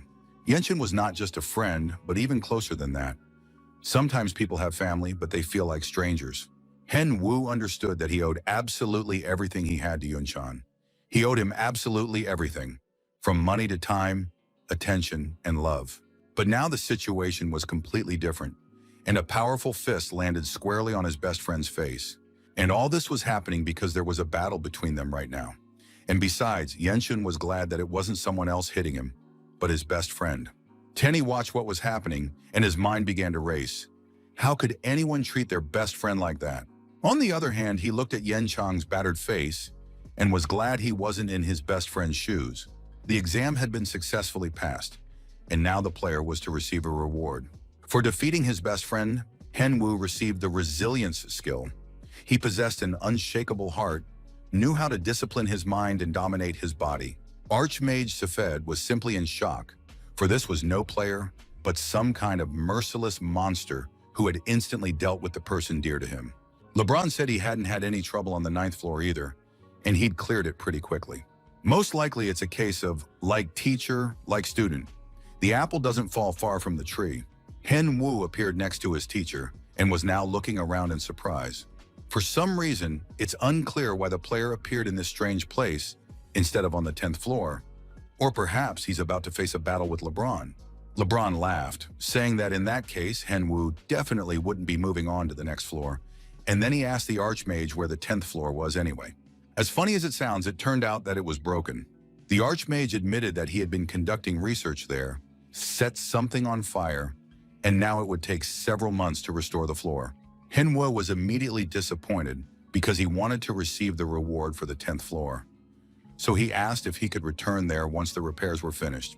Archmage Sefed suggested that the player take a few reply letters with him on the road. Henwu was very pleased to receive 5 reply letters. That was much better than just one, and he would be able to share them with Yenchang. The Archmage waited for the player to calm down, then cleared his throat and asked why he had come to meet with the Archmage. Henyu said he had a message from Ranger. New alchol forces had appeared. The Archmage couldn't believe his ears. Could this really be about the real Al-Kill? How on earth did the player even know that word? Henwu said that an adventurer he knew had told him about it. The Archmage was very worried that these spies would reveal their location to everyone, and then they could be attacked. He believed the war had gone on for far too many years, and it was time to end it. In the end, it was decided that the player would convey that LeBron would also be participating in the battle, and therefore the Ranger must prepare. Henyu understood perfectly well looking at these two, the Empire's strongest knight and the Empire's best mage. And that meant that if they joined forces, the battle would be on an entirely different scale. Manhwa returned to the mountain range and met with the Rangers. He was ready to relay the Archmage's words to Garen. Garen looked at the player suspiciously. He had returned too quickly. Perhaps he hadn't gone anywhere at all. Manhwa replied that he had been given to understand that the Ranger himself didn't want to read the book and had therefore sent him there. Garen realized the player had been on a training mission and was ready to hear the news that LeBron and Safed would take part in the battle. Now it was time to prepare thoroughly for all of this. Henwu completed all the quest tasks and received gifts from Garen, including experience, a level, and other bonuses. Henwu didn't understand where exactly his gift was, but the Ranger replied that he had already given it to the player. Henwu was completely confused, but finally Garen replied that his gift was his rating. Henwu checked his experience, and it turned out that Ranger had slightly lowered the level requirement for participating in the final battle. It's hard to call this a good gift, but it's still better than nothing. After that, Garen advised the player to return when he met the necessary requirements. Henwu now had no choice at all, and his life turned into round-the-clock training. He wanted to finish all the quests before the streams began. The situation was such that the player slept only a couple of hours a day, spending the rest of the time training and hunting. As the 5th day of hellish training drew to a close, the pet said goodbye to his master and headed home to the islands. I hope his master won't be mad at him. The harder the journey, the sweeter the victory. And so, after a week of diligent training, Henwu reached level 170. When he appeared before Ranger Garen again, the Ranger didn't even recognize him. The man said that the player now looked much stronger, so he was passing. All that remained was to figure out exactly where. Garen announced that Henwu was now a knight of a special unit, first among adventurers. It was a wonderful title. Garen didn't understand why this player was so happy and beaming, as if he'd received God's blessing. Henwu didn't want to rest. He was full of enthusiasm and wanted to know exactly where Alkil was hiding right now. It turned out that Alkil was most likely on the Kunta Plateau. The Kunta Plateau was the most difficult hunting ground in the Arena mountain range. This area was inhabited by monsters called Kuntas. They resembled gorillas, standing about 4 meters tall, fast and strong, intelligent, and capable of anticipating an opponent's attacks. Henwu knew there were bigger problems than just the Kuntas. The fact was that this plateau was now disputed territory. Players like Marco Mascherano and even Jean Hanbeok were fighting over it. Henwu was finally able to log out of the game, and with a sense of relief lay down in bed to fall asleep quickly and recover. A new patch was due out the next day, and the player wanted to check the information in the live stream. He started a live stream on his phone and soon fell asleep, listening to the pleasant female voices. The host greeted the viewers. They were supposed to host this stream, which many Arena fans had been waiting for. Sonia announced that they were there to talk about the new features in the Arena. Joining her was an analytical genius named Sun, who would be assisting her during the stream. Sun immediately began talking about tomorrow's matches. Roughly speaking, they could be divided into 3 categories: class selection, castle sieges, and a pet contest. Class selection was intended for users who had reached level 200, but to do so, they would have to meet strict requirements. For users with mediocre skills, class selection would be very difficult. Sonia looked very worried. She was concerned for all the fans of the Arena game. Getting the Corpse Summoner class would bring more problems than benefits. We need to think through the balance and find a solution. The next update concerned castle sieges. It seemed as though the developers had put a lot of effort into creating content that would have been impossible without esports. The developers' intentions will most likely come to fruition, and many elements will be available for purchase. Large guilds will surely jump on this right away and start selling castles for large sums. The latest update focused on pet competitions. Players will need to select their best pet for the competition. And of course, all players already know who the game's favorite is. It's the bear cub Tenny. Everyone loves Tenny, so interest in this particular update is especially high. Many believe that this pet should receive a special award from the developers. After all, it is thanks to his charm that interest in pets has grown. The stream hosts hoped that viewers would also pay attention to the other pets, and that perhaps they would actually hold competitions between the animals. A great many viewers wanted the bear cub Tenny to win tomorrow's competition. And then, completely out of the blue, the pet competition began. Players flocked to the arena with all sorts of pets. Among the pets, you could see not only birds, snakes, and domestic animals, but even some exotic creatures. The players wanted to know if Nub would be streaming today, but it seemed he still had a day off after winning a bet with the viewers. On the other hand, owners of powerful animals really wanted Nub to come to this tournament with his bear cub. The players believed that Nub had to show up at the competition. He wouldn't want to let anyone else take the victory. But then something caught their attention, and the guy and lion both gasped in surprise. In the middle of the town square, a max-level Nub was walking. The players watched him go and immediately started whispering to each other. They wanted to meet him and touch their idol. Manhwa was completely calm.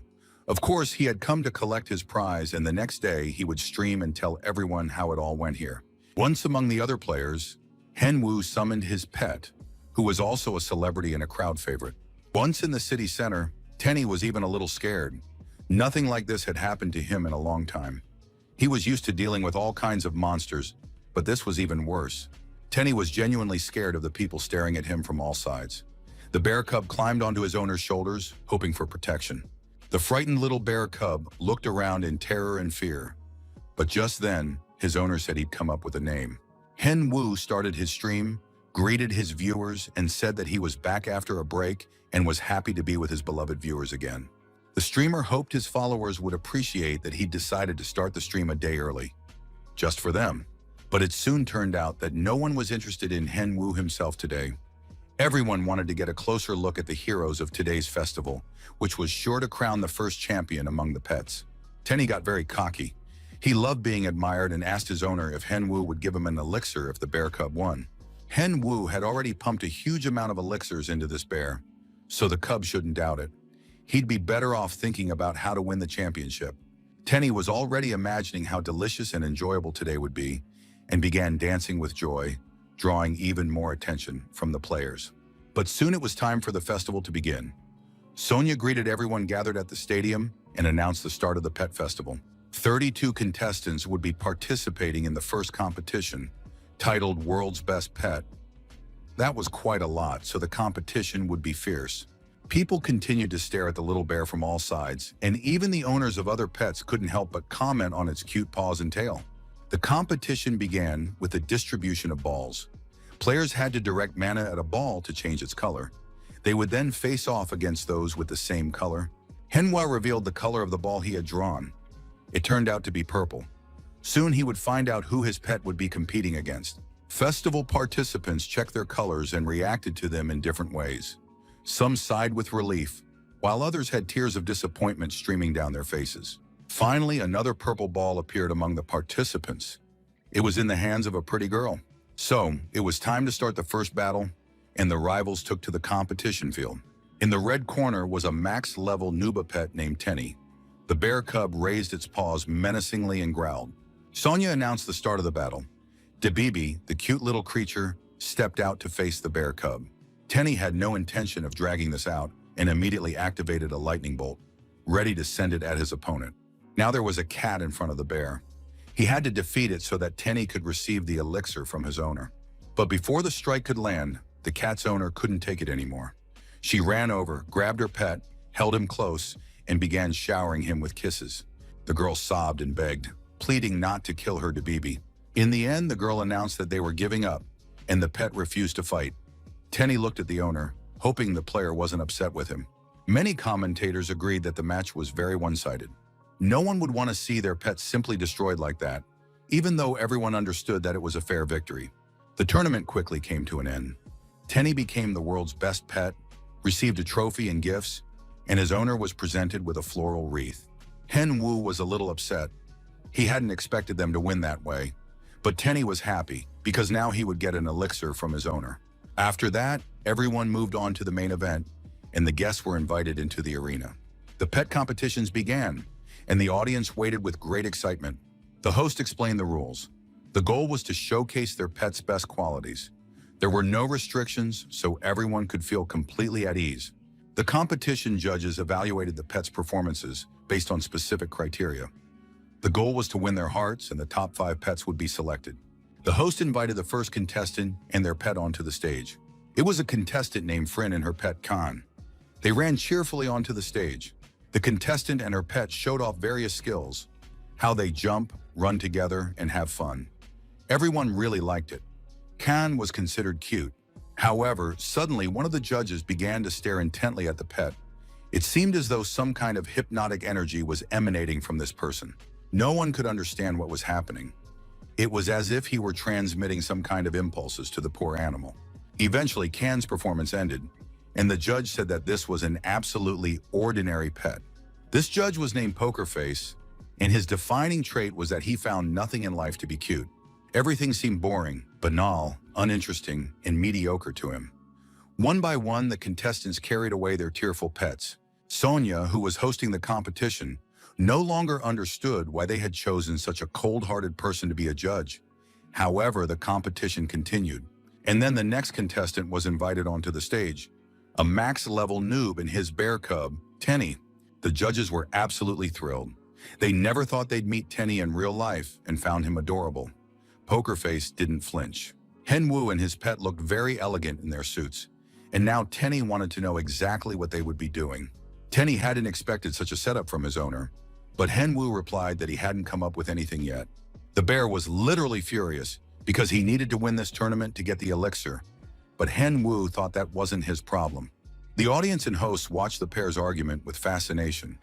They regularly argued on other broadcasts, and now it seemed cute and natural. Tenny finally had a falling out with his owner, saying he'd manage without him and do anything for the elixir. So the bear cub went out on stage alone and stood in the bright spotlight.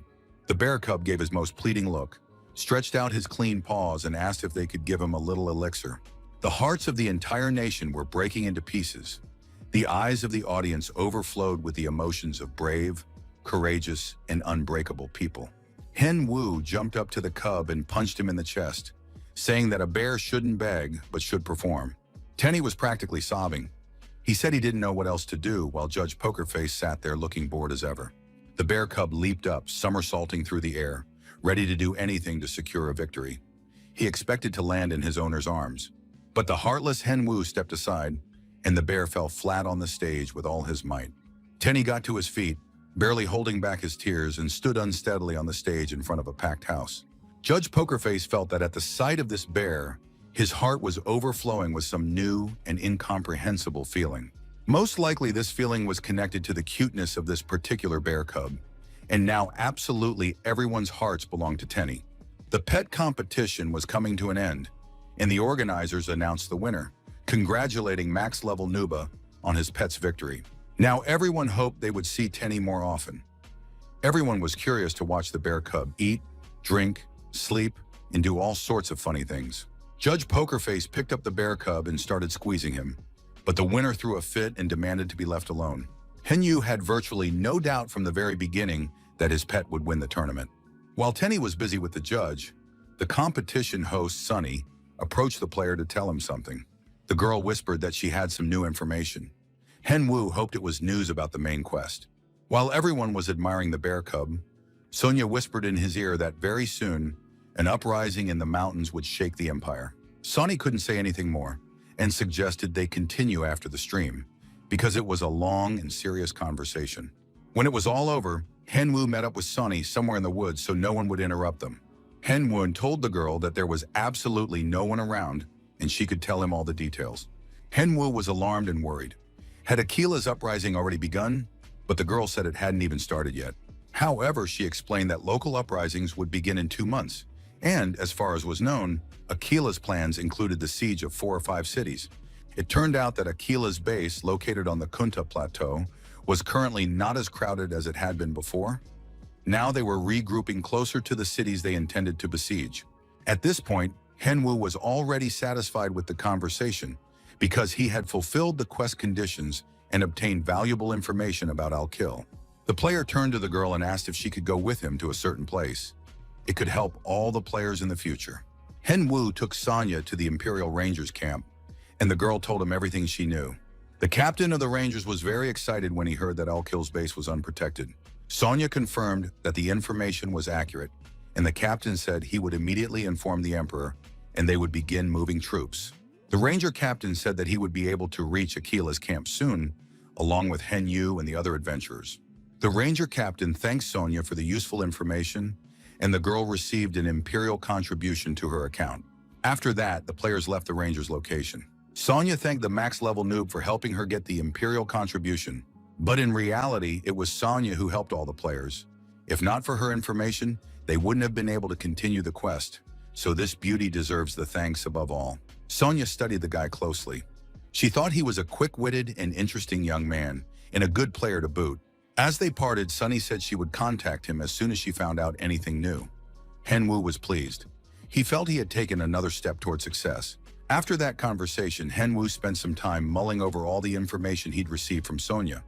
Finding and attacking Al-Kil's base would be much easier with a numerical advantage. Going there alone would be pointless, so Henwoo decided to find out more about Al-Kil's leaders. To get into the base, he would have to cooperate with the American company, as well as with the Mano Guild and Telecom. What annoyed Henwoo the most was thinking about Telecom and Jong Han-byuk, his arch-enemy who played for that company. Hyunwoo contacted Mascherano personally and wrote to him that he wanted to participate in the raid on Kunta Plateau. Mascherano replied fairly quickly, saying he was surprised to receive such a message from a noob. Mascherano believed they still had plenty of time and could prepare calmly, but Hyunwoo said he needed an answer right away. So the guys decided to discuss the entire operation in person as soon as possible. Both players happened to be in the forest near the entrance to the new forest and agreed to meet with the max-level nub. Mascherano was with another player from his guild named John. John wasn't at all sure they needed to do this, but he came because his friend had called him. Mascherano was certain that winning this quest would require more strength than they had, so they needed to team up with someone. Mascherano had lost 2 matches to Nub on the show King of Two Masks. Besides, Nub had surely gotten stronger recently, so it was better to team up with him. John was worried that they were rushing into things and that something might go wrong if they agreed to participate too quickly, but Mascherano hoped everything would be fine. Just then, Nub emerged from behind the trees, apologized to the guys for being late, and said he'd come from far away. The guys greeted each other and got to know one another. Everyone was happy to see each other. Henyu got straight to the point. He said he wanted to participate in the raid on the Kunta Plateau as a mercenary for an American company. Representatives from the American gaming company wanted to know, first and foremost, the reason behind such an unusual request. Henwoo said he didn't need skills, money, or items. He wanted the right to move freely across the plateau. John immediately suspected that the noob wanted to take out the leaders, while Mascherano accepted all the terms, completely satisfied, and said he was ready to join forces. Henwoo replied to the players that he actually planned to do everything himself and wouldn't need the American players at all. Mascherano couldn't believe his ears. Was Nub really going to fight alone against the Mono and Telecom guilds? Henwoo was absolutely thrilled by the idea. Besides, he was confident he could take care of everyone in less than a month. Did the Americans seriously think these guilds were his equals? Mascherano immediately thought that Nub must have a very bad relationship with someone in the guild. John was ready to believe all of this, but asked what Nuba's plan was to pull it all off. Henwoo was simply going to carry on as usual. The player looked at the stranger and told him that hunting wasn't allowed here. Another guy said that even if you had a high level, you couldn't wander into other people's territories. A third man simply told the player to leave and not get himself into trouble. Henwoo, and it was indeed him in the hood, unrecognized by anyone, thought that third-rate villains always followed the same script. Henwoo said that the Americans had given him permission to be here, but the guy raised his fist and declared that this territory was controlled by the Mono Guild. Henwoo asked the stranger, was he serious? The guy grabbed him by the collar, the hood slipped off the player's head, and it became clear to everyone that they needed to calm down. The guys met a max-level noob who now had great material for content. First, he had to tell the story of his victory over the Black Skull's weight. This would be followed by a story about the victory over the Isis Guild, and then the story of the guild that would be the third to be destroyed. The guys in the forest shouldn't have been offended or upset, because we were talking about the Mano Guild. Henyu took off his cloak, shook his head, and decided it was time to create new content. The players from the Mono Guild looked at Noob, already imagining how the three of them would defeat him and get a bunch of goodies from their boss. Their leader Marco had blacklisted Nuba, and now the guys were lucky enough to run into him here. The players knew they'd become real stars if they caught Noob. Even if the account ban rule wasn't enforced, they'd still come out ahead. The guys from the Mono Guild wanted to film everything on video because they needed witnesses. These fools didn't know that Noob was filming and that there were not only witnesses, but also spectators. The guy with green hair pulled out a huge sword and charged in, hoping to kill Nub and become a star. His life was cut short almost immediately. He fell face first and Nub struck him on the head with the hilt of his sword. Henwu turned to the guys saying they talked too much and still hadn't learned how to fight. He didn't understand at all what was wrong with them. On top of that, Nub, at his peak level, felt himself starting to get annoyed.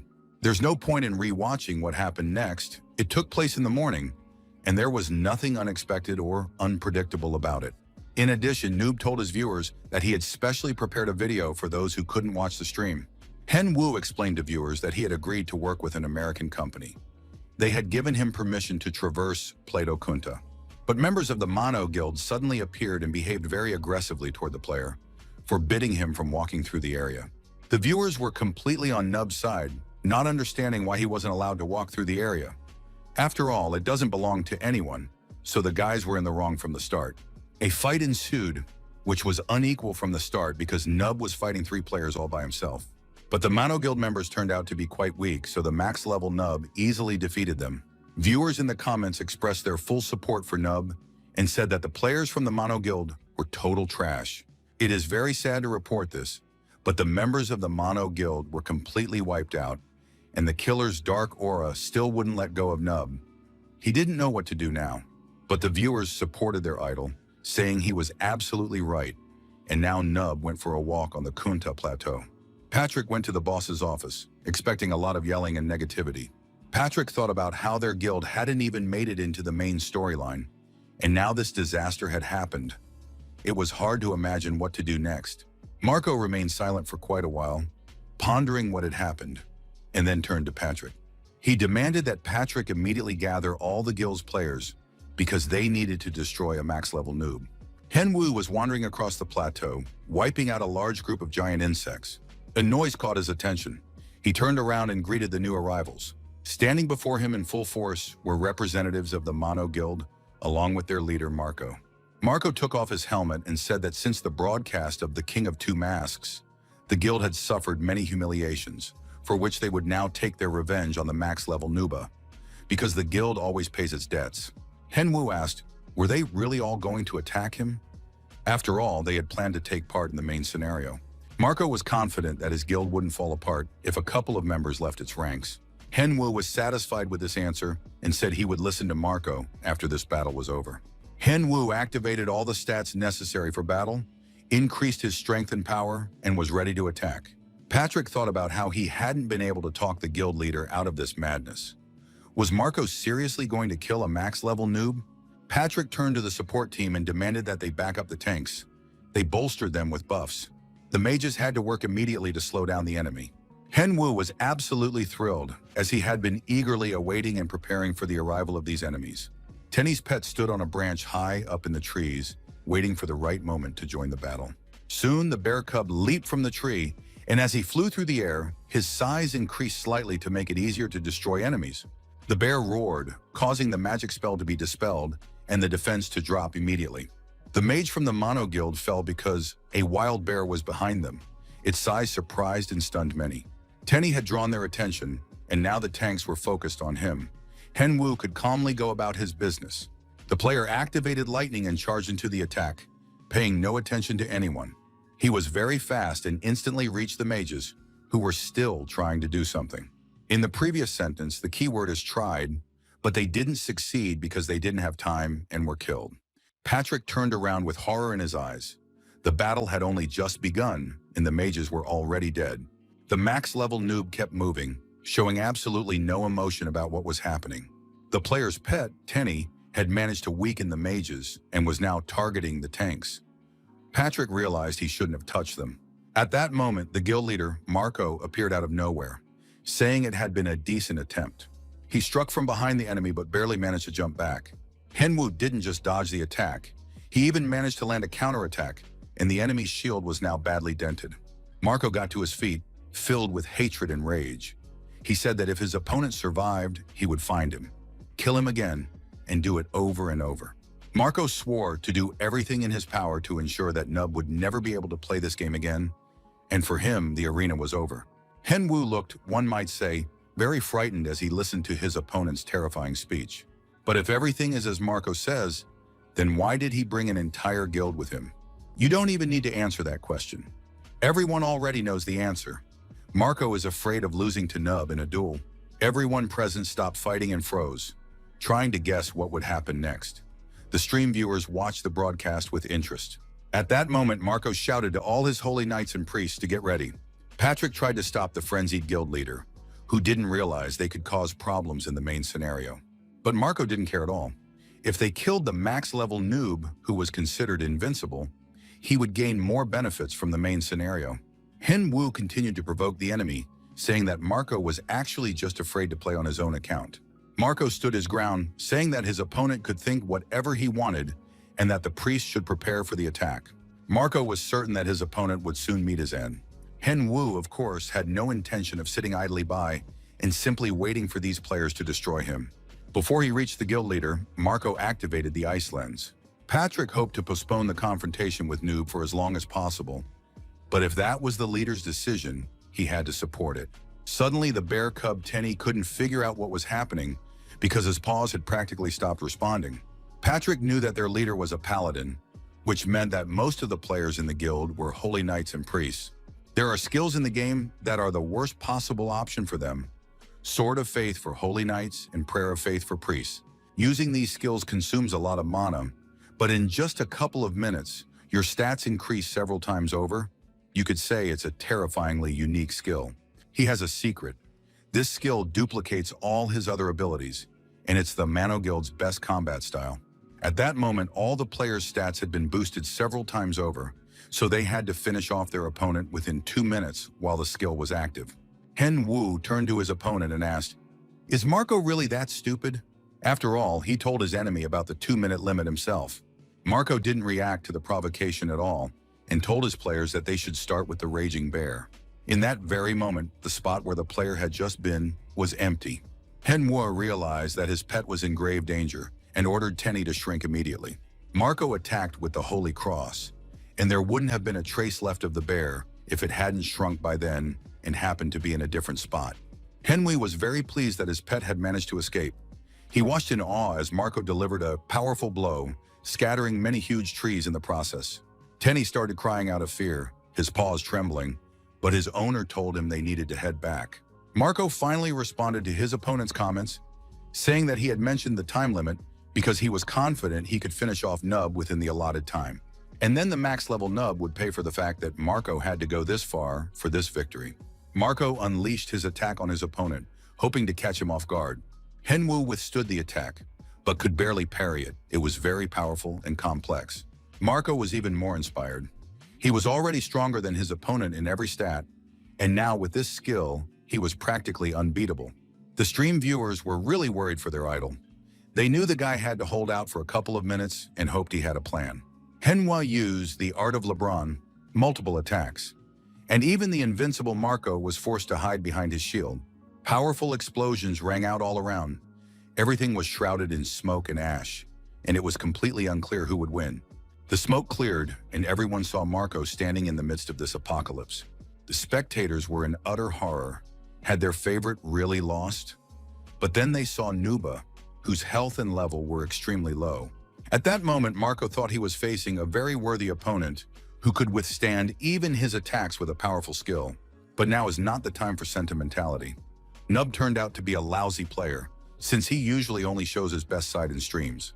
However, today Nub would lose in front of all the viewers, and Mono's guild would emerge victorious. Absolutely none of the commentators believed in Nub's victory anymore. The player activated his magical abilities, because that was the only thing that could save him now. Marco calmly turned his head to the side, dodging the magical attack. Henyu said that this wasn't the end yet.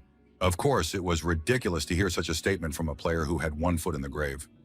Marco raised his sword-wielding hand to deliver the final blow. All the commentators knew that they were about to witness the first defeat of a max-level noob. But at that moment, the player gained new experience and a level. His energy and mana were fully restored, so he easily parried Marco's blow. And now a happy smile appeared on Nuba's face. The audience couldn't find the right words to express their emotions. Those who had been following Nuba's career must have noticed that he had been hunting some cheap mobs that gave almost no experience. instead of hunting the Kunta tribe. The thing is, the player simply needed to gather 100% of the experience, and he managed to do so in a miraculous way. The player did this in advance by killing another insect so that during the battle he could finish off one more and gain a new level. Marco listened to these words, not understanding what nonsense his opponent was spouting. Of course, he still tried to say something about how there were more of them. But at that moment, dark energy had already manifested. Hen Yu was once again full of strength and activated the magic that was supposed to help him in this battle.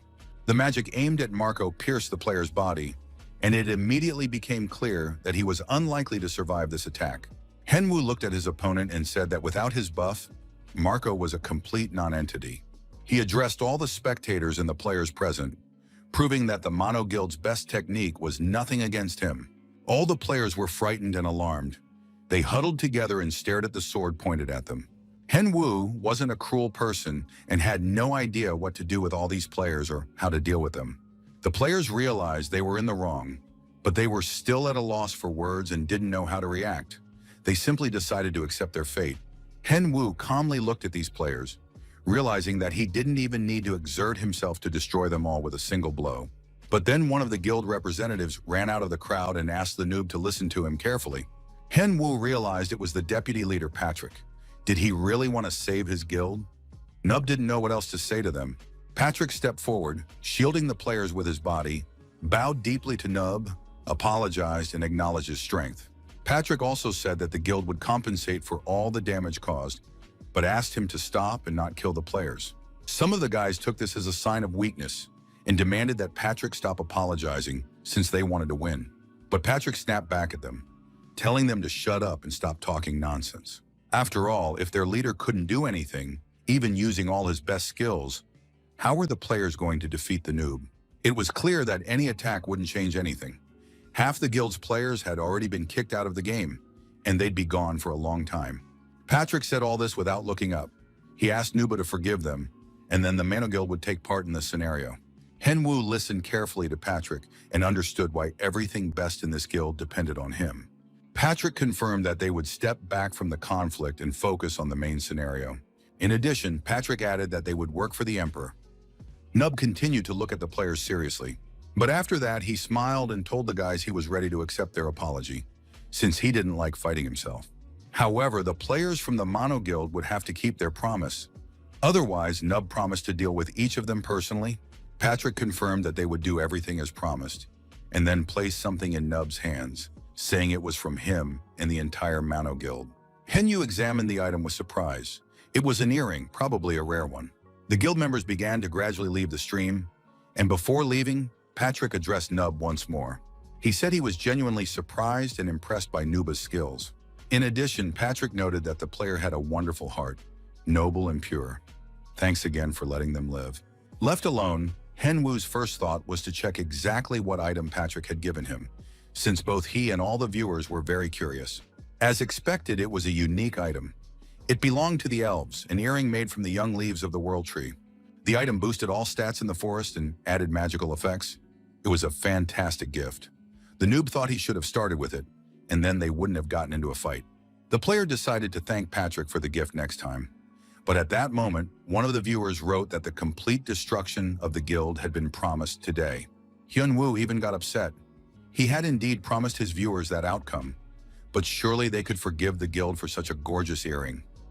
All the viewers agreed that the gift was great, and besides, the lesson had been delivered very seriously. The coach of the telecom team, Jong Beon-jin, was torn as he read the news and watched the stream. He didn't know whether to be happy or sad since the Mano Guild had practically ceased to exist. Now the American group had the upper hand. Everyone knew they were strong, and it was unlikely that Telecom would be able to defeat Mascherano. The article mentioned the American players joining forces, and now the entire plateau effectively belonged to their guild. Suddenly, the door burst open, and one of the players told the coach that Reina and Mascherano had just attacked them on the Kunta Plateau. Henyu was relaxing, lying on the couch in his apartment, and watching as the American group posted a video featuring him. The Telecom Guild had surely watched that video too. On top of that, the Americans had teamed up with Reina, and she had always really wanted to face a max-level noob. Reina was furious when she found out that noob wouldn't be coming. She grabbed Mascherano by the collar and started shaking him. Reina reminded him that one of her conditions was cooperation with Nub, and it seemed she had been deceived. Mascherano asked the girl to calm down and wait a little. Everything would go as agreed, but Nub was just busy today. Mascherano didn't understand why Reina was in such a hurry. It's worth remembering that Nub isn't planning on becoming a professional player just yet, so they have time. The girl couldn't understand how someone with Nub's skills could not become a pro. Mascherano explained that he had learned this during the filming of the show King of Two Masks, and that Nub had been asked to turn pro back then, but he had refused. Reina immediately began to worry. Apparently, she wouldn't be able to face off against this brilliant player again, but she really wanted to rematch. Reina demanded that a meeting with Nuba be arranged and gave them a maximum of 2 weeks to do so. Mascherano replied that, in principle, it couldn't be said that this was impossible. There was one way to definitely make the girl's dream come true. Tenny, though small in stature, looked like a raging bear. He demanded the elixir from his master. Henwu tried to pretend he didn't understand what was being asked, but the pet wouldn't back down, forcing him to keep his promise. Henwu said he had completely forgotten about winning the pet competition, apologized to the bear, and gave him 2 elixirs, for which he was immediately forgiven. Tenny was very happy, stepped aside, and began doing something incomprehensible. Henwu couldn't believe his eyes. The bear cub had stored both potions in a special space to save them for later. It was amazing. The player wanted to know when his pet had learned this skill. Tenny replied that he had learned it very recently and had tried to tell his owner, but the owner hadn't paid any attention. A while back, when they were hunting on the mountain range, Tenny had earned experience points and unlocked a new skill. It was a subspace that could be used for a pet's inventory. You could put anything in it. Tenny was very pleased with himself, feeling his powers continue to grow. Henwei was also pleased. Now he could use his pet as a storage space. Henwu checked his level. The gap between him and first place in the rankings was now only 30 points. Meanwhile, Tenny was rummaging through his storage to check on his potions. Henwu thought that once he reached first place, he would surely earn more money and be able to help his parents. These thoughts immediately led him to memories of his worst enemy, Zhong Hanbek. Hyunwoo knew that when the time came, he would become a professional athlete and would definitely get his revenge. A powerful blow from a soft bare paw snapped the young man out of his reverie. Tenny wasn't going to wait for something to happen to them. His master needed to stop daydreaming and look at what was happening ahead. Hyunwoo snapped back to reality and saw an unfamiliar figure approaching them from the forest. To his great surprise, it turned out to be Reina. The girl greeted the max-level Nuba. Henwu wanted to know why she had come here. However, the beauty insisted that it was a completely chance encounter. Reina couldn't very well say that she had actually been wandering through the forest for 5 hours in the hope of meeting him. Henwu immediately thought that the girl was very honest. Looking at the beauty, he asked what was wrong. It turned out that Reina had only one dream. She wanted a duel and asked the player to fight her. The beauty claimed that there were several restrictions on the show King of Two Masks, and now she wanted to fight without them. Henwu understood that this duel was completely disadvantageous. Neither for him nor for Reina. There was no point in it. But at the same time, Reina was the captain of the New York team, and a battle against such a famous ranker would be very valuable experience.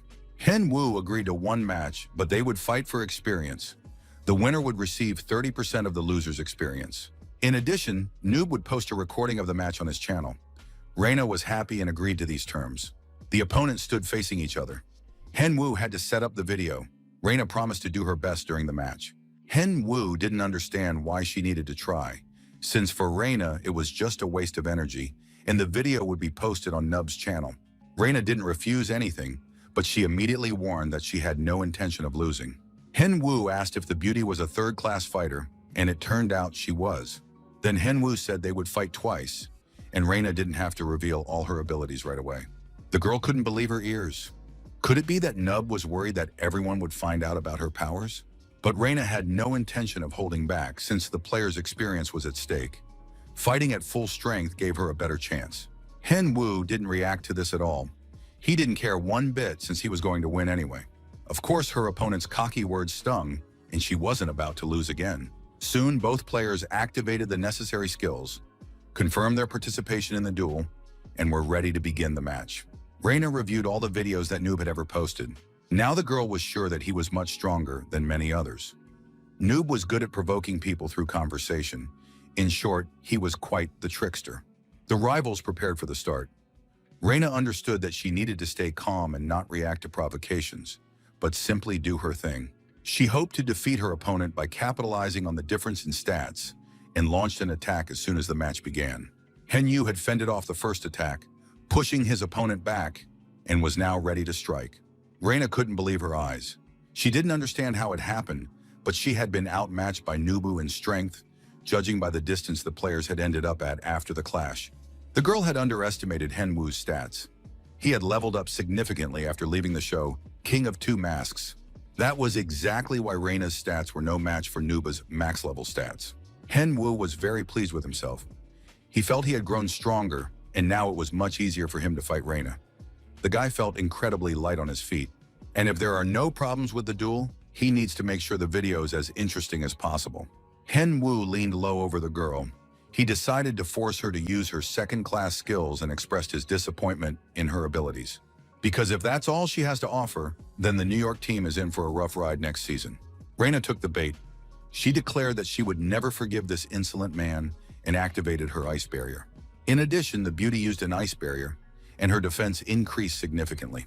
However, the ice barrier proved completely useless against Nuba's attacks. Hengwu not only parried all her attacks, but also grimaced and taunted the girl, showing her in every way possible just how weak she was and how boring it was for him to fight her.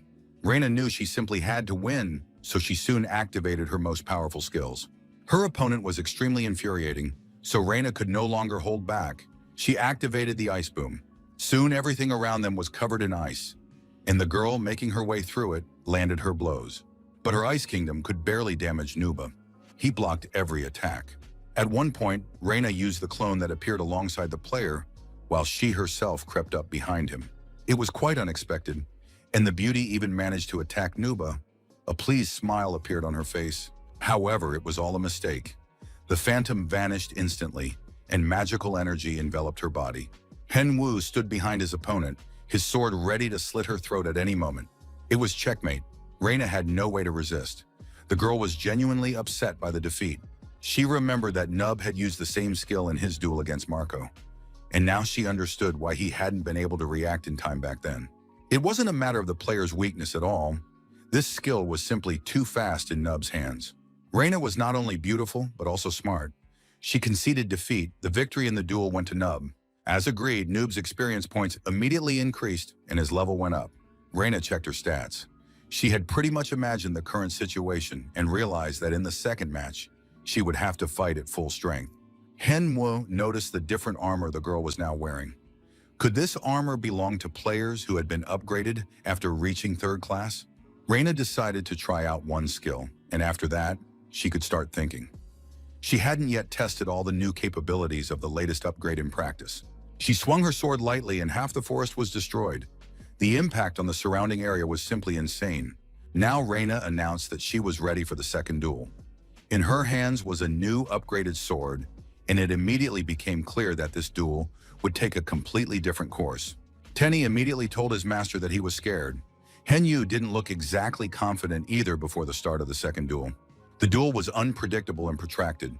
The forest was destroyed, trees were snapped, and ice covered the entire area. Reina found herself on the ground again, and her opponent's sword was pointed at her face. She didn't even realize how it had happened. Henwu also thought that just a little more, and the outcome of the duel could have been different. By third class, all of Reina's skills had reached a very high level. Henwu also wanted to gain such abilities. He realized he needed to level up faster. The girl was mentally exhausted at that moment. Henwu reached out his hand to help her up and said it had been a wonderful duel, and he admitted he'd almost lost. Henwu asked Reina to add him as a friend. The girl looked at her opponent, realizing that he was a worthy and good person. During a friendly lunch, Inshan asked what had happened with Reina. Hengwu replied dryly that nothing special had happened. He'd just beaten her. However, in doing so, the guy not only got permission to record the duel, but also gained experience. Besides, one couldn't forget that they had also become friends. Everything had worked out perfectly. It was almost infuriating. Henwu asked what his friend's current level was. When it turned out he was already nearly level 200, Henwu advised his friend to reach level 30 by next week. Hyunwoo explained that the rebel stronghold had finally been discovered, and the main story mission would begin in a few days. Henwu wanted his friend to be there, so he had to get ready quickly to match the level. Archmage Safed was surprised when he saw LeBron's apprentice standing before him. Hen Wu, smiling broadly, reported that the players had found the rebels. This was also part of the quest. He had to tell the Archmage and invite him to join. The Archmage replied that the renovation of the 10th floor had just been completed, and he could help in the fight against the rebels. Henwa was absolutely thrilled. That meant he could go to the renovated floor and continue the trials to complete his training and gain experience. The Archmage confirmed that there would be no problem with that. The floor had already been renovated, and he could head there. But before the player entered the 10th floor trial, the Archmage warned him that this floor would be too much even for him. Henwu replied that he actually liked it that way even more. The player found himself on the 10th floor, a huge, beautiful hall with columns and passageways. If he passed this floor, he would receive a certificate confirming his abilities.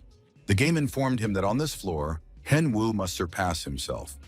What exactly that meant was unclear. Henwu was very pleased. He had always enjoyed tests and further proof of his abilities. Soon he noticed an opponent approaching him. It could have been anyone, but it turned out he was about to face his doppelganger. Henwu looked at himself, the only difference being the color of his hair, and was certain the duel would be against his doppelganger. A doppelganger is a monster created based on the data of any player stored in the arena. The opponent usually has the same appearance, stats, and control skills as the player themselves. But unlike the player, the doppelganger is not swayed by feelings or emotions, making it one of the most difficult monsters to defeat. Henwu wanted to use items whose data had not been copied into the system. If a player uses items not found in the game system, victory will be easy since the doppelganger cannot use them. Henwu immediately summoned his pet before the duel began. Tenny greeted his master and asked what they would need to do. The thing is, Tenny was an NPC unlike other animals. Henwa immediately asked the cub if he wanted his beloved owner to suffer. Tenny immediately thought that his owner was provoking him from the very beginning. He didn't understand why he would want his owner to suffer. Tenny was very distrustful, so he immediately hit his owner just in case to make sure he wasn't up to any mischief. Henwa said that now his beloved pet could recall all his grievances and take them out on the doppelganger standing before him. He didn't have to hold back at all. Tenny looked closely at the stranger. He really was exactly like his master. So with great joy, he was about to hit him with all his might. Henwu wished his pet good luck, and soon the fight began. The doppelganger looked at the bear cub with suspicion, but Tenny was serious. He immediately grew in size and invited the doppelganger to feel the power of his paws. Tenny launched a brilliant attack. However, the doppelganger managed to dodge it and was barely hurt. Tenny was very pleased. His opponent was indeed just like his master, dodging and attacking in the same way. Tenny was about to burn or freeze his doppelganger. He was now ready to recall all the wrongs his owner had done to him. Tenny was really letting loose. He was very active and was going to show what it was like to be an intimidated and miserable pet. The doppelganger used powerful skills and at one point even managed to block the bear's kick with his foot. Then the magic began. The doppelganger looked very scary. He had concentrated great power in his hands. Tenny couldn't dodge the blow, and the doppelganger's hand struck him squarely in the stomach, knocking the air out of the bear cub. The poor pet flew to the far end of the room, unable to stop. Tenny was ready to burst into tears because his owner had promised that he would beat up the doppelganger. But so far, it seemed like the doppelganger was the one hurting the pet. Anyway, Tenny decided this wasn't his fight. He wasn't going to fight anymore, and preferred to watch everything unfold from a distance. Henwu agreed to take on the fight, but asked the pet to prepare a buff for him. Thanks to the bear, the player now had the giant skill. Henwu activated it, and immediately his strength and other stats increased significantly. But it turned out that the doppelganger wasn't standing still either, and now it was once again a duel between two equals. Henwu looked into the doppelganger's eyes. He realized that the doppelganger knew him very well. Tenny realized that without his intervention, things were looking bad, so he began activating his buffs and passed on the bear's impulse and the blessing of the forest to his master. Henwu looked at his opponent and said that he actually really disliked playing by the rules. The doppelganger exists to destroy the real player. To achieve his goal, he is ready to use any means necessary and even give his life, because the only reason for the doppelganger's existence is to complete the mission, to kill the real player. But this particular double won't be able to fulfill its destiny because it's trying to kill not just a player, but a real person. Henwu dodged, evaded blows, attacked and shifted. He was unpredictable and mercurial, and he understood how sad it was to be just a doppelganger. He understood that his opponent was simply trying to stall for time so that the player would use up all his skills. But Hen Wu still had advantages over the doppelganger. After all, the doppelganger's base is the main personality, who, unlike the doppelganger, has the ability to develop and does so practically around the clock. Soon it was Hen Wu's turn to attack the clone and force it to lose, because the clone had fewer options. Still, as a computer-generated copy, he operated according to algorithms. Technically, he simply carried out attacks and defended himself. But soon the giant's strength skill wore off, and his strength began to wane. The clone immediately sensed that he had grown weaker. Hen Wu immediately took advantage of the confusion that had arisen in his opponent. Unexpectedly, the doppelganger raised his hand and began gathering magical energy, concentrating it high above himself. After that, he created a magical explosion that was sure to cause significant damage. At least, that was what he was counting on. Hen Wu watched with great interest as the explosion spread over the player, thinking that the doppelganger was using his own information against the player. Dodging the blast, Hen Wu thought that perhaps in some other life they might even have become friends. But at that moment, a sword suddenly appeared in front of the player's face, aimed straight at his head. Hen Wu immediately thought that, after all, they couldn't be friends, because friends don't try to kill each other. In fact, Hen Wu hadn't been distracted or missed the attack. He had deliberately made a feint to trick his doppelganger. Of course, the doppelganger's every thought was focused on victory. This was surprising because all the information the doppelganger possessed belonged to Hen Wu. And so, after landing a large number of blows, the player activated a magical explosion and created a shockwave. The doppelganger sustained significant damage. The opponent stood in the middle of the nearly destroyed hall. More precisely, only one of them was standing, while the other was wiping the floor with his gear. Hen Wu had completed the 10th floor trial, and now he would receive his reward. He could finally breathe a sigh of relief. This duel proved that the game system cannot fully replicate a human. Tenny fully agreed with this conclusion, because only his master could be so shameless. For completing this trial, the player received Rex's ring as a reward. It was a unique item. The ring was a certificate issued to all graduates of the Imperial Academy, granting the right to enroll in the Intermediate Academy. On top of that, it boosted all stats. Hen Wu was very pleased. He understood that if he took the 3rd class, he would receive other rings as well. The young man decided to check what other bonuses he had received. In addition to the usual increases in stats, experience, and level, the young man received 2 titles and a new card. Holding the card in his hands, the player thought he'd have to put in some work again. But in any case, the loot was excellent. But suddenly the young man heard a sound and thought that he must have gotten too carried away and missed everything. Hen Wu immediately called the Archmage and asked for permission to use the Archmage's teleport. Who could refuse such a unique player, even if they didn't want to share their own? Practically all the meeting participants were present, and only one chair remained empty. Sakjin was probably the happiest of everyone present. He was always very pleased to collaborate with Nub. Kang Chung addressed everyone present and thanked them for answering the call and gathering here. Griffin from the Phoenix Guild wanted to know why they had been gathered here. The head of the New World Guild explained that the goal of all the alliances was to stop the rebels. Reina and Mascherano were tasked with locating their stronghold, and so the players at the meeting needed to decide how to proceed. But they didn't want to start the meeting just yet, because one very important player was running late, and it was worth waiting for him. At that moment, the door flew open, and a max-level noob burst in. "Sorry I'm late." Everyone present looked at Nub and recalled their own experiences with him, and the players' experiences varied greatly. Nub didn't want to explain where he'd been, but he apologized to the players once again, citing work commitments. However, the general positive mood and friendly atmosphere were suddenly interrupted by a sharp question. Why is he here? A player from the Telecom Guild named Jung Han Byuk knew that Nub wasn't a member of any guild, which meant he had no right to be there. Sakjin didn't understand why this fact bothered the player so much. In addition, another question was raised. It turned out that no one had thought there were professional players in the telecom. The leader of the Pioneers Guild, Kate, explained that the telecom player apparently didn't know exactly where he was right now.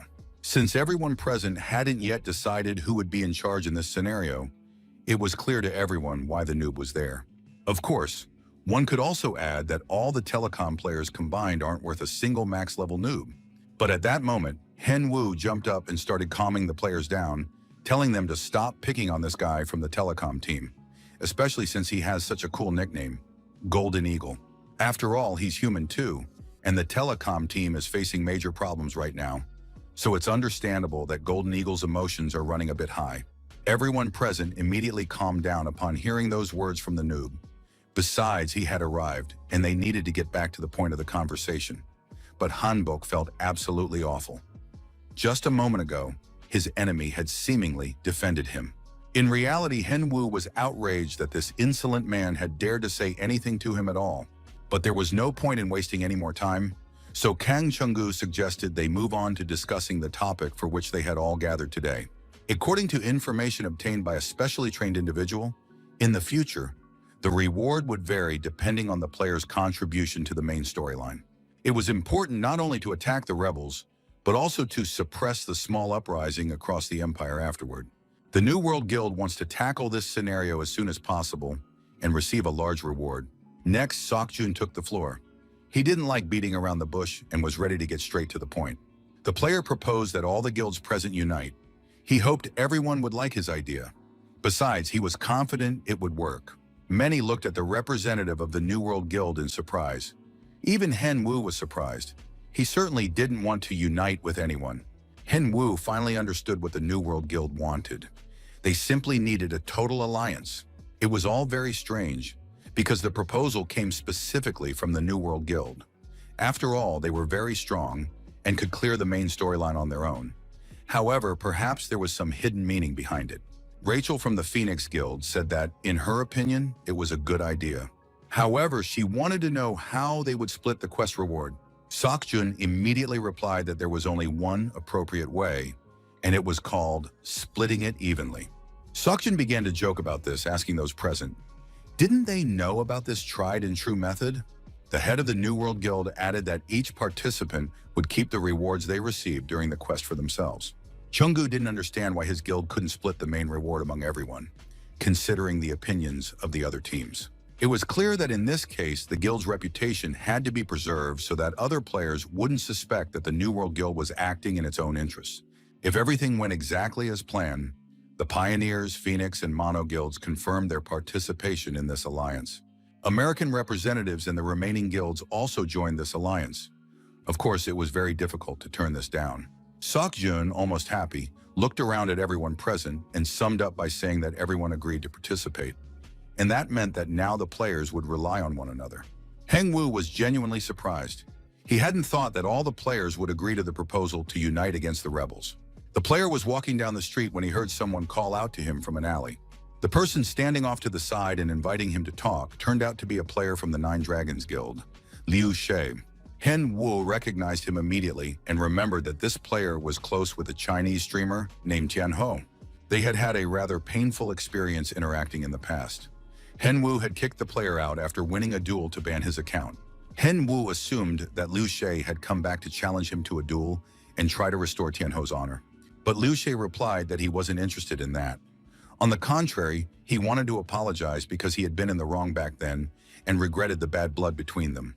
Hen Wu replied that he had long since forgotten about it, so there was no need to worry. The player turned around, wished him luck, and walked away. But Liu Shi didn't leave. He said that someone wanted to meet the top-level noob. The person in question was named Rudd. Everyone, absolutely everyone in the world of gaming and streaming, knew who Rudd was. He was the assistant to the CEO of Adidas Asia, and now he wanted to talk to Hen Wu. Hen Wu asked if they knew that he had recently signed a contract with Nike. Of course, everyone had heard about it. Liu She said that representatives from Adidas had asked to contact Kang Henwu and arrange a meeting. Hengwu basically understood that he could meet with them because it was free, and besides, he wasn't anyone's slave. But it was very strange that Liu Shi was standing right in front of him now, asking as if he were some kind of big shot. But he had been sent as a messenger. Hyunwoo told the guy that they probably should have sent someone else, since the players weren't on friendly terms. So Hyunwoo wouldn't just agree to everything right away. So now the player wanted to know, was Liu Shi asking him for a meeting or ordering him? And then something simply astonishing happened. Liu Shi bowed his head low before the player and said he was asking him to come meet him. Henwo was a little stunned by what was happening and said that if Liu Shi was trying so hard, then he would definitely meet him. Henwu added that as soon as he finished this quest, he would definitely meet with Liu Shay. The player turned around and walked away. Liu Shay remembered how Rudd had said that they needed to make a deal with Noob, and then he would help the Dragons Guild achieve their goal. But it had been a long time since Liu Shay had felt such humiliation, and now both Rudd and Nub would pay for their contemptuous attitude. A cart drawn by two unusual horses was traveling through the forest. It was carrying some kind of goods. Instead of horses, the cart was drawn by two enormous birds, which had now passed through the portal. The max-level noob greeted his viewers and sent his regards to everyone. The player started a stream, which today will be called Attack on the Rebels. He won't be working alone, but with other guilds and professional players. This is because the players will need to enter a dungeon that has never been explored before. Therefore, viewers should pay close attention and share the stream with others, because today they will see the greatest mages of the Empire. The stream host said that this is a unique opportunity, and such an interesting topic won't come up again anytime soon, so all viewers should stay tuned. Suddenly, Sonia popped into the stream the player was hosting. She said she would send the player a plan of action and a map of the dungeon. Henwu replied that he understood everything, and as soon as he had the chance, he would try to step away from the group to chat with her privately. Henwu told his viewers not to leave because there would be a lot of interesting things to come, and he already needed to hurry to the dungeon. Henwu didn't want anyone to know about his communication with Sunny. Not only he, but the girl could also face problems if the information leaked. Just then, he received a message from Keith, the head of the Pioneers Guild, who said they would be there soon and could launch the attack together. Henwu immediately showed his viewers the chat and said that the head of the Pioneers Guild had contacted him and offered to go in together. However, Henwu replied to Keith that he wanted to hunt alone, so he refused to join the Pioneers in the dungeon. The players were immediately disappointed. They had hoped this wouldn't be their last battle. Henwu didn't wait any longer to see if anyone else would try to join him. He entered the dungeon and looked around in surprise. Inside ordinary dungeons, there was always a different kind of space, as if you were actually entering a cave or an underground passage. But here everything was different. It turned out he had simply entered another world with mountains and structures. The player saw the rebels' fortress. Suddenly, the sky above the player began to darken, as if a storm were approaching, and lightning flashed from all sides. And soon the young man saw a huge golem that literally blocked out the entire sky, towering over the mountains and forests. Archmage Sefed stood atop it, his hands tucked into the pockets of his cloak. He looked at the player and said that magic and explosions had always been used to announce the start of a war. That's why he now wanted to let his enemies know of his presence as soon as possible. Let them know that the guild players had come to kill them. Powerful explosions immediately headed toward the fortress, and it seemed that the rebels' fortress would be destroyed in an instant, and the main scenario would end very quickly. The explosion was indeed very powerful. Everything around was lit up by fire and flames. Henwu shielded his eyes to avoid injury while watching the bright explosions, but he still realized that things wouldn't be as easy as they might seem. Archmage Sefed, standing atop the giant golem's head, also watched the aftermath of his attack with interest. When the fire finally died down and the smoke cleared, everyone present saw the rebels' fortress, which was completely undamaged. It turned out that the entire massive fortress, or one might even say city, was enveloped by a single continuous and extremely powerful protective sphere. Well, now it began to crack right before the player's eyes. The Archmage was very pleased that he had managed to destroy the defense, just as he had planned earlier. The warrior approached his master to report the latest news. He reported to his leader that the Imperial mages had appeared in their space and destroyed the protective dome. And that meant that very soon, soldiers and adventurers would attack the rebels' castle. The rebel leader understood that only Archmage Sefed possessed the kind of magic capable of destroying the dome. And that meant Alexander had decided to end it all. The rebel leader ordered the undead to be released. These undead would not only have to defend the rebels' castle, but also turn all the slain soldiers and adventurers into undead. The rebel leader said that he himself would take on the task of finding Alexander, and hoped that Alexander would soon realize who was truly worthy of being emperor. Soon the massive gates of the rebel castle rose, and the hordes of undead that had flooded the courtyard were ready to march out of the castle. Players from all guilds had positioned themselves around the castle and were now preparing for battle. Thanks to Lord Sefed's magic, there was no protective dome, and the battle would begin immediately. All the players eagerly awaited the start of the battle. I hope this battle will be epic and very exciting. Players from all guilds prepared to attack the rebel forces from different sides. Everyone was as focused as possible and in position. Everyone, not everyone. Hen Wu, for example, had already slipped away by this time and was now standing deep in the forest in proud solitude. The stream viewers didn't understand why their favorite was acting this way, since he'd miss out on the prizes if he didn't fight. Hen Wu was glad to be alone, which meant he could calmly head to the meeting spot. The viewers also didn't understand where exactly the noob had gone. Suddenly, someone's hand landed on the player's shoulder, and this, of course, could have ended very tragically. And it almost did end tragically, though not for Nub, but for the person who had crept up on him. Han Wu greeted the girl and immediately sheathed his sword. The player called her by name, Jenny.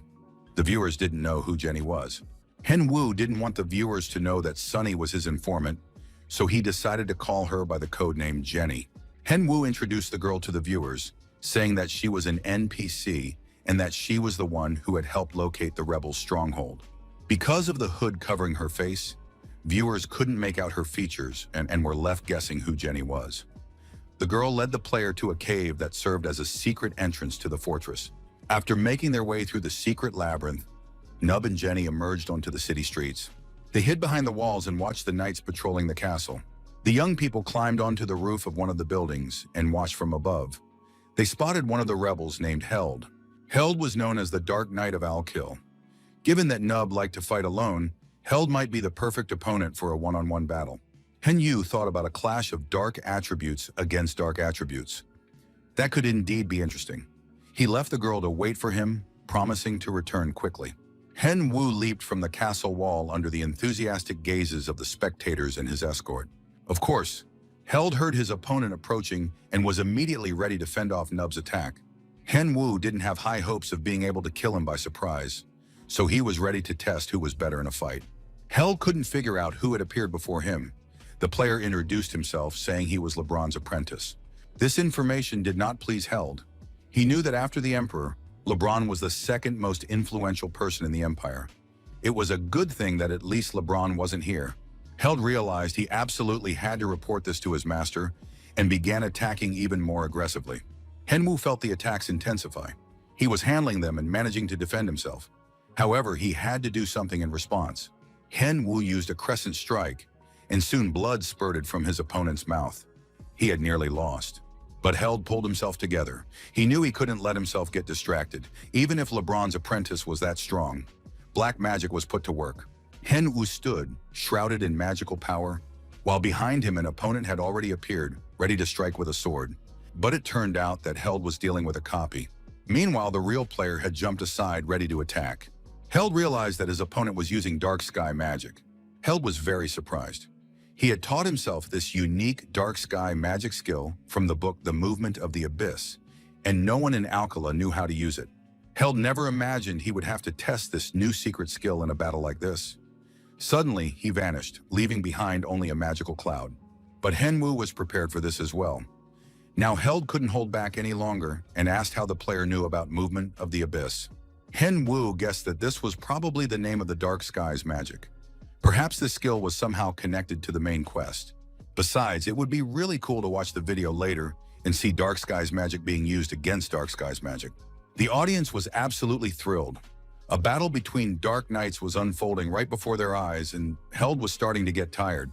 He launched another attack, but unfortunately, Noob couldn't replicate it. He looked sadly at the stump of his sword. Held told the player not to think he could copy everything he did. However, the player had no such intention.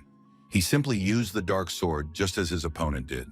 The battle continued, and both opponents made excellent use of the dark forces, matching each other blow for blow. At one point, it seemed that Held was finally winning. He raised his massive sword above his opponent, and all the spectators decided that this was the end. The opponent's dark swords clashed, but for some reason, the sword in Nuba's hand suddenly became short. However, it was a feint, because in the very next moment, the sword returned to its normal length and sliced across his opponent's face. Held thought that this guy was just as skilled a swordsman as LeBron, but he couldn't afford to lose, so he began using his most powerful skills. Hen Yu was a worthy opponent and countered the attack as well, though it was clear the player was struggling. Surprise froze in Held's gaze the moment the player's sword pierced his throat. The rebel was defeated and collapsed before his opponent. Hen Wu gained experience in a new level and immediately restored his stats. Henwu thought that he would have liked to end the duel more elegantly. Perhaps he should have toyed with Held a little longer to learn something about the Dark Skies quest. The player remembered the sword that Reina had. The girl had received it after her third-class update. Henwu thought about how he'd like to have items like that as soon as possible, too. Just then, Jenny climbed down from the wall.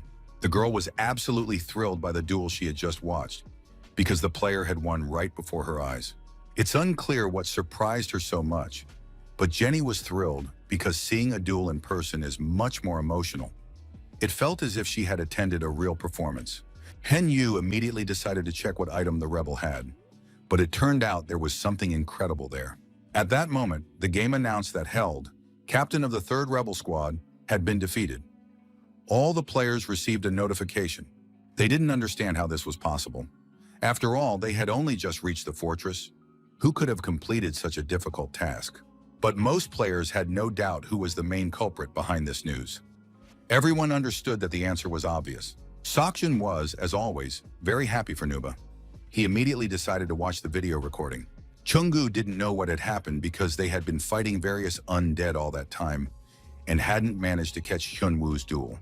Many players understood that Henwu was a genius, so they simply rejoiced in his victories.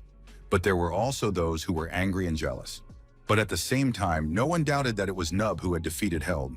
Henwu kept the suspense going as long as possible and didn't show the viewers exactly which item he had received for the victory.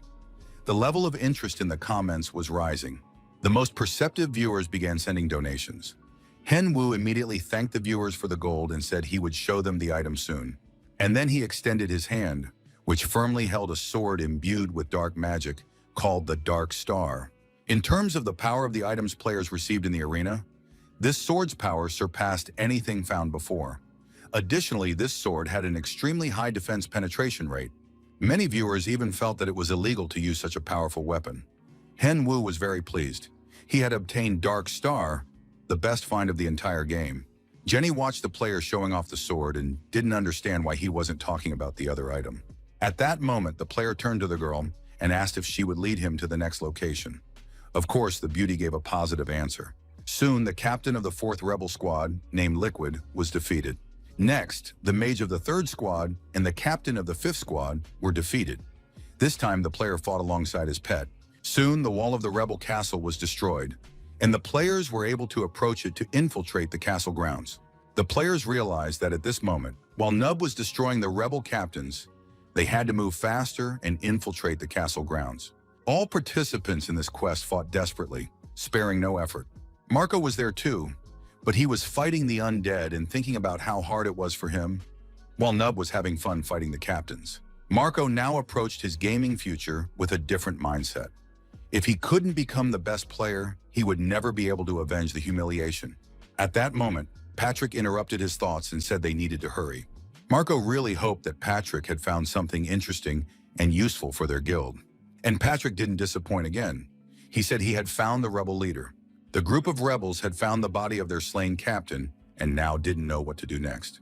Henwu stood on the castle wall, counting how many captains he had already destroyed. It seemed that the quest wasn't all that difficult after all. At that moment, one of the stream's commenters wrote that the Mano Guild had started a boss raid. Henwu was very surprised. Henwu, of course, realized it was cool that he'd killed so many captains, but defeating the boss was still much more interesting. The player tried to figure out what to do next. Just then, he received a notification from players in the New World Guild. It turned out that they had also found the boss and were now waiting for Henwu. Everyone already knew that the Mano Guild had also found the boss and now wanted to decide the order of the battles. The whole thing looked a little ridiculous because the top players had gathered in a single hall to divide up their opponents. This wasn't a quest anymore, but some kind of backroom deal. The head of the New World Guild addressed everyone present and said that they would now determine the order of the raids. Everyone watched this with great skepticism, not understanding how the distribution would be carried out, by rock, paper, scissors, or by drawing lots. Of course, in such a serious matter, one cannot rely on luck. Reina suggested determining the order of battles through one-on-one duels. Henwu was ready to participate in the duels, but after thinking it over, the players decided it would be too exhausting. So it was suggested that they simply agree among themselves, and in case of a dispute, draw straws. The first challenge was the raid on the Mano Guild. Since information was needed to defeat the boss, many players wanted to first see what kind of combat style the boss had. This had to be done so they could then set about destroying him. It was unclear whether the Mano Guild would be able to handle it, so everyone had to be prepared. Manhwa realized that it was unlikely anyone would volunteer to go second, so it was better to ask himself. The player raised his hand high and said that if no one else wanted to, he would go. The young man immediately added that he didn't need anyone in this fight. He would battle the boss alone. Machinato realized that Nuba probably already had a plan, because his self-confidence was simply astonishing. Everyone present stared silently at Nuba. They understood that if it was up to him, he would most likely be able to handle it on his own. Henwu turned to Seokjun and asked him to sign up as the second team after the Mono Guild in case they couldn't handle the boss. Hyunwoo turned to his viewers, holding out his hands as if to show that he needed their help. The player said he would be going on the raid second, so he didn't have time right now, and he asked his viewers to help find Mono Guild's stream. The commentators were sure that their favorite already had a plan. However, the young man insisted that there was no plan. He was just about to start coming up with one. Soon, a recording of Mano's guild's battle with the boss was found. The guild, for the most part, held its own quite well. Patrick commanded the battle, ordering the mages to cast Mana Blast at the right moment. Henwu watched the battle with surprise. The Mono Guild hadn't seemed that strong to him before, but now there were some really good mages among them. Marco looked simply epic. He was demanding additional bars, and his body was literally radiating energy. Apparently, this was some kind of special attack from the Mono Guild. Still, it was probably too early to play his last cards. Although no one could predict the outcome in advance, the opponent was a complete unknown. Marco was confident his strike would land. However, when he found himself face-to-face with the boss, Marco realized just how wrong he was upon seeing the smile on his opponent's face. Staring back at him was a huge and very powerful man who understood that this player had expected to be able to kill him. But in reality, this man was none other than a thug sent by Alexander. Now the rebel leader Edward appeared before Marco. To his horror, Marco felt that his sword wouldn't move any further, as if it were magnetized or glued in place. Before the players could figure out what to do in this situation, Edward struck down every member of the guild. After that blow, Marco fell unconscious. Edward lifted him up like a kitten, holding him with one outstretched arm. Then Edward flung the player toward his comrades and said that Marco wouldn't have succeeded anyway. The Mono Guild immediately switched to defense mode at Patrick's command. They needed to buy time until the guild leader recovered. However, Edward already had something in mind. He held a stone nail in his hands. None of the guild players even realized what had happened. Edward simply swung his arm. All the guild members present were injured and scattered in different directions. Henwu watched this battle with genuine concern. No one had ever seen such a dangerous and powerful opponent before. Edward looked into the camera and said that his sword would one day take Alexander's head. After that, he vanished. Henwu finished watching the stream. His commentators were certain. You can't go up against Edward alone, or else it'll be Noob's first loss. Henwu addressed the stream's viewers and said he needed 5 minutes to prepare. In the meantime, viewers could enjoy the commercials. After going off air, Henwu grabbed his hair in despair. The guy realized it was all over for him. He had no idea how he was supposed to beat Edward. Even with a ton of buffs and a bunch of mages, Marco lost very quickly to Edward, who had immense physical strength and plenty of mana. It was strange to realize that Edward was the Emperor's younger brother. Apparently, life hadn't been kind to him, since he looked the way he did, unlike his brother. Henwun understood that he was facing the most difficult opponent of all those he had ever fought. Therefore, he had to use every possible and impossible means. The player believed that his only chance was the book. The book was called The Follower of Dark Sky Magic. By studying its basics, he would be able to find the creator of sky magic and receive experience and a gift from him. Henwu quickly finished his studies, gained experience and mana, restored his strength, and soon a gift appeared before him. It was a ring called Master of the Dark Skies. It had been used by followers of the magic of the dark skies from generation to generation.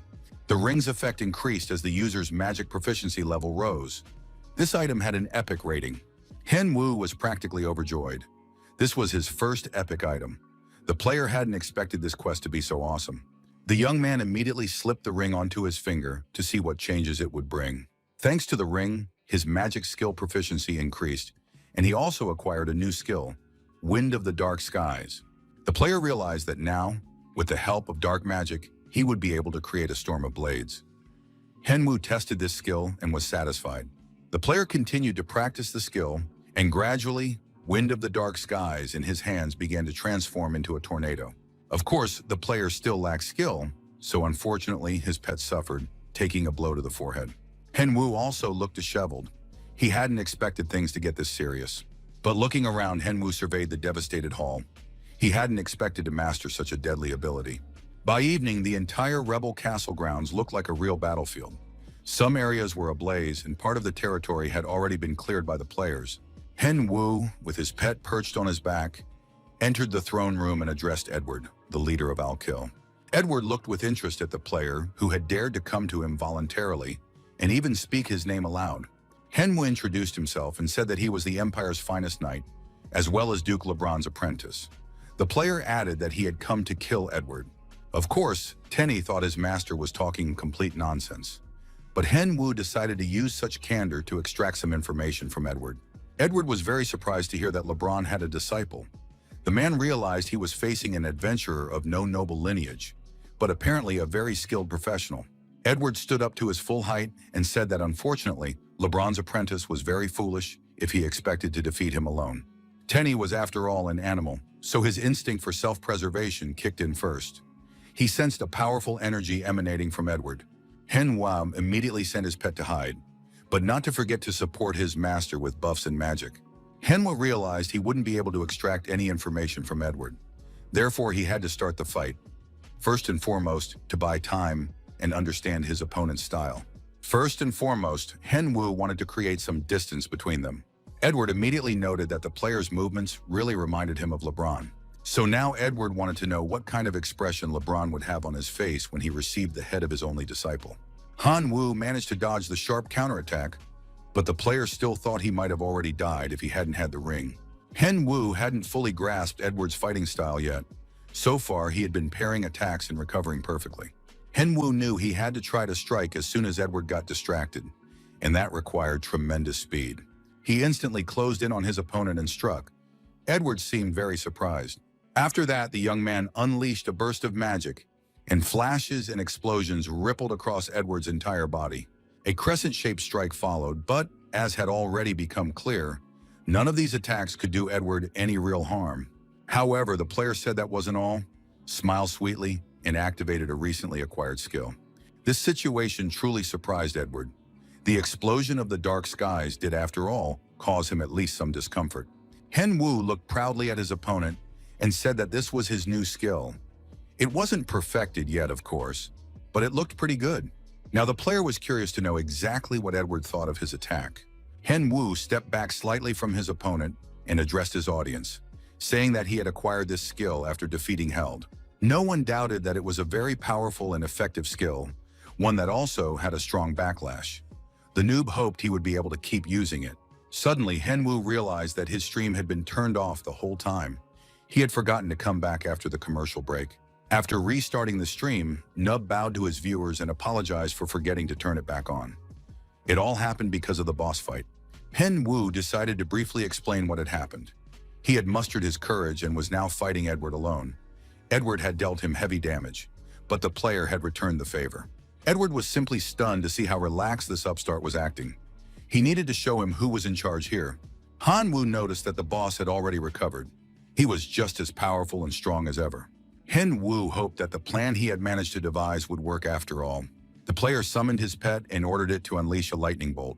With the help of his pet's lightning, the first attempt was made to block the boss's recovery. Tenny unleashed his powerful lightning attack and brought it down on Edward. The attack failed. Edward watched with interest as the lightning flashed around him. However, while he was examining his hands, the player managed to jump up and ended up behind Edward. This was the second attempt. Henwu struck a weak spot, and Edward even felt the attack land. In a fit of rage, the boss leaped up, scattering everything around him. He called the player a fearless idiot. Henwu wasn't about to give up and launched another attack. This time, Henwu used a crescent strike and aimed it at destroying the suspicious object. But it soon became clear that the player hadn't left a single scratch, even though he thought he'd found his opponent's weak spot. Edward stood in full combat readiness and said that the player had shown rather reckless attacks, so it was time to finish him off. The rebel leader drew his sword, which was simply enormous, and announced that he was about to kill the player. All the spectators turned their attention to the giant sword. It was clear that no one could withstand a blow from such a weapon. Henwu realized that his opponent's strength was on a completely different level. If the player couldn't kill Edward, the main story quest would end there for him. The main difficulty was that the player didn't know how to defeat Edward, since he was originally created to defeat everyone else. Henwu suddenly froze. His own phrase, "created to win," echoed in his head. This triggered a realization, and the player understood how to deal with the opponent.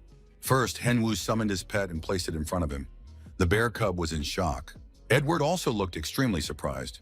He didn't understand who he was supposed to fight. Could it really be this yellow, furry little creature? Tenny was supposed to distract Edward and buy some time, while the boss held his sword over the bear cub, unable to bring himself to pierce the fluffy creature with his weapon. Henwu checked some information. He didn't understand why he hadn't figured it out right away and had completely forgotten such an important detail. Now the player realized there was only one way to kill Edward.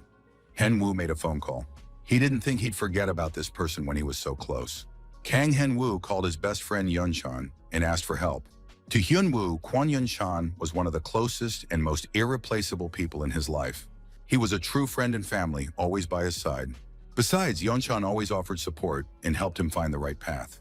Yunchan was also the host of the apartment, ready at any moment to feed and give his friend a drink. And Yunchan was a hero who could always save the day, as well as a significant person in Hyunwoo's life. And now Henwu made the one call that could save his life and help defeat Edward. He didn't call LeBron or any of the guild leaders or professional players. That call connected him with a friend and brother, ready to rush into any danger to save him. By this time, Edward was already in the thick of battle with the pet.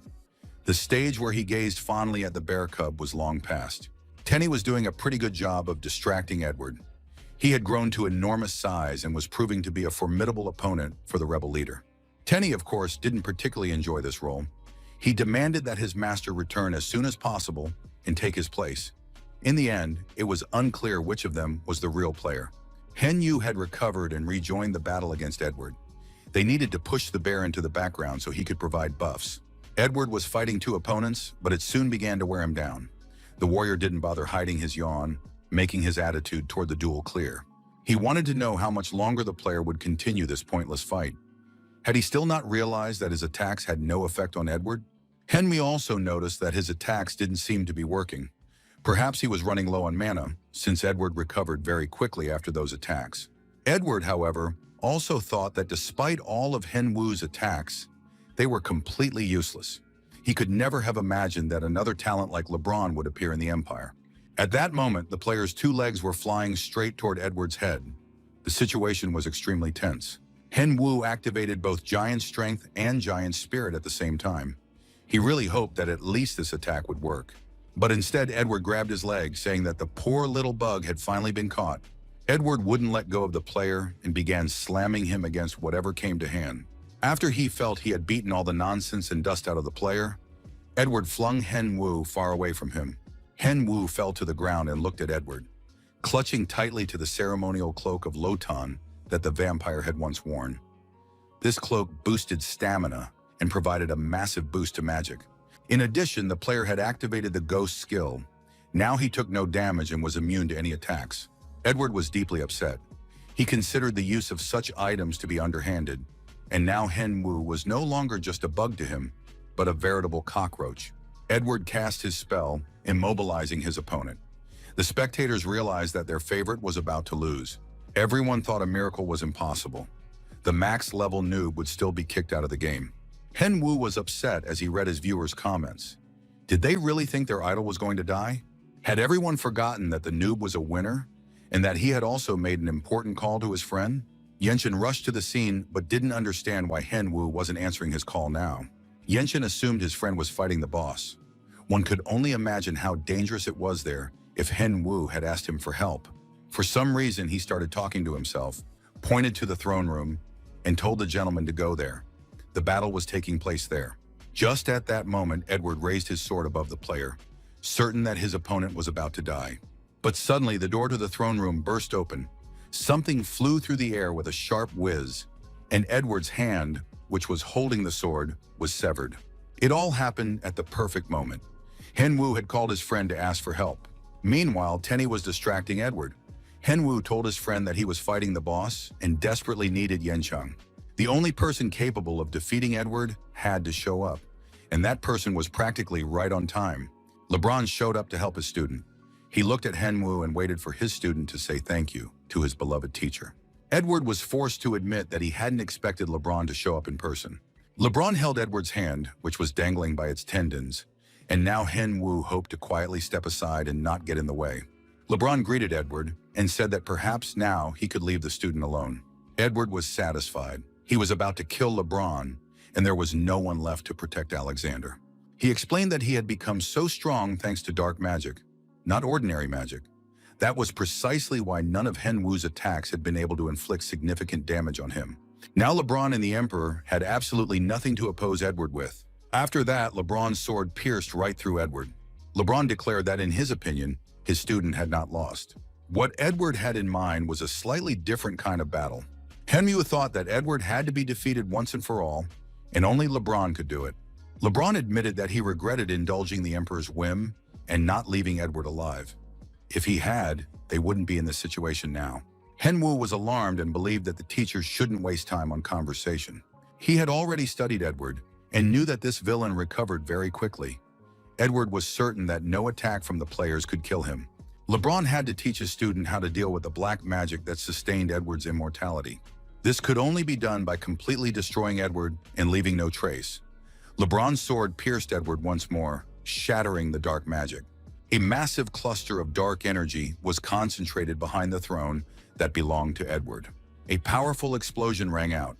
It was so strong that even the players outside felt the impact of the shockwave. Reina watched as her allies perished, caught in the blast. A bright light spread from the building where the noob was fighting the boss.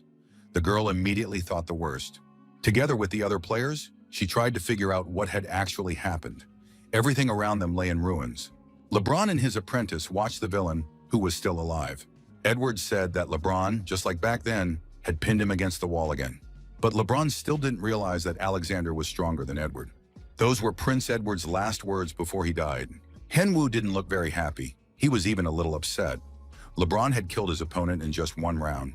But at that moment, the Empire's strongest knight announced that Henwoo must go with him to the castle to report to the Emperor on the events that had taken place.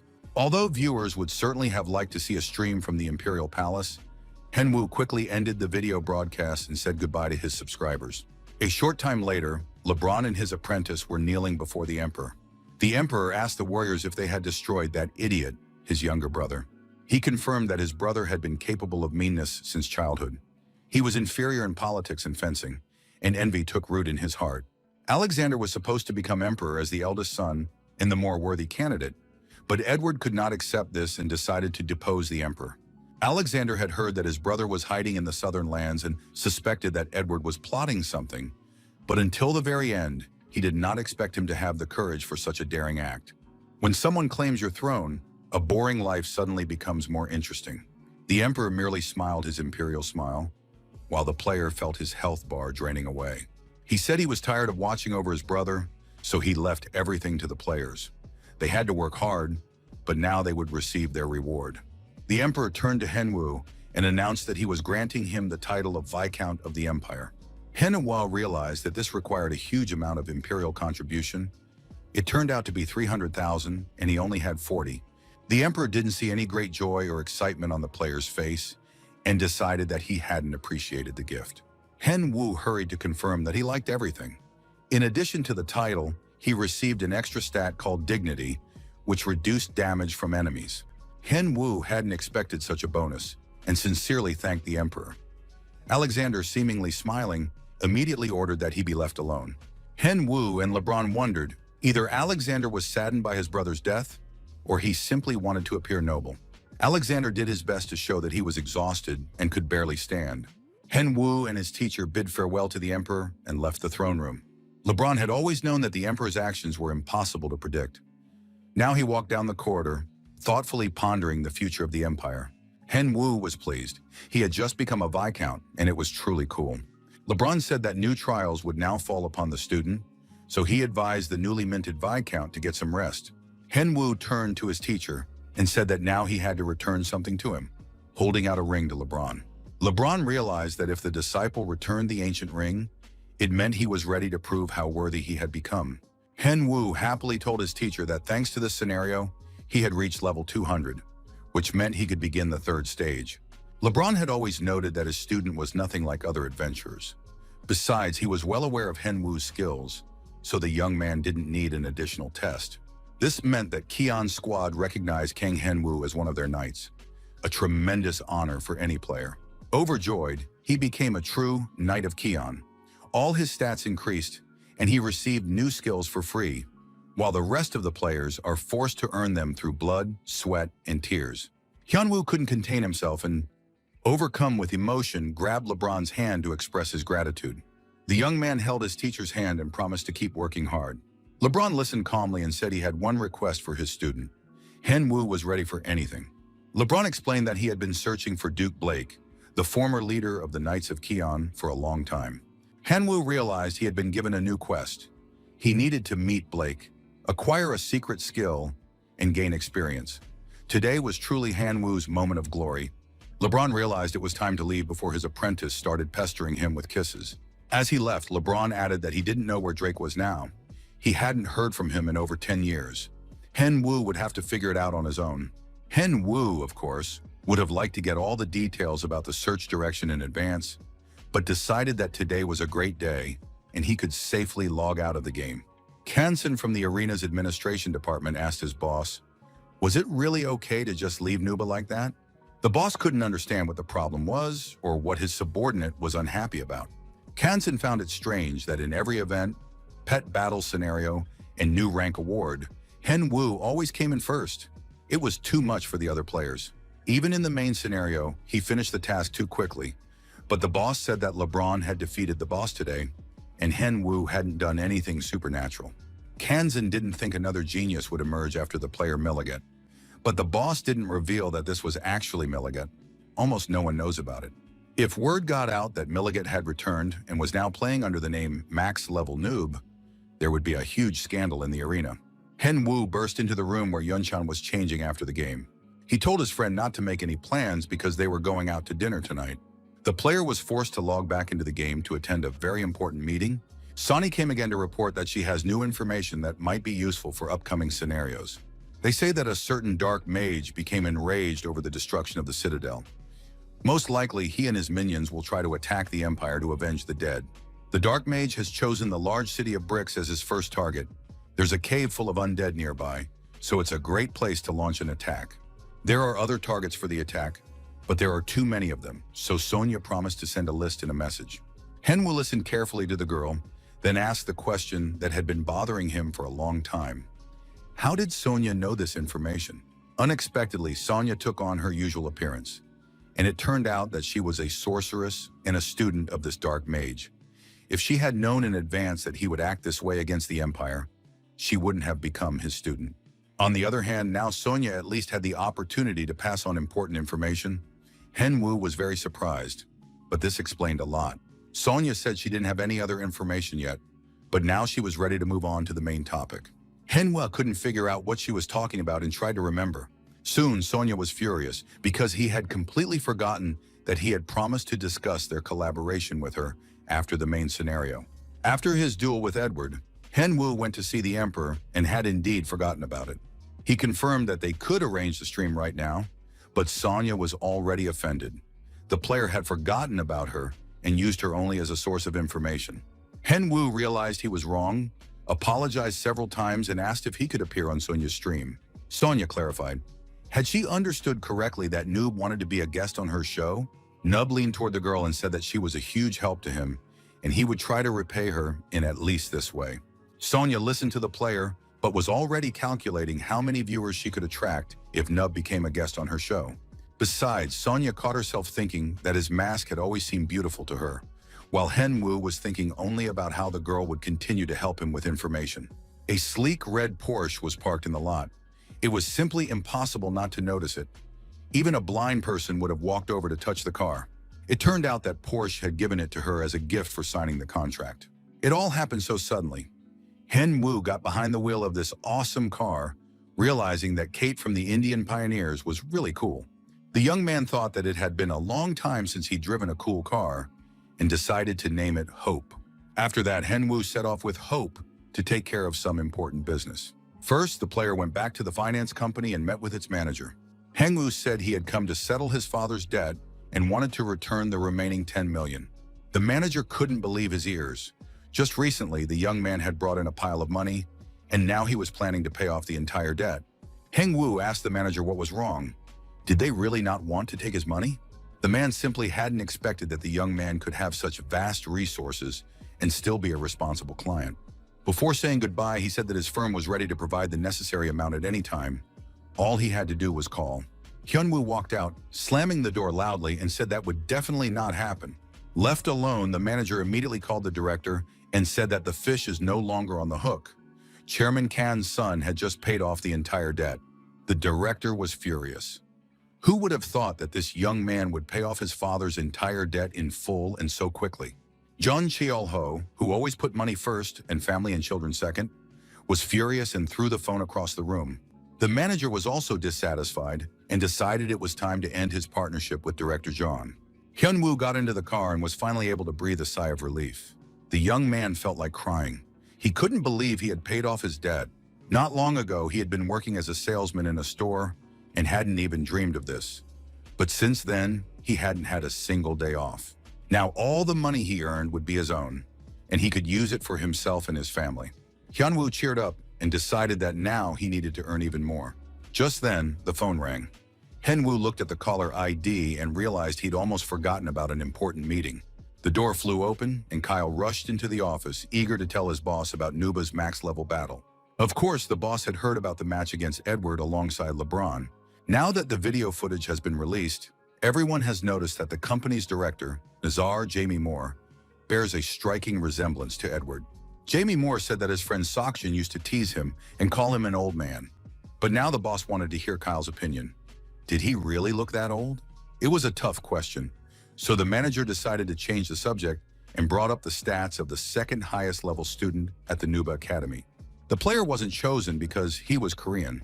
The other reason, this guy wants to be good at more than just the game. The director agreed that such a story might work, since people often get disappointed in players who play just for the money. Director Jamie agreed to meet with the candidate. It will be interesting to see how he differs from Dwayne.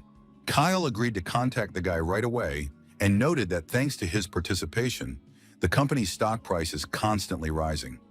It's good that they decided to partner with this player. However, Director Nazar thought it was a bad thing that this guy was developing so quickly. This meant that the investor might turn his attention to another company. The manager was almost certain that Mr. Kang wouldn't do that. At that moment, Kyle received a message from Henwoo, thanking him for the cooperation. However, a moment later, Kyle started swearing and broke out in a sweat from the tension. The director wanted to know what was going on. It turned out that Adidas had sent Henwoo a collaboration offer. Lucia was very serious. It was thanks to his actions that this meeting had taken place. Now the Adidas director could calmly announce how much they were willing to pay for a partnership with Kang Henwoo. The amount was at least twice what Nazar had been paying the player. Liu Shay, a player from the Dragons Guild, was surprised that Nub had come to the meeting. The player replied that he had no reason not to come, since Liu Shi had asked him so earnestly. The events of his recent humiliation flashed through Liu Shay's mind again. It was hard to forget something like that. He was grateful to Nub for his help and for saving his reputation, and Nub also hoped that one day Liu Shay would repay him. The guys walked through the company's hallways and finally reached the right place. Seated at a large set round table was a man who greeted Nub with the utmost respect. His name was Rud Fen, and he was the head of the Asian branch of Adidas. Henwoo looked around the table, which didn't look anything like a formal conference table, and thought the meeting's atmosphere was quite relaxed. Mr. Rudd was pleased to see the star of Arena at his company and was ready to offer the young man attractive terms. Henwoo immediately said that he knew the world of management had its own rules, so he would like to know right away what the conversation would be about. The branch director promised not to keep the player waiting. The meeting would be quick. He asked directly right away, would Kang Henwoo agree to sign a contract with the company? Mr. Rudd noted that he would offer terms far better than Nazar's company, since rumors had already spread in the gaming world that Nub loved money. Hyunwoo didn't agree right away and asked what exactly constituted a good offer. Mr. Rudd was confident that the contract was already in the bag. He promised to pay the player twice as much as in the previous contract. Manager Kyle consulted with the director on what to do in this situation. Director Jamie knew Adidas well. They knew how to handle money and were capable of ignoring ethical standards in an effort to poach a player. Kyle didn't want to believe it would turn out that way. He thought Kang Henwoo was a very decent young man. Kyle wanted to contact the player right away, but the director told him not to be pushy. Jamie was certain the partnership was in the best interests of both parties. If Hyunwoo is truly interested in Nazar, he won't sign a contract with Adidas, the director said calmly. However, when he soon received a message, his emotions got the better of him. Jamie wanted to know all the details. He ran over to his subordinate and, without a second thought for etiquette, began reading the message. It asked for the company representative's opinion on the profile of the second student they were going to train alongside Nub. The message didn't mention the Adidas meeting at all, and the men stared wide-eyed, trying to figure out what was going on. Hen Woo soon finished the message. He wouldn't betray them, so he had turned down Adidas's offer. Rudd was upset, left alone after the departure of such a promising client. Just a few minutes ago, Kang Henwoo had been sitting across from him and said that the terms weren't bad, but he would probably decline. Explaining his choice, the player said that his current partners were his fans and his support system, so there was no point in betraying them. After that, he stood up, getting ready to leave, since he had other things to do.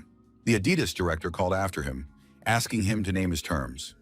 They were ready to agree to anything, as long as the player worked with them and earned much more. Han Woo replied that money was important, but he knew how to prioritize correctly. He wanted to earn money, but he didn't want others to profit off him. Director Rudd was devastated. He didn't understand why things had turned out this way, and after such a failure, he certainly wouldn't be kept on. He blamed Liu Shi for letting such a client slip away. Liu Shi replied that he had done his part. He had brought in Nuba, and now Rudd had to fulfill his promise. If that didn't happen, Liu Shi would join Nazar's company himself, because it was better to be Nuba's ally than his enemy. Hen Woo felt a surge of anxiety as he entered the room. He was afraid of seeing what he was bound to see. At that moment, someone in the room was watching a recording of Nuba's max-level match on a tablet. An unfamiliar girl was sitting in the room, watching the game recording with great interest. Hen Woo walked over to the bed, said hello, and asked her name. The girl gave her name and said that her dad had gone to the store and would be back soon. Jisoo said she loved watching Arena. It made her happier to see how cool the players were fighting. But unfortunately, she had been told that because of her illness, she wouldn't be able to play Arena. Just then, the ward door swung open and a man walked in, immediately asking who this stranger was standing next to his daughter. The men went outside to talk, and the stranger immediately bowed deeply, apologizing.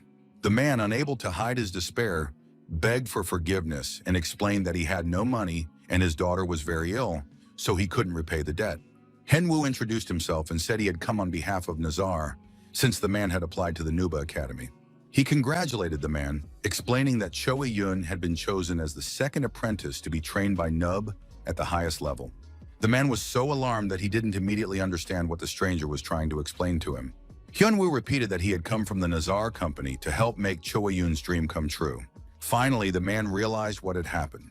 He fell to his knees and began to sob, promising to definitely attend the training to improve his daughter's health. These were tears of joy.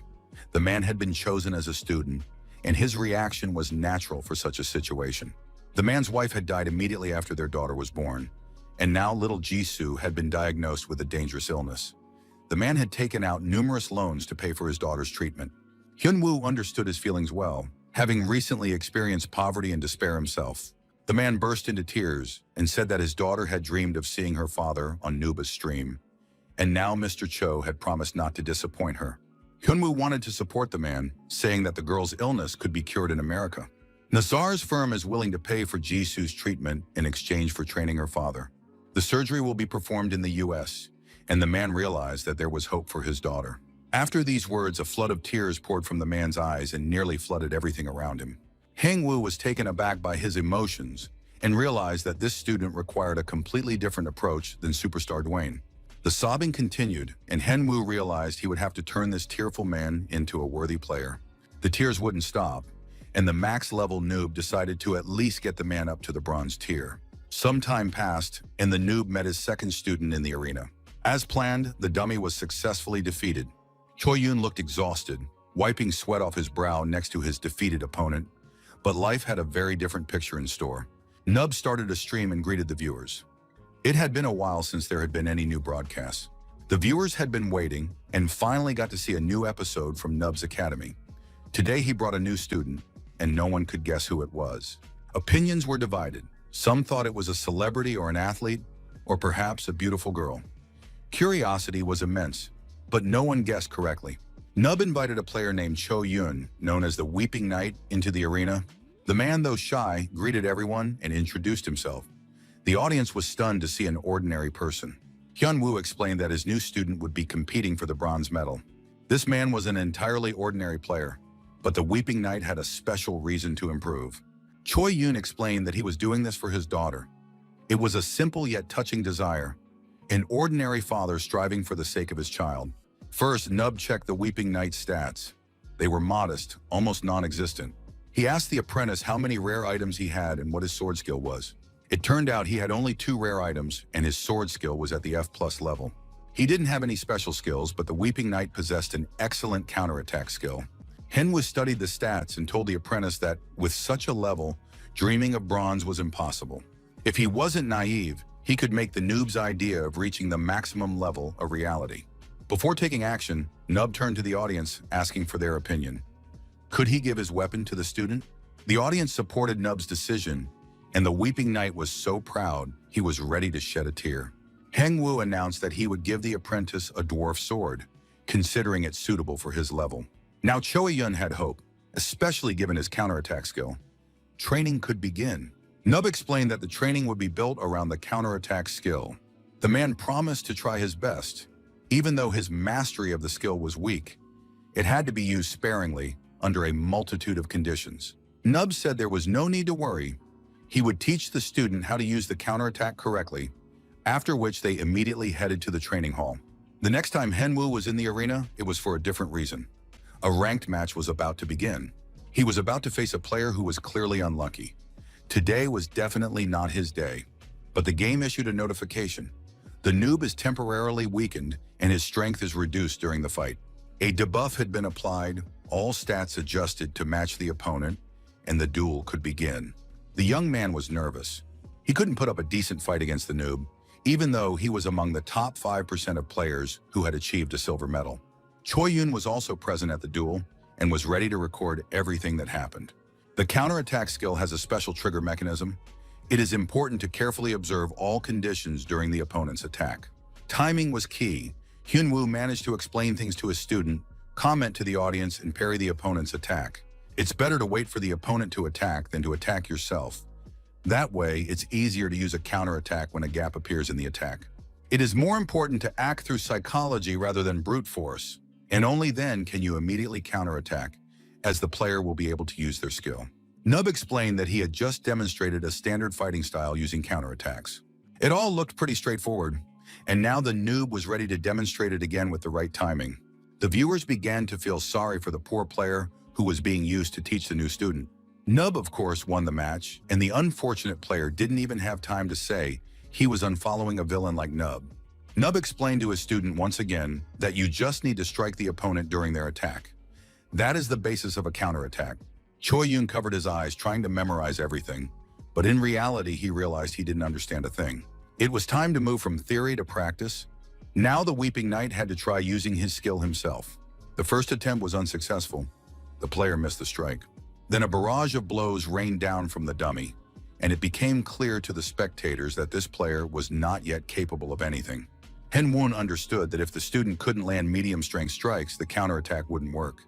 From the very beginning, he had known how to help the man, but now he was somewhat at a loss. However, he had no doubt that the Weeping Knight was trying his best for his daughter's sake. He had a goal, even if he didn't yet understand the game. People like that are willing to do anything to achieve their goals, and Henwoo carefully noted Cho Yun's current state. That concluded the lesson. The noob was about to give his student a few more assignments. Tears welled up in the man's eyes, but he had no intention of backing down. The first task was to reach level 100 and move on to the second goal. The second was to learn how to use the counterattack as a full-fledged weapon. This is the only way to participate in ranked battles. If Nub had thought this was impossible, he wouldn't have chosen this man as his apprentice. Now, all viewers will follow the Weeping Knight's journey toward a bronze medal. After finishing his business at the academy, Henwu finally returned to the game and immediately headed to the City of Bricks. He had a great time relaxing in the arena where there were no difficult fights. Sometimes you need to find time to rest. Tenny had also had a wonderful time and would like his master to give him a day off every now and then. Just then, Henwu received a letter from Sonia and immediately began reading it, hoping that she had found information about the quest. Tenny realized things were looking bad. The weekend was over and they hadn't even had a chance to properly rest. Sonia already had precise information about the Necromancer's invasion. In 2 days, the rebels would appear simultaneously in all 10 castles, starting with Bricks and ending with Jiedi. Henwu was pleased. He had nothing to do except level up the Weeping Knight, so he would relax for a while and then deal with the Necromancers. The player planned to do everything himself and take the main reward, giving the rest to Seokjun. But the problem was that the reward depended on the castles remaining intact. It would be difficult to handle it alone, but even harder together, since the reward would then be meager. Henwu thought it would be good to find a partner who didn't need the reward, and soon he had some candidates. He met with one of them, and the man was very surprised. If Hyunwoo had written, it meant something serious had happened.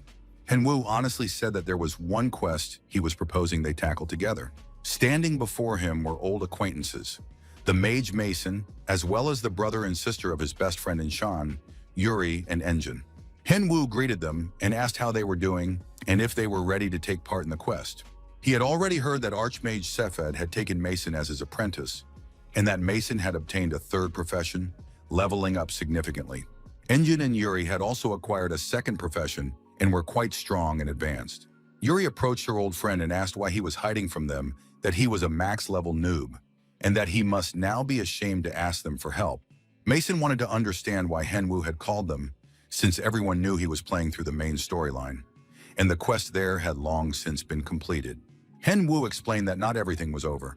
The players had destroyed the rebels in one location, but other groups were still active, so the rebellion was continuing, and tomorrow there would be an attack on the City of Bricks. That's why Henwu called his friends to help him complete the main storyline quest. All three enthusiastically supported the idea. Completing the quest together would be fun. They hadn't even dreamed of such an opportunity. Henwu was pleased. Now he had solid support, and the rest of the adventurers would join in later. However, it was their team that had to get the best reward. They couldn't let even a single coin slip away. This made a huge impression on the players, and they were ready to start the battle right away. Henwu announced that the emergency meeting was over, but Tenny didn't mind being held in their arms a little longer. It was a typical quiet day in the City of Bricks. Residents were trading at the market, doing their shopping. Everything was business as usual. Suddenly, a loud bell rang. The city was under attack, and everyone capable of fighting must rush to the defensive walls immediately. The players in the city were thrilled. They were in for a quest involving an emergency. Everyone who could made their way to the city wall, beyond which lay a dense forest. Monsters of various kinds, including tattooed ogres, were moving out of the forest toward the City of Bricks. Among the monsters were all sorts of skeletons and other undead. The players gathered at the walls were pleased. They were lucky to be part of the main scenario, and they were glad they had bypassed the city on their way to the dungeon. They were pleased that the participants included solo players and small but strong guilds. The players were also pleased that the max-level noob was streaming somewhere, so they could calmly finish the main scenario without him. At this stage, the main scenario effectively ended the lives of ordinary players. The tattooed ogres simply punched them. The players flew helplessly into the air like ragdolls, but Nub had already appeared to show his strength. He thanked the extras, saying they'd done a good job, but now it was his turn to take center stage. Henwu activated his Crescent Strike and immediately launched several attacks at the monsters. The defense worked. Victory over the massive ghoul and lizard was achieved. The solo players were in shock when they realized that among them was a noob who could destroy all enemies with a single blow.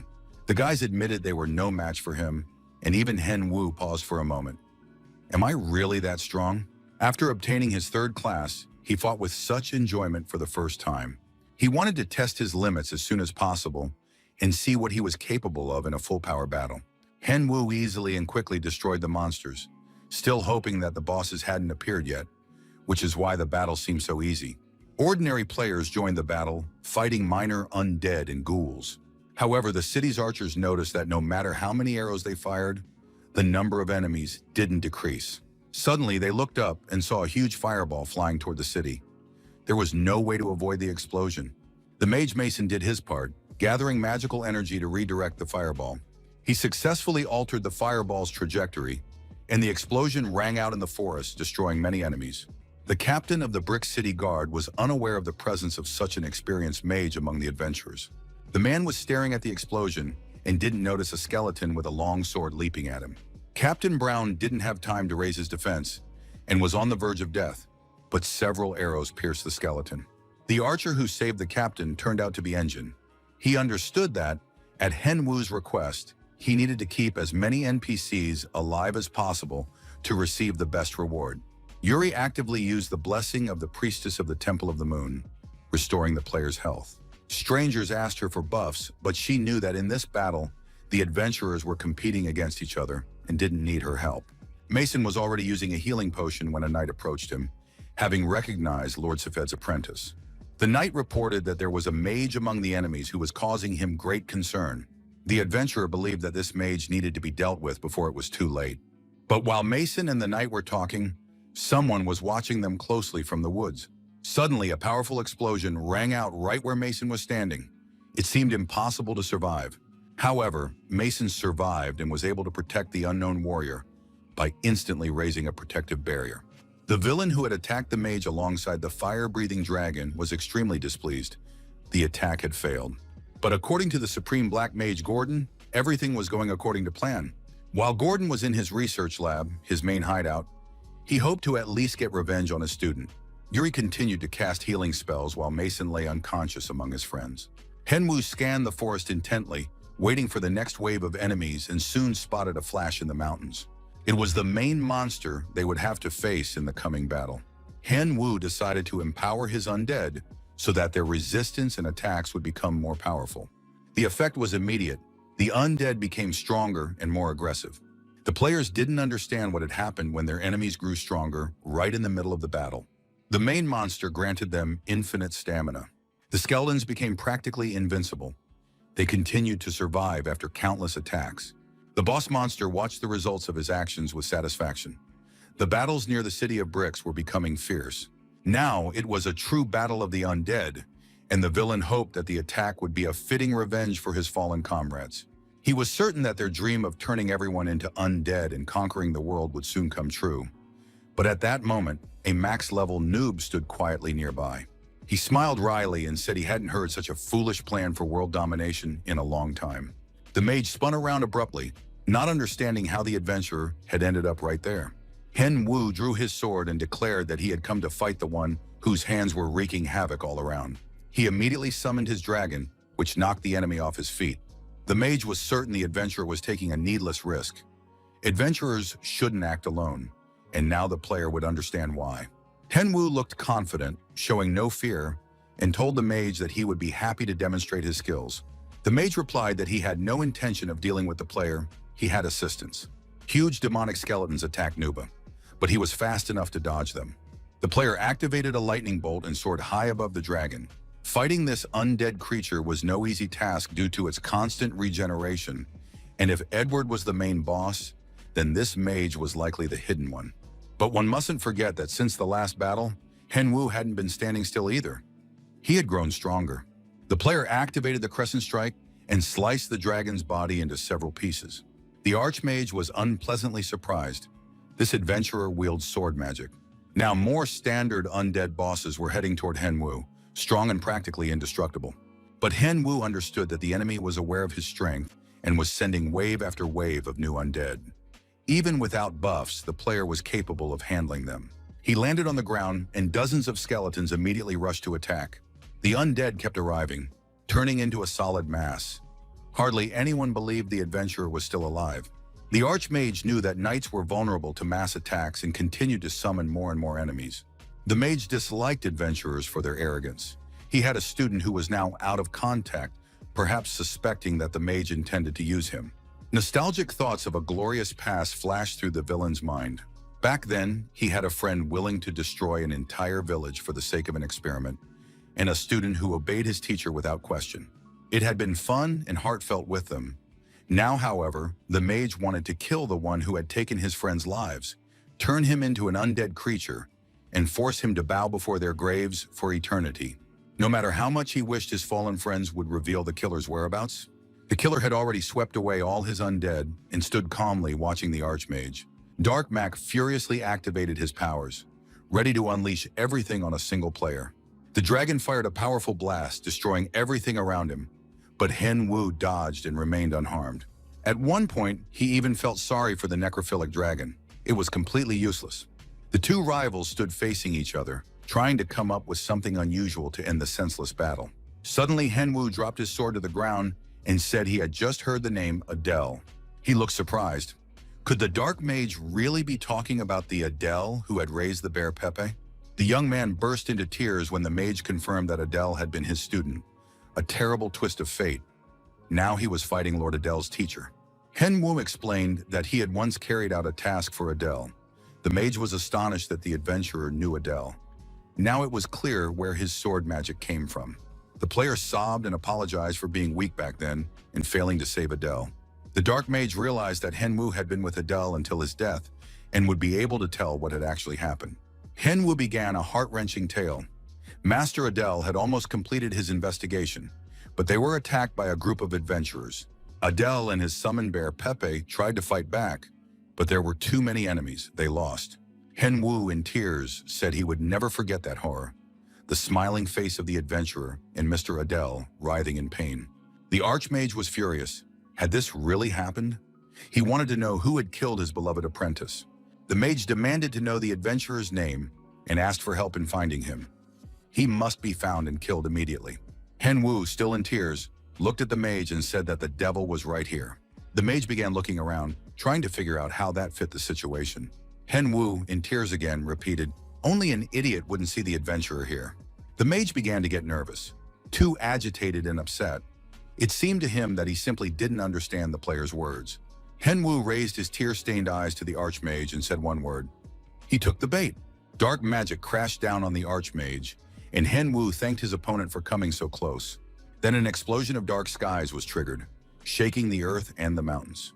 He couldn't expect the Archmage to die instantly, but he was enraged by the adventurer's audacity, laughing at him. Hen Wu understood that his opponent wouldn't be easy to kill, but he had already pushed him into the second phase of the battle. He explained that not everything he had said was a lie. He really had been there when Adele died. Unfortunately, Adele had not died by his hand. The archer was to blame. But it made no difference. The Archmage intended to kill them all, considering them pathetic cockroaches. And so the Archmage began a summons calling upon his best assistant. It was a huge and powerful knight named Pippi. Why do mages come up with such strange names? The Archmage ordered Pippi to cut off all the adventurer's limbs. Pippi rushed to carry out the order, while Hen Wu remained calm and composed. The Archmage stated that Pippi's power was on par with that of the leader, Edward, and that she possessed the full range of the Archmage's own dark magic. It seemed like an unbeatable combination, so there was no point in trying. Winning seemed impossible. Hen Wu was surprised by the phrase unbeatable combination and challenged his opponent to show what combinations he had. Hiller continued to restore her health, trying to do so as quickly and efficiently as possible. But suddenly Yuri felt her mana run out. It was unclear how that could have happened. Yuri had spent all her mana removing curses, but Mason still needed help to recover. Soft footsteps sounded behind her. Tenny announced that he understood. The girl was in trouble, and he was the hero who could help her. After all, this bear was capable of both attacking and healing. But suddenly, things didn't go according to plan. His master summoned him at the worst possible moment, and instead of a pleasant chat with the girl, Tenny found himself facing the villains. Engine ran to his sister carrying a healing potion, while Yuri was surprised that Tenny hadn't had time to finish talking to her. Tenny was outraged. His master had arrived at the worst possible time and prevented him from chatting with the beautiful girl. Hen Wu told his pet that a duel with the Dark Knight was coming up, so he needed to lend him some black magic. Tenny took offense and didn't want to share, so the master suggested that he fight the Dark Knight himself. The Archmage saw that the adventurer had summoned an assistant and ordered Pippi to deal with him immediately. Hen Wu received the power of a bear and the blessing of the forest, and the duel against Pippi began. The rivals fought on equal terms, dark magic pouring forth in a steady stream. The Archmage was furious. This foolish adventurer dared to toy with him, but his hour of death had come. Unexpectedly, the Archmage was distracted by a bear cub who was stalling for time and had come up with a brilliant plan. He suggested that the mage simply watch the duel. No one would get hurt and the battle would be spectacular. The Archmage was outraged. How dare a stuffed bear give him advice? He launched an attack at the pet. Tenny got angry. Now he would speak to the mage differently since the negotiations had failed. He activated his ice skill, and a hail of ice shards rained down on the mage. Henwa realized that Tenny had leveled up significantly. The bear's strength was impressive. The player realized it was time to act, because he had a bracelet capable of defeating the monster. Kalu's Bracelet of Desire boosted all stats, granting agility and stamina, and the player activated the giant skill. Now the battle was on his terms. Henwu felt right at home. He knew the Dark Knight Pippi was completely at his mercy. Henwu sensed that today he wouldn't lose, as he once did when fighting Edward. Meanwhile, after the ice, Tenny activated his fire skill and covered everything with a thick layer of lightning. The Archmage glared furiously at the stuffed toy, whose magic had proven stronger than he'd thought. The mage wanted to destroy the Empire and could not lose to a single adventurer in his pet. It seemed impossible, and yet circumstances had unfolded in such a way that the mage was forced to use his most powerful spell. He thrust his staff into the ground and began to recite the spell. But Tenny hadn't shown all his abilities yet. He grew in size and unleashed a thunderous roar. The Archmage literally lost his mind from the powerful roar, and the spell was canceled. This triggered a chain of problems. Mac Gordon himself fell into a stupor, suffered internal injuries, and was temporarily unable to use magic. Of course, this was the perfect moment to strike, before Gordon came to his senses. But Tenny had no intention of leaving the mage alone. He raised his massive paw and landed a critical blow. Henwu didn't wait. He destroyed the Knight Pippi, and both villains were finished. The player gained experience, levels, and points. The main scenario spread throughout the Empire.